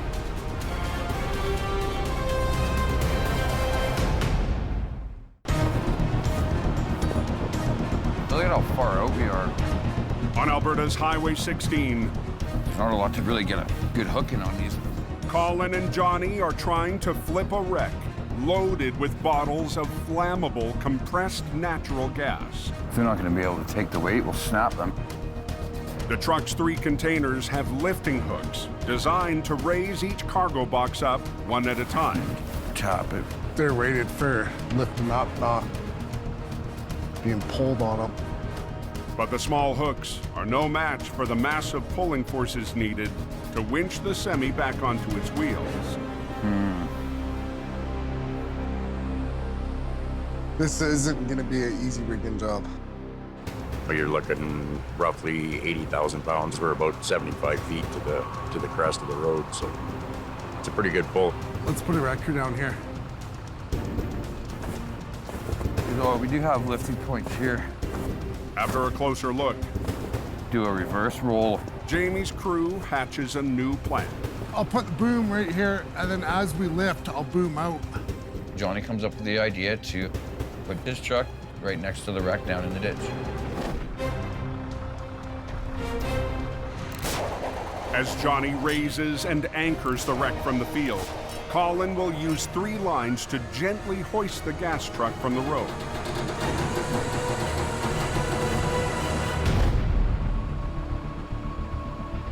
Having the trailer come down hard is not an option. If you mess something up or create a leak or a spark, your ass is on the line. But Colin is still rolling the dice, betting the trailer's lift hooks won't break. One canister opens up and starts leaking, well, now we got a big problem. Get that nice and short. This is just the best option for what we're dealing with. Okay, tighten it up. Okay. Ready?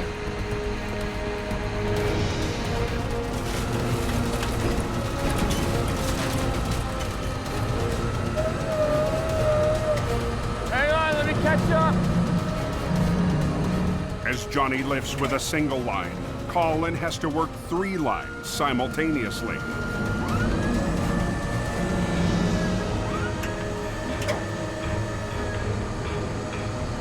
But the guys can't see each other. How you doing, Jordy? Yeah. Whoa. Everybody watch out.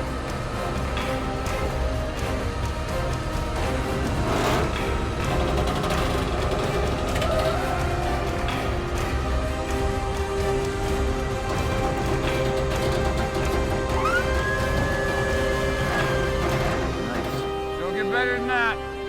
Decent, Johnny, decent. I don't even think it shook a door. But the semi full of dangerous goods still needs to be dragged out of the ditch and onto the road. Johnny will pull on the tractor while Colin supports the trailer with 2 safety lines. Because there is that possibility of it going back over. It's going to be a tough recovery because of the incline that we're at. Go!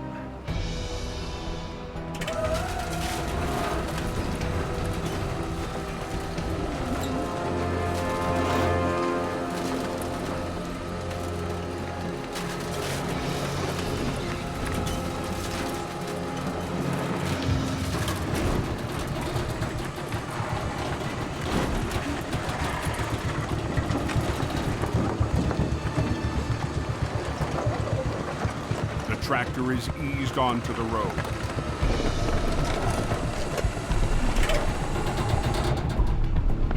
Good job, buddy. Colin and Johnny will drag the semi the rest of the way up using the underlift. It's going to be better if we just take it all in one unit. Johnny can back right up to that front axle, hook up to it. We're good to go. We were in a rush, so we decided that we would hook up to the front of it and just pull the trailer out. There we go.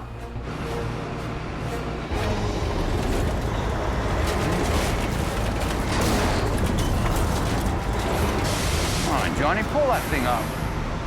But the heavy load won't budge. It's definitely pissed off. Me.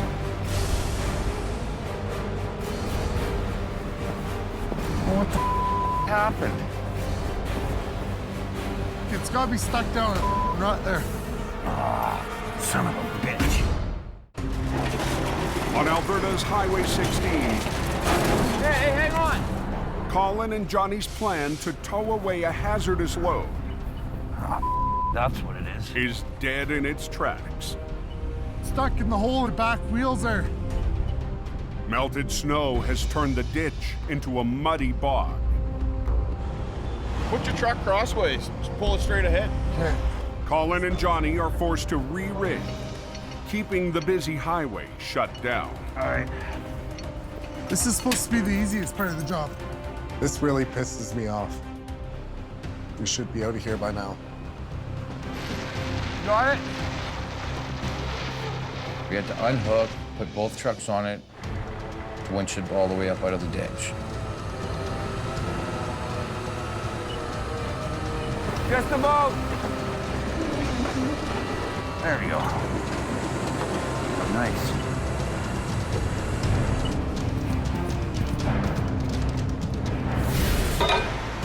The wreck is finally back on the highway. Dangerous goods still intact. So you're good to go? So we're gonna go cross down and hit the dangerous goods route? The high-stakes job is over. And Jamie's tight two-man crew, his last team in Alberta, found a way. Me and Johnny got the job done, and we didn't need anybody else's help. How's the road looking there? It's open, driver. And we're the guys that did it. That's what makes me feel good.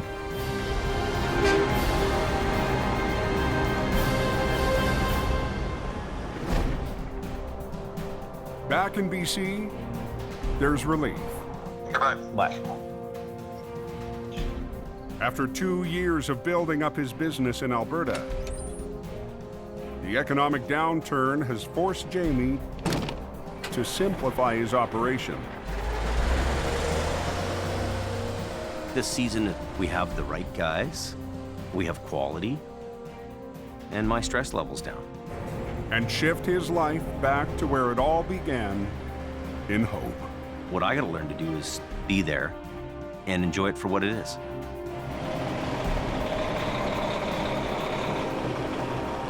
My world's just starting.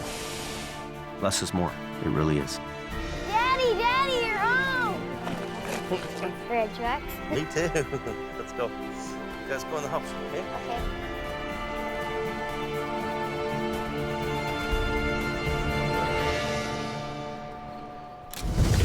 Next time on Highway Through Hell, a terrifying tumble plunges the mission team into a daring recovery. It will go over. And a frozen truck becomes Scotty's roadside mystery. She's all blown apart here. Colin and Jamie use air power Wall's coming out of it. to battle a sketchy load.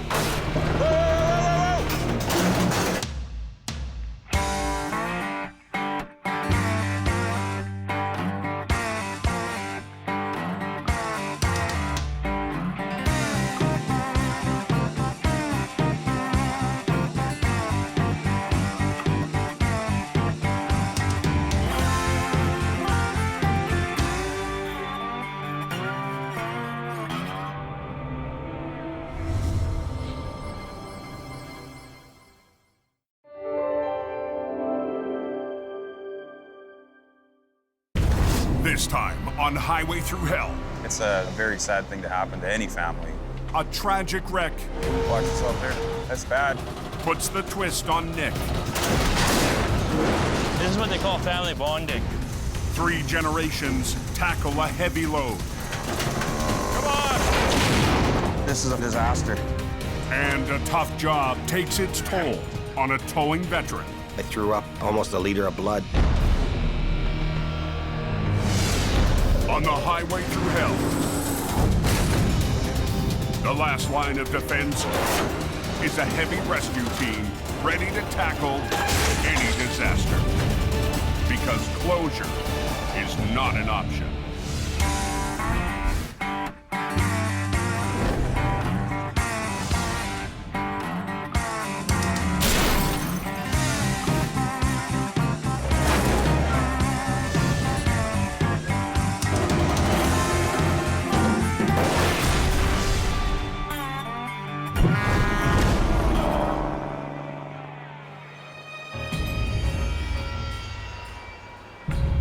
We're supposed to get a good snowstorm coming in tonight, I hear.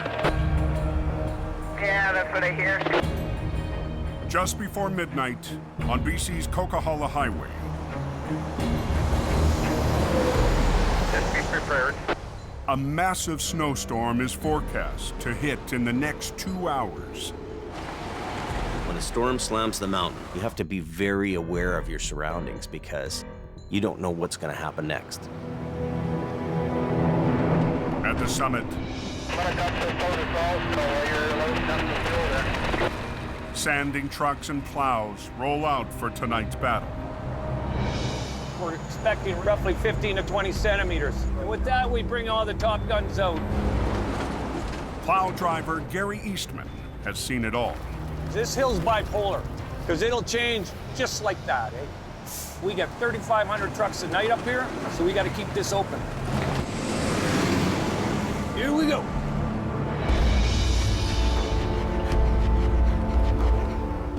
"60 miles away at its home base in the Fraser Valley. There's gonna be some aches and pains, I'm sure of it. Towing legend Al Quiring prepares for a long night on the Cove. Patsy. Yes. I've got to go do towing. Do ya? Yeah. He doesn't have a schedule. He works when the phone rings. Al couldn't do his job without the most important person in his life, his wife, Nancy. When I go up there prepared and Nancy's had time to make me sandwiches, I can hole up on that mountain for days and not have to worry. He'd prefer my food rather than going to a gas station for food, that's for sure. Of all the things that I haven't done so good, at least I've done one thing good. Marry a decent woman and rear up a good family. I'll see you in a day or two. Okay, be careful. Be safe. Okay, bye. Bye. Uh-huh.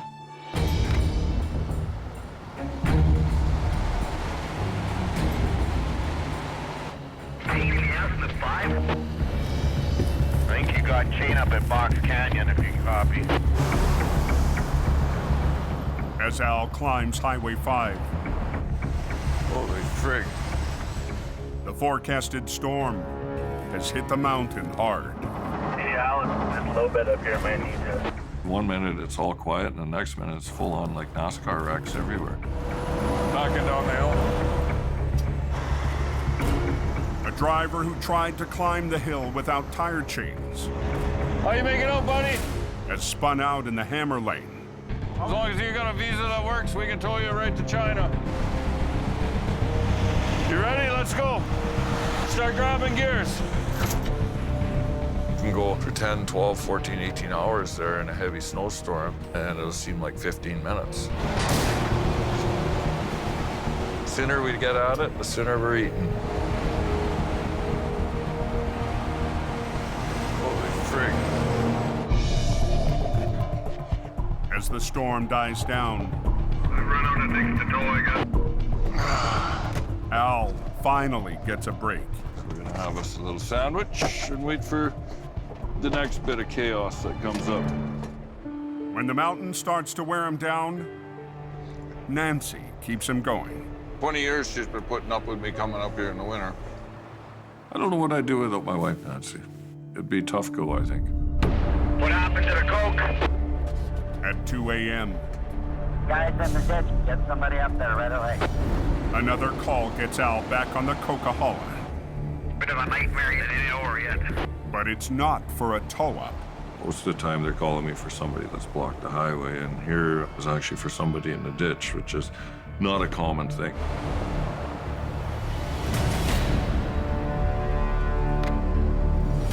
How do you think a guy does this? Must have been a good ride, eh? The flatbed B train spun around 180 degrees, then landed backwards into the ditch. This guy's in a 120-kilometer-an-hour zone, facing totally the wrong way. The driver survived the wild ride. It was down in the ditch underneath this thick, heavy layer of snow. When the 60,000-pound rig went off-road, it flash froze into the deep snow. You hit the ditch, the snow's flying, the truck's hot, and it melts into a perfect little cocoon type thing, and it's stuck there. And when it stops, it flash freezes. It's hard to break that unit out of there. She ain't gonna be pretty.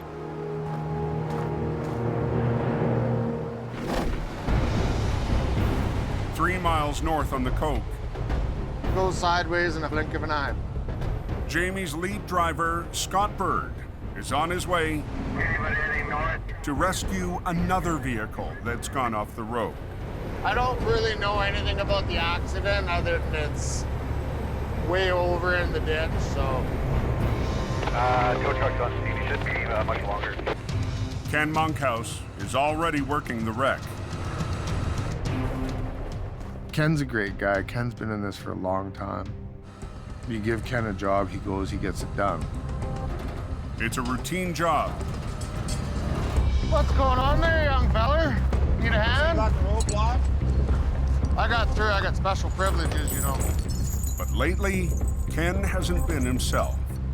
You want a hand with something, Ken? No, I've pretty much got it. Oh, okay. I'll just be here for moral support. Belly, belly, bula, bula. Bula, bula, bula. Ken is one of Jamie's original employees. Think you can handle her, city slicker? No problem, buddy.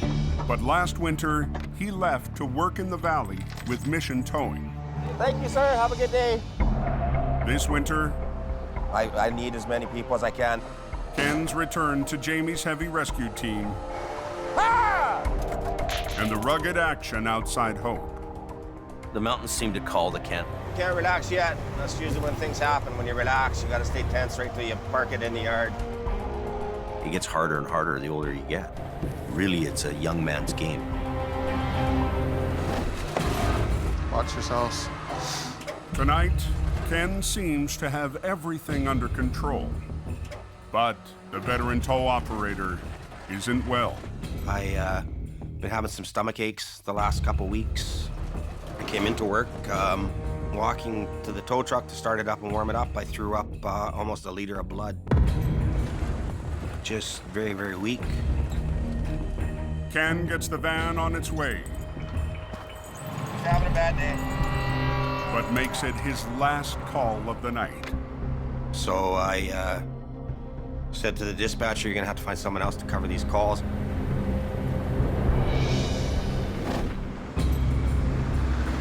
Extremely slippery. Just drove it right into the ditch. Quiring is on scene. 3 miles south, Al's dealing with a heavy wreck that spun off the highway. It's a tricky little spot. The amazing thing is that there was actually very little damage to the truck, which is kind of unheard of. The 60,000-pound B train is frozen into the ditch. If Al pulls too hard, he could twist its frame. Even though that unit might weigh 60,000 pounds, it's going to take maybe 100,000 pounds to pull to bust it loose. Al's only option is to attempt a series of sideways pulls to move the wreck up the bank. Everything is cold, everything is frozen, and the resistance in that ditch with the snow is at its maximum. Al starts by pulling on the least buried part of the rig, the back end.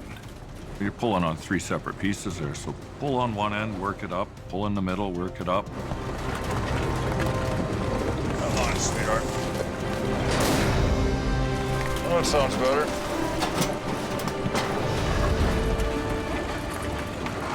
Right on, we made her.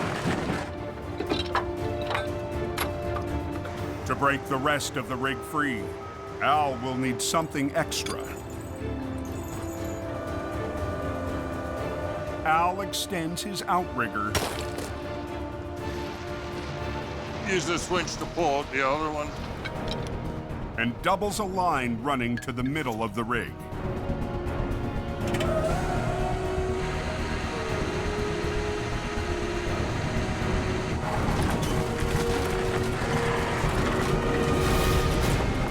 But the more Al pulls, the more his 60,000-pound record creeps closer to the ditch. It's frozen and in deep ground. The more I pull on it, the tougher it's gonna be.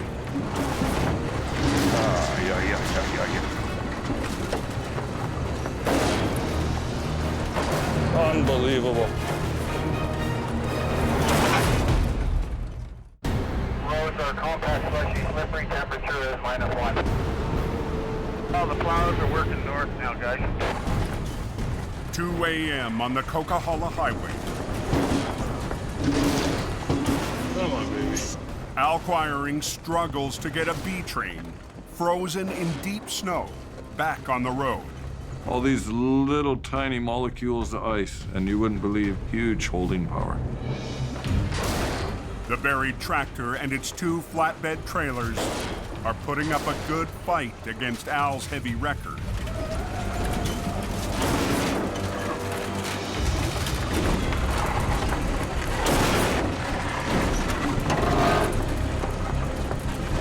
Come on, come on, come on, come on, come on.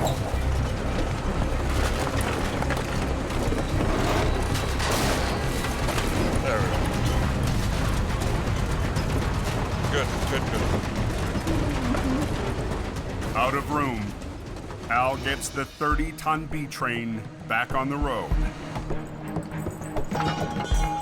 It's nice when things work mostly like they're supposed to. Well, it was a little bit hard to bust out of there, but, you know, eventually we got it. We were able to get it bust loose with the power of the Vulcan V100 wrecker. But Al has one last obstacle. Okay, my friend, we'll get you off the road here. The semi is facing the wrong direction. So we're gonna take them back down the highway to a snowplow U-turn and get them onto the right side of the highway. Here goes a little yeehaw moment. After 2 decades on the Coke, Al knows all the shortcuts to tow a customer back to safety. That was a heck of a ride.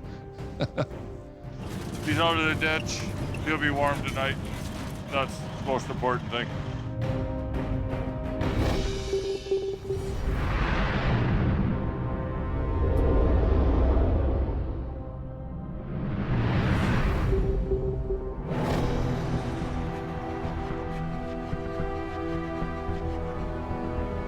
The next morning in the Fraser Valley. Yeah, what's Highway 7 looking? Closed, going east. Now, what happened, do you know? There was the head-on. Mission Towing's Nick DePerrin is on his way to the toughest kind of wreck. We're headed to a fatality accident involving a B train and a car. As far as I know, it's all the information that I have. We're definitely going to have our work cut out for us today.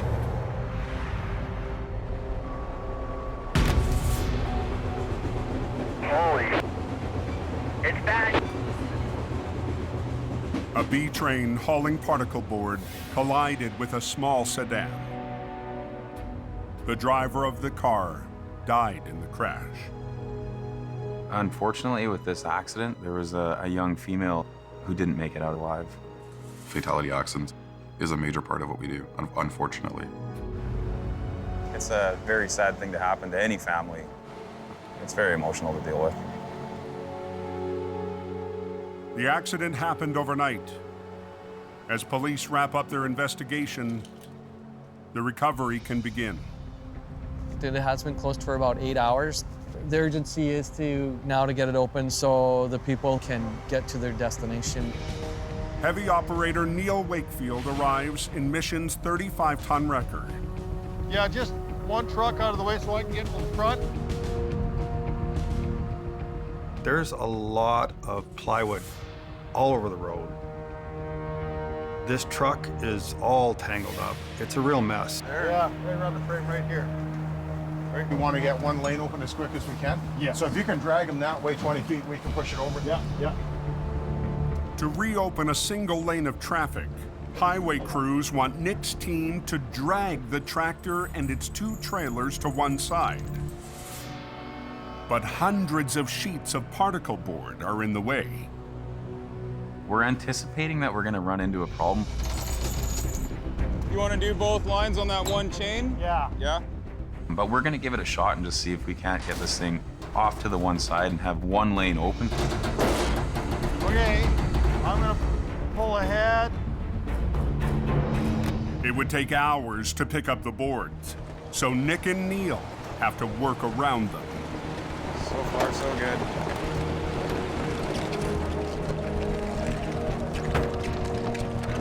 Looking good, looking good.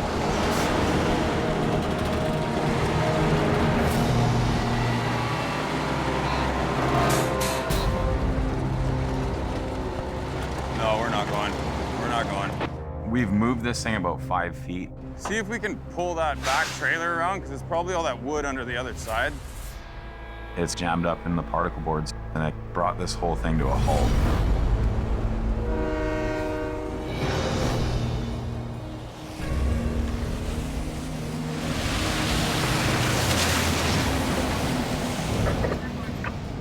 So 103, I want to be heading her down to Mine Creek Hill. 60 miles northeast on the Coquihalla Highway.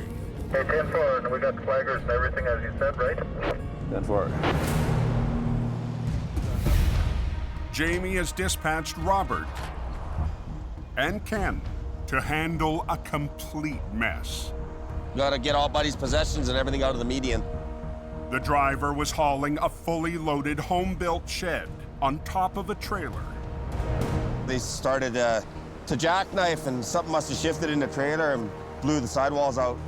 Everything the driver owns was launched down the deep embankment. But he's a lumberjack. Gonna be a long day. Scott Bird is on scene with HR 116 to winch the heavier items back to the road. Start at the top, work our way down, I guess, eh?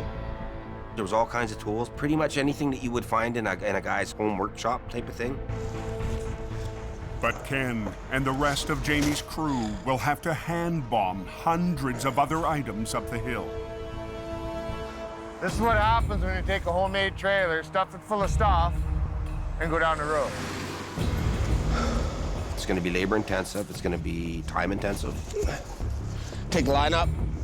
It sucks that we have to be there, but at the same time, it's somebody's personal belongings, and it's probably a big part of their life. So you gotta pick up as much of the stuff as you can. Dog's breakfast, that is. Pull all the way up.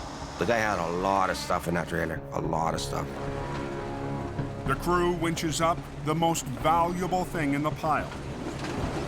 Nice. A vintage motorcycle. I ride bikes, I collect stuff. I could just well imagine how I would feel if I was in that guy's shoes. But for Ken, recent health problems only add to the misery. I'm not feeling really good today. It's just the energy. The job is about to get even worse for Ken. I'm out of here. Where are you going? Mission. Mission? I got a phone call from Jamie, and there's a little bit more of a pressing issue down the valley that had to get dealt with. Unfortunately, I gotta take off. I don't want to, but I got to. With Scott leaving, the wrecker's powerful winch lines are out of the game. All this garbage. Scotty had to go. This leaves me and Ken here. We got no small wrecker to pull stuff up. Kind of sucks, buddy. This is a disaster.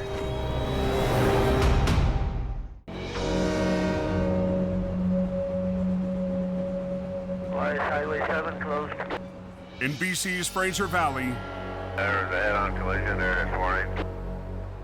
a major accident has claimed one life and closed a trucking route to the west coast. We want to get one lane open as quick as we can? Yeah. Nick and Neil's first attempt to drag the wreck to one side to open a lane of traffic You give it a try and hope you get lucky. has hit a roadblock. No, we're not going. Yeah, it's getting hung up in all that wood there. Kind of sucks that it didn't work, but we're gonna have to do it some other way. Nick calls in a second heavy wrecker. We'll try unpinning that pup trailer and just drag that thing out of here. The extra wrecker will pull on the B train's back trailer, called the pup. The pup is pinning down the rest of the tractor trailer. The plan is to disconnect and drag the pup away from the wreck so the rest of the B train can be pulled in the opposite direction into one lane. Okay. Watch yourself there. Watch us, Skinner. Beautiful. Okay, so he can pull that over there. And... The pup trailer is out of the way, but moving the rest of the tractor trailer won't be as easy. My truck isn't made to pull this kind of weight on its side. It's gonna fight the whole way.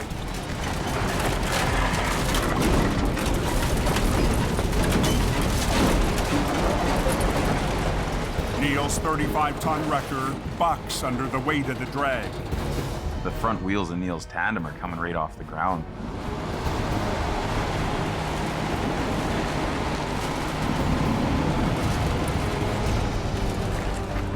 But gets the job done. That worked out. Before the highway can be reopened, a salvage crew moves in for its sweep. So did they open that westbound yet? No, not yet. But Nick and Neil still have to get the rest of the wreck back on its wheels. It's got a bad twist in the frame. Yeah. The tractor twisted 90 degrees off the trailer, and all that torque is waiting to let go. The truck's sitting on its side, but the trailer's actually sitting upside down, so there is energy that's inside there. That energy is going to release as we start to take the twist out of it. The crew will try and line the trailer up before the flip, so the cab's frame doesn't come down too hard.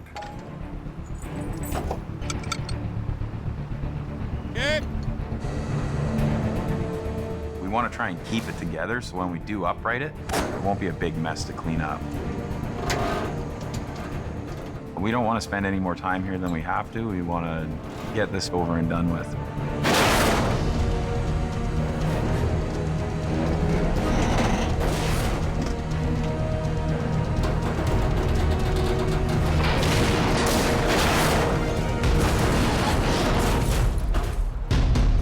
As Jordy would say, voila. Voila. Less than 3 hours after Nick's team arrived, the last piece of the wreck is on its way. All in all, I think the job went well. Given the circumstances, it's kind of a tough one to deal with, because there's been a loss of a life here. My hat goes off to every single first responder that was on that scene. It's a very heartfelt, very hard thing to deal with.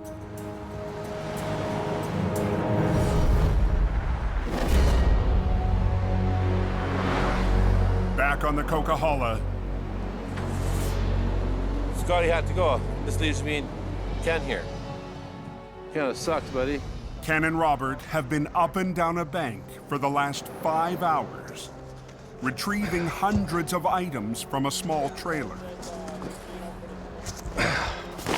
You're at the bottom of the embankment. It's about a 20% grade and it's covered in snow. And you have no traction on your feet, and you're cold and you're wet. When you're doing a job and you're in the deep snow and it's cold, you'd rather be in any other place than in that ditch. You just gotta hunker down and get her done. There's just no other way around it. But life in the ditch is wearing Ken down. I've seen so many things in the 28 years I've been a tow truck driver. After 3 decades of towing, the strain and stress Get out, get out, get out, get out! is catching up with him. A couple years ago, I slid backwards down a hill. Last July, I came 4 feet from getting crushed by a lumber truck that was on fire on its side, sliding down the road. I wake up in the middle of the night, my heart's going 9 million miles an hour. You can only dodge fate so many times, and when your number's up, your number's up. Sooner or later, you know, it's gonna get me.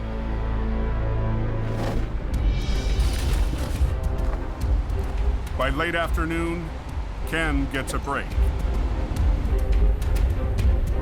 Mike Reynolds shows up with a wrecker to help Jamie's crew wrap up the job. Oh, that's a lot of Mike just showed up. We need to try to get this stuff out of here. Sorry, buddy. Well, there's so many little bits and pieces. It's frustrating. Is that another wall? It's like we're gonna be there all night long, and it's just gonna get colder and colder. Just before dark, a truck and trailer rolls up to haul the final load back to Jamie's yard. This is just all this good stuff.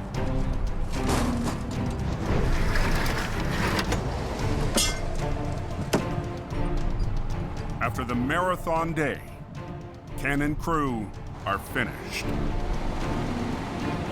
At a certain age, running yourself on a big job like that really takes a toll on you. Be out here in this kind of environment doing this type of work. We're getting too old for this nonsense.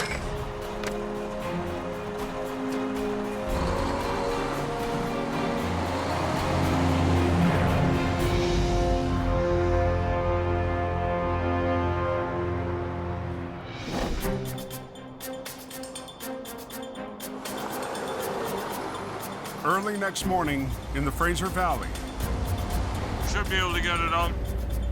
Al Quiring's on his way to a big job near his home base. I have very little information on what caused the accident. All I know is a flip semi with a load of paper in it. Today, Al's recruited his oldest son, Kerry.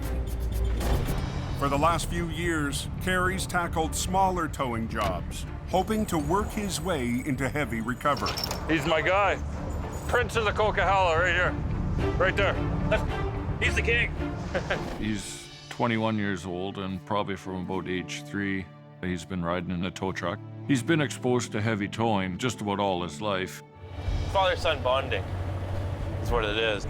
For Kerry, it's a chance to move one step closer to taking the wheel from his legendary father.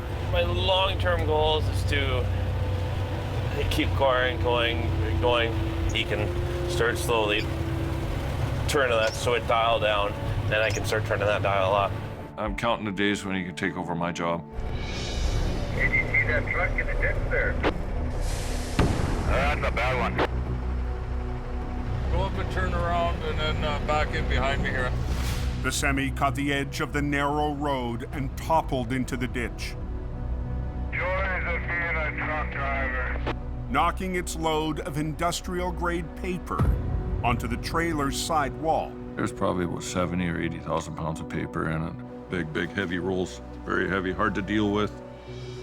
Rain is forecast, so unloading the enormous paper rolls is not an option. Chances are, once the paper is wet, the product is lost. How are we going to get this out without damage? The answer is a special tool designed for this type of heavy recovery. Inflatable airbags are the best way to raise a loaded trailer without blowing out a wall. Air cushions were designed back in the 1940s for actually lifting aircraft. Al's dad, Bob, is also on scene. I did enough of this over my years, let me tell you. Making it 3 generations of Quirings. Between the two of them, they have so many family secrets that have been acquired for 4 generations. Book is green. It says Quiring right on the front. Guide to heavy-duty recovery. It's there, it exists. A lot of branches underneath the load. The airbags can't be installed until Al and Carrie clear some room.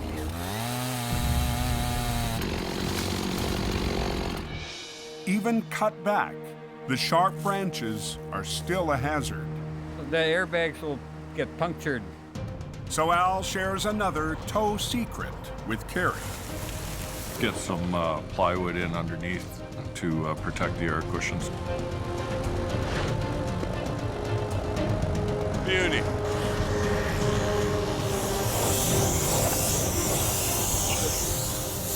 Take another bite. But Al needs more than air power to get the job done. So he's called in a local company with a rotating boom to help land the trailer back on its wheels. We'll let the air cushions get it up pretty high. Yeah. And then we'll get the straps on there. If Al isn't careful, tens of thousands of pounds of paper could punch through the trailer's wall. As that unit is going up, you've got to really watch that you don't fracture that trailer because it's a real possibility. That paper drum pushes against the trailer, and now that trailer is wrecked. Come on! This airbag might kick out here.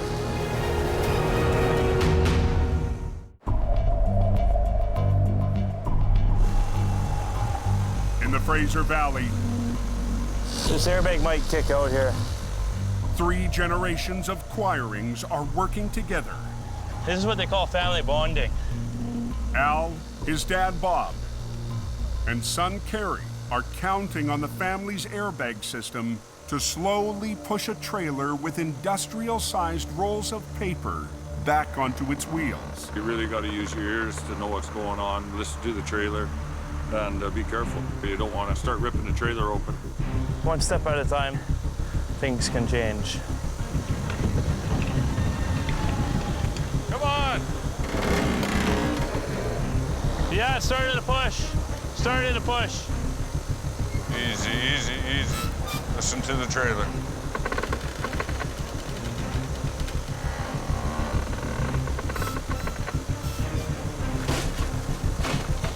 I think we're there. The airbags have raised the trailer as far as they can. So, it's up to the local boom operator to bring it home. Pull. Pull it.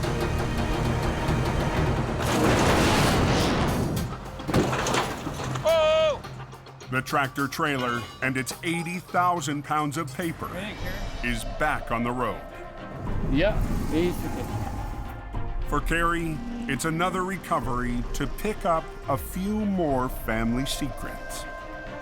Working with my family, I've learned a lot of tricks and trade secrets, and it's something that separates you from the rest of the crowd.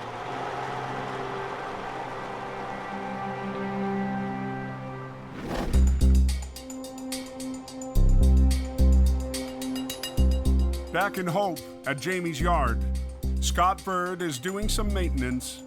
Filling up washer fluid and making sure I can go out on the job. When a curious customer shows up, the owner of the homemade trailer. Well, we're gonna have to pack that trailer really well. There he is. He's come to get his stuff and the most important things that he was worried about. My most valued possession on there was my Harley and the parts, and I seem to have most of them back. It was all there. Going that extra mile, that's the kind of attitude that we need, and that's what Scotty did.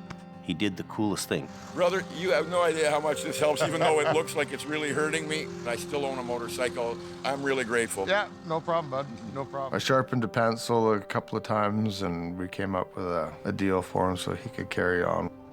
Okay, guys. Thank you. You always have to have a soft spot in your heart for the people that have been impacted. No matter how bad the job sucks.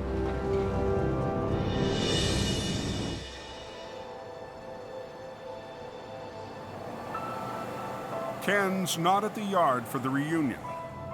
He's taken a much-needed day off. We're going to my hiding place when I gotta get away and turn my phone off and just chill out.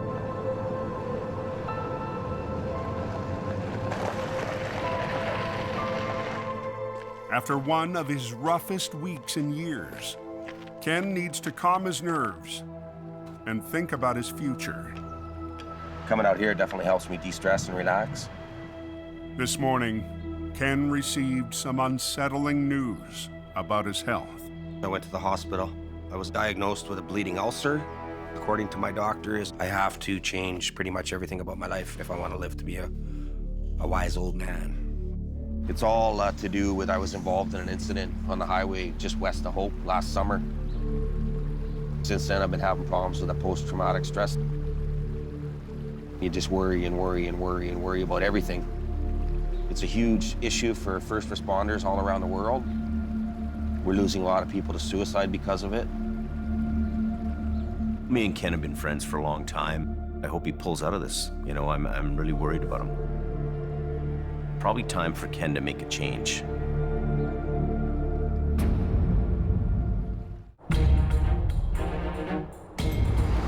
On a backcountry road. Oh, is it a four-wheeler? In BC's Fraser Valley, That's a nasty little road. Al Quiring's oldest son has been dispatched to a wreck. Kerry Quiring is in the family's 20-ton truck, on his way to tackle a remote recovery alone.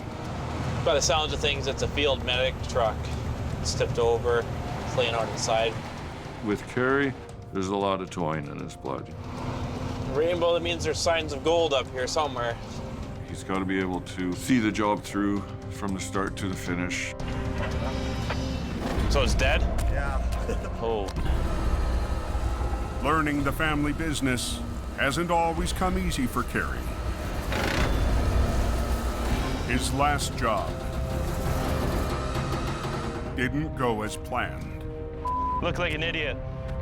It's been a slow progress for him, but it's been a learning stages as well. Today, Kerry's back road wreck looks tougher than expected. Out of cell range and on his own, There's a little bit of pressure. Another learning step. Kerry has to recover a fully loaded first aid truck deep in a ditch. This looks like a bigger job than expected. To there.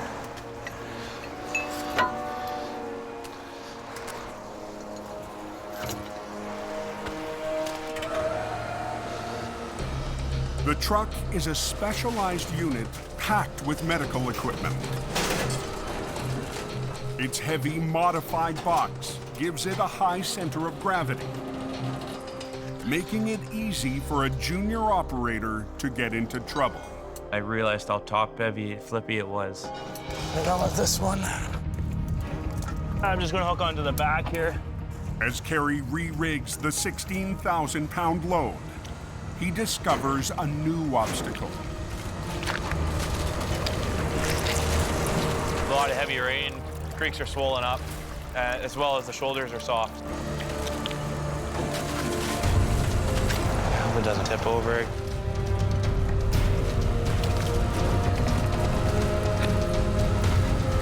The truck is hung up. Am I doing anything at all? Come on, lift. Lift. Not plow, lift. The more Kerry tries to lift the wreck, the more it threatens to tip over. It started tipping too much, and I didn't like it. I don't like that at all. And I got to a point where it didn't matter what I did with my truck. Yeah, I'm just trying to fight it, tipping. I'm in a position where I don't like to be.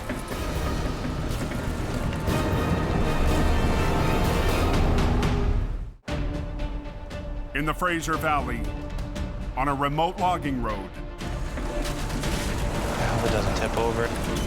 I'm in a position where I don't like to be. Kerry Quiring is in trouble. Am I doing anything at all? The heavy rescue rookie is trying to winch a top-heavy load. I don't like that at all.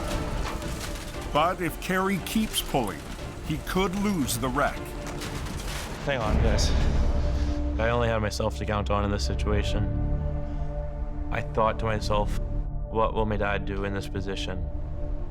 He's got to have confidence when there is no set plan in place. I got something up my sleeve here. I got a strap. Oh, I'm just gonna hook to this tree to get the angle. He rigs a snatch block to a nearby tree. There. And redirects a line to stabilize the wreck. I opened up the Quiring Tool Book of Secrets.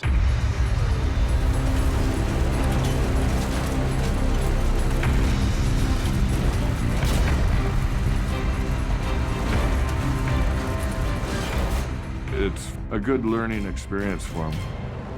That's a Quiring Tool secret there. Kerry pulls out a victory for the family tow business. I'm not as quick as my old man, but he's got another 25, 30 years on me. The secrets of his father guiding him along. There's no actual book tow secrets, but it sounds pretty good.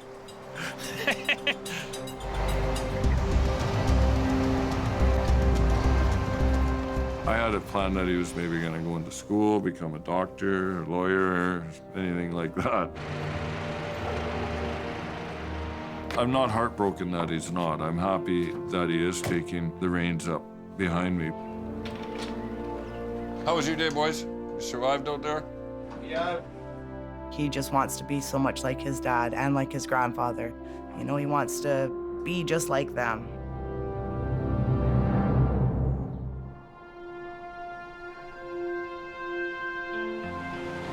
In hope. What is this? Jamie has a surprise for one of his longest-running employees and friend. Ole. A new truck for Ken Monkhouse.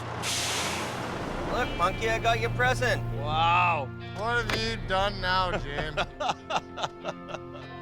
There was an opportunity to buy what we call a detachable towing unit. It's made just for towing trucks, not heavy recovery. Wow. It's your old truck that you used to drive. Yeah, I drove it in 2008, man. That's amazing, buddy. There you go. Turns out the truck was driven by Ken before I came across it.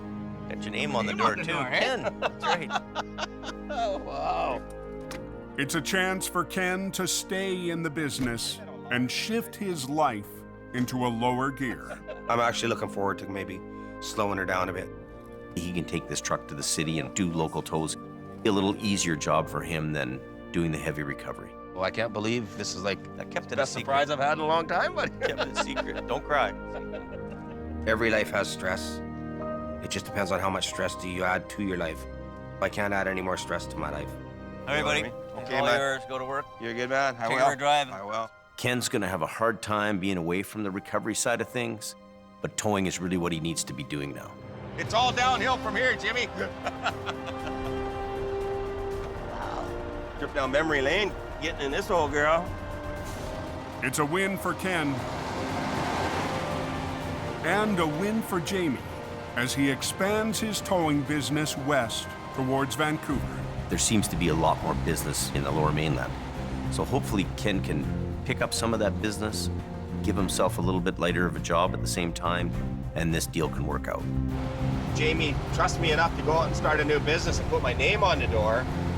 That tells me that he's putting a huge amount of faith in me. So I'm not going to turn my back on an opportunity like that with Jamie Davis. If anybody can do it, it's Ken Longhouse. Next time on Highway Through Hell. Closure in the canyon. There's 2 trucks banged up down here. Wow. This is not an easy task. Forces Jordy's crew. We want to clear this traffic on this side. To pull an all-nighter. Team Green. Think of a giant ostrich egg. Juggles an odd job. And Jamie's top man. There will be words exchanged over this. Cleans house.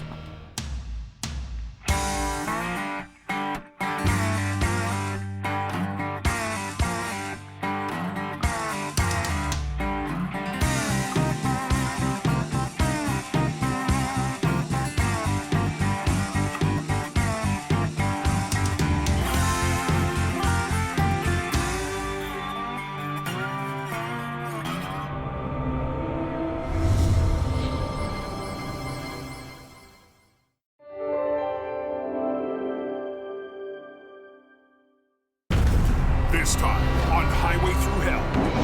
Go! It's its own little world up there. 4 seasons of heavy rescue. Basically, we're all fighting a mountain.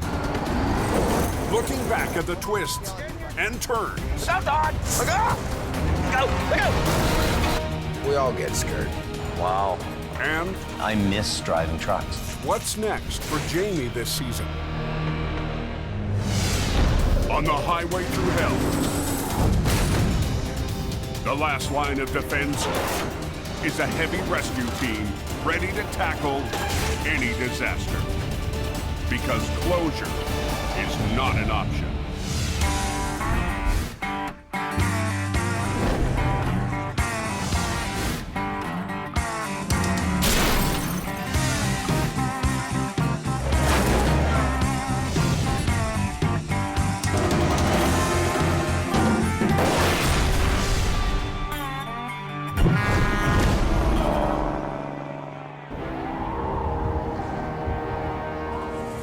It's its own little world up there.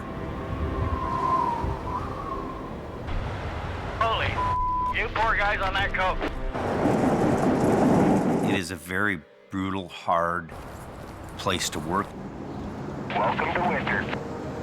On its worst day, the coke is absolutely horrible. Coquihalla is like being on another planet. Yeah, it gets pretty nasty up there. The title of the show was Highway Through Hell, and it's really 3 highways that go through 3 mountain passes. And they're the most important transportation hubs in North America. When everybody else is getting off the highway, you're going onto the highway. Highway 5, Coquihalla. When everybody else is getting out of the weather, you're going into the storm. And every time I see the snow coming down up here, I see that quiring. 42 calls in 24 hours. Go forward! Come on! Basically, we're all fighting a mountain. These vehicles must be out of here right now! It goes from bad to worse in an instant. Wow. Crashes are just phenomenal. When you get a monster crash, it's big. I got a line up on the right lane, and I got disco lights at the front, so we're here.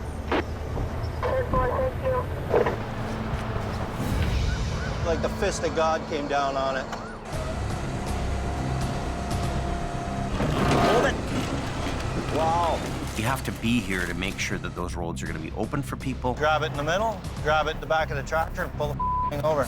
It's go, go, go. It's adrenaline through the roof. Hey, what is going on here? You got 15 minutes to get the road open because the highway guy is bitching. Closure is not an option. And it's really more than just one location. Northern Alberta is definitely its own brand of hell. Okay, let's go. You get it. Let's go. Stop all traffic. Flat and windy, cold. It's cold out today. Minus 53. It's pretty white out up there. It's not for the faint of heart.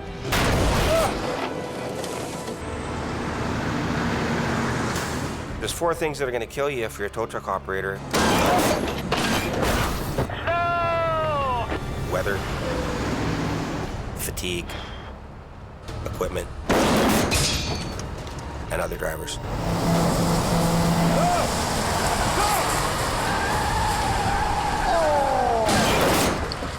The danger is real. You don't know if anything else is going to come down and get you.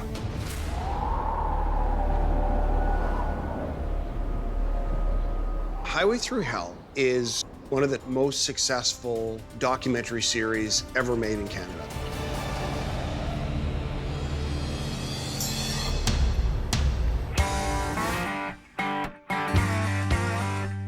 It's seen in 170 countries. It's one of the top-ranked TV shows just about everywhere it's played. Oh, that thing's broken right in half. People are rubberneckers. Unbelievable, man. People drive by a car accident, they look, right? So there's this curiosity that people have when they go by a car accident. And they can't believe how a truck goes over 1,000 feet or 3 semis pile up. I don't think there's any flipping this thing over. And you never get to see the world of heavy wreckers and rotators. If we try to lift this trailer up right now, it's gonna be a mess. We come in the middle of the night, we clean up that highway. Let's go, they got the highway shut down. Yeah, rock and roll.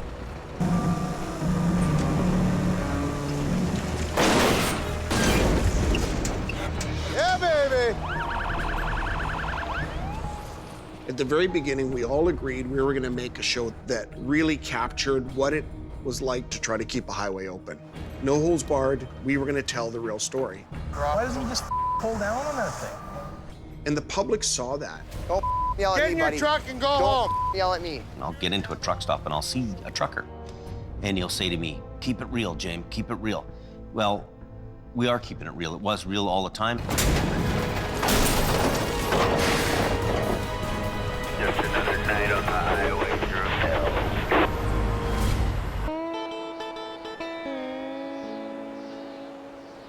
There's been a lot of changes since the beginning. The one thing that's constant is change. So happy when this place is not a mud pit anymore. In season 1, we have 1 location, a couple of big wreckers. We have a small, tight little crew.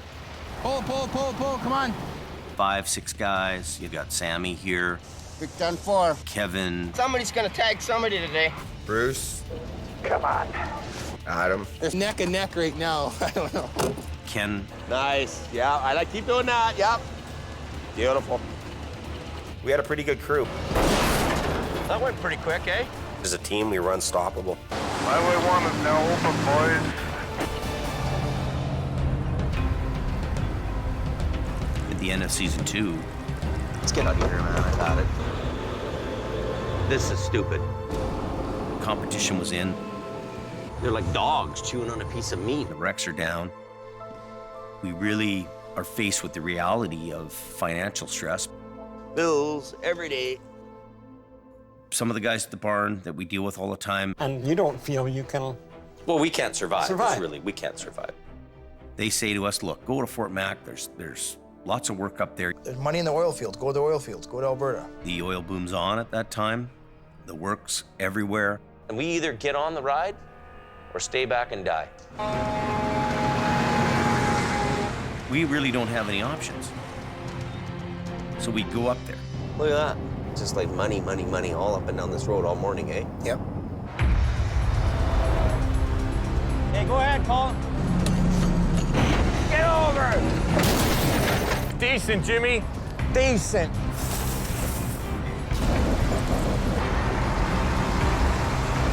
We're back. Traffic just called. Now we have 4 locations, 40 trucks, and 40 people. I'm in the office quite a bit. I'm bouncing between BC and Alberta. I didn't really think we would grow that fast. It was almost, the growth was too fast, too much. And I almost yearned for the days where things were simple and I had 3 or 4 guys and a few trucks. Jimmy Davis en route. It's been a ride and a half, I tell you.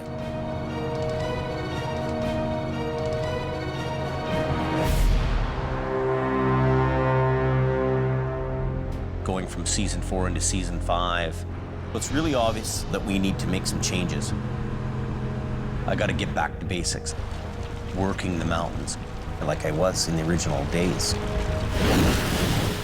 Here she is. Figuring out what's going on and how to take care of the problem.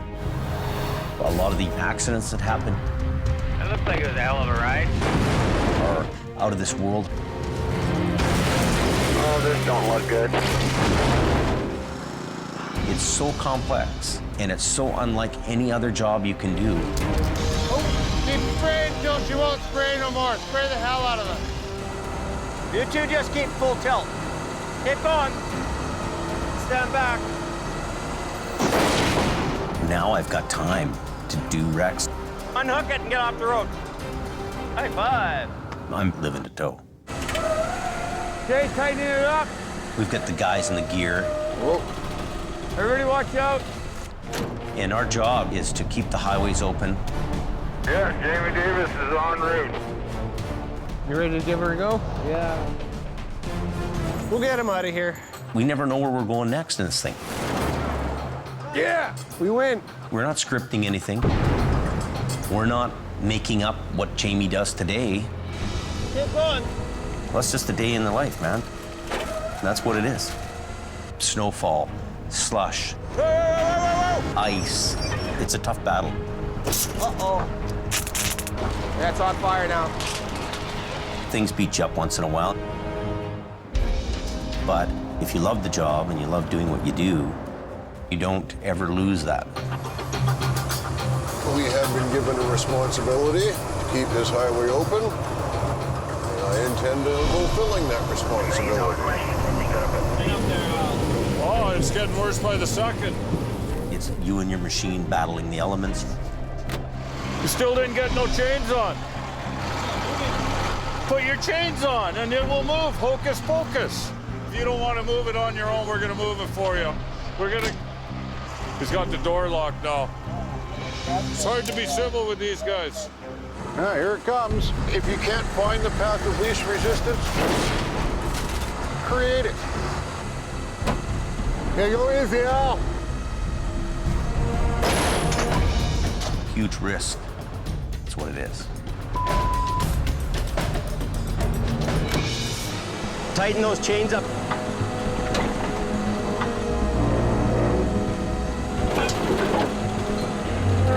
Everybody keep going. If you know anything about me, you know I'm the risk taker guy. That's what'll come up and kick you.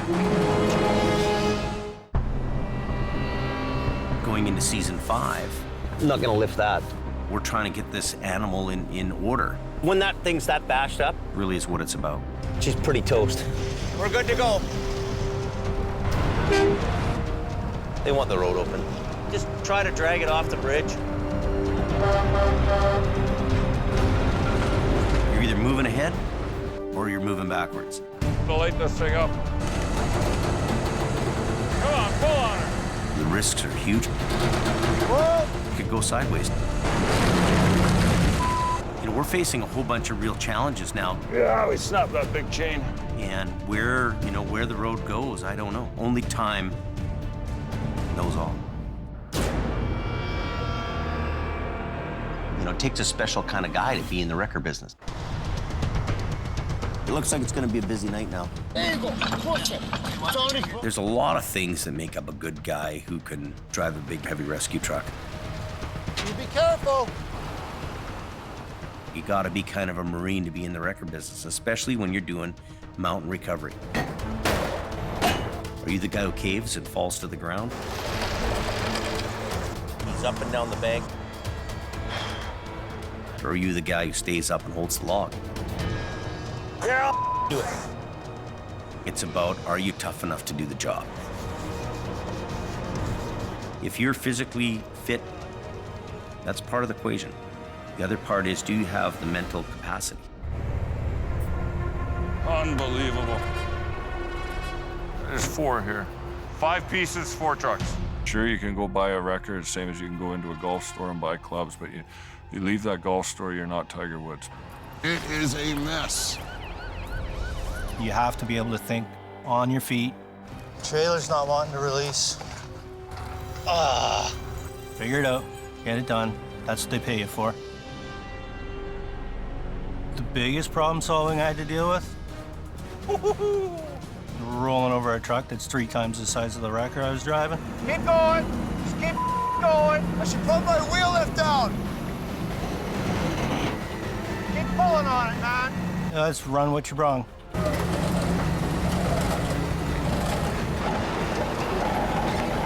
Here it comes. Slaughter Goliath.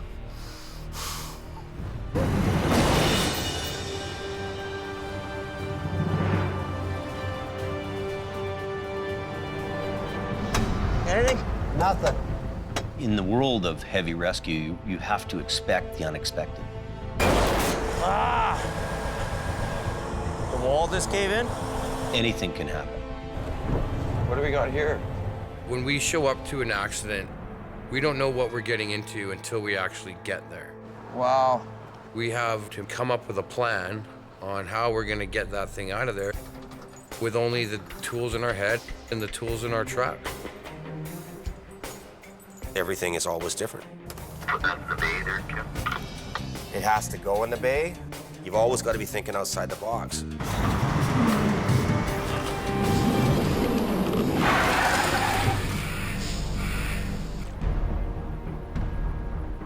In season 1, a prime example of expect the unexpected is an SUV. I can't believe it. These guys live. It's gone over the bank.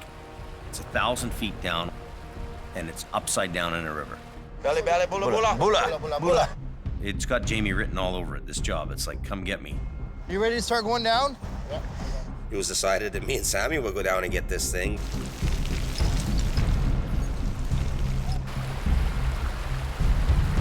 So we got a little bit of a bite on it with it. You threw a kind of a hook into it. The biggest challenge in this whole thing is the wire rope. If you put 1,000 feet of really heavy wire rope on a spool, how do you manhandle it? The rope we use originally is light wire rope. Go ahead, slow, bro.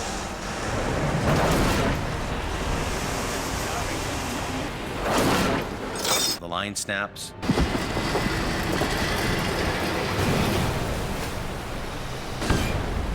And away it goes down the bank again. Holy. You guys okay there? Eventually, we bring some really heavy 5/8 line down there. Coming okay? Looking good, buddy. Coming up nice. We got it out finally, and it was a good feeling when the job was done. We got her done.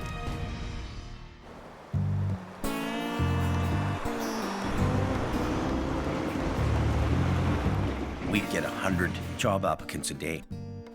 So, we're gonna put this chain on. Some guys come here, they think they know what they're doing.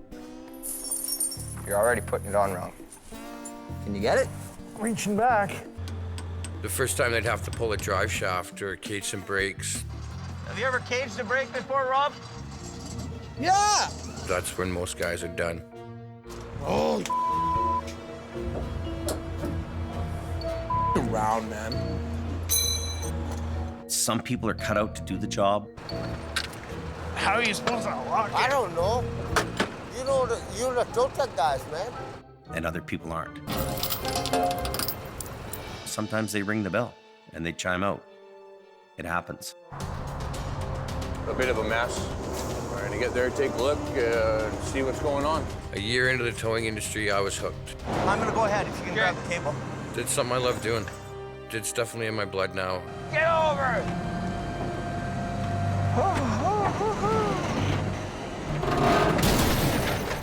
Nice. Okay, this line, but hang on, okay? Go. I enjoy helping to keep the roads open. Front end. Run. I was born to do this. Neil.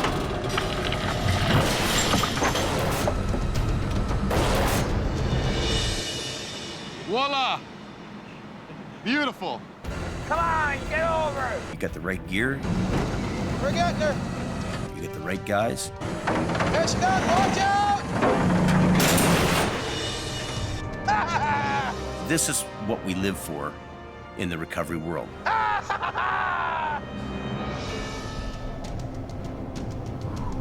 I think that part of the success of the show is that some of the characters are very interesting people. Central casting couldn't come up with this group of guys.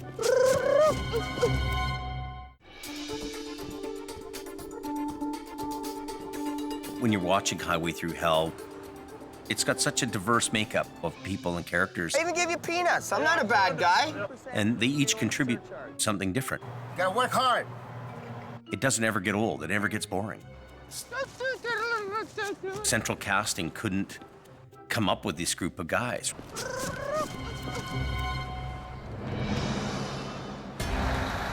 call a tow truck here or what? In season 1, we were a smaller, tight-knit group of guys. Kevin and Adam came as a package. Those two were a package deal. We were his competition. These two guys are the biggest thorn in my side, scooping our jobs, so I had to hire them. I'm already en route, just so you know, Jimmy. Adam was Jamie's lead guy. Every company's got like a lead guy. Tired? Did you have a good sleep last night? Yeah, no, I'm just Waking up? Yeah. Then you had old Kevin Ritchie. I'm going for a ride.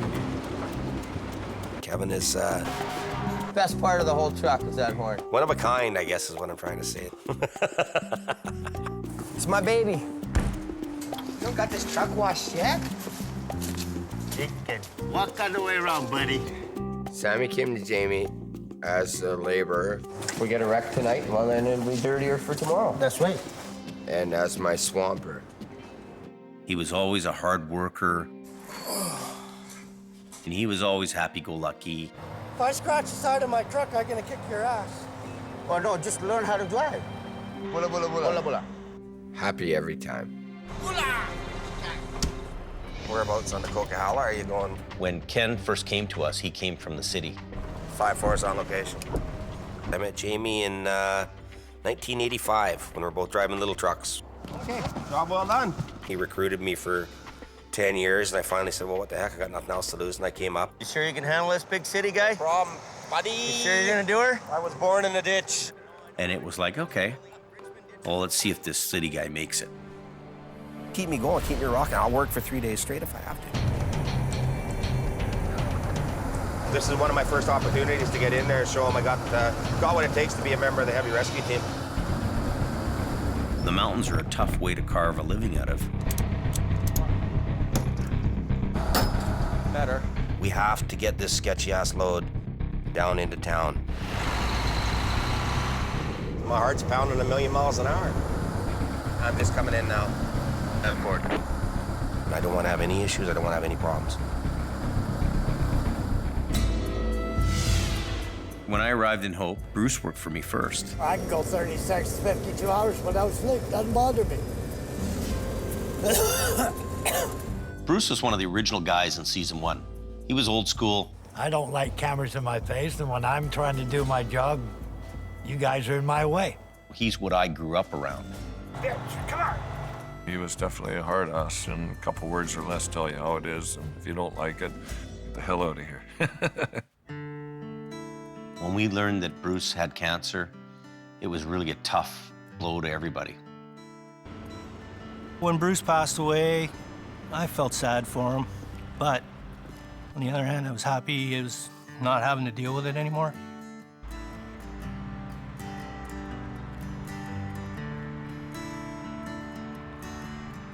He was one of my best friends, and I'm still heartbroken that he's not around. Bruce's truck's parked in the yard, sitting there, and I just can't bear to get rid of it. We still think about Bruce and talk about Bruce all the time. Thanks.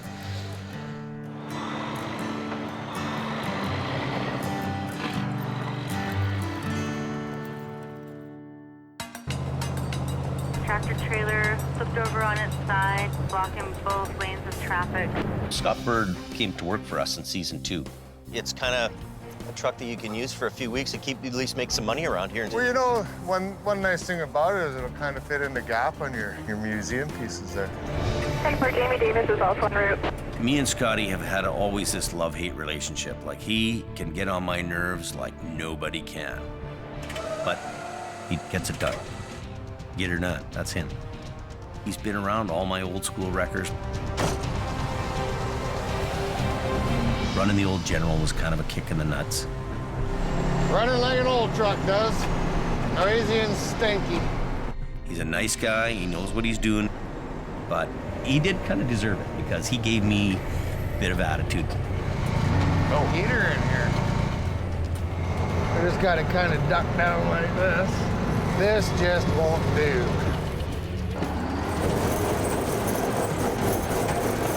We're hopping a big time wheelie. Maybe the General broke that wild bronc.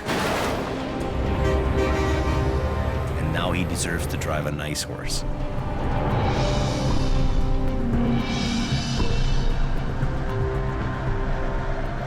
Hope for the best, expect the worst.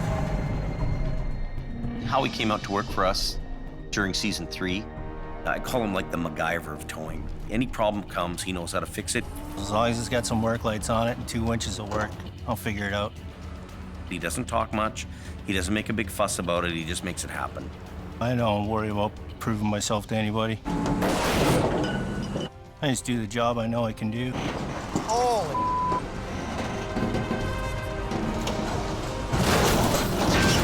There you go.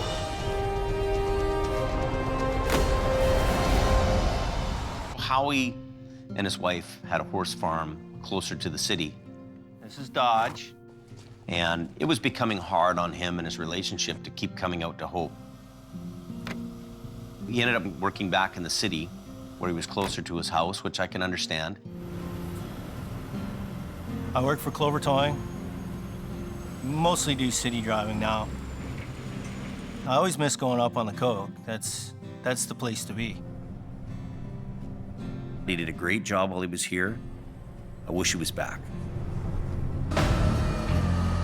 Colin started out in season 3. We needed him in Alberta. Back up! Here you go, kid, have at her. Let's go! When I started with Adam, Take this side off, run it down there. now I was definitely the new kid coming into his sandbox. Let's go, come on! See you later. Adam isn't with us anymore. I think it got to a point where I surrender. I wave the white flag, man. Adam being in Alberta wasn't what he wanted to do. Let's go, Kayla. He loves his daughter to pieces, and you know, when he was away, it was taking its toll on the family. Got her? You betcha. You know, Adam and I were great friends before he left. Did you hear that about that story? No. There's a bunch of pileups on 63. I don't really have any hard feelings to Adam, simply that we were on different roads and it didn't work out.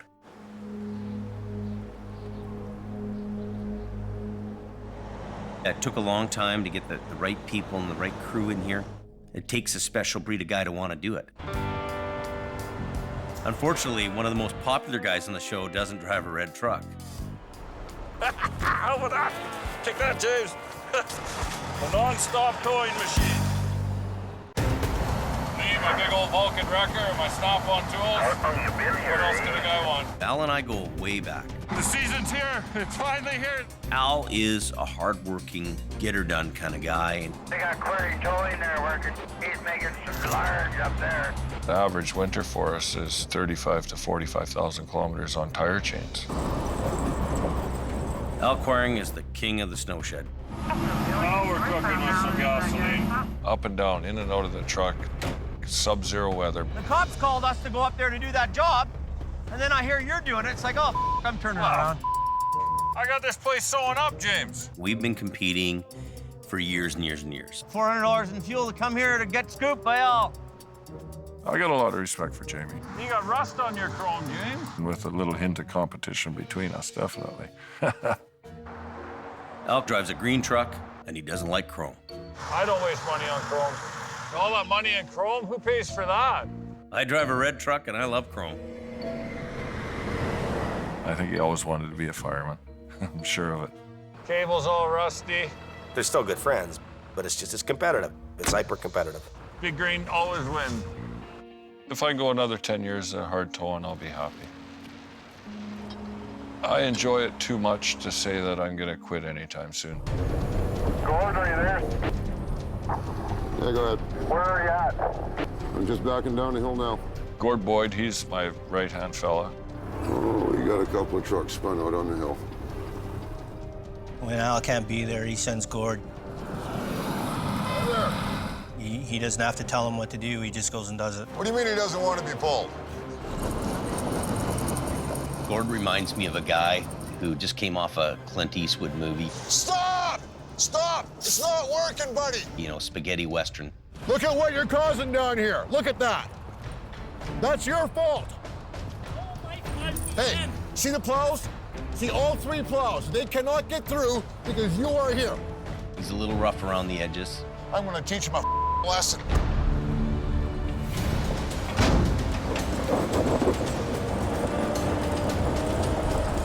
But Al's lucky to have a good guy like that. Just like that. They're few and far between. Welcome to the party, Gord.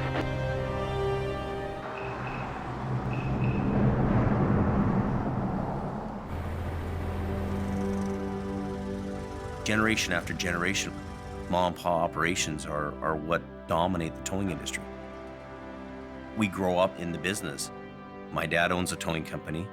Al and I are competitors from birth, just about. Originally, it was my grandfather's business. My dad and myself, and now my sons are getting involved in it. The Davis family and my family and the Quiring family, we're all longtime family businesses. My grandfather and my great-grandfather started this business in 1954. I haven't got big shoes, and they're not that big to fill. Just do the job right. Best operator that I know is my grandfather. That's who I've looked up to for all these years.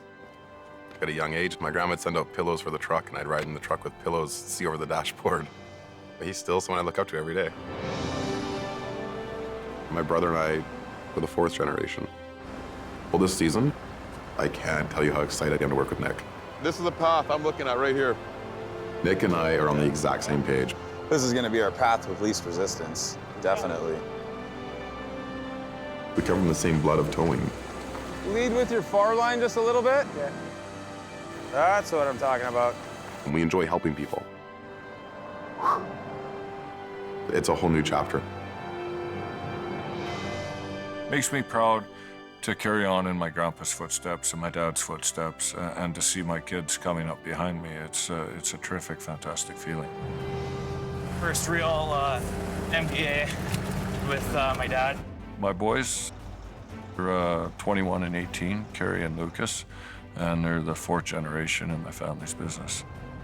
He operated this when he was my age. Here we are today with me behind the wheel. I've always kind of shied him away from the trucks, you know, tried to impress upon him, you know, stick in school, stay away from these trucks, none of these headaches that I have and my dad has, but it doesn't seem to be working. He's my guy. Prince of the Coquihalla, right here. Right there. He's the king. We get the other truck in here. You're passing on those lessons. You're passing on your experience. I need 2 snatch blocks, James. Kids get caught up in the business. Come here, I'm gonna show you something right now, okay? So you're watching, right? You watch your lines. I'm 100% certain that James will take it on. Easy as making a pie. Really? He's got the makeup, he's got the genes. He's got it in the blood, I'm sure. Whenever I head up to a wreck, I'm always kind of a bit worried because I've had so many close calls with getting hit. In Brandon's case, you know, he's decided he doesn't want to be part of it, he doesn't want to do it. He just doesn't want to be out there. It's too dangerous. He's got other goals. Brandon's not a bad kid, but tow trucking or truck driving, it's not in him. Watch yourself, Dan. You carry on your family traditions, you carry on your family name. This is who we are, this is what we are. Straighten your wheel out. Kelly's the middle brother. He's working with me in Alberta. Okay, let's get this thing off the road. Jason's my youngest brother. Go time. Jason's daughters, Mattia and Jasmine, are very active in the business. I'm really amazed to see them take on the tow trucks. Very interesting to sit back as a parent and watch these kids evolve around the towing business. Who's got my flashlight? We'd have to point to the DNA that keeps us towing. Brandon! Go, go, go! You never know who's coming along. Bang, you're done. Go, look out! The tow man, Slow down. every day they put their lives on the line.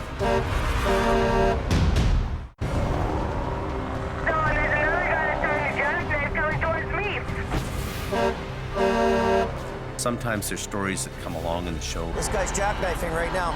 There's gonna be a crash here. that show you Wow. how dangerous this business really is. Hey! Slow down. The tow man, every day they put their lives on the line. Brandon! Go, go, go! You never know who's coming along. Bang, you're done. Go, look out!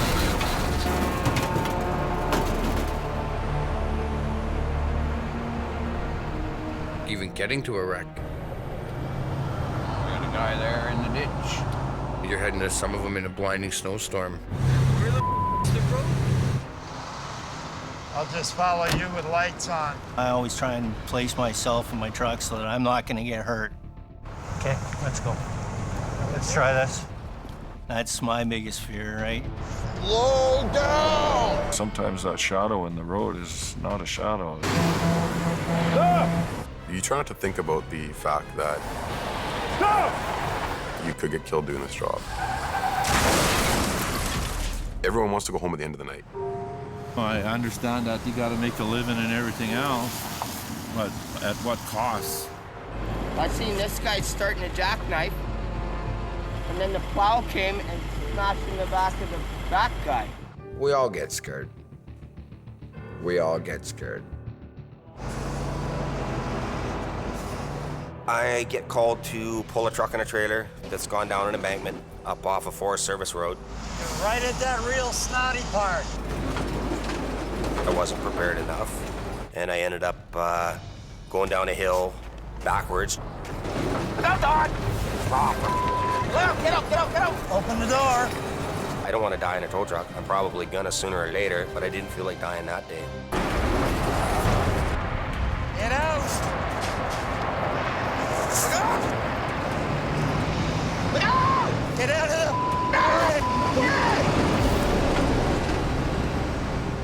I was just lucky to come out of it alive.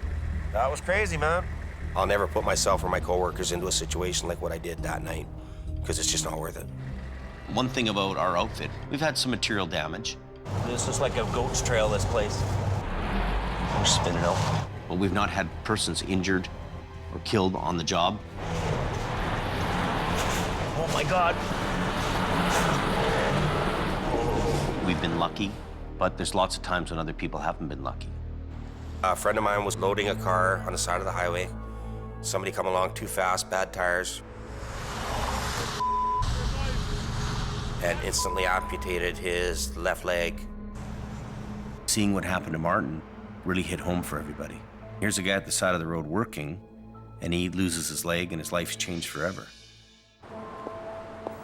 Hey, buddy. Hey. How are you? Well, you know, things have changed a little. Oh my God. I still get asked, how's my friend doing? How's my friend doing? How's my friend doing? So I know that that particular episode really touched a nerve with people. The flashing yellow lights aren't just so I can look cool. They're there for a reason. Sometimes when you see a serious accident, those events can change your life forever. Yeah, she was first aid nurse, so she came up to help. There was your big mistake right there. Heavy rescue operators are out there on the front line every day. Sometimes you come face to face with the ones that don't make it home. Another vehicle came down the hill, struck that vehicle again, and then struck the woman that got out to help and killed her. That's not a fun part of the job. That's not a rush. This is some of his personal stuff, so we'll keep care of that. I've seen a few bodies. Things run through your mind. You wonder who the person is. You know, does the person have kids? You know, is there somebody at home waiting for him to get home? You don't want to ever see anybody die. I've seen a few too many.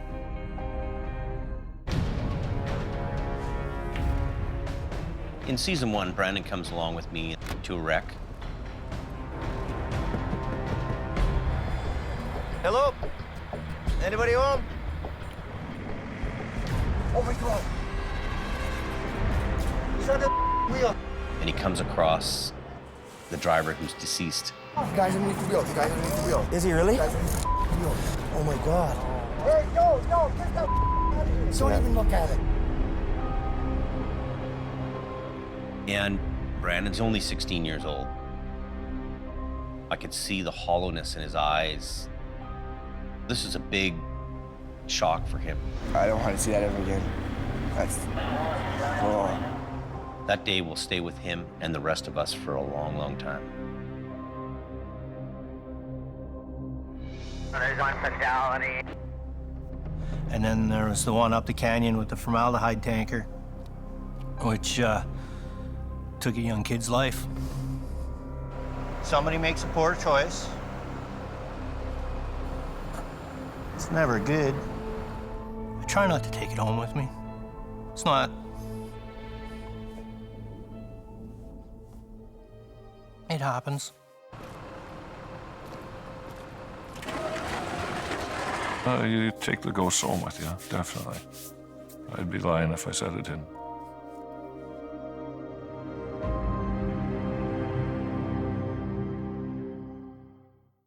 What's this about a wreck? Yeah, I got an accident here just on the other side of this corner, guys. Number one reason why I think the show does so well is its honesty.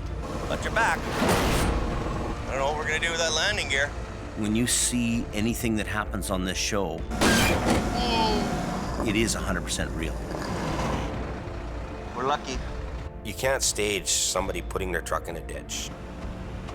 Nobody's gonna do that for TV or for anything like that. When we're there cleaning them up and you guys are filming us, that's what's happening. You have a director with a camera with you, interviewing you along the way as you're on the way there.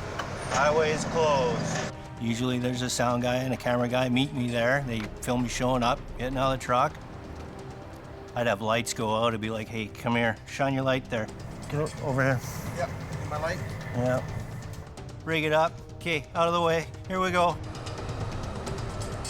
Sometimes people are asking me questions when I've been up for 3 days, so you get the short answer. Did you just hear what I said? Okay, take 15 steps back, because there's no such thing as a little bit dead with this, right? And working in front of the cameras, that's always a concern of mine, because you know, you screw up on the camera, it's like peeing your pants on stage. You know, everybody sees, but only one guy feels. So.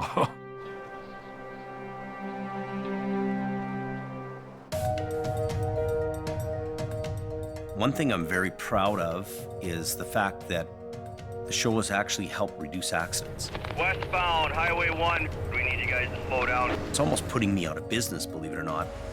We got snow squalls in with that wind. It's opened a lot of eyes to what really can happen up there, which is a very good thing. I hope the image of the towing industry has been brought up in people's eyes around the world.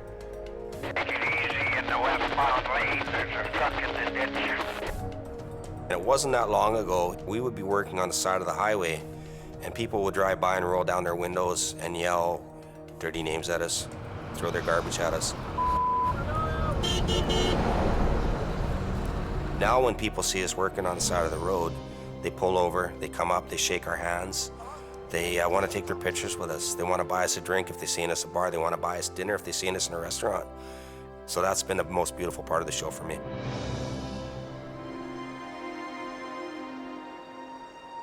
You know, I'm starting to see the quality come out. I'm starting to see the shine come on. I'm beginning to understand that Bigger isn't better. Life has its own road. Well, there's a curve in the road, and you deal with the curve in the road.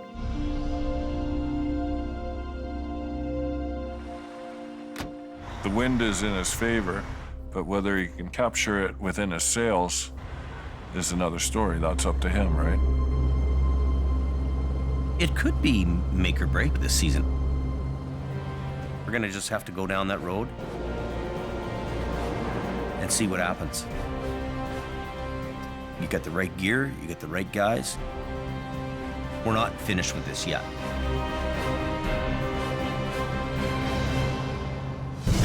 This season on Highway Through Hell.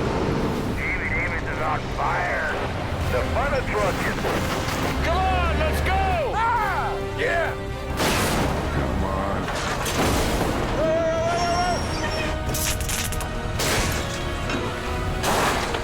Whoa, whoa, whoa, whoa, whoa! Nobody's going anywhere. Uh-oh. One chain? Are you serious? All ahead! Oh yeah, you pooched her good. That looks like it was a hell of a ride. Watch out, watch out. Definitely a Japan moment.